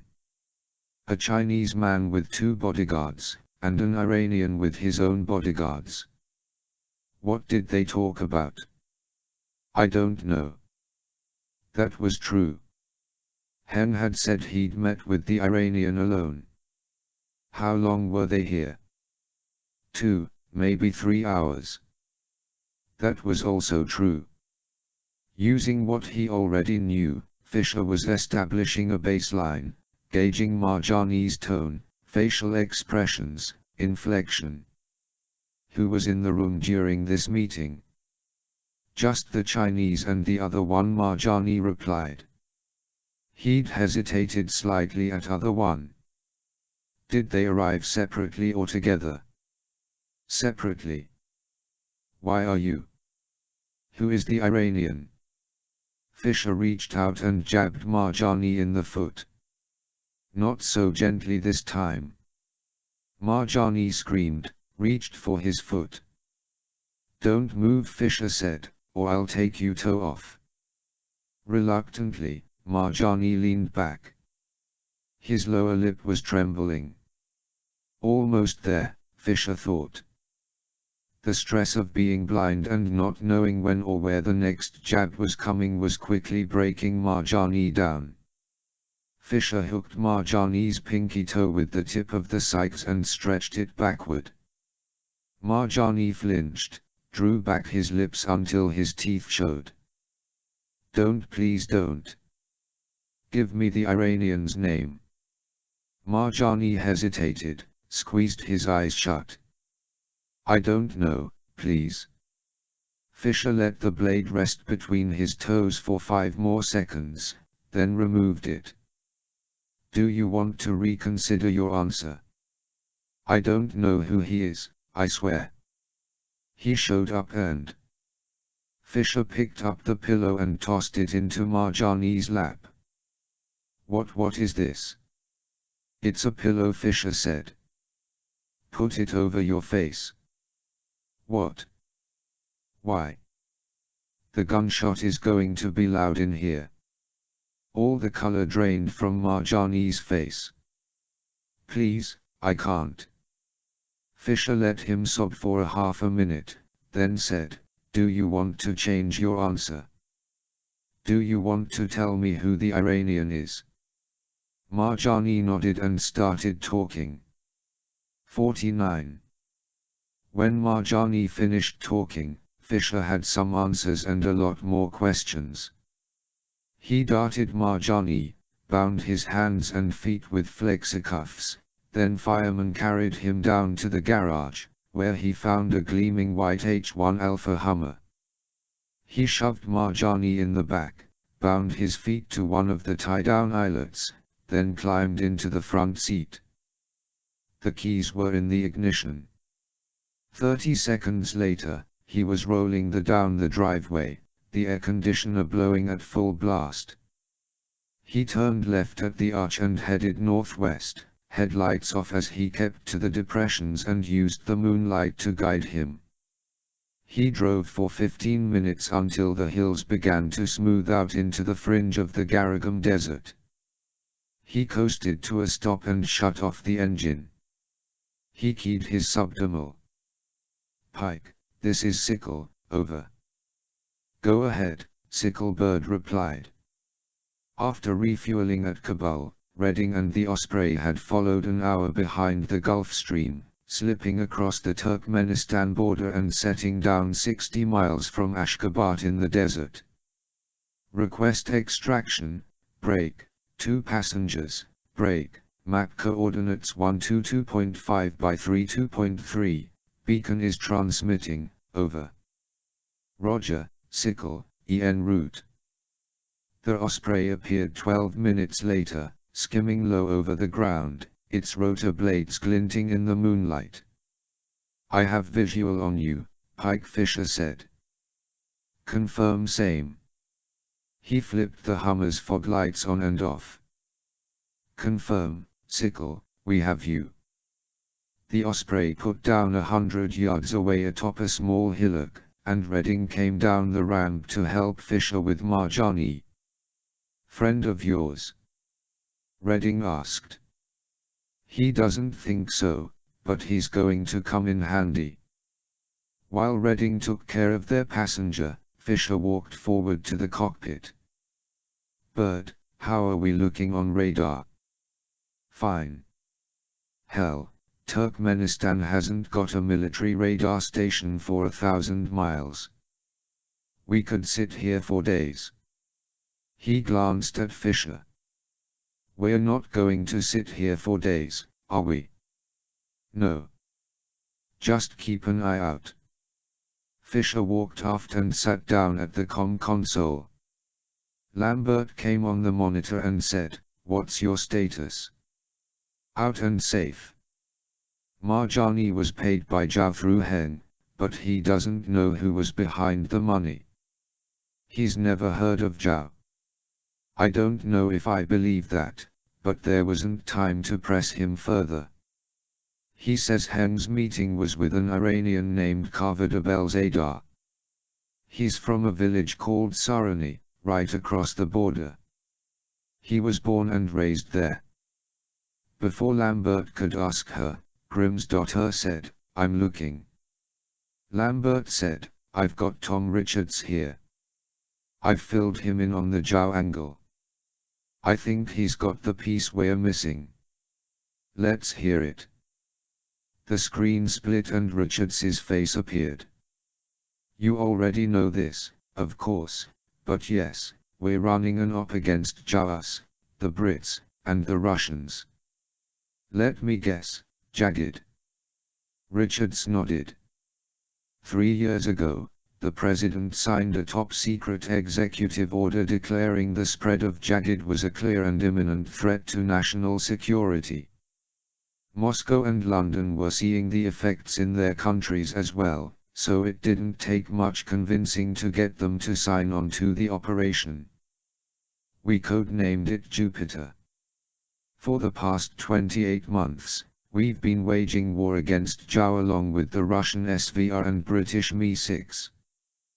We started with his peripheral operations, cutting off the money, attacking the transportation, snatching low-level operators, that kind of thing. Does Beijing know about this? Hell, no.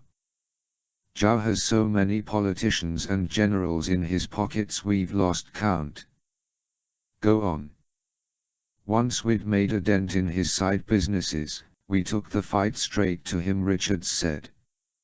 Starting with his key personnel. How key? Fisher asked. Very. Most of Zhao's empire is run by family members, brothers, cousins, uncles. We began eliminating them, one by one. Say again. Each country put specially trained teams on the ground.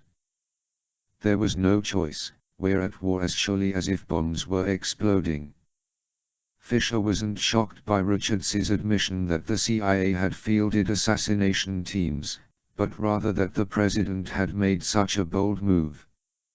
Right or wrong, if Jupiter ever became public knowledge, the resulting scandal would end his career and the careers of everyone attached to the operation. How many so far? Fisher asked. 62. 23 family members and 39 non-family subordinates. And his empire? It's running on fumes. Another 6 months and he'll topple. The flow of Jagged will slow to a trickle and then stop. And there was Zhao's motive, Fisher realized. Revenge and self-preservation. 23 members of his own family murdered, tens of billions of dollars at stake. Zhao had answered the U.S./Russian/U.K declaration of war with his own, but knowing he couldn't win a head-to-head fight, he'd devised a strategy straight out of Sun Tzu's Art of War. launch the most devastating attack on US soil in history and implicate Iran, which is already the world's new boogeyman. The US responds in kind and begins marching toward war, then drag Russia into the fiasco using nuclear material stolen or sold from its own backyard.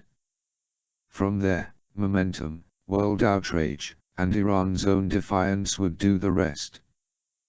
The US, the UK, and whatever coalition they managed to gather would be sucked into a protracted and possibly unwinnable third war in the Middle East. Russia would be a pariah on the world stage, having caused the deaths of 5,000 or more innocent civilians through neglect and / or corruption. Lives would be lost on all sides, and for years to come the last thing on the minds of US, Russian, and UK politicians would be Qianyan Zhao. At worst, Zhao has his revenge, at best, revenge and a chance to rebuild his empire. Fisher said, "Colonel, this is it. This is Zhao's game." Agreed, Lambert said. But do we have enough evidence to prove it? With Carver de Belzadar, we might, said Richards. He's the missing link. He had to have supplied Zhao with the crew for the Trego and the men at Slipston. Grimm's daughter came back on the line. And I think I know why.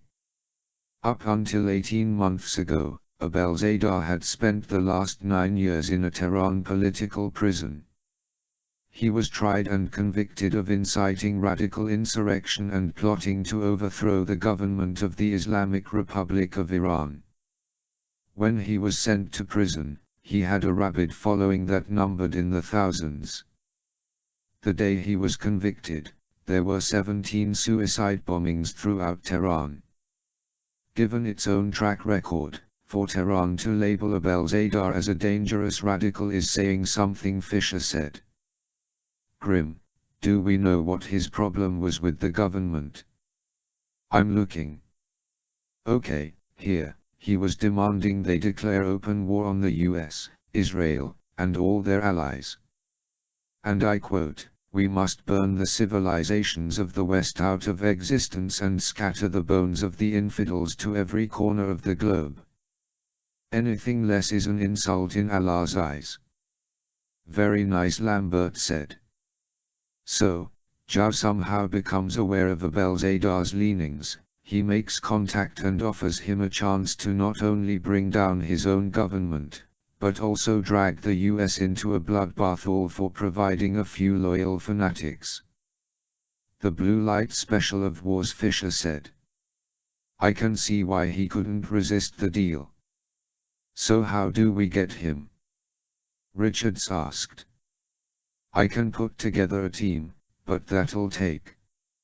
Fisher cut him off. I'll tell you how we get him. We're 20 miles from the border. Another 5 miles beyond that is Sarani. We fly in, land on his damned house, and snatch him. That easy, huh? Richards said. Not easy at all, Fisher replied. But it's the best chance we've got. Colonel. On the screen, Fisher watched his boss squeeze the bridge of his nose and close his eyes for a few moments. He looked up. Go get him, Sam. 50. Bird powered down the engines and they sat quiet and dark as Lambert smoothed the way for their mission. Where Turkmenistan's airspace was a sieve, Iran's was a wall, with a constellation of overlapping early warning radar stations and anti-aircraft missile batteries along the borders that were in constant touch with Iranian Air Interceptor Command. Being spotted in Turkmenistan would draw curiosity. In Iran, it would bring down a rain of missile fire and fighters flying at Mach 2. Right now Lambert was on the phone with the NRO, or National Reconnaissance Office, requesting an emergency retasking of a satellite, in this case one of the 2 radar satellites that kept Iraq under constant surveillance. With names such as La Crosse, Onyx, Indigo, these RAD-SATs orbited 400 miles above the Earth, weighed 15 tons, and were as big as school buses, and they could see an object as small as a hardcover book through rain, fog, and the black of night. "We got a map update downloading," Bird called from the cockpit. "On your screen." Sitting at the console, Redding switched to the Osprey's navigation net. Fisher leaned in for a closer look. The new image looked like a standard topographical map showing the terrain between their landing site and the village of Sarony, but it had been enhanced with data from the RadSat, adding three-dimensional depth to the geographic features. Overlaying the map was a dotted yellow line that started at the Osprey's current position, arced around Ashgabat, then zigzagged through the Kopet-Dag Mountains, and finally ended at the collection of structures and crisscrossing roads that made up the village of Sarony. Redding used the console's trackball to rotate and zoom the image, changing it from a high overhead view to the first-person view. He scrolled the wheel and the image glided forward, like a hawk flying through a steeply walled canyon. He touched the wheel again, and the view returned to overhead. "We clip a wing on one of those walls and wear a fireball." "I'm not worried about that," Fisher said. "Bird can fly this thing through a set of goalposts at 400 knots. What I'm worried about are those." He tapped the screen. Scattered along their course through the mountains were pulsing red squares, each one a radar station linked to a nearby missile site. Fisher walked forward to the cockpit. Bird and Sandy were leaning over the console screen, studying the RadSat image. "What do you think?" Fisher asked. "I think I want a raise," Bird muttered, eyes on the screen. "You get us in and out of there in one piece and I'll pay it out of my own pocket. From you, Sam, I'll take a steak dinner." "Done." "Can you do it?" "Yeah, I can do it, but I can't guarantee I won't rattle the dishes a bit." "Lambert for you," Redding called. He gave up his seat for Fisher. "Go ahead, Colonel." "Update, Sam. The President has authorized strike operations for the Reagan's Air Group. They'll be starting with the surface-to-surface missile sites along the coast, from Jask to Kark Island." This made sense. The Iranian Navy maintained hundreds of shore-based missile sites, most of which were focused on the Strait of Hormuz, the natural choke point between the Gulf of Oman and the Persian Gulf. A variety of missiles, from silkworms to C-801S, covered every square inch of water. The fact that Reagan's strike aircraft were going for the missile sites first could mean only one thing: the Fifth Fleet was preparing to enter the strait and take up station along Iran's interior coast. If the Iranians were inclined to hit first, it would be as the battle group moved into the strait. "How soon?" Fisher asked. "Tomorrow morning, before dawn. Dusran 9 will be going in first. Once they're on station, you can expect a multiple Tomahawk strike in conjunction with Reagan's aircraft." Dusran 9 was the group's destroyer SAG, or Surface Action Group. The ship-launched Tomahawks would be assigned Iranian command and control targets and radar sites further inland. Fisher checked his watch, 9 hours. They had that long to deliver proof that Iran's role in all this was of Kuan Zhao's manufacture. "We're lifting off in 10 minutes," Fisher said. "With luck, we'll be back across the border with a Belzadar in a few hours. Colonel, I've been thinking about Heng's meeting at Marjani's house." He briefed a Belzadar on raid on a military installation somewhere along a coast. "I put out the word. Every base on our west and east coast is on alert." "Good," Fisher said. "If Zhao's got an ace up his sleeve, that's it. The question is, what exactly is it and when will he play it?" The Osprey lifted off and they banked northwest, picking up speed as they skimmed 30 feet over the hills and grasslands. They were flying dark, with no navigation lights and all emission sources powered down, no IFF transponder, radio, or FLIR, forward-looking infrared radar. Within minutes, they'd skirted Ashgabat, which lay 15 miles out the side window. Fisher could see headlights moving along the highways and surface streets. They passed over the black oval of a lake and a rail line, and then the terrain began to change, hillocks turning into the rolling foothills of the Kopetdag. Redding sat at the console, watching the same map Bird and Sandy were using to navigate. One by one, villages disappeared behind them. Fisher read their names on the screen: Badger, Chalai, Fiery Oozer, until they were all gone and there was nothing but empty land. 5 miles from the border, Bird called. Fisher went to the cockpit and knelt between the seats. Through the windscreen he could see the Kopetdag Range, an expanse of jagged peaks and ridgelines stacked against the even darker night sky. A red light started flashing on Bird's console, followed by a beeping.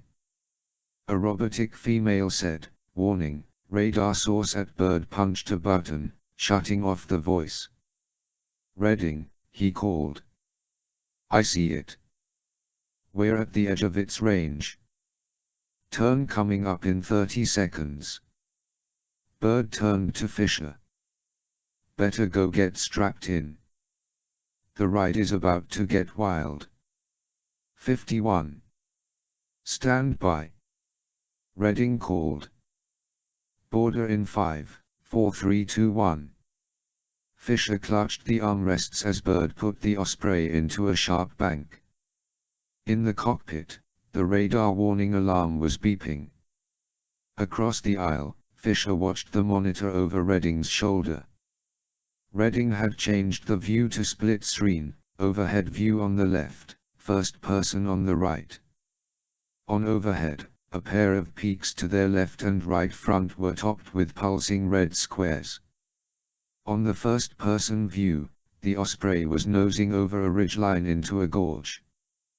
The granite walls flashed past, jagged outcroppings reaching for the wingtips.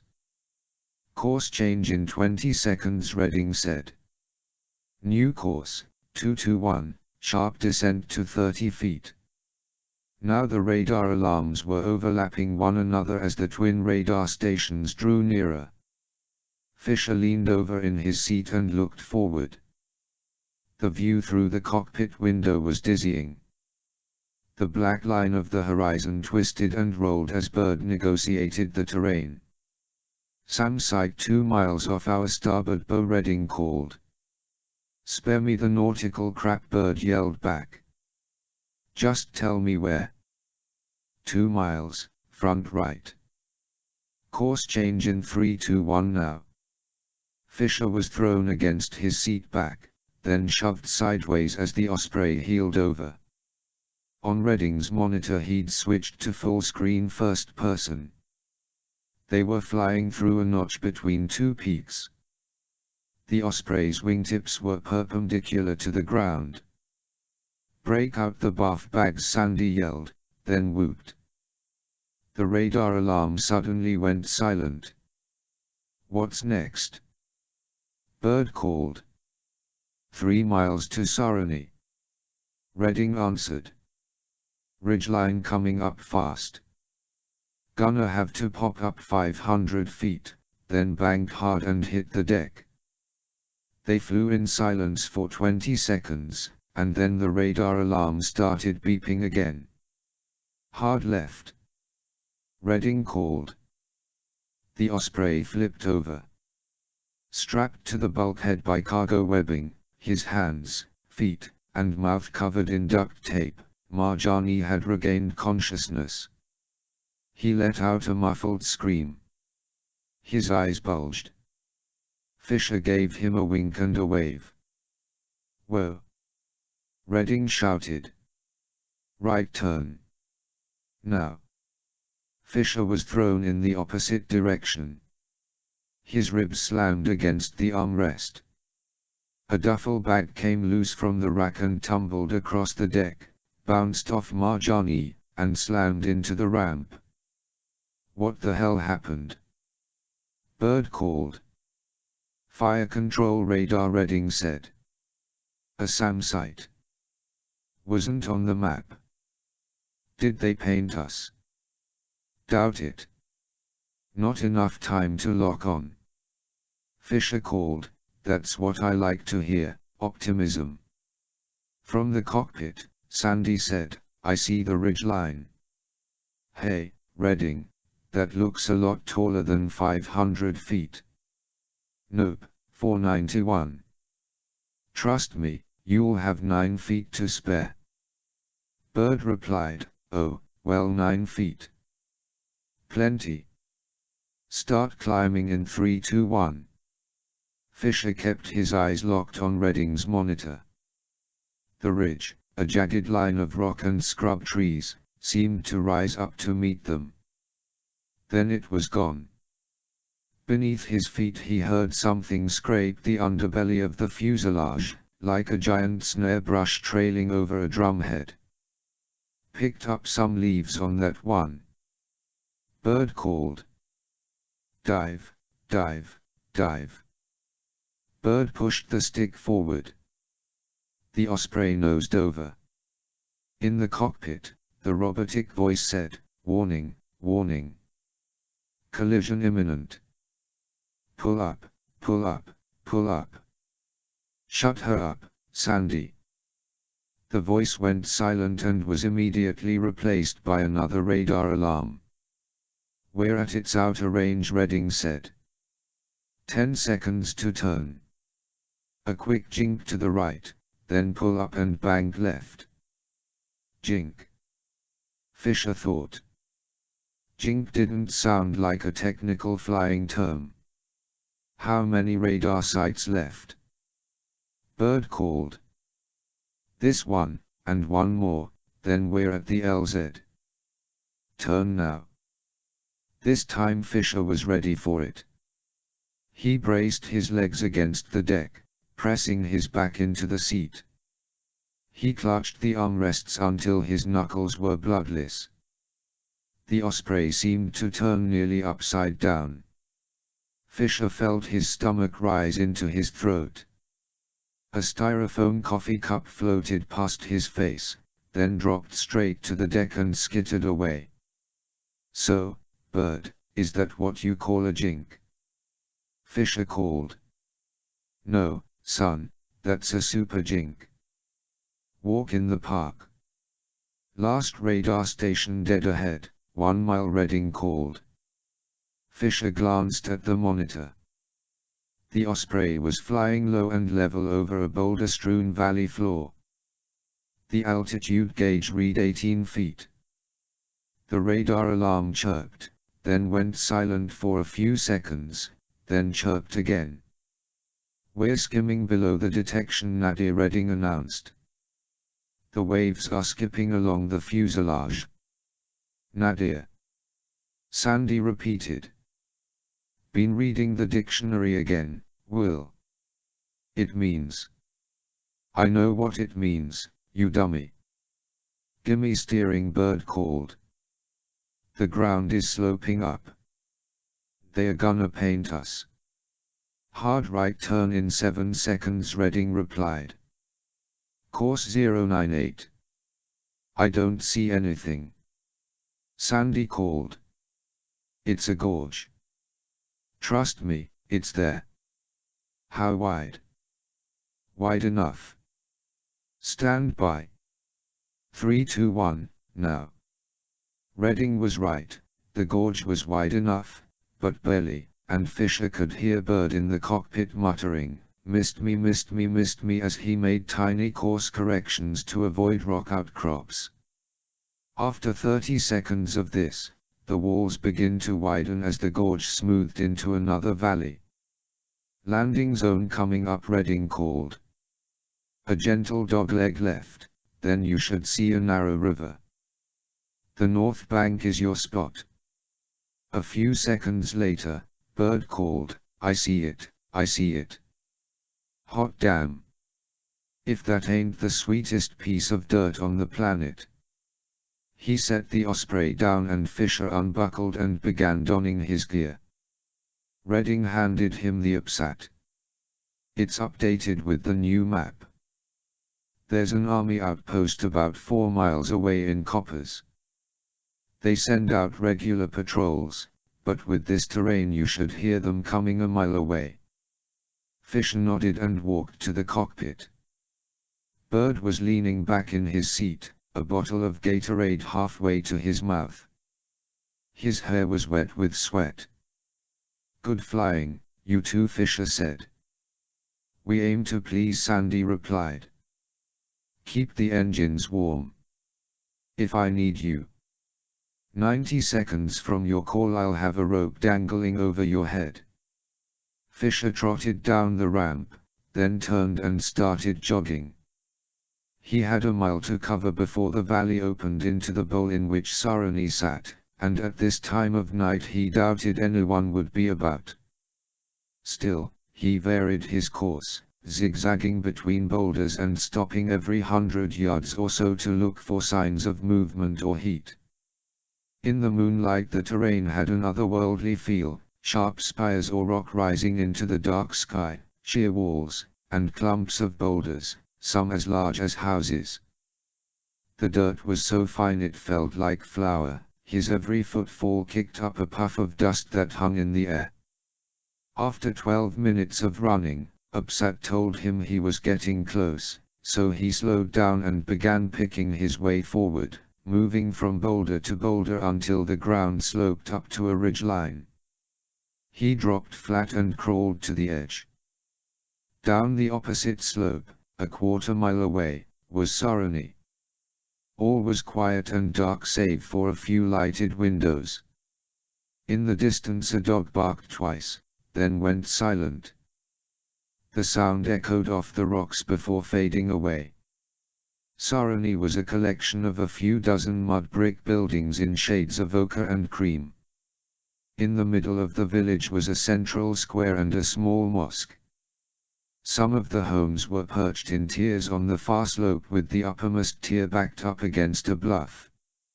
Each house was fronted by an arched walkway. Fisher checked the UPSAT map, rotating and zooming until he found Carver de Belzedar's home. It was one of the homes sitting against the bluff. He zoomed in and scanned first with NV, which revealed nothing, then in infrared. Again, nothing. He was about to look away when a flicker of red caught his eye. Down the walkway beside Abelzedar's home, he saw a man's arm move into view. Someone was there, sitting in the dark. Leaning next to him was an object. Fisher immediately recognized the shape, AK-47. Where there was one bodyguard there would be more, especially given who Abelzedar was. With thousands of fanatical followers, there was no telling how many people in this village, his own birthplace, would lay down their lives to protect him. Almost all, Fisher suspected, which was probably why Abelzedar had fled here after being released from prison. If Tehran wanted him again, they'd have to fight their way in. Fisher scanned the slope for weaknesses, and wasn't pleased. The way to reach Abelzedar's home was through the village and up a narrow switchback path. If even one person looked out their window and saw him, he'd find himself trapped with no retreat. That left him only one option. 52. His option would add an hour to his time on the ground, but there was no helping it. Going through the village would be suicide. He back-crawled away from the ridge, then turned and slid butt first down the loose rock until he reached the bottom. He called up his map screen on the UPSAT and spent 5 minutes scrolling and zooming until he found what he was looking for. He started jogging. His path took him on a wide arc around Saroni, starting with the notch in the canyon wall he'd seen on his way in. The cleft was no wider than 10 feet and the walls 5 times that high. After a few hundred yards the notch forked, one branch heading east, the other west. Fisher chose the eastern one, and followed it until it was bisected by a dry creek bed, which he followed north for another mile until the walls widened into a dry gulch. The rock walls were smoother here, water-worn by millennia of seasonal rivers. Fisher stopped to catch his breath and check the upsat. He was dead west of Sarony. Now to see if he'd paid attention in high school geography class. During the rainy season, this gulch would be coursing with runoff from the Kopet-Dag's higher elevations, and the Radsat's pictures of the area had revealed the rims of the plateaus above were crenellated from thousands of years of overspill. In the monsoon season, overspill meant waterfalls; in the dry season, natural stairways. It took 15 minutes to find what he was looking for, a deep, vertical fissure in the rock with a gentle grade and plenty of handholds. He started climbing. 5 feet from the top, he froze. He closed his eyes and listened. The wind had shifted, whistling down the fissure and bringing with it the scent of burning tobacco. He adjusted his feet so he was braced in the fissure, then drew the SC-20 and thumbed the selector to ASE. He gauged the wind and then fired. He holstered the SC-20, then changed screens on the upsat and adjusted the ASE to infrared. The plateau showed as a cool blue oval. To Fisher's left, over the edge of the plateau, he could see tiny blooms of dull orange. These would be the dying fires of cookstoves in the houses in Sarony. 50 yards to his front were 2 prone figures cast in yellow, red, and green. They were hidden behind rocks along the northern and western edges. Snipers, one for each canyon leading into Sarony. Tricky, gentlemen, Fisher thought. But not tricky enough. The ASE was drifting away, gliding over Sarony and down the canyon. He let it go a half-mile, then transmitted the self-destruct signal. He climbed the last few feet to the top, then eased himself over the edge and crawled a few feet to a nearby boulder. He braced the SC-20 against it and peered through the scope. Since he now knew where to look and what to look for, each sniper stood out clearly in the green of the NV. Fisher wasn't worried about the distance, but the wind over the plateau was moving at a good clip. He zoomed in until the scope's crosshairs were centered on the back of first man's head, then adjusted his aim 18 inches to the right. He fired. In a blossom of dark mist, the bullet struck the man behind the right ear. Fisher zoomed out, refocused on the next man, zoomed back in and adjusted for windage, then fired. With the wind and therefore sound at his back, Fisher took his time crossing the plateau, using his upsat to adjust his position until he was directly above his target. He stopped a few feet from the edge, then crawled the rest of the way and peered down. Gotta love GPS, he thought. He was looking down into the rear courtyard of Abezida's home. The courtyard was done in rough-hewn brick and hemmed in by a 6-foot-tall mud wall. At the base of the bluff, in the corner of the courtyard, was a pomegranate tree.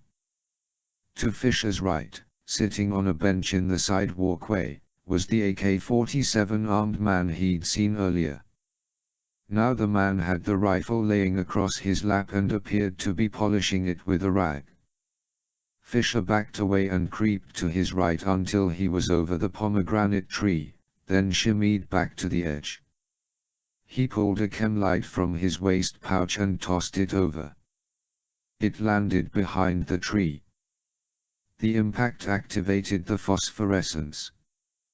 The glow immediately caught the attention of the man, who stood up and started walking toward it.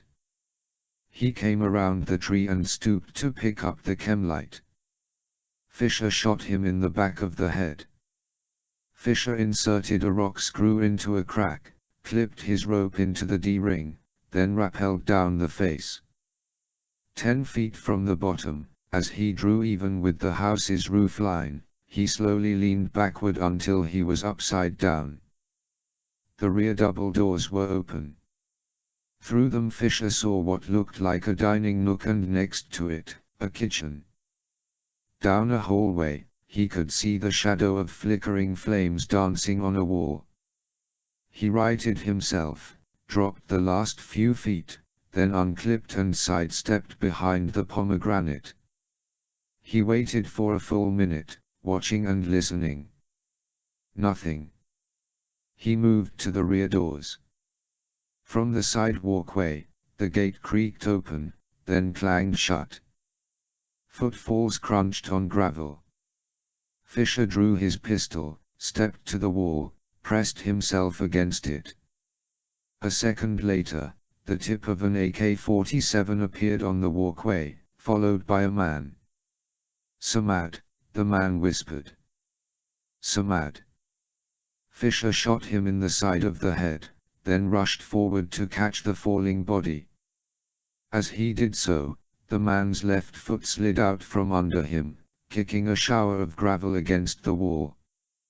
Fisher lowered him the rest of the way to the ground, holstered the pistol, and drew the SC-20. He stepped back to the doors, peeked through. A figure darted across the nook and down the hall. Fisher stepped through the doors, cleared the nook and kitchen, started down the hall. There were doorways to his left and right, both dark. He checked them, empty bedrooms. From the end of the hall came the sound of steel banging on stone and an image flashed through Fisher's mind, a steel lid banging open against the stone floor. He heard fluttering papers and the whoosh of flame. Fisher rushed down the hall. At the end, he peeked right, saw nothing. Left, a small living room with a tattered oriental rug, floor cushions, and an open hearth fireplace. A man was crouched before it, tossing papers into the flames. "Stop right there," Fisher called. The man froze. He turned. His profile was lit by the flames. It was Abelzadar. He studied Fisher for a moment, then narrowed his eyes. "Don't do it," Fisher warned. Even as the words left his mouth, Abelzadar's hand was moving.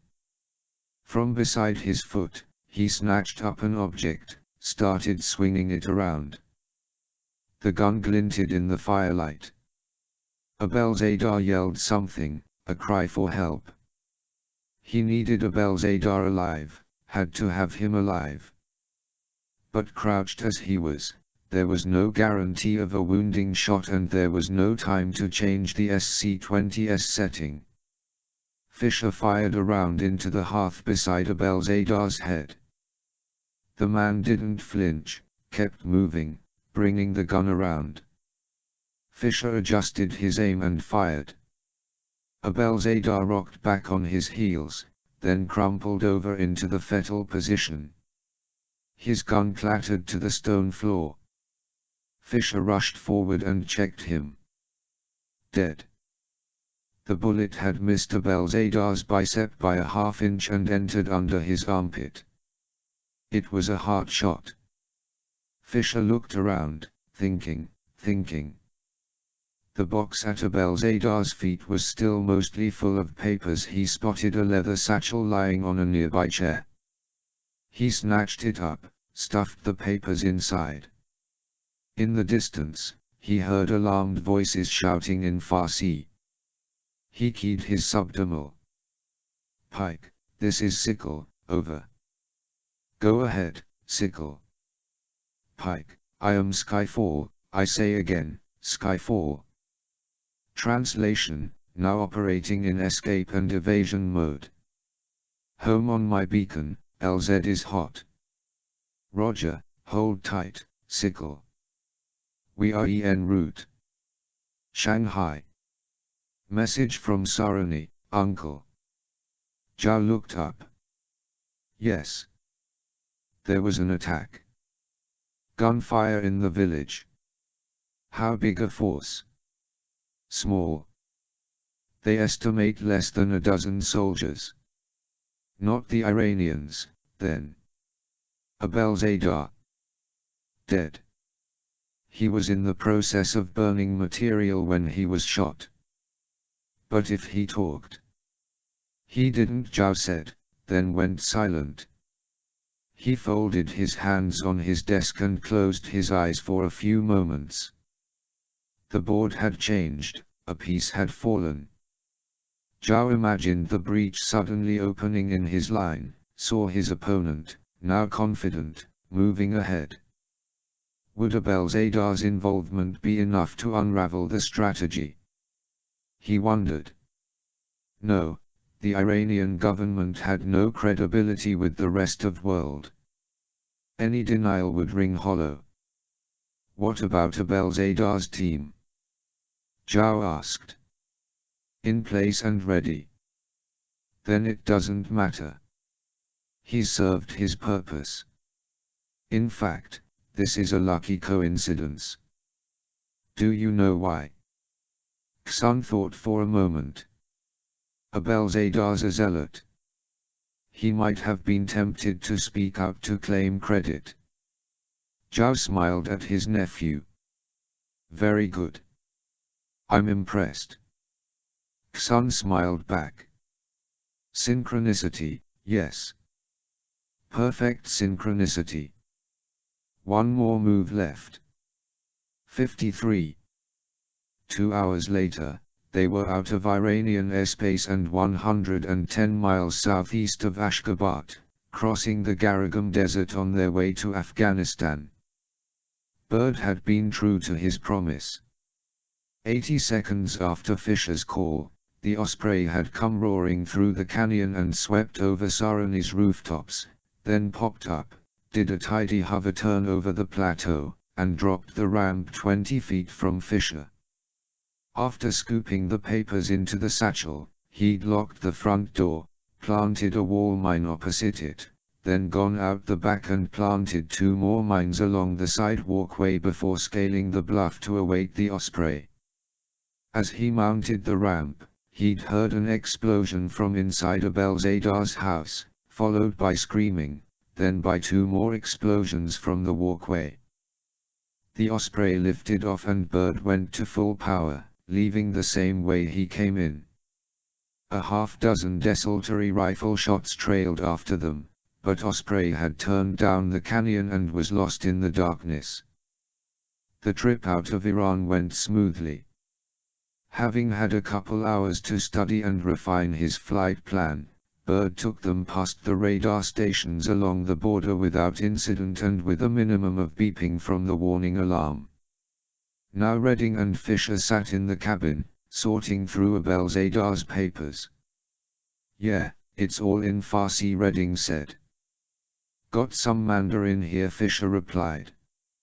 He checked his watch. 6 hours until the Reagan's destroyers moved into the Strait of Hormuz. There had to be something coming, Fisher thought. Zhao had meticulously planned his game, had probably spent 2 or more years laying the groundwork. He wouldn't be satisfied to simply let momentum and chance finish it for him. So what was his final move? Every base on the U.SS east and west coasts were on full alert. What was the last task Abelzadar had sent his followers on? 2 hours later they entered Afghanistan airspace. Fisher sat down at the console and waited for his call to be patched through to Third Echelon's Situation Room. Lambert's face appeared on the screen. Fisher said without preamble, Abelzadar's dead, and then explained. When I found him he was making a bonfire. I got most of it, a few dozen pages in Farsi, some in Mandarin. And we've got Marjani. I suspect with the right incentives, he'll have more to say. Stand by. Lambert was back 10 seconds later. Our best bet for translators and interrogators is CENTF. This would be the U.S. Central Command's Air Force headquarters at Al Udeid Air Base in Doha, Qatar. Give me your ETA, I'll get you cleared through Reagan airspace. Fisher changed channels, got an answer from Bird, then switched back. We have to refuel at the Marine base in Herat. From there, it'll be 5 hours. I'll make it happen, Lambert said. Tell Bird to find a tailwind. They didn't catch a tailwind, but a headwind, and 5 hours later they were just crossing Pakistan's Makran coast into the Arabian Sea. Their escorts, a pair of Pakistani Air Force Mirage 3s, waggled their wings and peeled off, their navigation strobes disappearing into the night. Dawn was still an hour away, but Fisher could see a fringe of orange on the horizon, toward India and the Himalayas. Bird banked the Osprey west and headed into the Gulf of Oman. As they settled on the new course, Fisher walked to the opposite window and looked out. It took him a moment to find what he was looking for on the ocean's surface, a rough concentric circle of lighted dots, the Reagan battle group, steaming toward the mouth of the Strait of Hormuz. Farther still, out of sight from here, the warships of Dasran 9 would already be moving through the strait, ready to meet the Iranian Navy should Tehran decided to contest the shipping lanes. It would be a mismatch, Fisher knew, but any exchange of shots would signal the end of the parrying and jockeying and the start of war. From the cockpit, an American voice came over the intercom. "Pike, this is Coal Dust 06, come in, over." "Roger, Coal Dust, we read you. Here to escort you to Doha. Stay on current heading and switch to button 5 for attack control from Port Royal." "Roger," Bird replied. Fisher saw the wing strobes of an F-14 Tomcat slide into view out the window. Behind him, Redding groaned.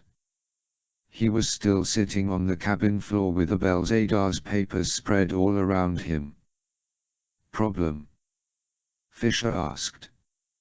"I've got some Farsi and some Mandarin, but I'm not fluent enough to make any sense of this. Another hour and we'll be at Al Udeid." "Let them worry about it." Yeah. I mean, look at this here," Redding grumbled, and held up a sheaf of papers. Clearly, Abel's ADAR or someone was translating this, but we've only got bits and pieces. For example, this character here. Fisher walked over. As he passed Marjani, who was still strapped to the bulkhead, he glared at Fisher and tried to yell through his gag. Fisher leveled a finger at him. "Mind your manners." He squatted next to Redding. "Show me." Redding pointed to one of the Mandarin characters. "This means snake or worm, I think. And this one here? I think that means cloth. Now, what kind of sense does that make? Take a break. You'll drive yourself nuts." He stood up and walked back to the window. "I guess so. And this one cat? So what's it mean, the early cat catches the cloth worm?" Fisher turned. "What was that? What did you just say?" "The early cat catches the cloth." Fisher held up his hand, silencing Redding. "Cat. Snake cloth. What is it, Sam? You said that character could be a worm or a snake." "Right. And cat, and cloth. Could it be silk?" Redding thought about it and shrugged. "Yeah, I guess so." "What?" "Silkworm," Fisher murmured. 54. Fisher hurried to the console and got Lambert and Grimm's daughter on the screen. "It's not a US base, Colonel. It's here, it's somewhere out here. He explained about Redding's study of the Mandarin documents. One character means worm, cloth could be silk, the other one, cat. Silkworm missiles, Lambert finished. Right. And cat could be Cat 14. For decades the Chinese government had been exporting surface-to-surface /antiship HY2/3/4 Silkworm missiles to Iran, and had in the last 5 years begun selling them Cat 14 fast patrol boats, mostly for special Pasdaran units. Each Cat was capable of 50+ knots, almost 60 miles per hour, and carried 12 Silkworm missiles, each of which had a range of 60 miles and carried a 1,200-pound shipbuster warhead. Good God, Lambert murmured. Okay, let's think it through. Silkworm shore batteries are heavily defended, especially right now. Abelzadar's men wouldn't have a chance of sneaking onto an Iranian naval base, stealing a Cat 14, and getting away with it clean. What does that leave? Given Zhao's influence, we have to assume he could, for the right price, get his hands on some silkworms. Suppose Abelzadar's men have their own supply. How would they deliver them? What would be the best way to strike the Reagan group? Fisher thought for a moment, then said, shipyards. Explain, Lambert said. The Reagan's recon aircraft have taken shots of every military facility on the coast. We're looking for a shipyard that does repairs on Cat 14s. Find ones that's being refitted, some minor repairs. Shipyard security isn't as tight as a naval base's. Lambert caught on. A Cat that's operational, but stripped of missiles. Right. Grimsdotter went to work, and came back 10 minutes later. The Iranian Navy has 26 Cat 14s in service. 22 of them are operational and the Navy's tracking all of them. None are within 80 miles of the group. 4 are docked, 1 for crew rotation and 3 for repairs or refit. Put the shipyards on my screen. The monitor resolved into an overhead view of the Iranian coastline. 2 spots were marked by red circles, one at Halileh, south of the Bushehr naval base deep inside the Persian Gulf, and one near Kadap, just outside the mouth of the Strait of Hormuz. We just flew over Kadap, Fisher said to Lambert. Get a hold of the Port Royal and tell them to cut us loose. We'll circle back and check it. Redding said, the Tomcats. They're BARCAPs, Fisher said. They're not loaded for surface targets. They'll have to divert some Hornets. How sure are you about this, Sam? Asked Lambert. 50-50. If we're wrong, fine. If we're right. Okay, hold on. I'll get back to you. Fisher got up and jogged to the cockpit. Bird, slow us down and get ready for a U-turn. Lambert was back. Fisher took the call in the cockpit. You're cut loose, Lambert said. Just don't make any sudden turns back toward the group. Fisher nodded to Bird, who eased the Osprey into a gentle turn. Are they sending planes to Kadap? Fisher asked. Negative. I got the polite brush off from Navcent's operations officer. He says they haven't got time for a wild goose chase. They know where each and every Cat 14 is. As of how long ago? Don't know. What's your ETA to Kadap? Sandy mouthed, 30. Half hour, Colonel. Don't get shot down. The Iranians have F-16s up, they've been playing tag with the Reagan's BARCAPs. They're getting pretty aggressive. Bird interrupted. Colonel, Get me clearance into Dubai. What? Why? Trust me. I'll explain later.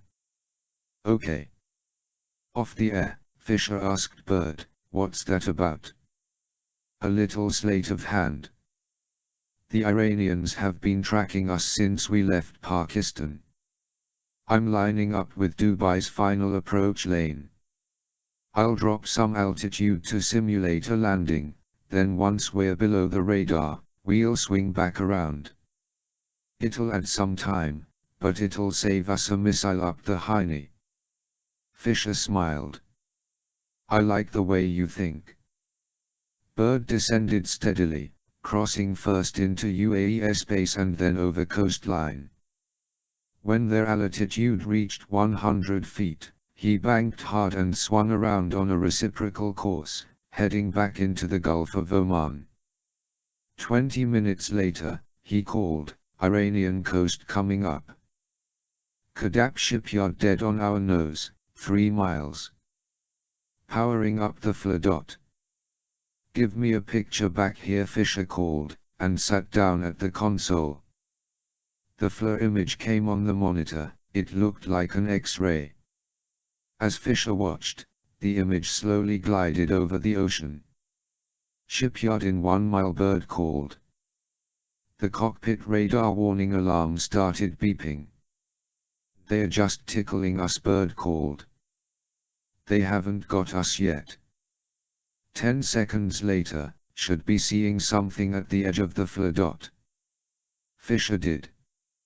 Enclosed by twin pincers of land, Kadap shipyard came into view. Fisher could clearly make out 4 piers, some cranes jutting up into the sky, and a cluster of manufacturing and refit buildings. He counted 4 ships at dock. Swing right, Fisher called. I need a better look at the piers. Bird banked the Osprey slightly and realigned the nose with the piers. Fisher studied each vessel. The Cat-14 had a unique outline, mainly from its twin silkworm launchers jutting at an angle from the port and starboard decks. It's not there, Fisher said. You're sure? Redding asked. I'm sure. Bird, bring us about. Get us out of here. The Osprey banked, swinging over the shipyard and back over the water. A minute and a half later, they were out of Iranian territorial waters. Bird started climbing. Trouble, Fisher thought. In normal circumstances he wouldn't be worried about a lone patrol boat getting anywhere near the Reagan. Her picket ships, most of which were Aegis cruisers, would lock onto and destroy the Cat long before it came within silkworm range. But these weren't normal circumstances.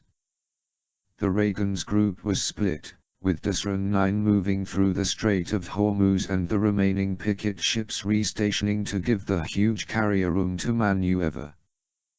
The mouth of the strait was a mere 60 miles wide, a tight fit for an entire battle group. Under those conditions, a fast boat might be able to get close enough to strike. And with as many as 12 silkworms, at least one had a good chance of hitting something. Get Lambert on the line, Fisher called.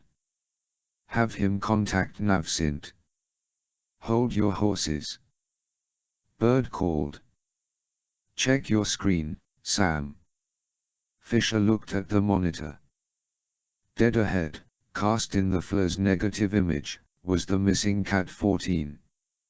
It was sitting still in the water beside a cargo ship. As they drew nearer, Fisher could see figures on the decks of both vessels scrambling for cover. From the cockpit came the radar warning alarm. We're being painted. Bird called. The alarm went to a steady beep. Missile lock. On the monitor, Fisher saw a bloom of white appear on the Cat's afterdeck. Got a launch, he yelled. Shoulder-fired missile. Left side. The Osprey banked hard. Fisher was tossed from his seat. He and Redding collided and tumbled across the deck together. Fisher snagged a cargo strap and dragged Redding to it. "Active homing," Bird said. "It's got us." The Osprey heeled over again. "Launch chaff," Bird called. There was a series of rapid pops outside the Osprey. "Chaff away," Sandy replied. A long 3 seconds passed. Fisher heard a hump on the Osprey's right side. A dozen jagged, quarter-sized holes appeared in the fuselage. "Hit," Sandy called. Through the cockpit door Fisher could see Bird's and Sandy's hands moving from control to control, their voices overlapping as they checked the aircraft's vital readouts: oil pressure, hydraulics, temperature, fuel. We're okay, Bird called. "Where's the cat?" Fisher said. "Right side, 2 miles. They're 30 miles from the outer ring of the battle group." Already within missile range, Fisher thought. He ran to the cockpit. "Can you get ahead of them? Line up right on their bow." "Yeah. Whatch I got in mind?" Fisher told him. Bird looked sideways at him. "Jesus, Sam. That's gonna get us another missile. We were just plain lucky this time. Next time, maybe not." Fisher knew this, but if Abelzadar's men managed to put even a single silkworm into a US warship, there would be no pulling back from war. An Iranian patrol boat armed with Iranian missiles, laying in wait in an Iranian shipyard. Within hours, US warplanes and cruise missiles would begin raining down on Iran. "Do it," Fisher ordered. 55. As Bird came about and aligned the Osprey's tail with the oncoming cat, now 1 mile back, Sandy got on the radio and started broadcasting in the blind on the battle group's emergency ops channel. "Reagan Group, this is Pike. Be advised, Iranian fast patrol boat approaching your outer ring at bearing 109. Reagan Group, this is Pike." Sitting at the comm console, Redding called to Sam, "The cat's up to 45 knots and increasing. Distance to battle group, 25 miles. At this range, traveling at Mach 9, the Silkworm would reach the outer picket ships in less than 2 minutes. Where are we?" "A half-mile ahead of them, dead on their bow." Fisher called, "Bird, give me the ramp." "Ramp coming down." Sandy yelled, "Okay, we got the Reagan's attention. A cruiser and a frigate are peeling away.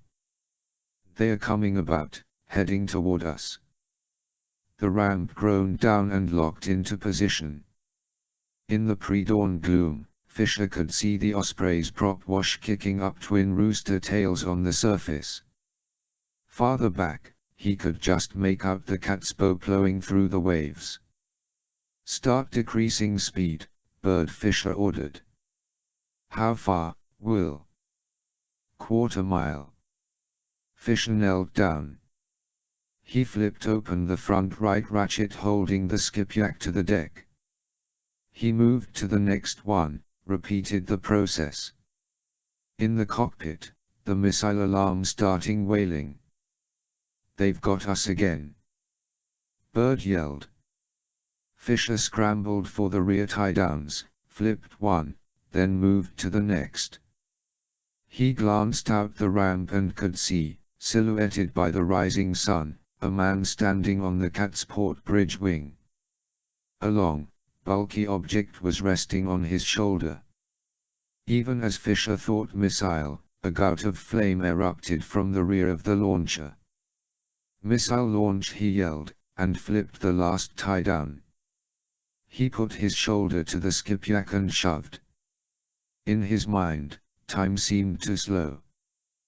The wail of the missile alarm faded, along with the voices of Bird and Sandy talking to one another in the cockpit. The skipjack slid off the ramp, bounced once on the surface, then nosed over and started tumbling end over end. In the final second, the cat's helmsman must have seen the collision coming. He tried to turn, but too late. The skipjack slammed broadside into the cat's bridge.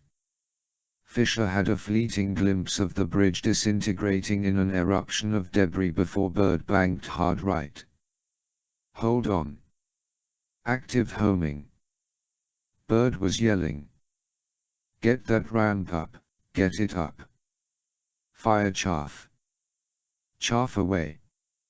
Fisher felt a hand on his shoulder dragging him away from the rising ramp. "Brace for shock," Bird called.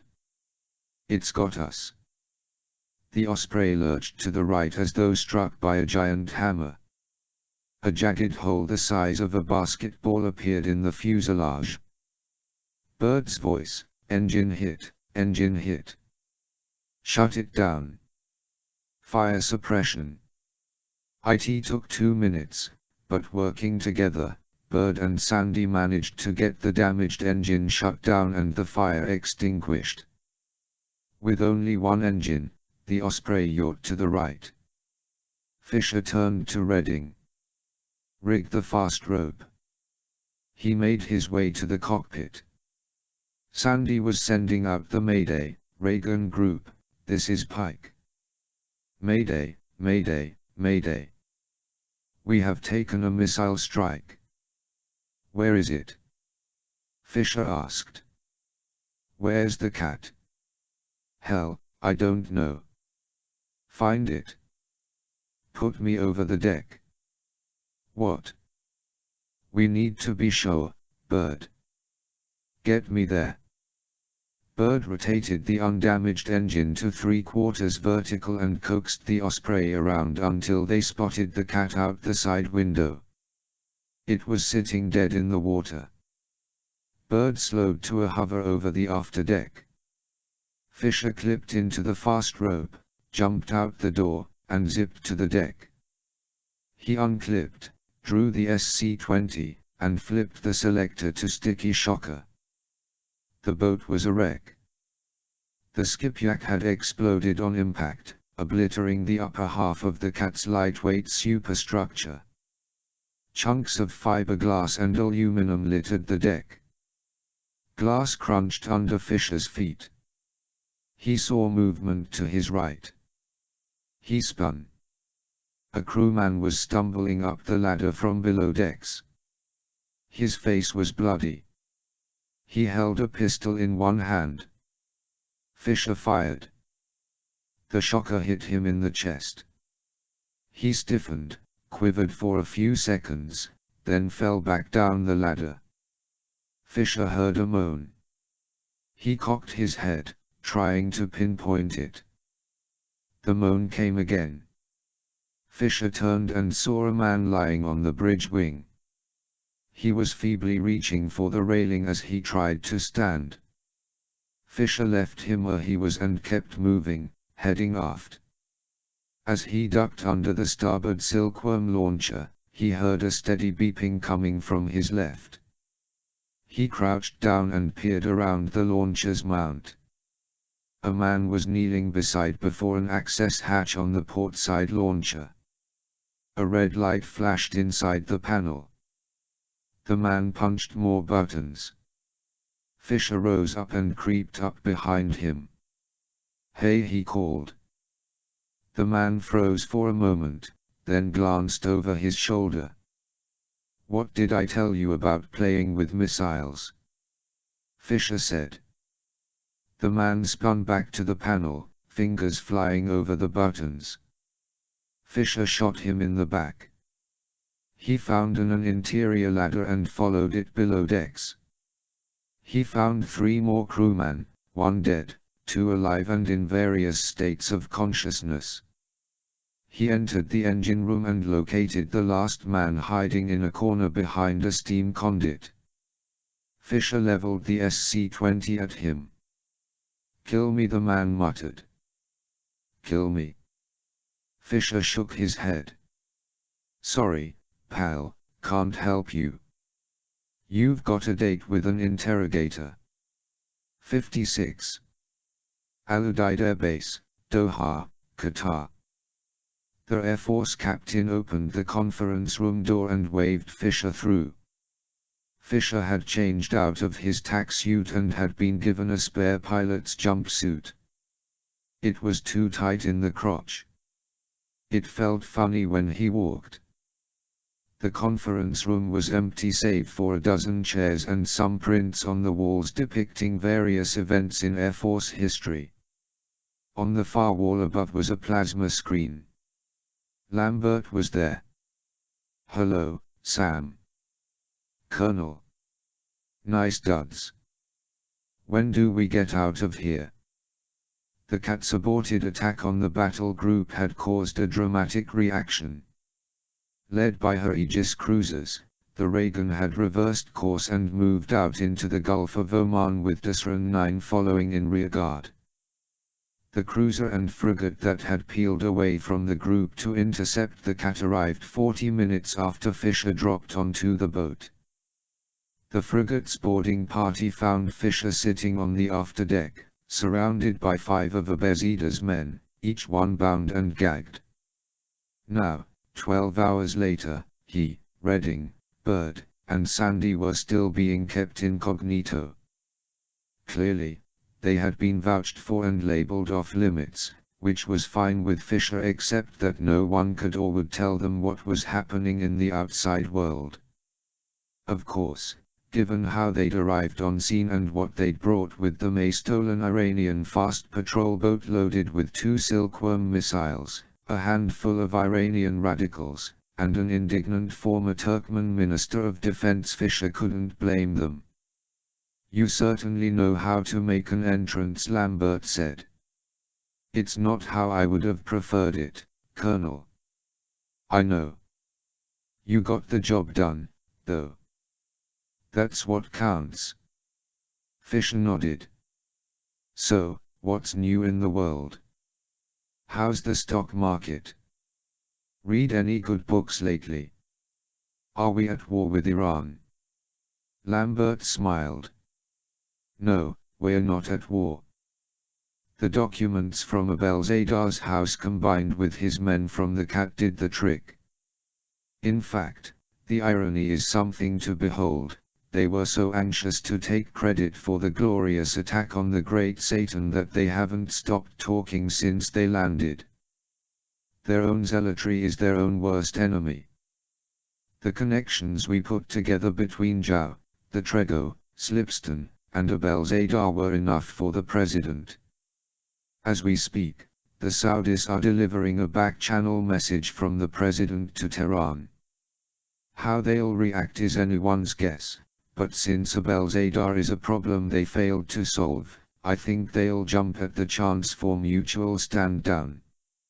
Over the next few days the Reagan will slowly withdraw into the Arabian Sea and Iran will recall the bulk of its naval forces to their bases. And how does all this get explained to the world? Fisher asked. That's a good question. And it's not our worry. Right. What about Zhao, said Fisher. In about an hour, the Chinese ambassador will be sitting in the Oval Office. The message will be similar to the one to Tehran. Zhao was your problem, you let him run loose and did nothing about him. Give him up quietly or the world learns how a Chinese mafia kingpin who's got half of Beijing in his pocket killed 5,000 Americans, turned a town in New Mexico into a radioactive wasteland, and almost started Gulf War III. And if they refuse to cooperate or Zhao goes to ground? He can't hide forever, Lambert replied. 57. 48 hours later, aboard Red Lion 06. The pilot's voice came through Fisher's subdermal. Sir, we're crossing the border. How are we doing? The electronic warfare officer, or EWO, answered, not a peep. as far as anybody on the ground cares, we're a CAL Flight en route to Moscow. They were in fact an MC-130E combat Talon. Courtesy of the CIA, the transponder code they were squawking was genuine, a match for a Korean Airlines commercial flight out of Seoul with an equally genuine official flight plan. Distance to drop? Fisher asked. We'll be feet dry in 20 minutes. Providing the North Koreans don't change their minds or send up interceptors to put eyeballs on us, we'll be in the zone in 70 minutes. Wake me in a half hour, Fisher said. 2 days earlier, as both Iran and US started to draw down their forces and the region eased back from the brink of war, the president's ultimatum to the Chinese ambassador sent Beijing into a tailspin. 8 hours after the message was delivered, simultaneous raids were conducted on Zhao's homes in Shanghai, Nanjing, and Changsha, as well as on his retreat on Sezemaji. Zhao was at none of them, he had disappeared. Every border crossing, port, and airport was put on alert, but so far there had been no sign of him. 30 hours later, as Fisher, Redding, Byrd, and Sandy were touching down stateside, a familiar signal on a CIA carrier frequency was intercepted by a NSA monitoring station in Japan and routed to Third Echelon's Situation Room. That's Hen's beacon, Fisher said. His modified iPod. Confirmed, Grims.her said. Same frequency, same pattern. Can you triangulate it? Lambert asked. Working on it. She had an answer 2 minutes later. She put a satellite image to the plasma screen. Liaoning Province, northeastern China. Assuming Hen is still with Zhao and they're on the move, it looks like he's heading for probably the only place in the world that would have him. North Korea, Fisher said. The Talon's loadmaster finished checking Fisher's equipment and straps, then patted him on the shoulder and walked him to the open door. At 35,000 feet, the air rushing through was bitterly cold. Beside him, the loadmasters were wearing parkas and face masks. Fisher could feel the cold around the cuffs of his tack suit and the rubber-sealed edges of his oxygen mask and goggles. He spread his legs wide and braced his arms on either side of the door. Outside, he saw nothing but blackness and the faint shadow of the Talon's wing and the rhythmic pulse of the nav strobe. He took a breath, closed his eyes, pictured Sarah's face in his mind. He felt a pat on his shoulder. Above his head, the bulkhead light went from red to yellow. Green. He jumped. As it had with his Trego jump, with a hump the Goshawk deployed into its compact wedge shape and lifted Fisher straight up. He glanced to his right in time to see the Talon's strobes disappear into the darkness. The engine noise faded and Fisher was floating in a void, with only the rush of wind to suggest he was moving.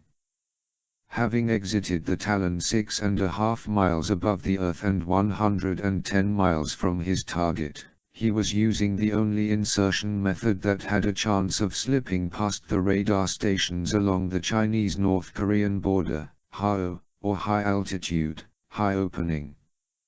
He tested the toggles, veering first right, then left before locking them into position. He lifted his upsat to his face mask and punched up the navigation screen. Grims.her had overlaid his satellite map of the area with 7 waypoints. He would break through the cloud layer at roughly 12,000 feet, at which point he would, if he'd stayed on course, find himself aligned with the Yalu River, which formed the natural border between China and North Korea. The river would lead him straight to his destination. According to a high-resolution pass by a KH-12 crystal, Zhao had chosen to hole up in an abandoned Buddhist monastery on the banks of the Yalu, 30 miles northeast of Dandong.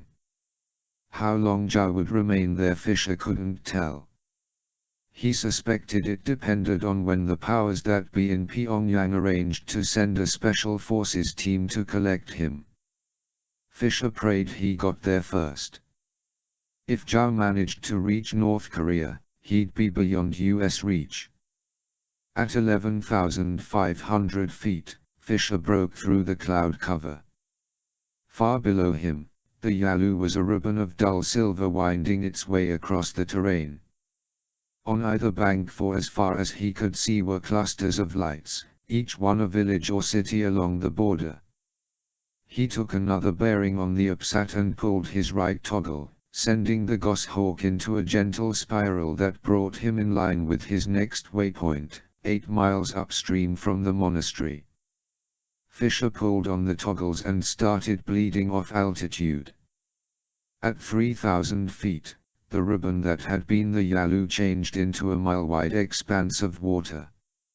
4 miles away he could see the monastery's crenellated walls and spired towers rising from the forest along the northern bank. He angled that way. He made a perfect stand-up landing in a clearing a mile from the monastery. He gathered the Goshawk, took 5 minutes stuffing it back into his pack, then checked his bearings and slipped into the forest, heading southeast. When he'd covered half the distance, he angled back toward the Yalu and sat in the trees, watching and listening until certain he was alone, then crawled down the bank and into the water. The current caught him immediately and drew him downstream. Alternately watching for boats on the river and checking his position on the upsat, he floated for 10 minutes, then breaststroked to the shore and crawled onto the bank. Though he couldn't yet see it, he was directly south of the monastery, some 300 yards up the forested slope before him. He began picking his way up the slope, stepping from tree to tree until he found a break in the canopy. He pointed the SC-20 skyward, launched an ASE, holstered the rifle. On the upsat, he studied the monastery in the faded green /black of the ASE's camera. Abandoned at the turn of the 19th century, the monastery was laid out more like a medieval fortress than a religious retreat. Fisher took that as a clue as to why it had been abandoned. Had the natives or local government been unfriendly? The monastery's 8-foot stone wall seemed to suggest so, as did the watchtowers that rose from every corner. The interior courtyard contained the remains of 3 pagodas, a larger one in the center and 2 smaller ones to each side. A series of cobblestone pathways linked each building. Several arched footbridges rose from the landscape, covering what Fisher assumed were once streams and ponds.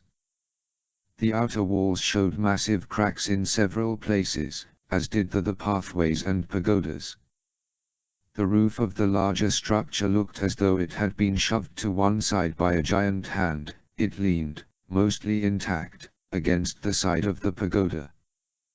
The other 2 structures had partially collapsed into a jumble of stone blocks. Each one had remnants of its roof left, but the walls lay open in places, exposing the interior. He switched to infrared.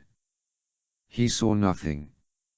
If Zhao and his bodyguards were in there, they were laying low, waiting for his Korean benefactors to come get him. There would be lookouts, Fisher knew, and he had an idea where he'd find them. He shut down the ASE and sent the self-destruct signal.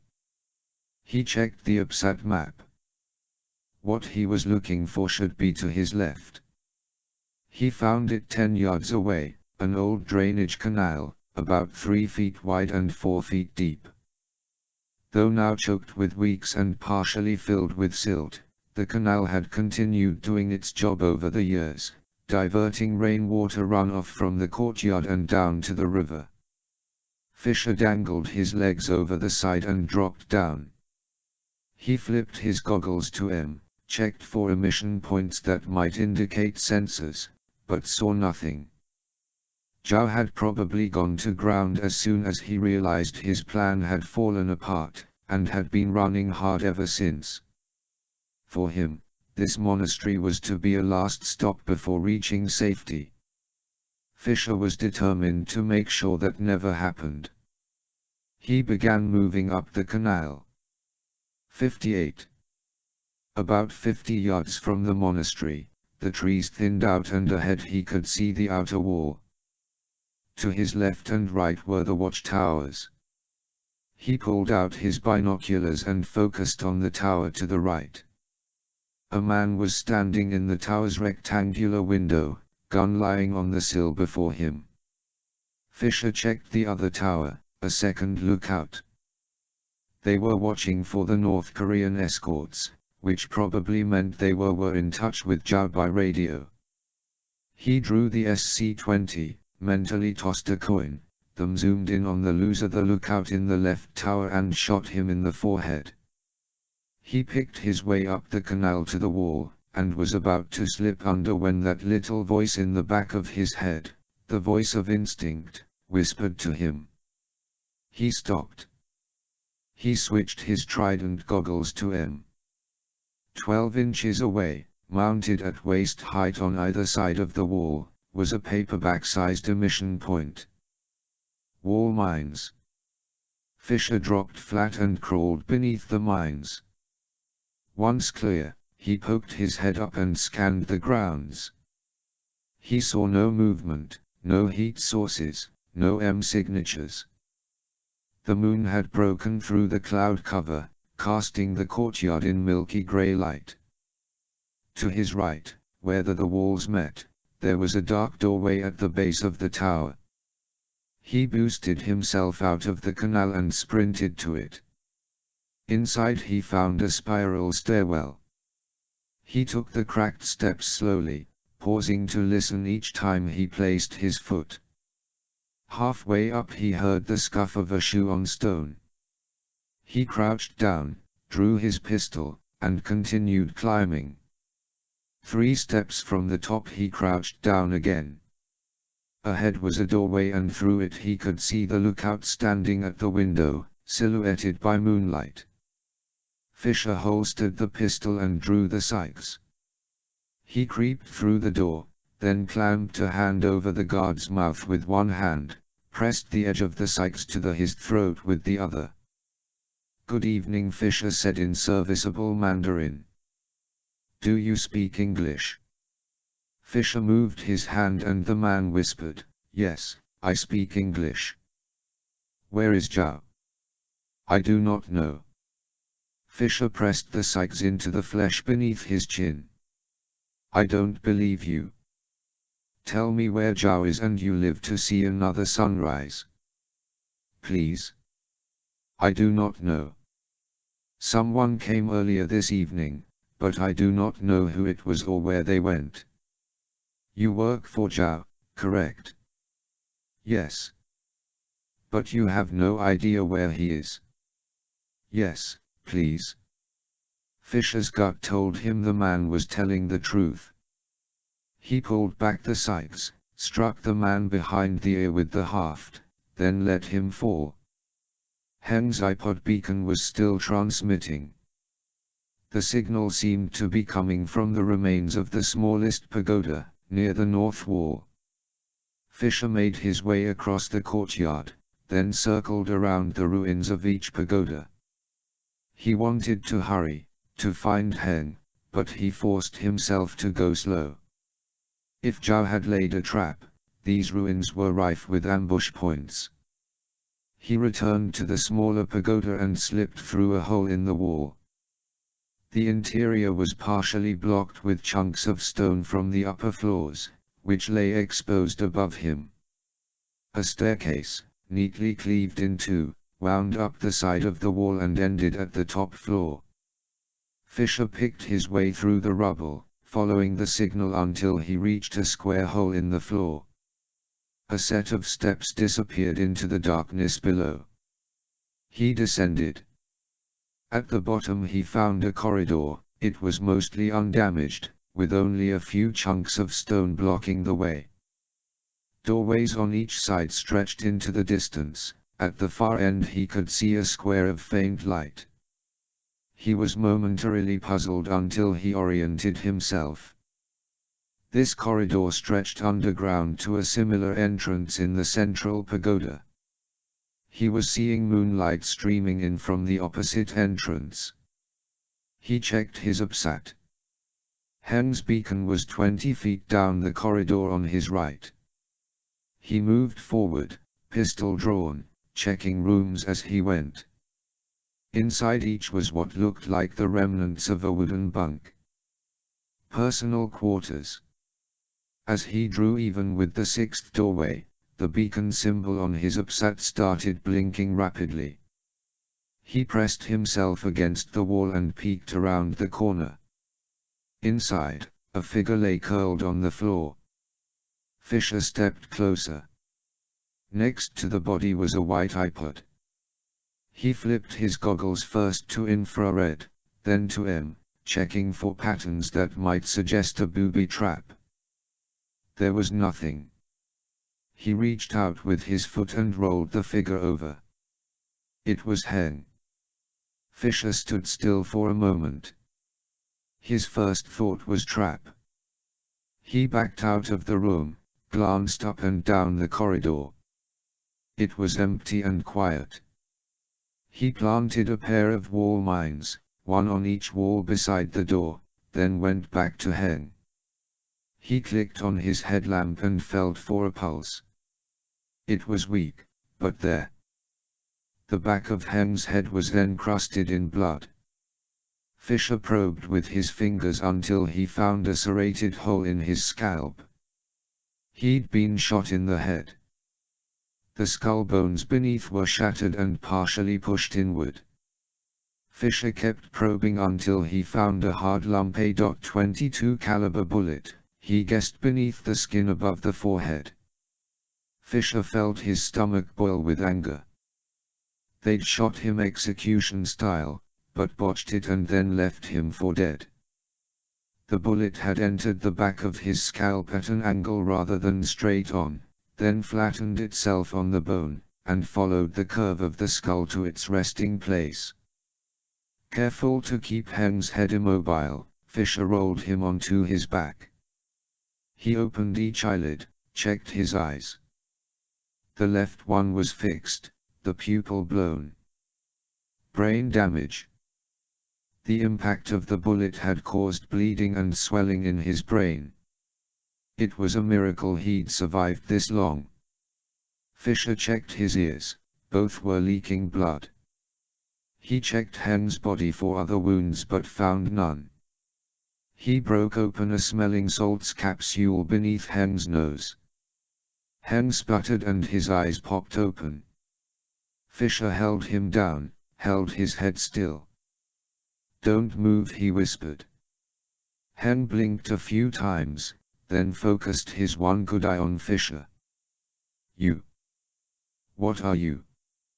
"I couldn't find an iPod like yours, so I came to borrow it from you." This elicited a weak smile, but only one side of his mouth turned up. "They shot me," he murmured. "They put me on my knees. I heard the gun's hammer being cocked. I don't understand. What's going on?" "You're dying," Fisher thought. "You're dying and there's nothing I can do about it." Heng wouldn't survive the trip to the extraction point. It didn't seem fair. To survive a bullet to the head at point-blank range only to slowly slip into death as your brain bleeds into itself. "You're alive, that's what's going on," Fisher said. "The doctors are going to call you a miracle." Heng let out a half chuckle. His left pupil rolled back in his head and stayed there. "Heng, I need to find Zhao." "Where is he?" "Not here." "What?" Heng blinked a few times as though trying to gather his thoughts. "We came here yesterday." "No, the day before yesterday. The North Koreans were supposed to, I know about the North Koreans." What happened next? They found my iPod, figured it out. Zhao took 3 or 4 men with him and left the others here with me. How long ago? A few hours after we got here. Damn it. Zhao had a 2-day head start. Sam, he's got more. What? He's got more what? More material from Chernobyl. I saw it. Osprey. Fisher wasn't 2 steps up the ramp before he said to Redding, "Get Lambert on the line." Problem. You could say that. Fisher made his way to the cockpit. Bird, how long to Kunsan? Gotta stay under the radar until we're clear of Korea Bay. Past that, figure an hour or so. Fast as you can without getting us shot down. You're the boss. Redding called, "Sam, I've got Lambert." Fisher sat down at the console. On screen, Lambert said, "Well, Zhao's been gone for 2 days or more. The monastery was a diversion. What about Heng?" Fisher sighed. Heng. Kneeling next to the man watching him die, Fisher considered his options, then made his decision. Given what Heng had been through, what he'd done for the U.S, he deserved a chance to live, even if that chance was too slim to calculate. Using remnants from the wooden bunks and some paracord he kept in one of his pouches, he cobbled together a cage he hoped would keep Heng's head as stable as possible. In the back of his mind he knew it probably wouldn't make any difference, but the less Heng moved his head, the longer he might last. Once done, he left Heng lying still and made one more route of the monastery, both inside and out to make sure there would be no surprises, then went back inside, picked up Heng, and carried him down the slope and into the river. He draped Heng's arms over a bundle of planks he'd tied together, then pushed them off into the current. 10 miles and 2 hours later they reached the village of Guluzi. On Fisher's upsat map, a waypoint was flashing, next to it was set or longitude and latitude coordinates. He pushed Heng to the bank and then, following the coordinates, picked his way down an inlet until he came to a small pier. As promised, the river sampan was waiting. How the CIA had arranged the transportation Fisher didn't know, nor did he care. With luck and guile, the single-masted fishing boat would take them the rest of the way to the extraction point. Fisher donned the local clothes he found stuffed beneath the stern seat, then pushed off and poled back to where he'd left Heng. It took the rest of the night, but with only a few hours of darkness left, Fisher reached the Yalu estuary, where he hoisted the sail and pointed the bow into Korea Bay. An hour after that the Osprey appeared out of the gloom, skimming 10 feet off the ocean's surface, and slowed to a hover beside the sampan. He didn't make it, Fisher told Lambert. He died on the way down the river. I'm sorry, Sam. We'll get Zhao. The world's not big enough for him to hide in anymore. And the material. Heng claims he had a couple £100 of the stuff. Zhao's running for his life. Even if he's still got it, he'll get tired of lugging it around. We'll find him and we'll find the material. Come on home, Sam. You've done your part. 59. Osprey.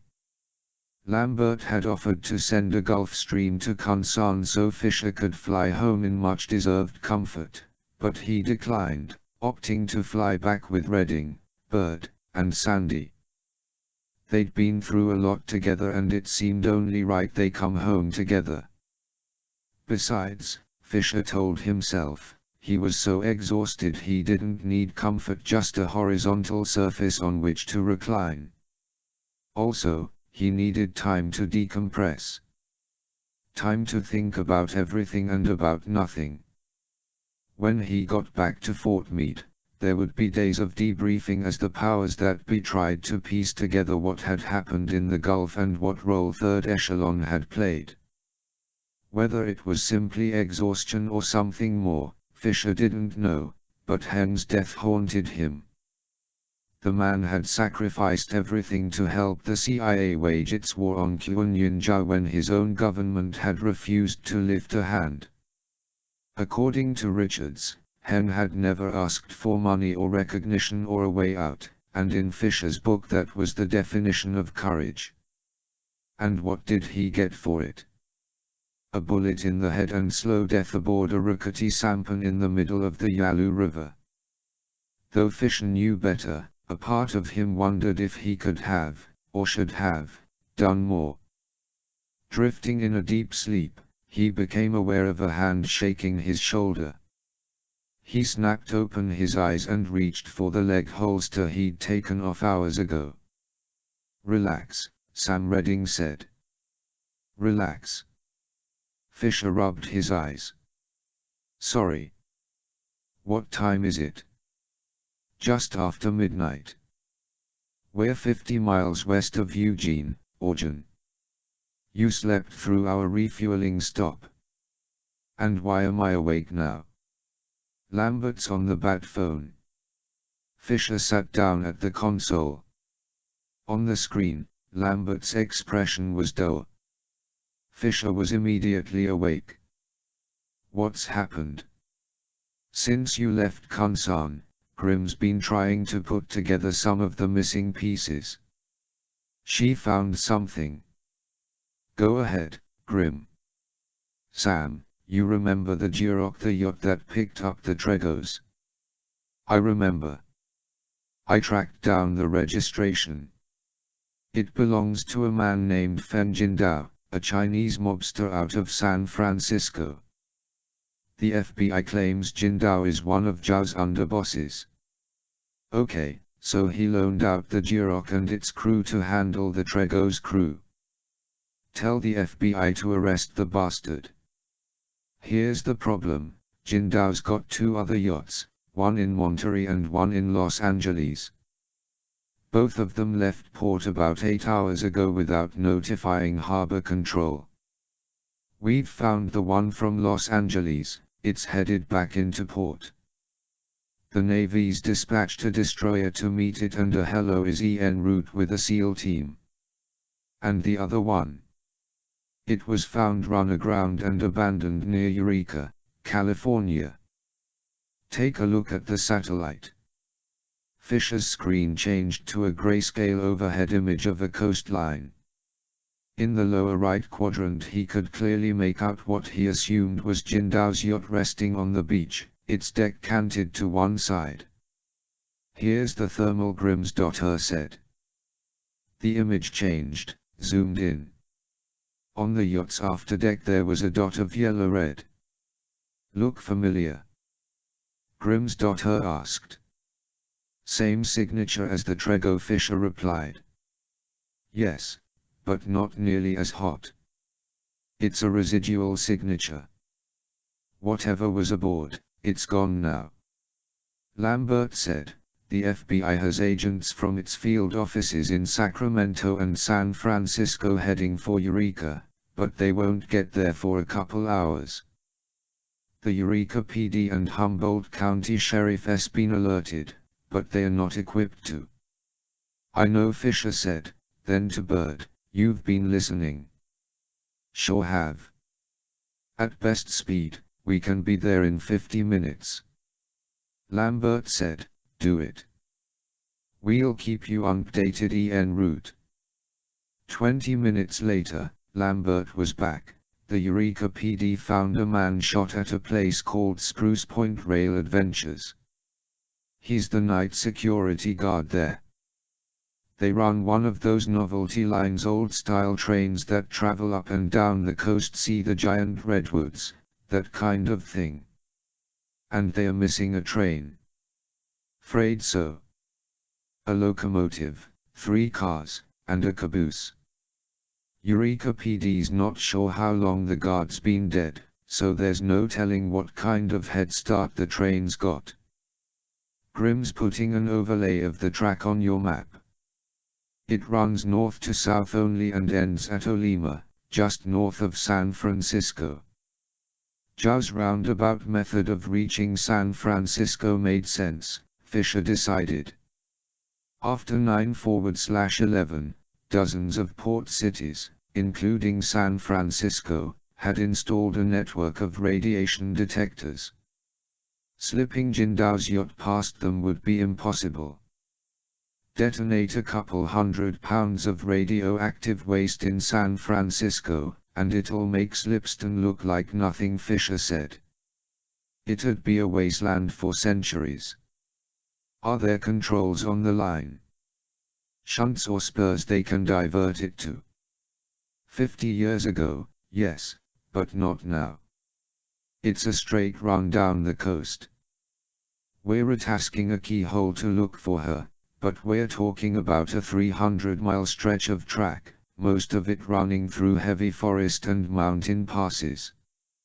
It's going to be hard to spot, plus, this isn't your run-of-the-mill locomotive. According to Grim, it's been converted to run faster so it can make more round trips. Top speed, 60 miles an hour. There was only one way to stop it, Fisher realized. An F-16 or an F-15 could be overhead in minutes with a laser-guided paveway missile, but the resulting wreck would spread radioactive material for miles.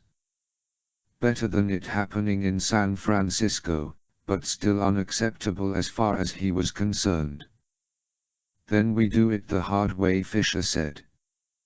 We fly down the track until we overtake her. And then we improvise. 60. Osprey. We got her, Sam Lambert said.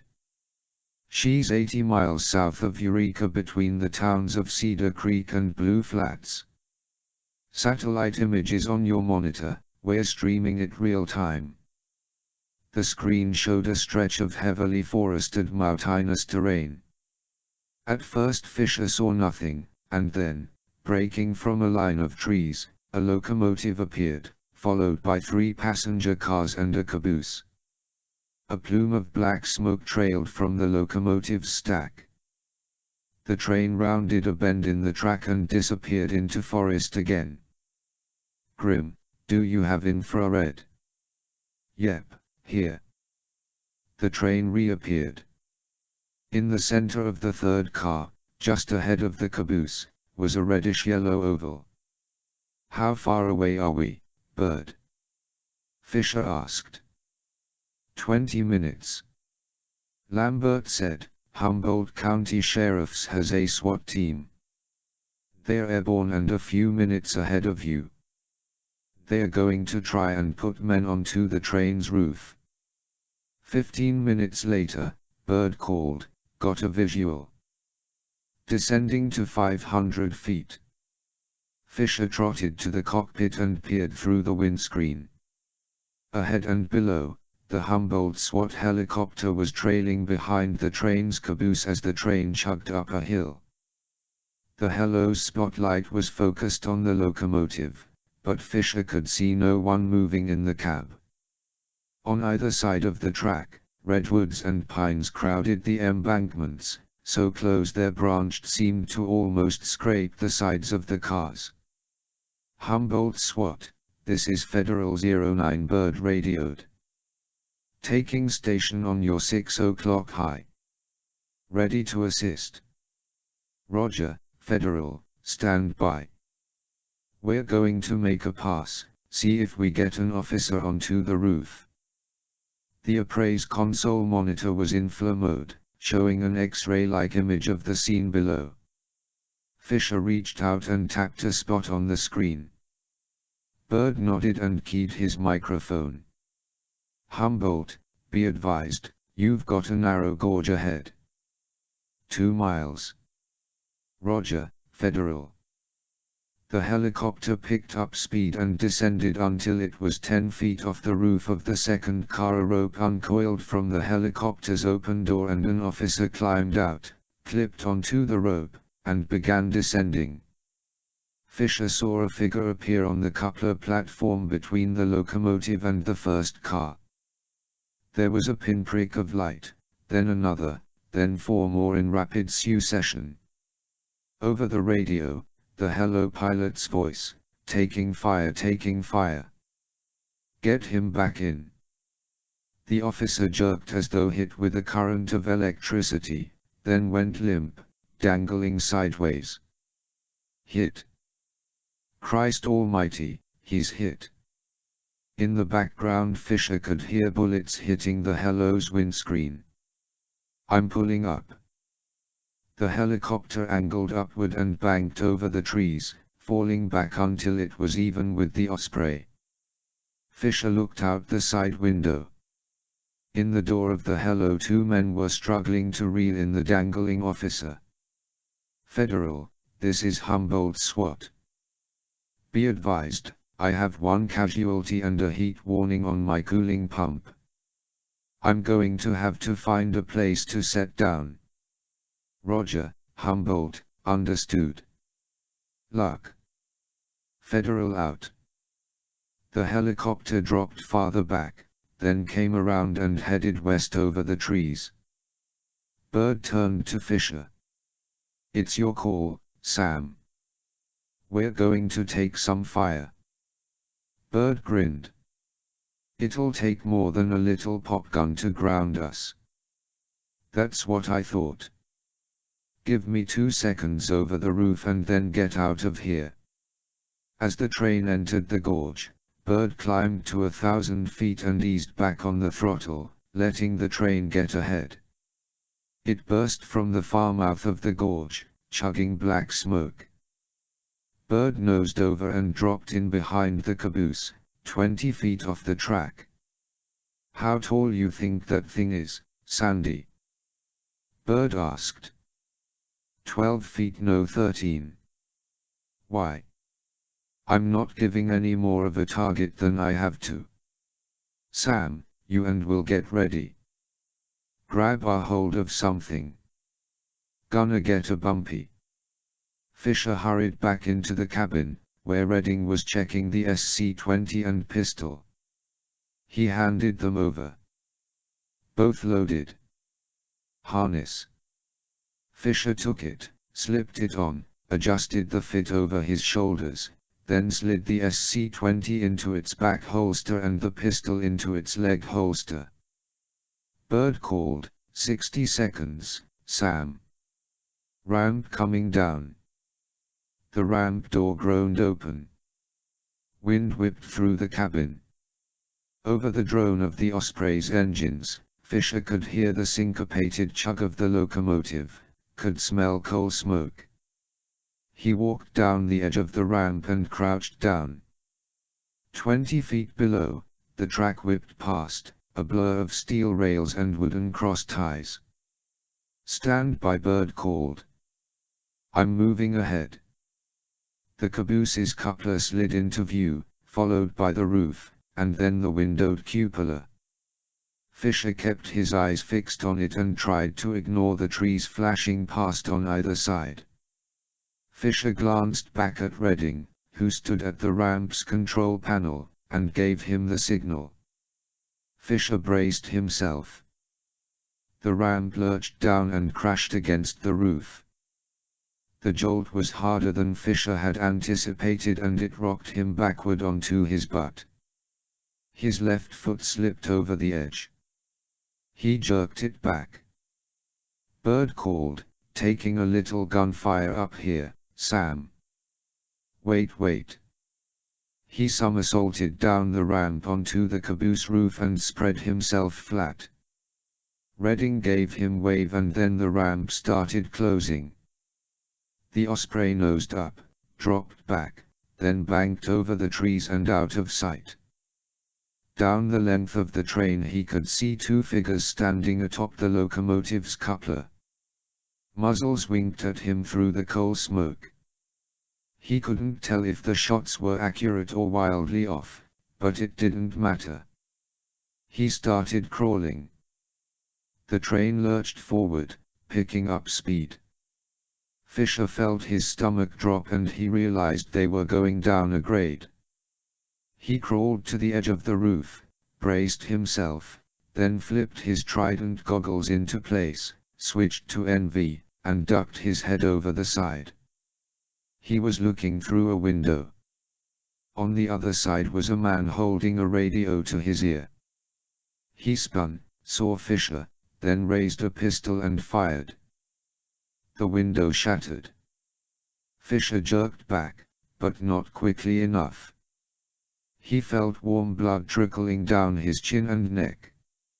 He plucked a frag grenade off his harness, pulled the pin, counted 1000, tossed it through the window. There was a muffled boom. He peeked back over the edge. The man lay sprawled on the floor. Beside Fisher's head, a bullet punched into the roof. He looked up in time to see a man running toward him down the second car's roof. He rolled to the right, drew the pistol, and snapped off 2 shots. The first one went wide, but the second one hit center mass. The man doubled over, dropped to his knees, then tipped over the side and tumbled down the embankment. Fisher crawled forward the last few feet, then turned and dangled his legs over the edge and dropped to the coupler below. As he landed, the door to the third car slid open. A man stood in the opening, a .357 Magnum leveled with Fisher's chest. They stood staring at one another for a few seconds. And then, from behind the man, a face appeared. It was Zhao. "Shoot him, you idiot. Shoot." Fisher knew there was nothing he could do. He was going to take a bullet. He was about to give his tack suit's Rhino plate a true life test. Not wanting to give the man a chance to adjust his aim and go for a headshot, Fisher went for his pistol. The man fired. Fisher saw the muzzle flash, heard the blast, and felt a hammer blow in the middle of his sternum. Even as he crashed backward into the door, he drew his pistol and shot the man in the throat. Behind him, Zhao dove to one side. Fisher adjusted aim and fired twice, but Zhao was gone. Fisher reached back, groped for the door handle, turned it. The door crashed inward. His pistol slipped from his hand and disappeared under the train. He sprawled onto the floor. He rolled over, crawled to the door, slammed it shut. The pain in his chest was crushing. He couldn't catch his breath. It felt as though an anvil was sitting on his chest. Still alive, though. Rhino hide had done its job. He felt the floor tilt beneath him as the train started up a grade. He climbed to his feet and looked around. The hot spot had been here, somewhere in this car. The car was divided by a center aisle, with long, tourist-friendly benches on either side facing the windows. 10 feet away he saw the corner of a steel box beneath the bench. He rushed forward, dropped to his knees.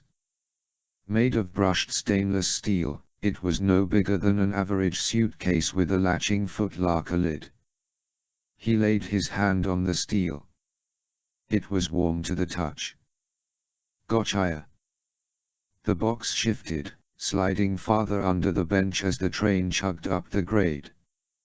And then a thought, what had Zhao been planning to do with the box?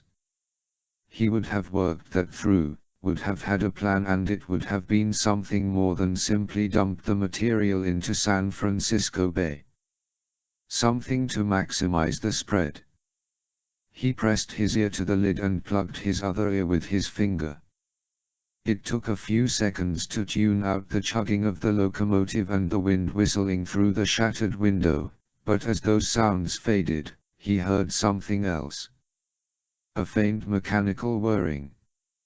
like a flywheel. And then another thought, humiliated and hunted, his empire in ruins and his family dead, Zhao wouldn't be satisfied by letting his revenge happen. His ego would demand that he do it. That he be the one to push the button. Fisher pushed himself to his feet. Pain shot through his chest, doubling him over. He straightened up and stumbled down the aisle, fighting the incline of the floor.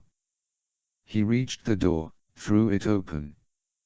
Across the coupler platform, he saw Zhao sitting in the doorway to the second car, legs splayed out before him. At least one of Fisher's bullets had found its mark. The side of Zhao's neck and face were bloody and his right arm hung limp at his side. With his eyes locked on Fisher's, Zhao reached his left arm across his body and into his jacket. Fisher lurched forward, but he lost traction on the sloped platform and fell to his knees. He got up, tried again. He grasped the hand railing and dragged himself forward. Zhao's hand came out holding a cell phone. He flipped it open, starting working the keypad with his thumb. Fisher drew the sights from its sheath and plunged it into Zhao's thigh. Fisher felt the blade hit bone. Zhao screamed and dropped the phone, which slid toward the edge of the platform. Fisher reached out, snagged it with his fingertips, drew it back. On the screen was a 9-digit number. Underneath it, the words send. Y/N. He punched no and flipped the phone closed. Zhao lay curled into a ball, his face twisted with pain.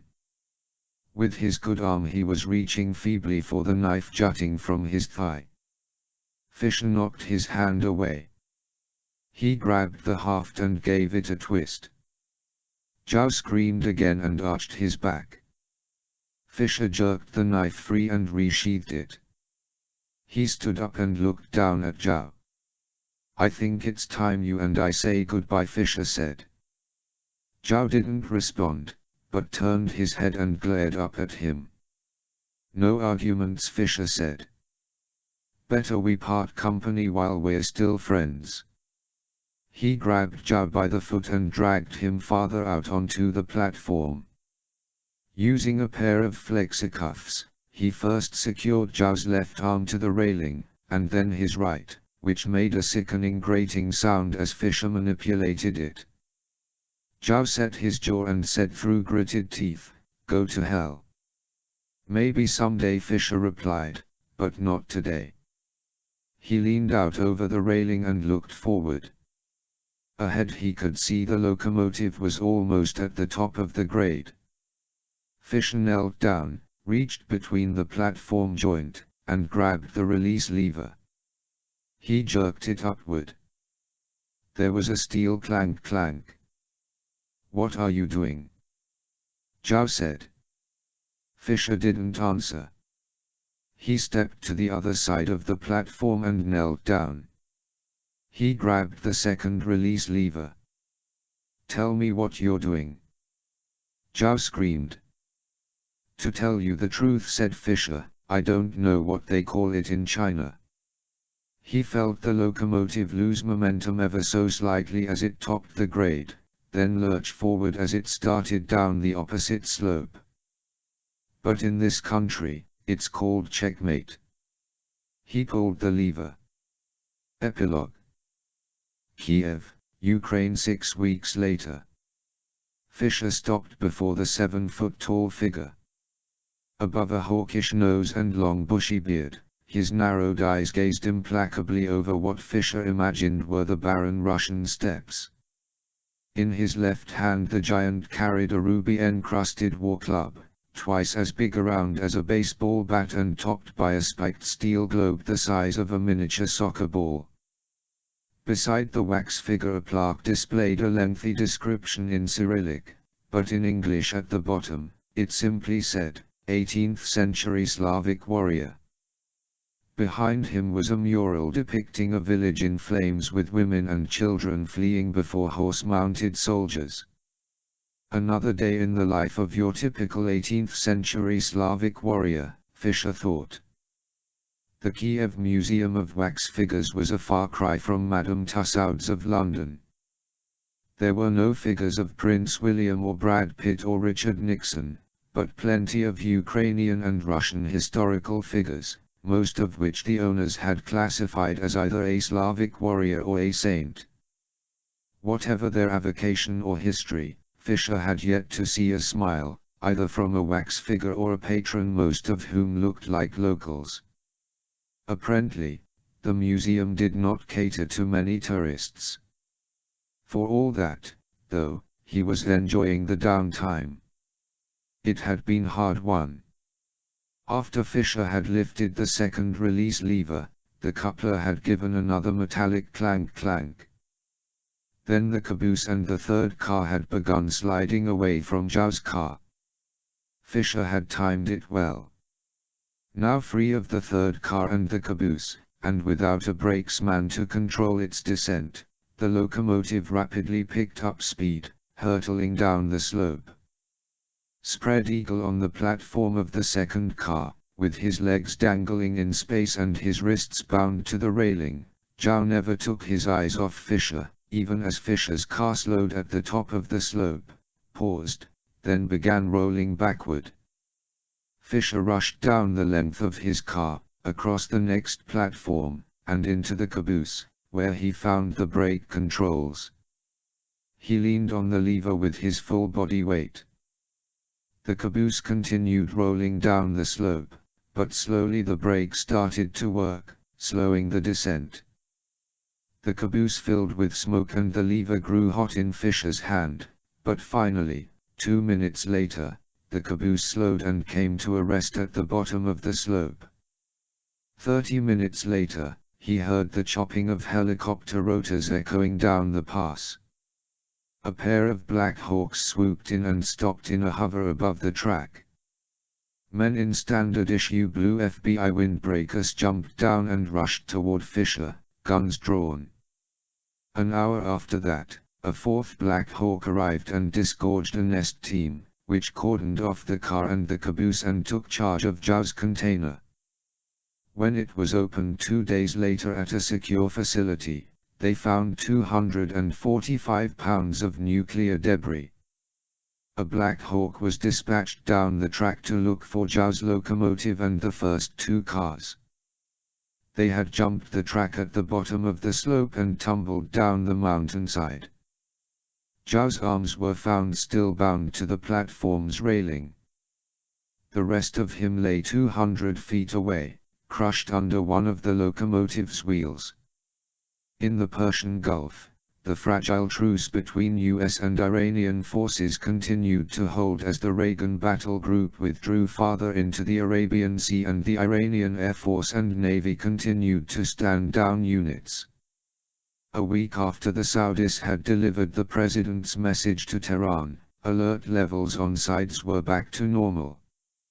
As analysts and anchors for round-the-clock news channels pondered and speculated how and why the two countries had pulled back from the brink of war, both governments continued talking through the Saudis. The US was not anxious to admit it had been duped into nearly starting a third war in the Middle East, and Iran wasn't anxious for the world to know that one of its own zealots had not only been instrumental in the scheme, but had also been directly responsible for the deaths of the 5,289 Americans at Slipston. More importantly, for both presidents the near war had been a preview of sorts, and neither man had liked what he saw. According to Lambert, an argument was raging in the Oval Office about when and how the details of the near war would be revealed to the world. There was no one left alive to blame, which, Fisher knew, would not sit well with the American public. Predictably, the Iranians and Chinese had moved quickly to paint Abel Zadar and Zhao as rogue criminals, who had acted with neither the support nor the knowledge of their respective governments. Fisher suspected in the end the crisis would be portrayed as a fine example of a multinational, cross-culture cooperative effort that defeated a massive terrorist plot. From there, the media would do the rest, filling in the gaps and assuaging the public's curiosity with a slew of books, movies, and documentaries. Fisher couldn't care less. He'd done his job and come out the other side. The rest was trivia. Fisher glanced to his left and saw a man enter through an arch and stop beside the dwarfish figure dressed in Eastern Orthodox garb, one hand carrying a giant Bible, the other a bronze censer. Fisher had already read the figure's biography. He was an 18th-century saint. The man who had just entered stopped before the saint, studied him for a few seconds, then sat down on the bench before it. After a few minutes he got up and walked away, leaving behind his brochure. Fisher walked over and took the bench. The man's brochure had been folded in half, with the upper left-hand corner turned down twice. If it had been folded any differently, it would have been the wave-off signal for Fisher. Not safe, leave. Whether the man was an agent or a CIA case officer Fisher didn't know, but he'd done his job, which was all that mattered. Their target had been tailed and found clean of surveillance. Fisher unfolded the brochure. Written on the inside cover in block letters were 2 words, Cossack Room. Fisher saw her seated on a bench before what he assumed was a Cossack, knee-high leather boots, handlebar mustache, mouth frozen in mid-scream as he charged toward nothing. Fisher walked up behind her and stopped. If you ask me, he looks angry at being fed substandard borscht, he whispered. Elena turned in her seat. Her eyes went wide and her mouth worked several times, but nothing came out for a few seconds. What? What are you doing here? Taking in the wax figures, what's it look like? He sat down next to her. I was told to meet my friend here.